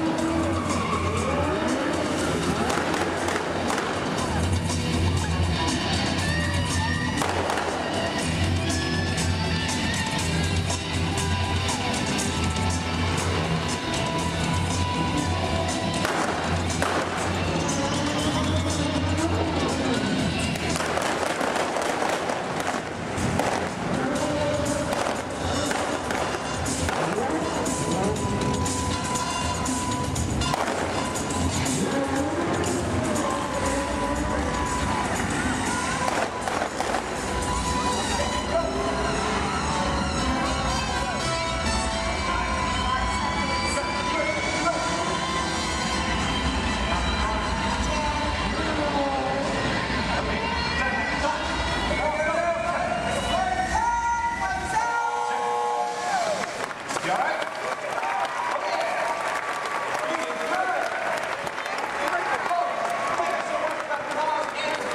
Let me introduce our school professionals. This is our photo hero, Tyler Fox. Nice job, Mike. First professional, Dave Cutler. Very nice, yeah. We got through there. There's a terrific burn. In fact, let's just take a look at the burn footage. You got it. You saw burn footage of the officers all over. As you do this, up to the throttle, you the rear brake. That's what gets the bike to slide out from under. It's done in itself. Can't get injured on this. Glides right through that trench. Just touches the fire. That's all we need. He's already engulfed in flames right when he's at his feet. 1 second that took. Yeah, it didn't take long. Yeah. There you go. Good job. It's nice right there. A lot of this footage can end up in the fire. Right there in the background. That's Love the hero. Background there. 10 seconds in, Nick starts feeling the intensity. We know it as soon as he goes down. Our crew right there to put him out. Absolutely. And we'll wait for his thumbs up. Make sure he's not feeling any hot spots or any part of his body. Which we get right there. Yeah. For stunts like this, we use as many different cameras and angles as possible. Well, folks, we have to. It's a big stunt, a lot of safety. We need it in one take. That's right. Elaborate stunt. A lot of prep time involved. That's exactly right. A good half an hour of preparation just for Dave, our bird guy alone, folks. He is wearing 5 different layers. Now, the first layer that we put on him is a dry layer of Nomex extra fire retardant material. Then we throw on some pads, of course, for the impact of that fall. Another layer of Nomex. There it is. And the fourth is a specially designed to desaturate the cool gel. That acts as a thermal barrier between Dave and those flames. The last is his moto driving suit. And what we do with that is paint it with a flammable gel. Now, ladies and gentlemen, it is the flammable gel that you notice burning and not Dave's moto driving suit itself. Now, one can do amazing things with digital effects, but nothing beats capturing fire stunts live. Yeah, that's where I like it. That's right. Hey, you know what? This is what I want to do. I know we're set up for the final race. Let's get a pursuit route to camera out. Let's go inside and show our guests how much we modify these vehicles. I got you what you need. Let's do it, guys. Let's get V2 out to camera out. V2 set camera out. V2 is on set. There you go. Right there. That's terrific. Slow it down, slow it. Hey, there you go. Folks, how would you like this guy to be your valet? Put your hands together for Mr. Nick Keeley. Hey,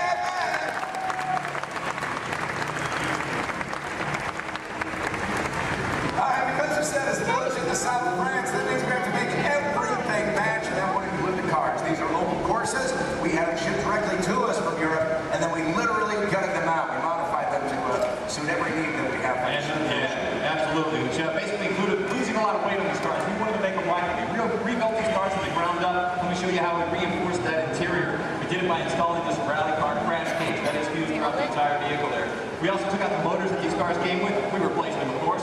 Right behind the driver, folks, that's a 1300cc motorcycle engine. These cars, they're balanced down and modified. They're designed specifically for these stunts. Ernie, let's go on the side here for a second. Now, executing these maneuvers, pulling off these stunts that our cars do, it requires a lot of complex timing, using your clutch, your gas, and your emergency brake. These cars here, that e-brake releases the moment the driver lets it go. The cars we drive every day, it locks in position until we release it manually ourselves. These guys are pulling off all these maneuvers and they have to keep going. So that's why we leave it released.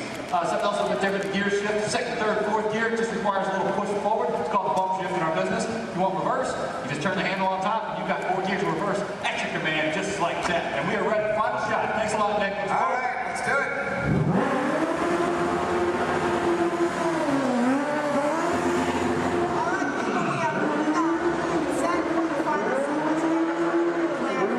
We showed you a lot what goes into creating complex vehicle stunts. Right now I want to show you the film. And I want you to find the scenes you just saw shooting here. Remember that first scene called the ballet chase? Then there was the jump in the semi. Now this motorcycle chase you'll see first in the film. Also look for an additional stunt that Logan did for us on that blindfold. We're going to heat things up right now. Let's roll that film.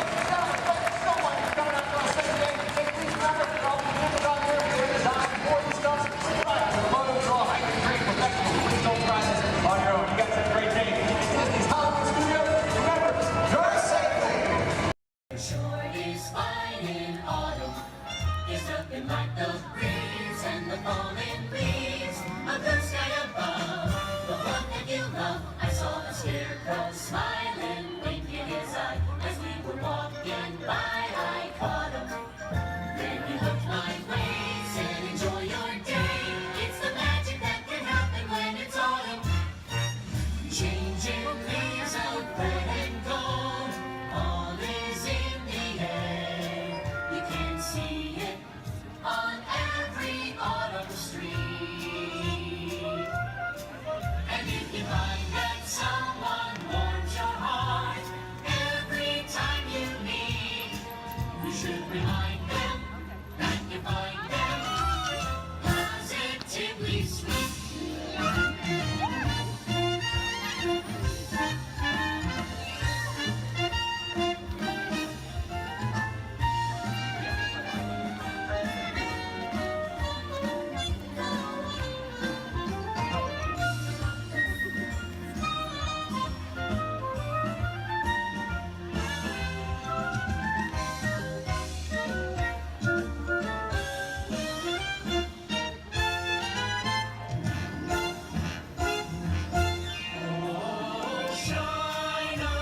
Shine on, harvest moon, up in the sky.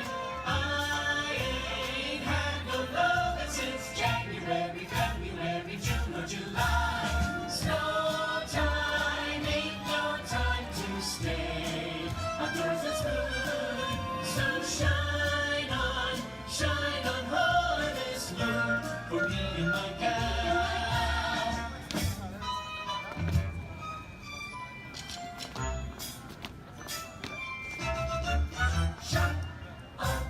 Shine on harvest moon. It's autumn, wonderful, beautiful autumn.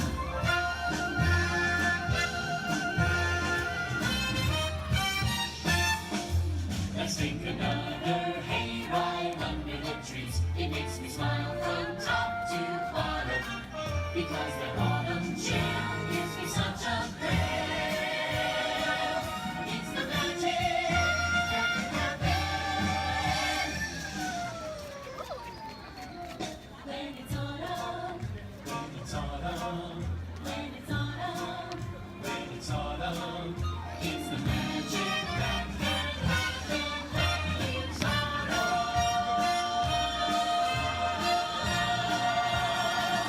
When it's autumn.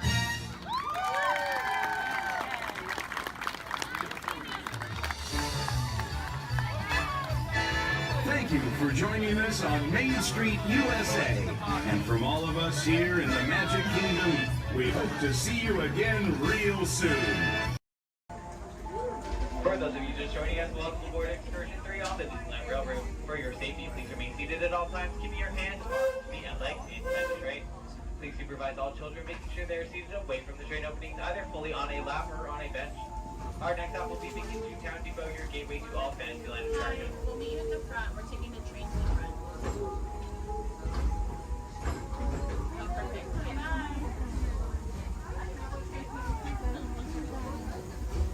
To those just joining us, welcome aboard the Disneyland Railroad. To ensure a safe ride, stay seated with your hands, arms, feet, and legs inside the train. And please watch your kids. Pasos de cuidado. Permanezca sentado y mantenga las manos, brazos, pies y piernas dentro del tren y cuida a los pequeños. We're now entering Splash Mountain, rumored to be the location of one and only Rabbit Place. If you look real hard, you just might find it. It's where the critters are celebrating a zippity-doo-dah day.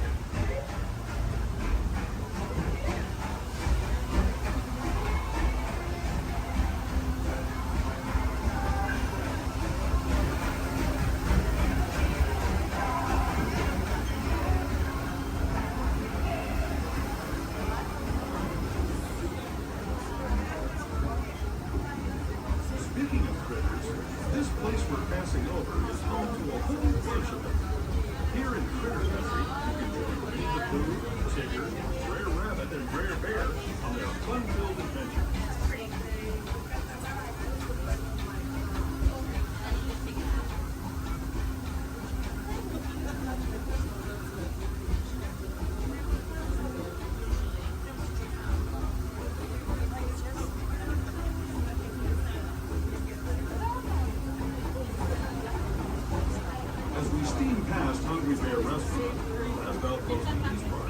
We're now joining up with the rivers of America and entering the frontiers that looked more than a century and a half ago.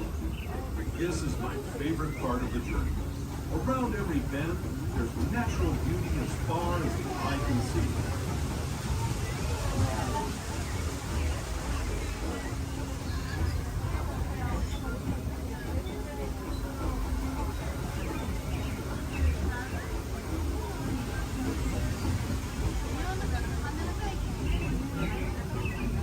There is the revered Indian shaman, sharing his stories with those in the great river valley below.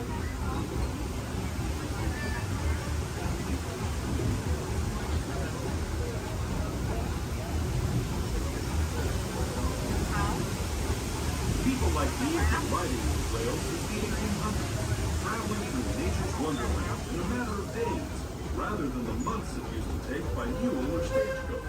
Steam power not only fueled these iron horses, but the dreams of a whole new generation as it moved west into this great frontier. Of course, some of those dreams, and the stories that went with them, were pretty darn wild and downright unbelievable, like on Big Thunder Mountain, where I hear that mysterious spirits have grabbed hold of those mining trains and turned them into the wildest ride in the wilderness.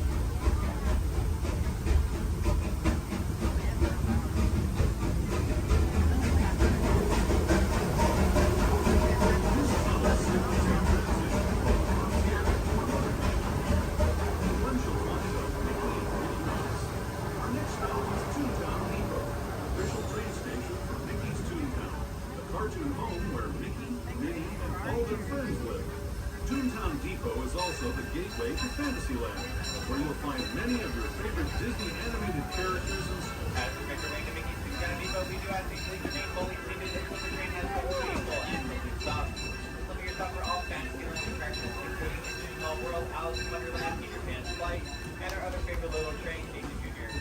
Once again, please remain fully seated until we have come to a full and complete stop. Depot, Mickey's Toontown.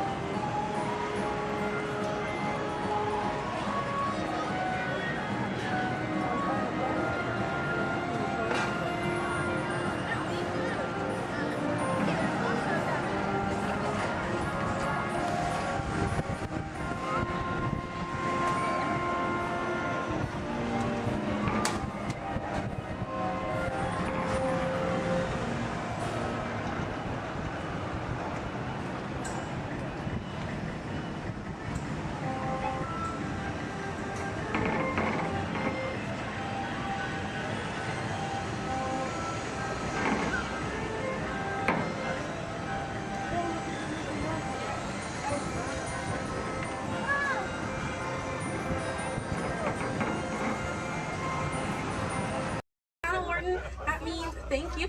Another word that we say here on the reserve is Twin Day. Twin Day means let's go. Jumbo everyone, my name is Selena. I'm going to be your safari guide here today. Before we get out in the reserve, I do have a few safety reminders. Please make sure that we keep our hands, arms, feet, and legs inside the vehicle at all times so that we remain fully seated throughout our entire journey today. Now, if you take a look above your head, we have an animal spotting guide. You can use that guide to help me spot some animals out here in the reserve. I can't promise that we're going to see all of them, but I usually have some pretty good luck. Now, we're going to be heading into the Little Cherry Forest here first. And this area is home to animals that tend to be shy. They like to use camouflage to blend in with their environments, but we're going to see what we can find today. And already see, looks like we're going to see that saddle-billed stork. They're high up on that left-hand side of the road there. And the saddle-billed stork gets its name after the little yellow patch that's on its beak. It's shaped like a saddle. Those birds are 5 feet tall and have a wingspan of 9 feet, about the same width of the canopy that's above your head. Now on that right-hand side there, we have the okapi. And the okapi have stripes on their legs that make them look like they're related to the zebra, but they're not. They're actually related to the giraffe. They have long, prehensile tongues that they use to grab vegetation. Their tongues are so long, they touch their eyeballs and clean their ears. As we're looping around here, you can see we have some greater kudu way up there, as well as the bongo. And the bongos are going to have that deep, almost penny color coat to them, with those antlers over there, and then the greater kudu, the tan colored coat right there.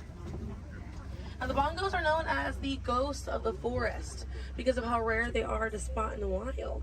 And their antlers, they angle backwards, and that's to help them get through thick vegetation and underbrush very quickly. Now the greater kudu that we see right there, the greater kudu are one of the tallest antelopes in Africa, or the second tallest antelope here on the reserve. They stand at 55 inches tall at their shoulder, and they can leap about 8 feet forward.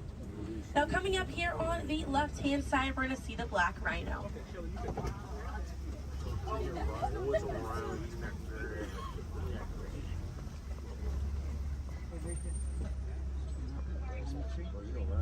Now black rhinos are the smallest rhino in Africa. They weigh about 3,000 pounds. Rhinos are poached or hunted for their horns. Some people believe that they have medicinal value, but they do not. Their horns are not valuable at all, made out of keratin. And that's the same thing that our fingernails are made out of. Really good view of that bongo there on the right-hand side as we're passing by here.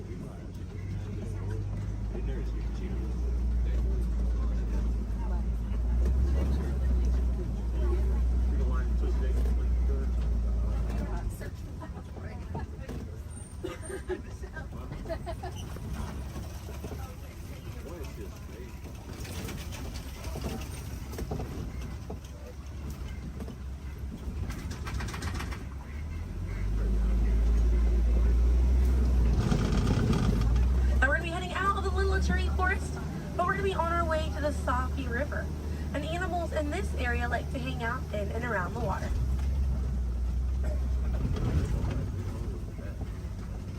Now coming up on the right-hand side, we're going to see some pink-back pelicans. And the pink-back pelicans get their name for the pink skin that occurs on their back during mating season. Now those animals are colonial nesters, so they'll nest between 20 and 500 pairs. That's a group of 40 to 1,000 pink-back pelicans.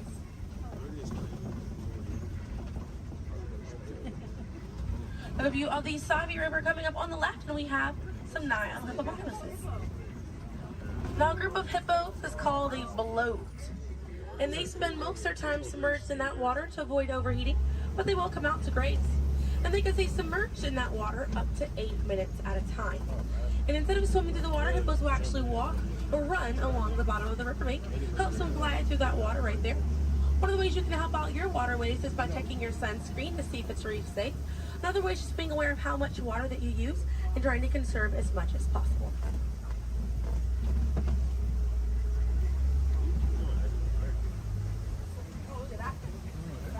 Another one there, taking a nap on that left-hand side.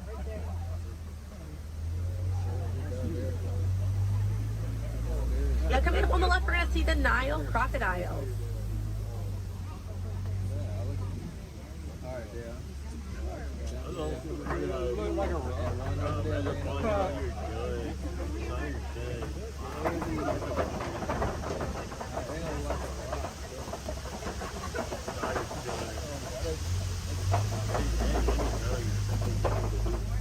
Now the Nile crocodiles can eat half their body weight in one sitting, and they can go months without eating if food is scarce.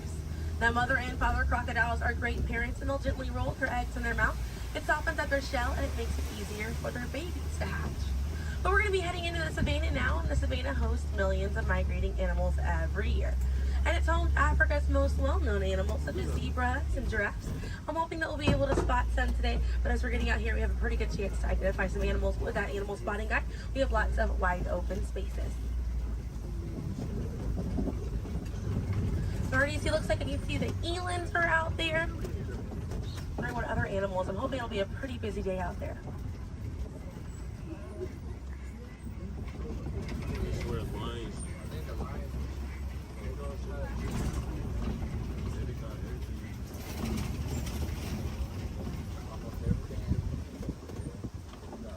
Let's see, also some springbok. It does look pretty busy out there.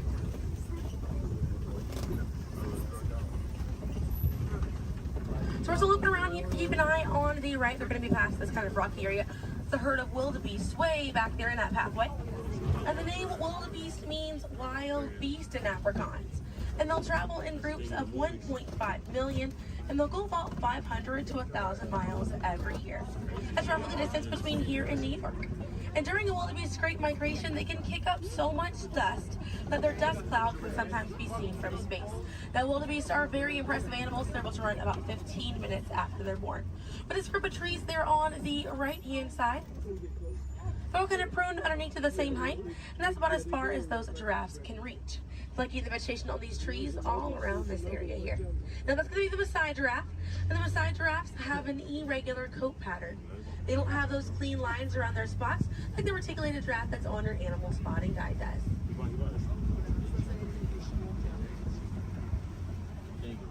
Now on the left-hand side, we do have the African painted dogs. There might be a little bit more people once we're a little bit further up here. Now, African painted dogs get their name after their fur pattern.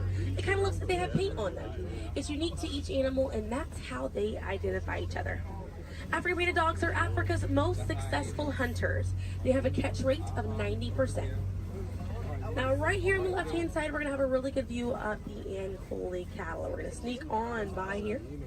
The Ankole cattle are the only domestic cattle breed that we have here on the reserve. They're in the bovine family, same family as buffalo and bison. And their horns right there, they grow about 3 to 4 feet in length, and they're filled with a honeycomb-like structure.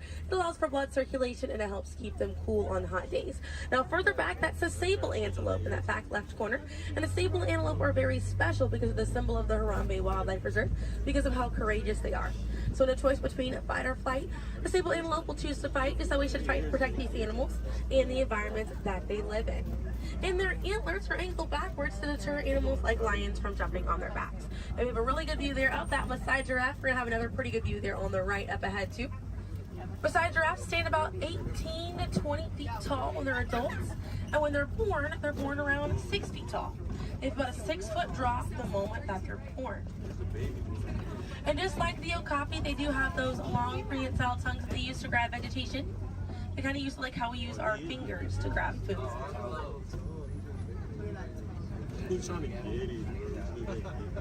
Really good view of them right there. They're actually the same number of neck bones or vertebrae in their neck as we do in ours. Theirs is just bigger.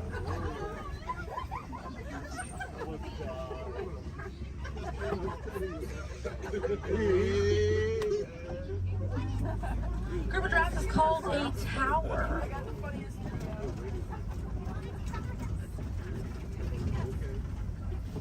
Now we're going to see on the left-hand side we have the elands. Now the elands are right next to the springbok. The elands are the tallest antelope on the reserve. They're seen at 6 feet tall at their shoulder. One of my favorite eland facts is they'll make a flower crown with their antlers to impress the females during mating season.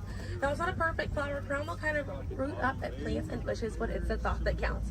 Another eland right there, a couple of elands right there. And then we have the springbok, and the springbok are the smallest antelope on the reserve. They're able to jump 6 feet straight up into the air repeatedly and about 13 feet forward. And they're a symbol of a lot of sports teams over in South Africa. Now those elands right there, they can weigh up to 2,000 pounds.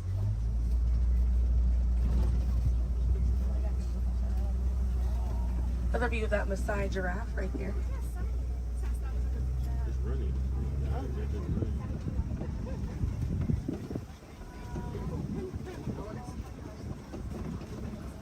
See what else we have waiting around the corner for us. Another Maasai giraffe there. But it fits big for these giraffes.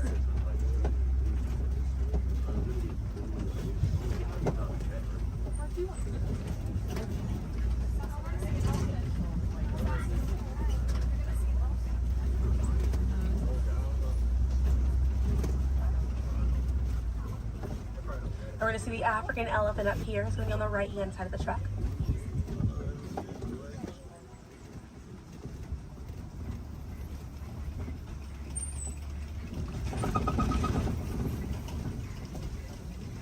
Really good view of that African elephant there on the right-hand side.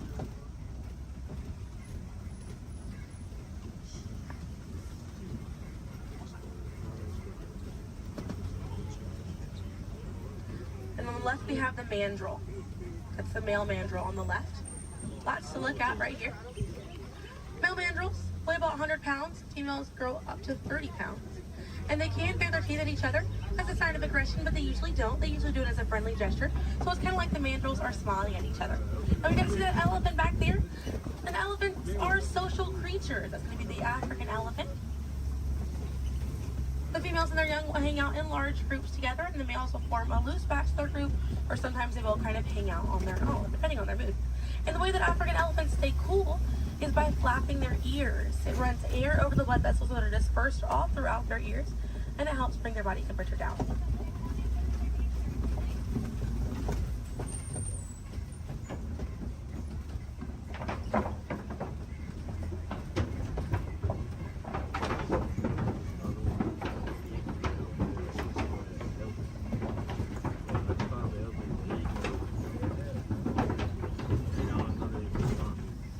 We're going to be looping around this area here. We have lots of red clay on this right-hand side. And if you keep an eye out, we're going to be able to see some tusk marks right around the corner here.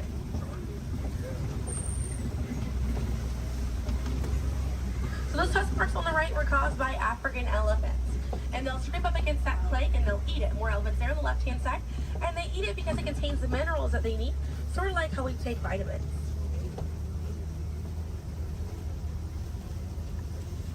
They're way off there on that left-hand side. They kind of look kind of tiny from here.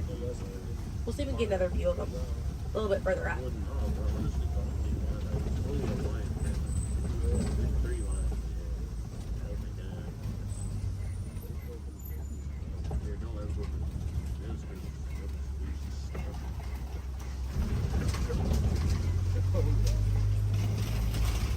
So on the right-hand side, we're going to pass by a couple of trees. There's one on the left by those elephants as well. And these trees are baobab trees. And baobab trees survive by storing water in their trunk, and they stay leafless about 9 months out of the year. Now, baobab trees have a few different nicknames. One is the upside down tree, and the other one you might be familiar with is the tree of life.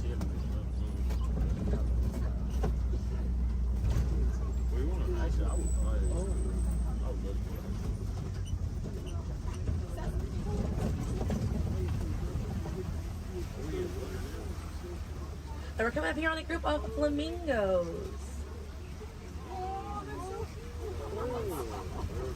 Group of flamingos is called a flamboyant. So here we have that flamboyance of flamingos.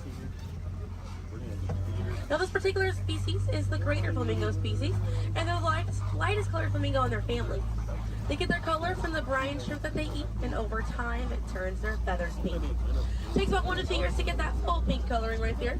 When they're born all gray and fluffy.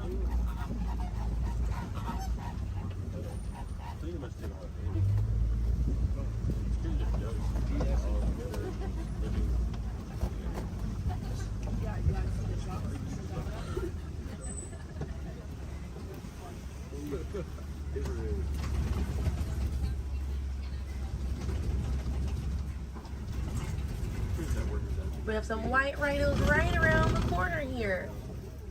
So they're going to be hanging out by a mud wallow on this left-hand side, and they'll use this mud wallow to cool off it.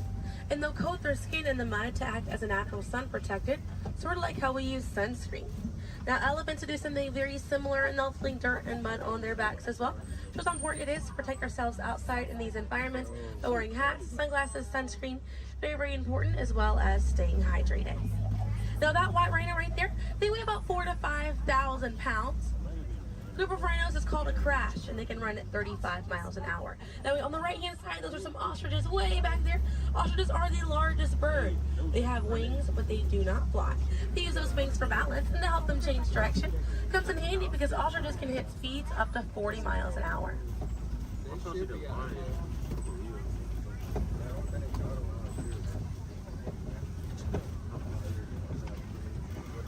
You see some cheetahs right around the bend here.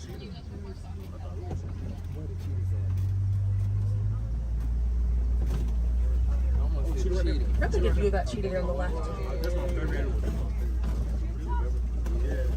Now, cheetahs are the fastest land animal. They run a little over 60 miles an hour. And they have 2 black lines on their face. Those black lines are called tear marks. And they help reflect the sun. Benefits cheetahs because cheetahs are daytime hunters. Now, cheetahs do not roar. Instead of roaring, they'll meow and they'll purr. And their claws are not retractable, so they're out all the time. Now we're coming up here on some Kopi rocks. And Kopi rocks are rocks that jut out from the savannah. And a lot of times animals like lions will use these Kopi rocks as a vantage point to kind of scope out their territory and their prey. Really beautiful view of that male lion right there. Now at full volume, their roar can be heard up to 5 miles away. And they can sleep about 16 to 20 hours a day. Really impressive view of them posing right there. Oh yeah, it's moving. Now, female lions will do most of the hunting for the group, and the male lions will stay back and kind of guard the territory and guard their cubs. And the Swahili word for lion you're probably already familiar with. The way that you say lion in Swahili is simba.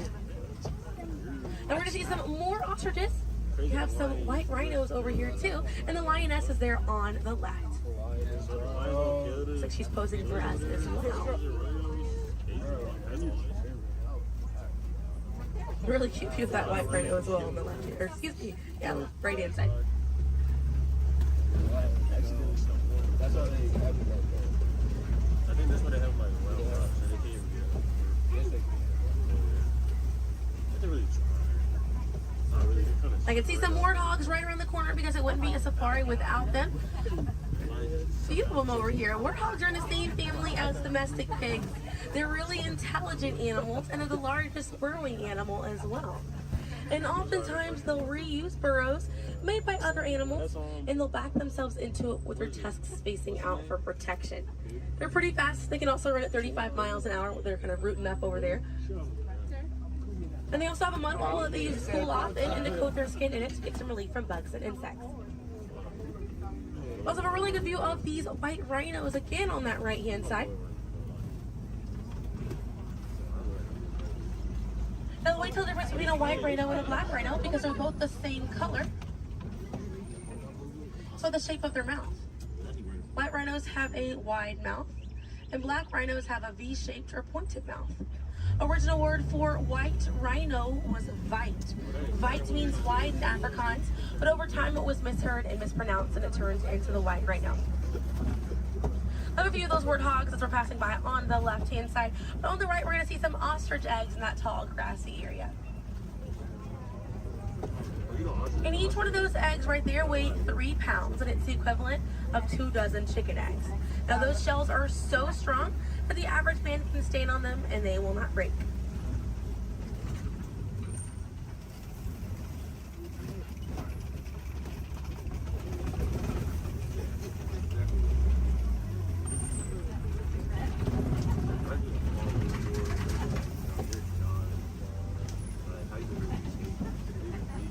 We're gonna see, looks like we have some Nigerian dwarf goats over here. And these goats are used for their dairy products, such as milk and cheese. So they take up a lot less land than cattle, so they're easier on the environment, and they're very cute. Now their milk is considered high value, so selling that milk helps take away the need to rely on wildlife. Now if you do want to see some more goats today, you can head over to Rafiki's Planet Watch. They have a petting zoo area, an animators area, and a kind of behind the scenes look at Disney's Animal Kingdom. Very, very cool. Definitely check it out if you have the time. They have a conservation station over there, and inside that they do have an animal hospital as well. Pretty cool. It's going to be a train right away through the Wildlife Express. Those trains are going to start running at 9:30. The last train leaves at 4:30 today. The petting zoo is going to close at 5 o'clock once you're over there, and the animators experience is going to close at 4:45. We're going to see a lot of really cool animals today. If you'd like to learn some more information, you can check out DisneyAnimals.com, or National Geographic is a really good resource. Some ways to help out these animals at home include volunteering at your local nature center, or a conservation organization, or even joining a local beach or river cleanup. Some more simple ways to help out at home include turning off the water while you brush your teeth, or using reusable water bottles instead of disposable ones. Now, those small changes really add up to make a big difference. And on behalf of Kilimanjaro Safaris, my name is Selena. I'm from Pensacola, Florida, and it was an honor to be your safari guide here today.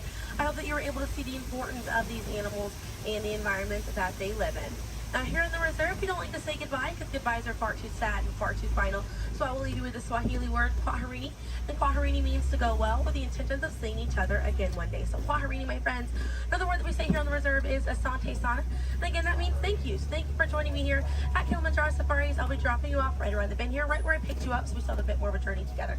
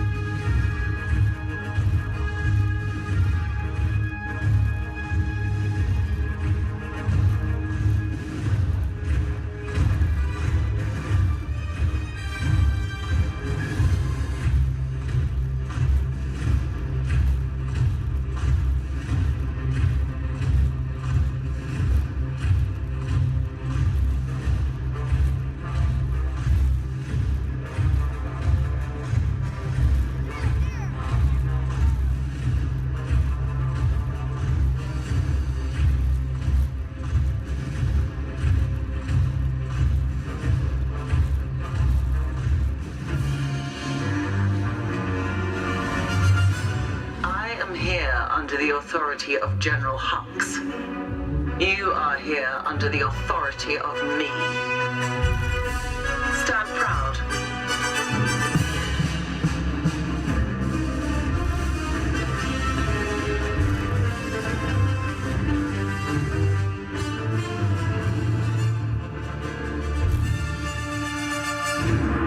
Troops in this division are held to the highest standard. Mine. Show me fearless.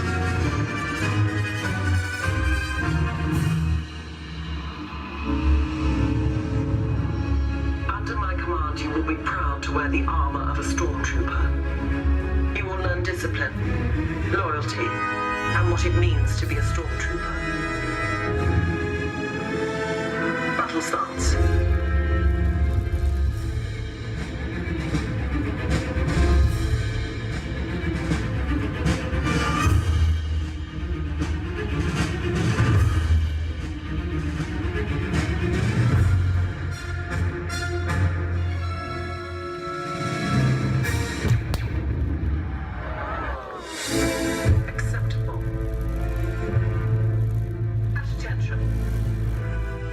We do not tolerate traitors.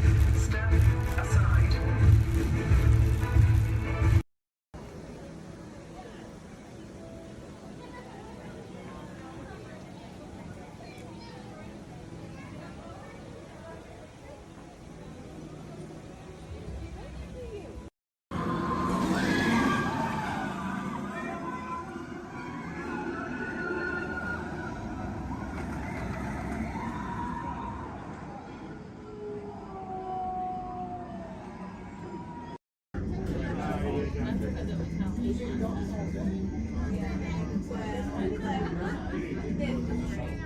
is Disney's Port Orleans French Quarter Resort. Please collect your belongings, wash your head and step as you disembark, and take some home shore fun. Thanks for riding with us, and welcome home.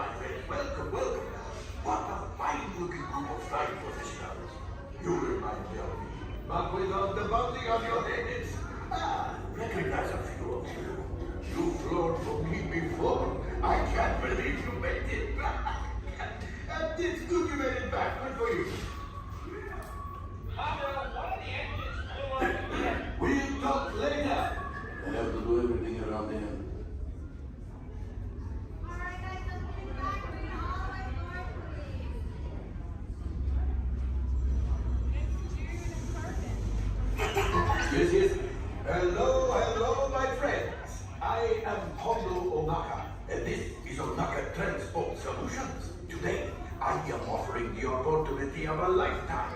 I need flight crews to transport this valuable merchandise across the galaxy, pilots to navigate, engineers to operate the ship, and gunners to defend the shipments. And that is where you come in. Oh, the Millennium Falcon. Oh no, for some very fast and very profitable expeditions. Chewbacca, my fine furry friend. Yes, as we agreed, you let us use the ship. We'll get you the supplies you need. It's a win-win. You help the resistance, I get all the profits.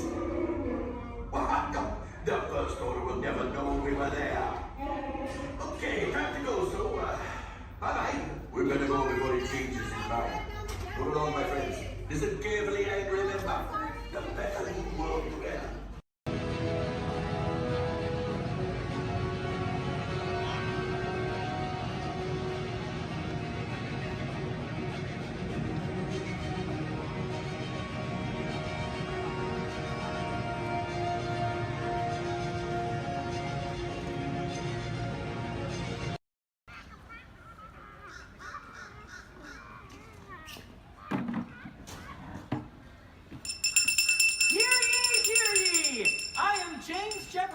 The town crier of Liberty Square. But my friends, call me JJ. Come on, everyone, gather round. You're just in time. Come closer, all ye people, gather round and listen well. I've got a satchel full of history's greatest tales to tell. Your hair will stand on end with all the history and such. Unless, of course, you're bald like me, in which case, not so much. Hey, Sam! It's Sam Eagle, everybody! Tell us, Sam, what great American story are we sharing today? Today we shall salute the Declaration of Independence! Ah, a great story indeed! The people of the colonies, they said, let freedom ring! Declared their independence. And they overthrew the king! There were battles, there was violence, there were spies and traitors too. We won't speak about all that. This is wholesome through and through. Right, let's bring out some friends to help us. Hey there, that's your cue. Welcome! Hiya! Woo! Great moments in history. Tra la la la la. Great moments in history. And this one features more. And here's what you will take away in all your minds and hearts. Great moments in history. Great moments in history, but just the American parts. Hi-ho, and welcome to Great Moments in History. But just the American parts. That's right, Sam. And as the official Liberty Square historian, I have drafted tributes to every important event in American history. JJ, please remind everyone which great moment we are sharing today. The Declaration of Independence! Excellent! I read it every night before bed. and so should you. And now I will recite from memory the entire Declaration of Independence. When in the course of human... Excuse me, Sam? Kermit, you are interrupting America. Sam, the gang and I were talking, and we had some ideas to make your show more entertaining. Entertaining? In a theme park? Yeah. Highly unusual. Aw, please, Sam? JJ, I could use a little help here. Sure, Kermit. Let's put this to a vote. All those in favor of making Sam's story a little more entertaining, say aye. Aye. The ayes have it. Oh, it appears democracy has spoken. All right, Kermit, you and your band of weirdos can come. Okay. But please, do it with dignity. Oh, sure, Sam. We always do things with dignity. Hey, Kermit, the all-chicken chorus is ready for their big number. The cluck heard round the world. Get it, girls! Too soon.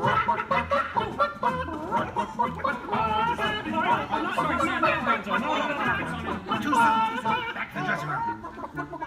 Oh, Kermit! What part will Walt be playing in today's performance? Well, Piggy, this is a story about the founding fathers. There's no part for you. No part for moi? Oh, we'll see about that. Sheesh. Okay, places, everyone. Sam, JJ, take it away. All right, friends, what do you say? Want to help us make some history? Do the patriotic music. The year is 1776. 1776. We are in Philadelphia. Philadelphia. JJ, why are you doing that? I'm the town crier. Well, cheer up and allow me to continue. The year is 1776, and the Second Continental Congress has convened. Roll call, Thomas Jefferson. Hi-ho, Jefferson here. John Adams. Hey, that's me. And the highly quotable Benjamin Franklin. Ah, Ben Franklin here. A penny saved is a penny earned. And if at first you don't succeed, then skydiving is definitely not the sport for you. Let's hear it for your founding fathers. Sam. The delegates are discussing the question of America's independence from England, and there is much debate. Psst. Hey, that's you guys. Oh, right. Debate. Debate. Point of view. Opinion. Says you. Argument. Point. Counterpoint. Order. Needlepoint. Order. I'll take 2 hot dogs with extra mayo. A banana sounds appealing. Waka waka. You get on with it. Okay, Sam. Guys, look, let's get down to business. Does anyone have any arguments in favor of independence? I do. Our continued association with England has grown intolerable. King George has altered our government, enforced cruel repression, and abolished our rights. Wow, nice job, Gonzo. How did you remember all that? I stapled it to my arm. Oh, yeesh. That's gonna leave a mark. Okay, now, does anyone have any arguments in favor of England and King George? Boo! Boo! Come on, No everyone! King George! No King George! No King George! No King George! No King George! No King George! Did someone call moi? Piggy, what are you doing here? I told you there's no part for you in this show. Of course there is. After all, who better to play royalty than moi? All hail King George! Piggy, women aren't kings, they're queens. Fine. All hail Queen Georgette! Good grief. I protest. This is not historically accurate. The king was not at the Congress. You got a bear playing Ben Franklin. And doing a great job at it. Let's hear it for the bear, huh? Go Fozzie! Go Fozzie! Go Fozzie! Go Fozzie! Go Fozzie! Go Fozzie! Continue, please. Oh, sorry. Sorry, Kermit. King George, Queen Georgette, you are not a good ruler. Who? What? Yes, you. You mistreat the colonists. You raise taxes. You are drunk with power. You might even say she's intoxicated. That was pretty good. Queen Georgette, can't you see? The colonists are angry. We are angry. The colonists are irate. We are irate. The colonists are revolted. We are revolted. And say that again. We are we voting? Sorry. Okay, it's time to vote. JJ, if you please. All right. All those in favor of declaring their independence from England and Queen Georgette say aye! Aye! The ayes have it. Let's declare our independence. Yeah! Queen Georgette, it appears you lose. Wait, what? I lose? Well, sure, Piggy. You see, in the American Revolution, England loses, which means the king, or the queen, loses. Excuse me? It is I, Georgette Washington, and I cannot tell a lie. I look fabulous! Piggy. This is a Oh boy, nice outfit. Enough of this nonsense. Can we please move on? Sure, Sam.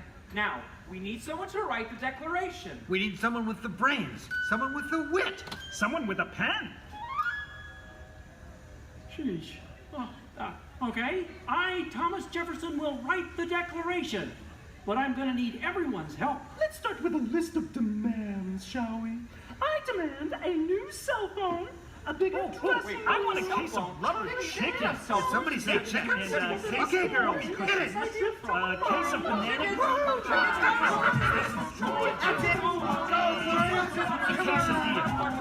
You're doing it, guys.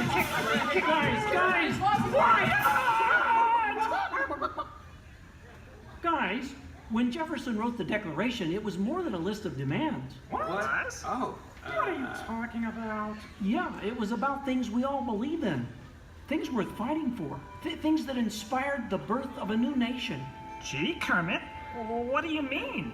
Well, like the Declaration says, we hold these truths to be self-evident, that all men are created equal, that they are endowed by their Creator with certain unalienable rights, that among these are all together life, liberty, and the pursuit of happiness.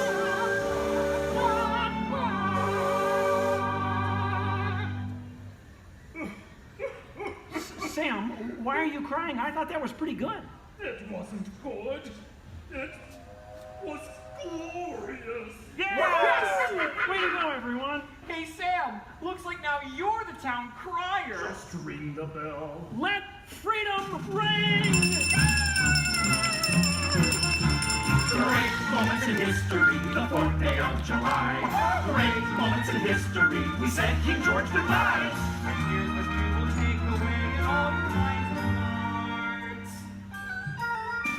Great moments in history, great moments in history, great moments in history.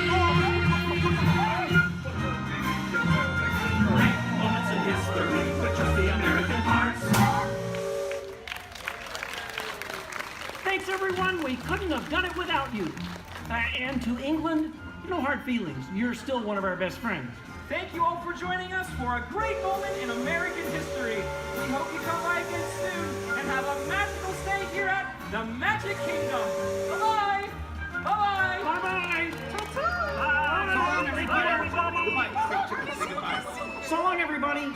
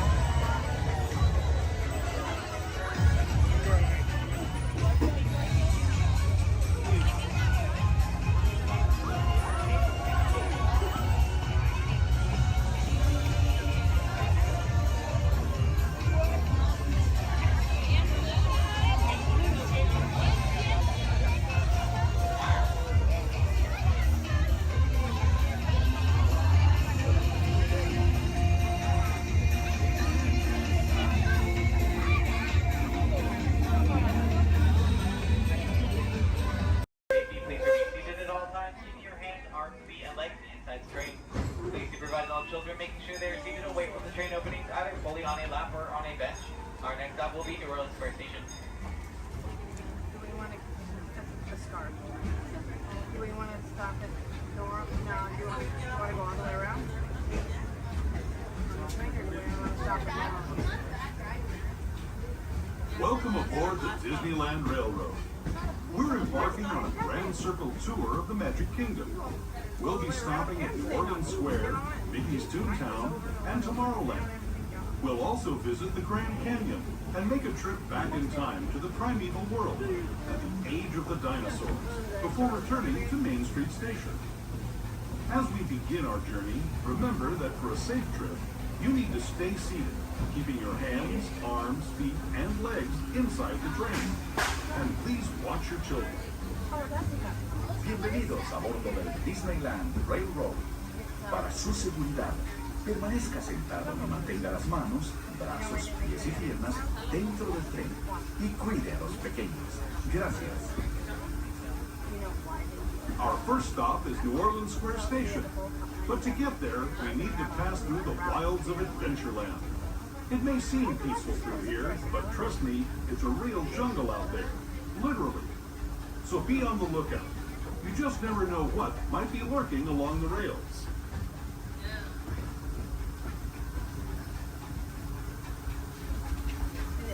Just ahead is New Orleans Square Station.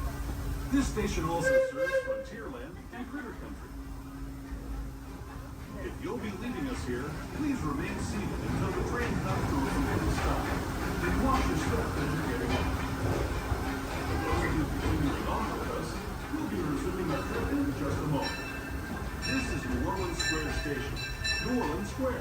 As we make our way to New Orleans Square Station, please remain fully seated until the train has come to a full and complete stop. This will be your stop for attractions such as Pirates of the Caribbean, Indiana Jones Adventure, Jungle Cruise, the many adventures of Winnie the Pooh, Splash Mountain, and Haunted Mansion Holiday.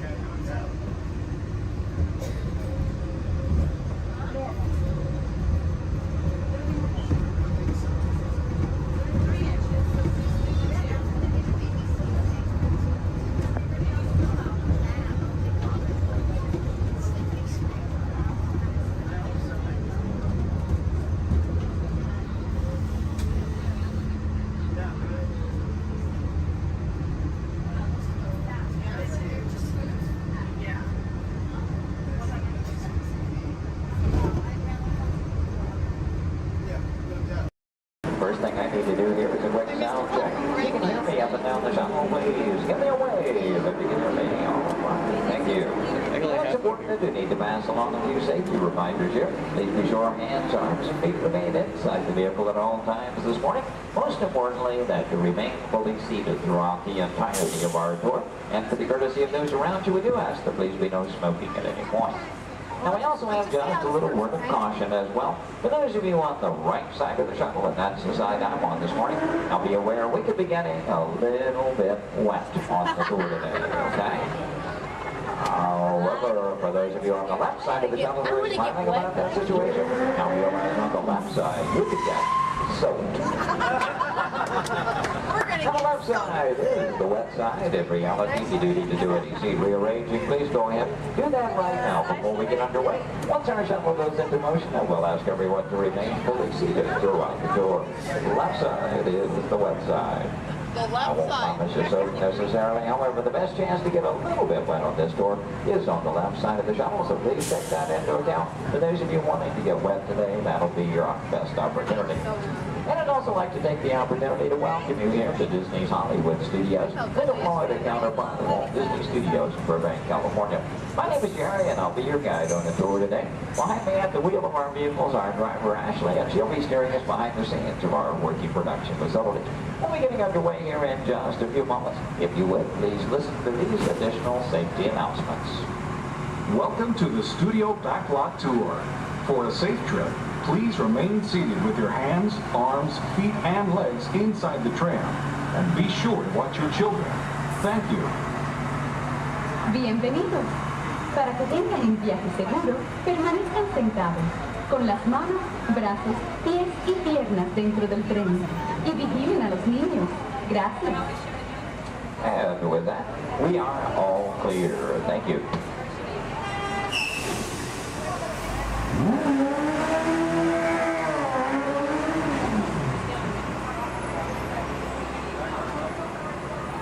Once again, a very good morning, ladies and gentlemen. Welcome to the second portion of the studio's backlot tour. Might also mention there are no photo restrictions of any type on the tour, so please feel free to shoot as much film and video as you like. Go ahead and get those cameras out and ready. Matter of fact, that first photo opportunity is coming high in the sky. Take a look up toward the front of the shuttle. As you round the corner toward the front to your left, you'll see the symbol and the landmark of our studios, our award-winning Year-Full Tower. Now that tower takes its inspiration from the design of a water tank that Walt Disney had constructed for our Burbank studios in 1939. The Year-Full Tower stands in at 13 stories tall, topped off by a set of Mickey Mouse ears weighing 5,000 pounds apiece. And for anyone who might be curious, that's also a hat size of 342 3/8. Also off to your left, you see some automobiles, ramps, and so on. This is the rehearsal and staging area for our Lights, Motors, Action Extreme Stunt Show. We'll talk more about that show as we pass by its arena further along in the tour. Now here at the studios, we do feature sound stages, outdoor sets, state-of-the-art editing facilities, recording studios, just about anything else needed for the production of radio programs, television shows, and motion pictures. And over the years, we've had quite a lot of activity taking place. Now, for example, Anthony Hopkins and Cuba Gooding Jr. made use of our sound stages filming Instinct. And Tom Hanks was here, producing, directing, and starring in the 13 episodes of the HBO Emmy Award-winning miniseries From the Earth to the Moon. Our backlot has been used for exterior shots for such shows as The Golden Girls and Empty Nest, and for 5 years, from 1989 to 94, our sound stages were home to the new Mickey Mouse Club. Now that show, by the way, served as the launching pad of several of today's young stars, including Justin Timberlake, Christina Aguilera, Britney Spears, Ryan Gosling, and Felicity's Kerry Russell. They all got their start right here on our sound stages. Now, as you make your way around this turn, off to the right, you'll see 2 surviving P-40 aircraft from Touchstone Pictures Pearl Harbor, starring Ben Affleck and Josh Hartnett.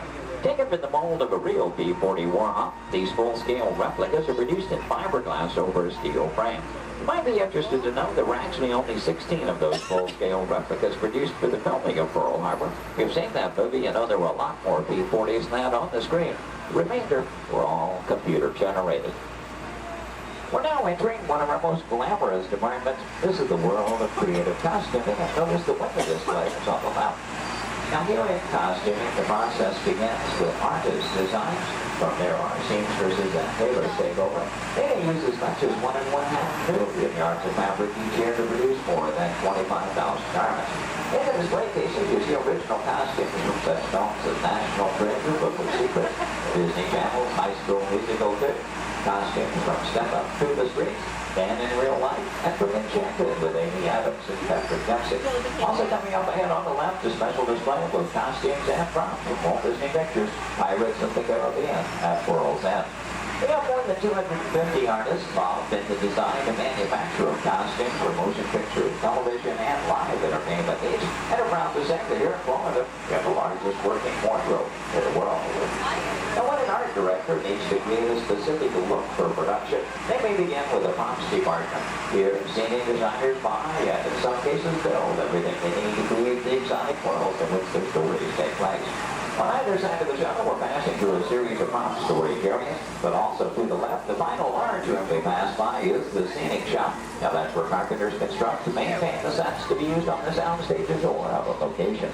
Over the years, these talented artisans have created sets for such shows as The Rosie O'Donnell Show, Wheel of Fortune, Live with Regis and Kathy Lee, and more recently Live with Regis and Kelly, all when they were here at the studios filming on location. Also off to your left, we passed by 2 set pieces from Pirates of the Caribbean, Dead Man's Chest. You may recognize those as the bone cages from that film. And as you make your way a bit deeper into the back lot, oddly enough, the next area we approach is known as the studio boneyard. Now, most studios have boneyards, simply areas where we can store oversized props such as vehicles, aircraft, anything we may need to reuse or refurbish for another production. The large steamroller, for example, appeared in the film Who Framed Roger Rabbit, starring Bob Hoskins and Christopher Boyd. We also passed by a Venetian gondola here from the film Casanova with Heath Ledger and Sienna Miller. And that's followed by 2 model airplanes. Now, the first of those 2, the larger, used in the filming of exterior shots for Flight Plan, which starred Jodie Foster. The second one, you may notice the wording, the jailbird on the nose, from the 1997 film Con Air with Nicolas Cage and John Malkovich. The new period motorcycles on the end, used by director Steven Spielberg in Indiana Jones and The Last Crusade, starring Harrison Ford and Sean Connery. Now, anytime a production team has to travel to a city or town to film on location, they have to deal with a lot of problems they have little or no control over. Things like crowds, traffic, and noise. To avoid that, they often prefer to film on a studio backlot. Now, normally we have quite a lot of activity taking place, and well, this week is really no exception. Among other things, we have been doing some special effects testing this morning in this large standing set off to the right. Now, when the tests are underway, the set becomes off limits to our tours, but see, we have been given green light here at the moment. You know that Ashley is in contact with our production coordinator, so apparently the between takes here. In case that gives us the opportunity to go inside the set, we'll get a look around and hopefully a good photo opportunity for you as well. Now, we will be going over a bumpy bridge, so please hold on to loose items like cameras and purses, and especially hold on to small children, please. For the safety of everyone, please remember to remain fully seated throughout the entirety of our tour. Now, this is a large standing set, and that's the type of set designed to be used over and over again. This one is modeled after an actual camping in Southern California, the special effects set that we call the Master Canyon. The large tanker truck is another large prop like goes out in the boatyard area. Not an easy task to get that truck into place. We actually had to hoist it up over the canyon wall and lower it with a crane. You know, one of the reasons that production teams like to film on a backlot is because of the things they can recreate, and that even includes the weather. As a matter of fact, one of the effects they were testing earlier today was a rain effect. And, I wonder, anybody still upstairs? You might run the canyon's rain effect for us? We would appreciate that. Now, why might we need such an effect?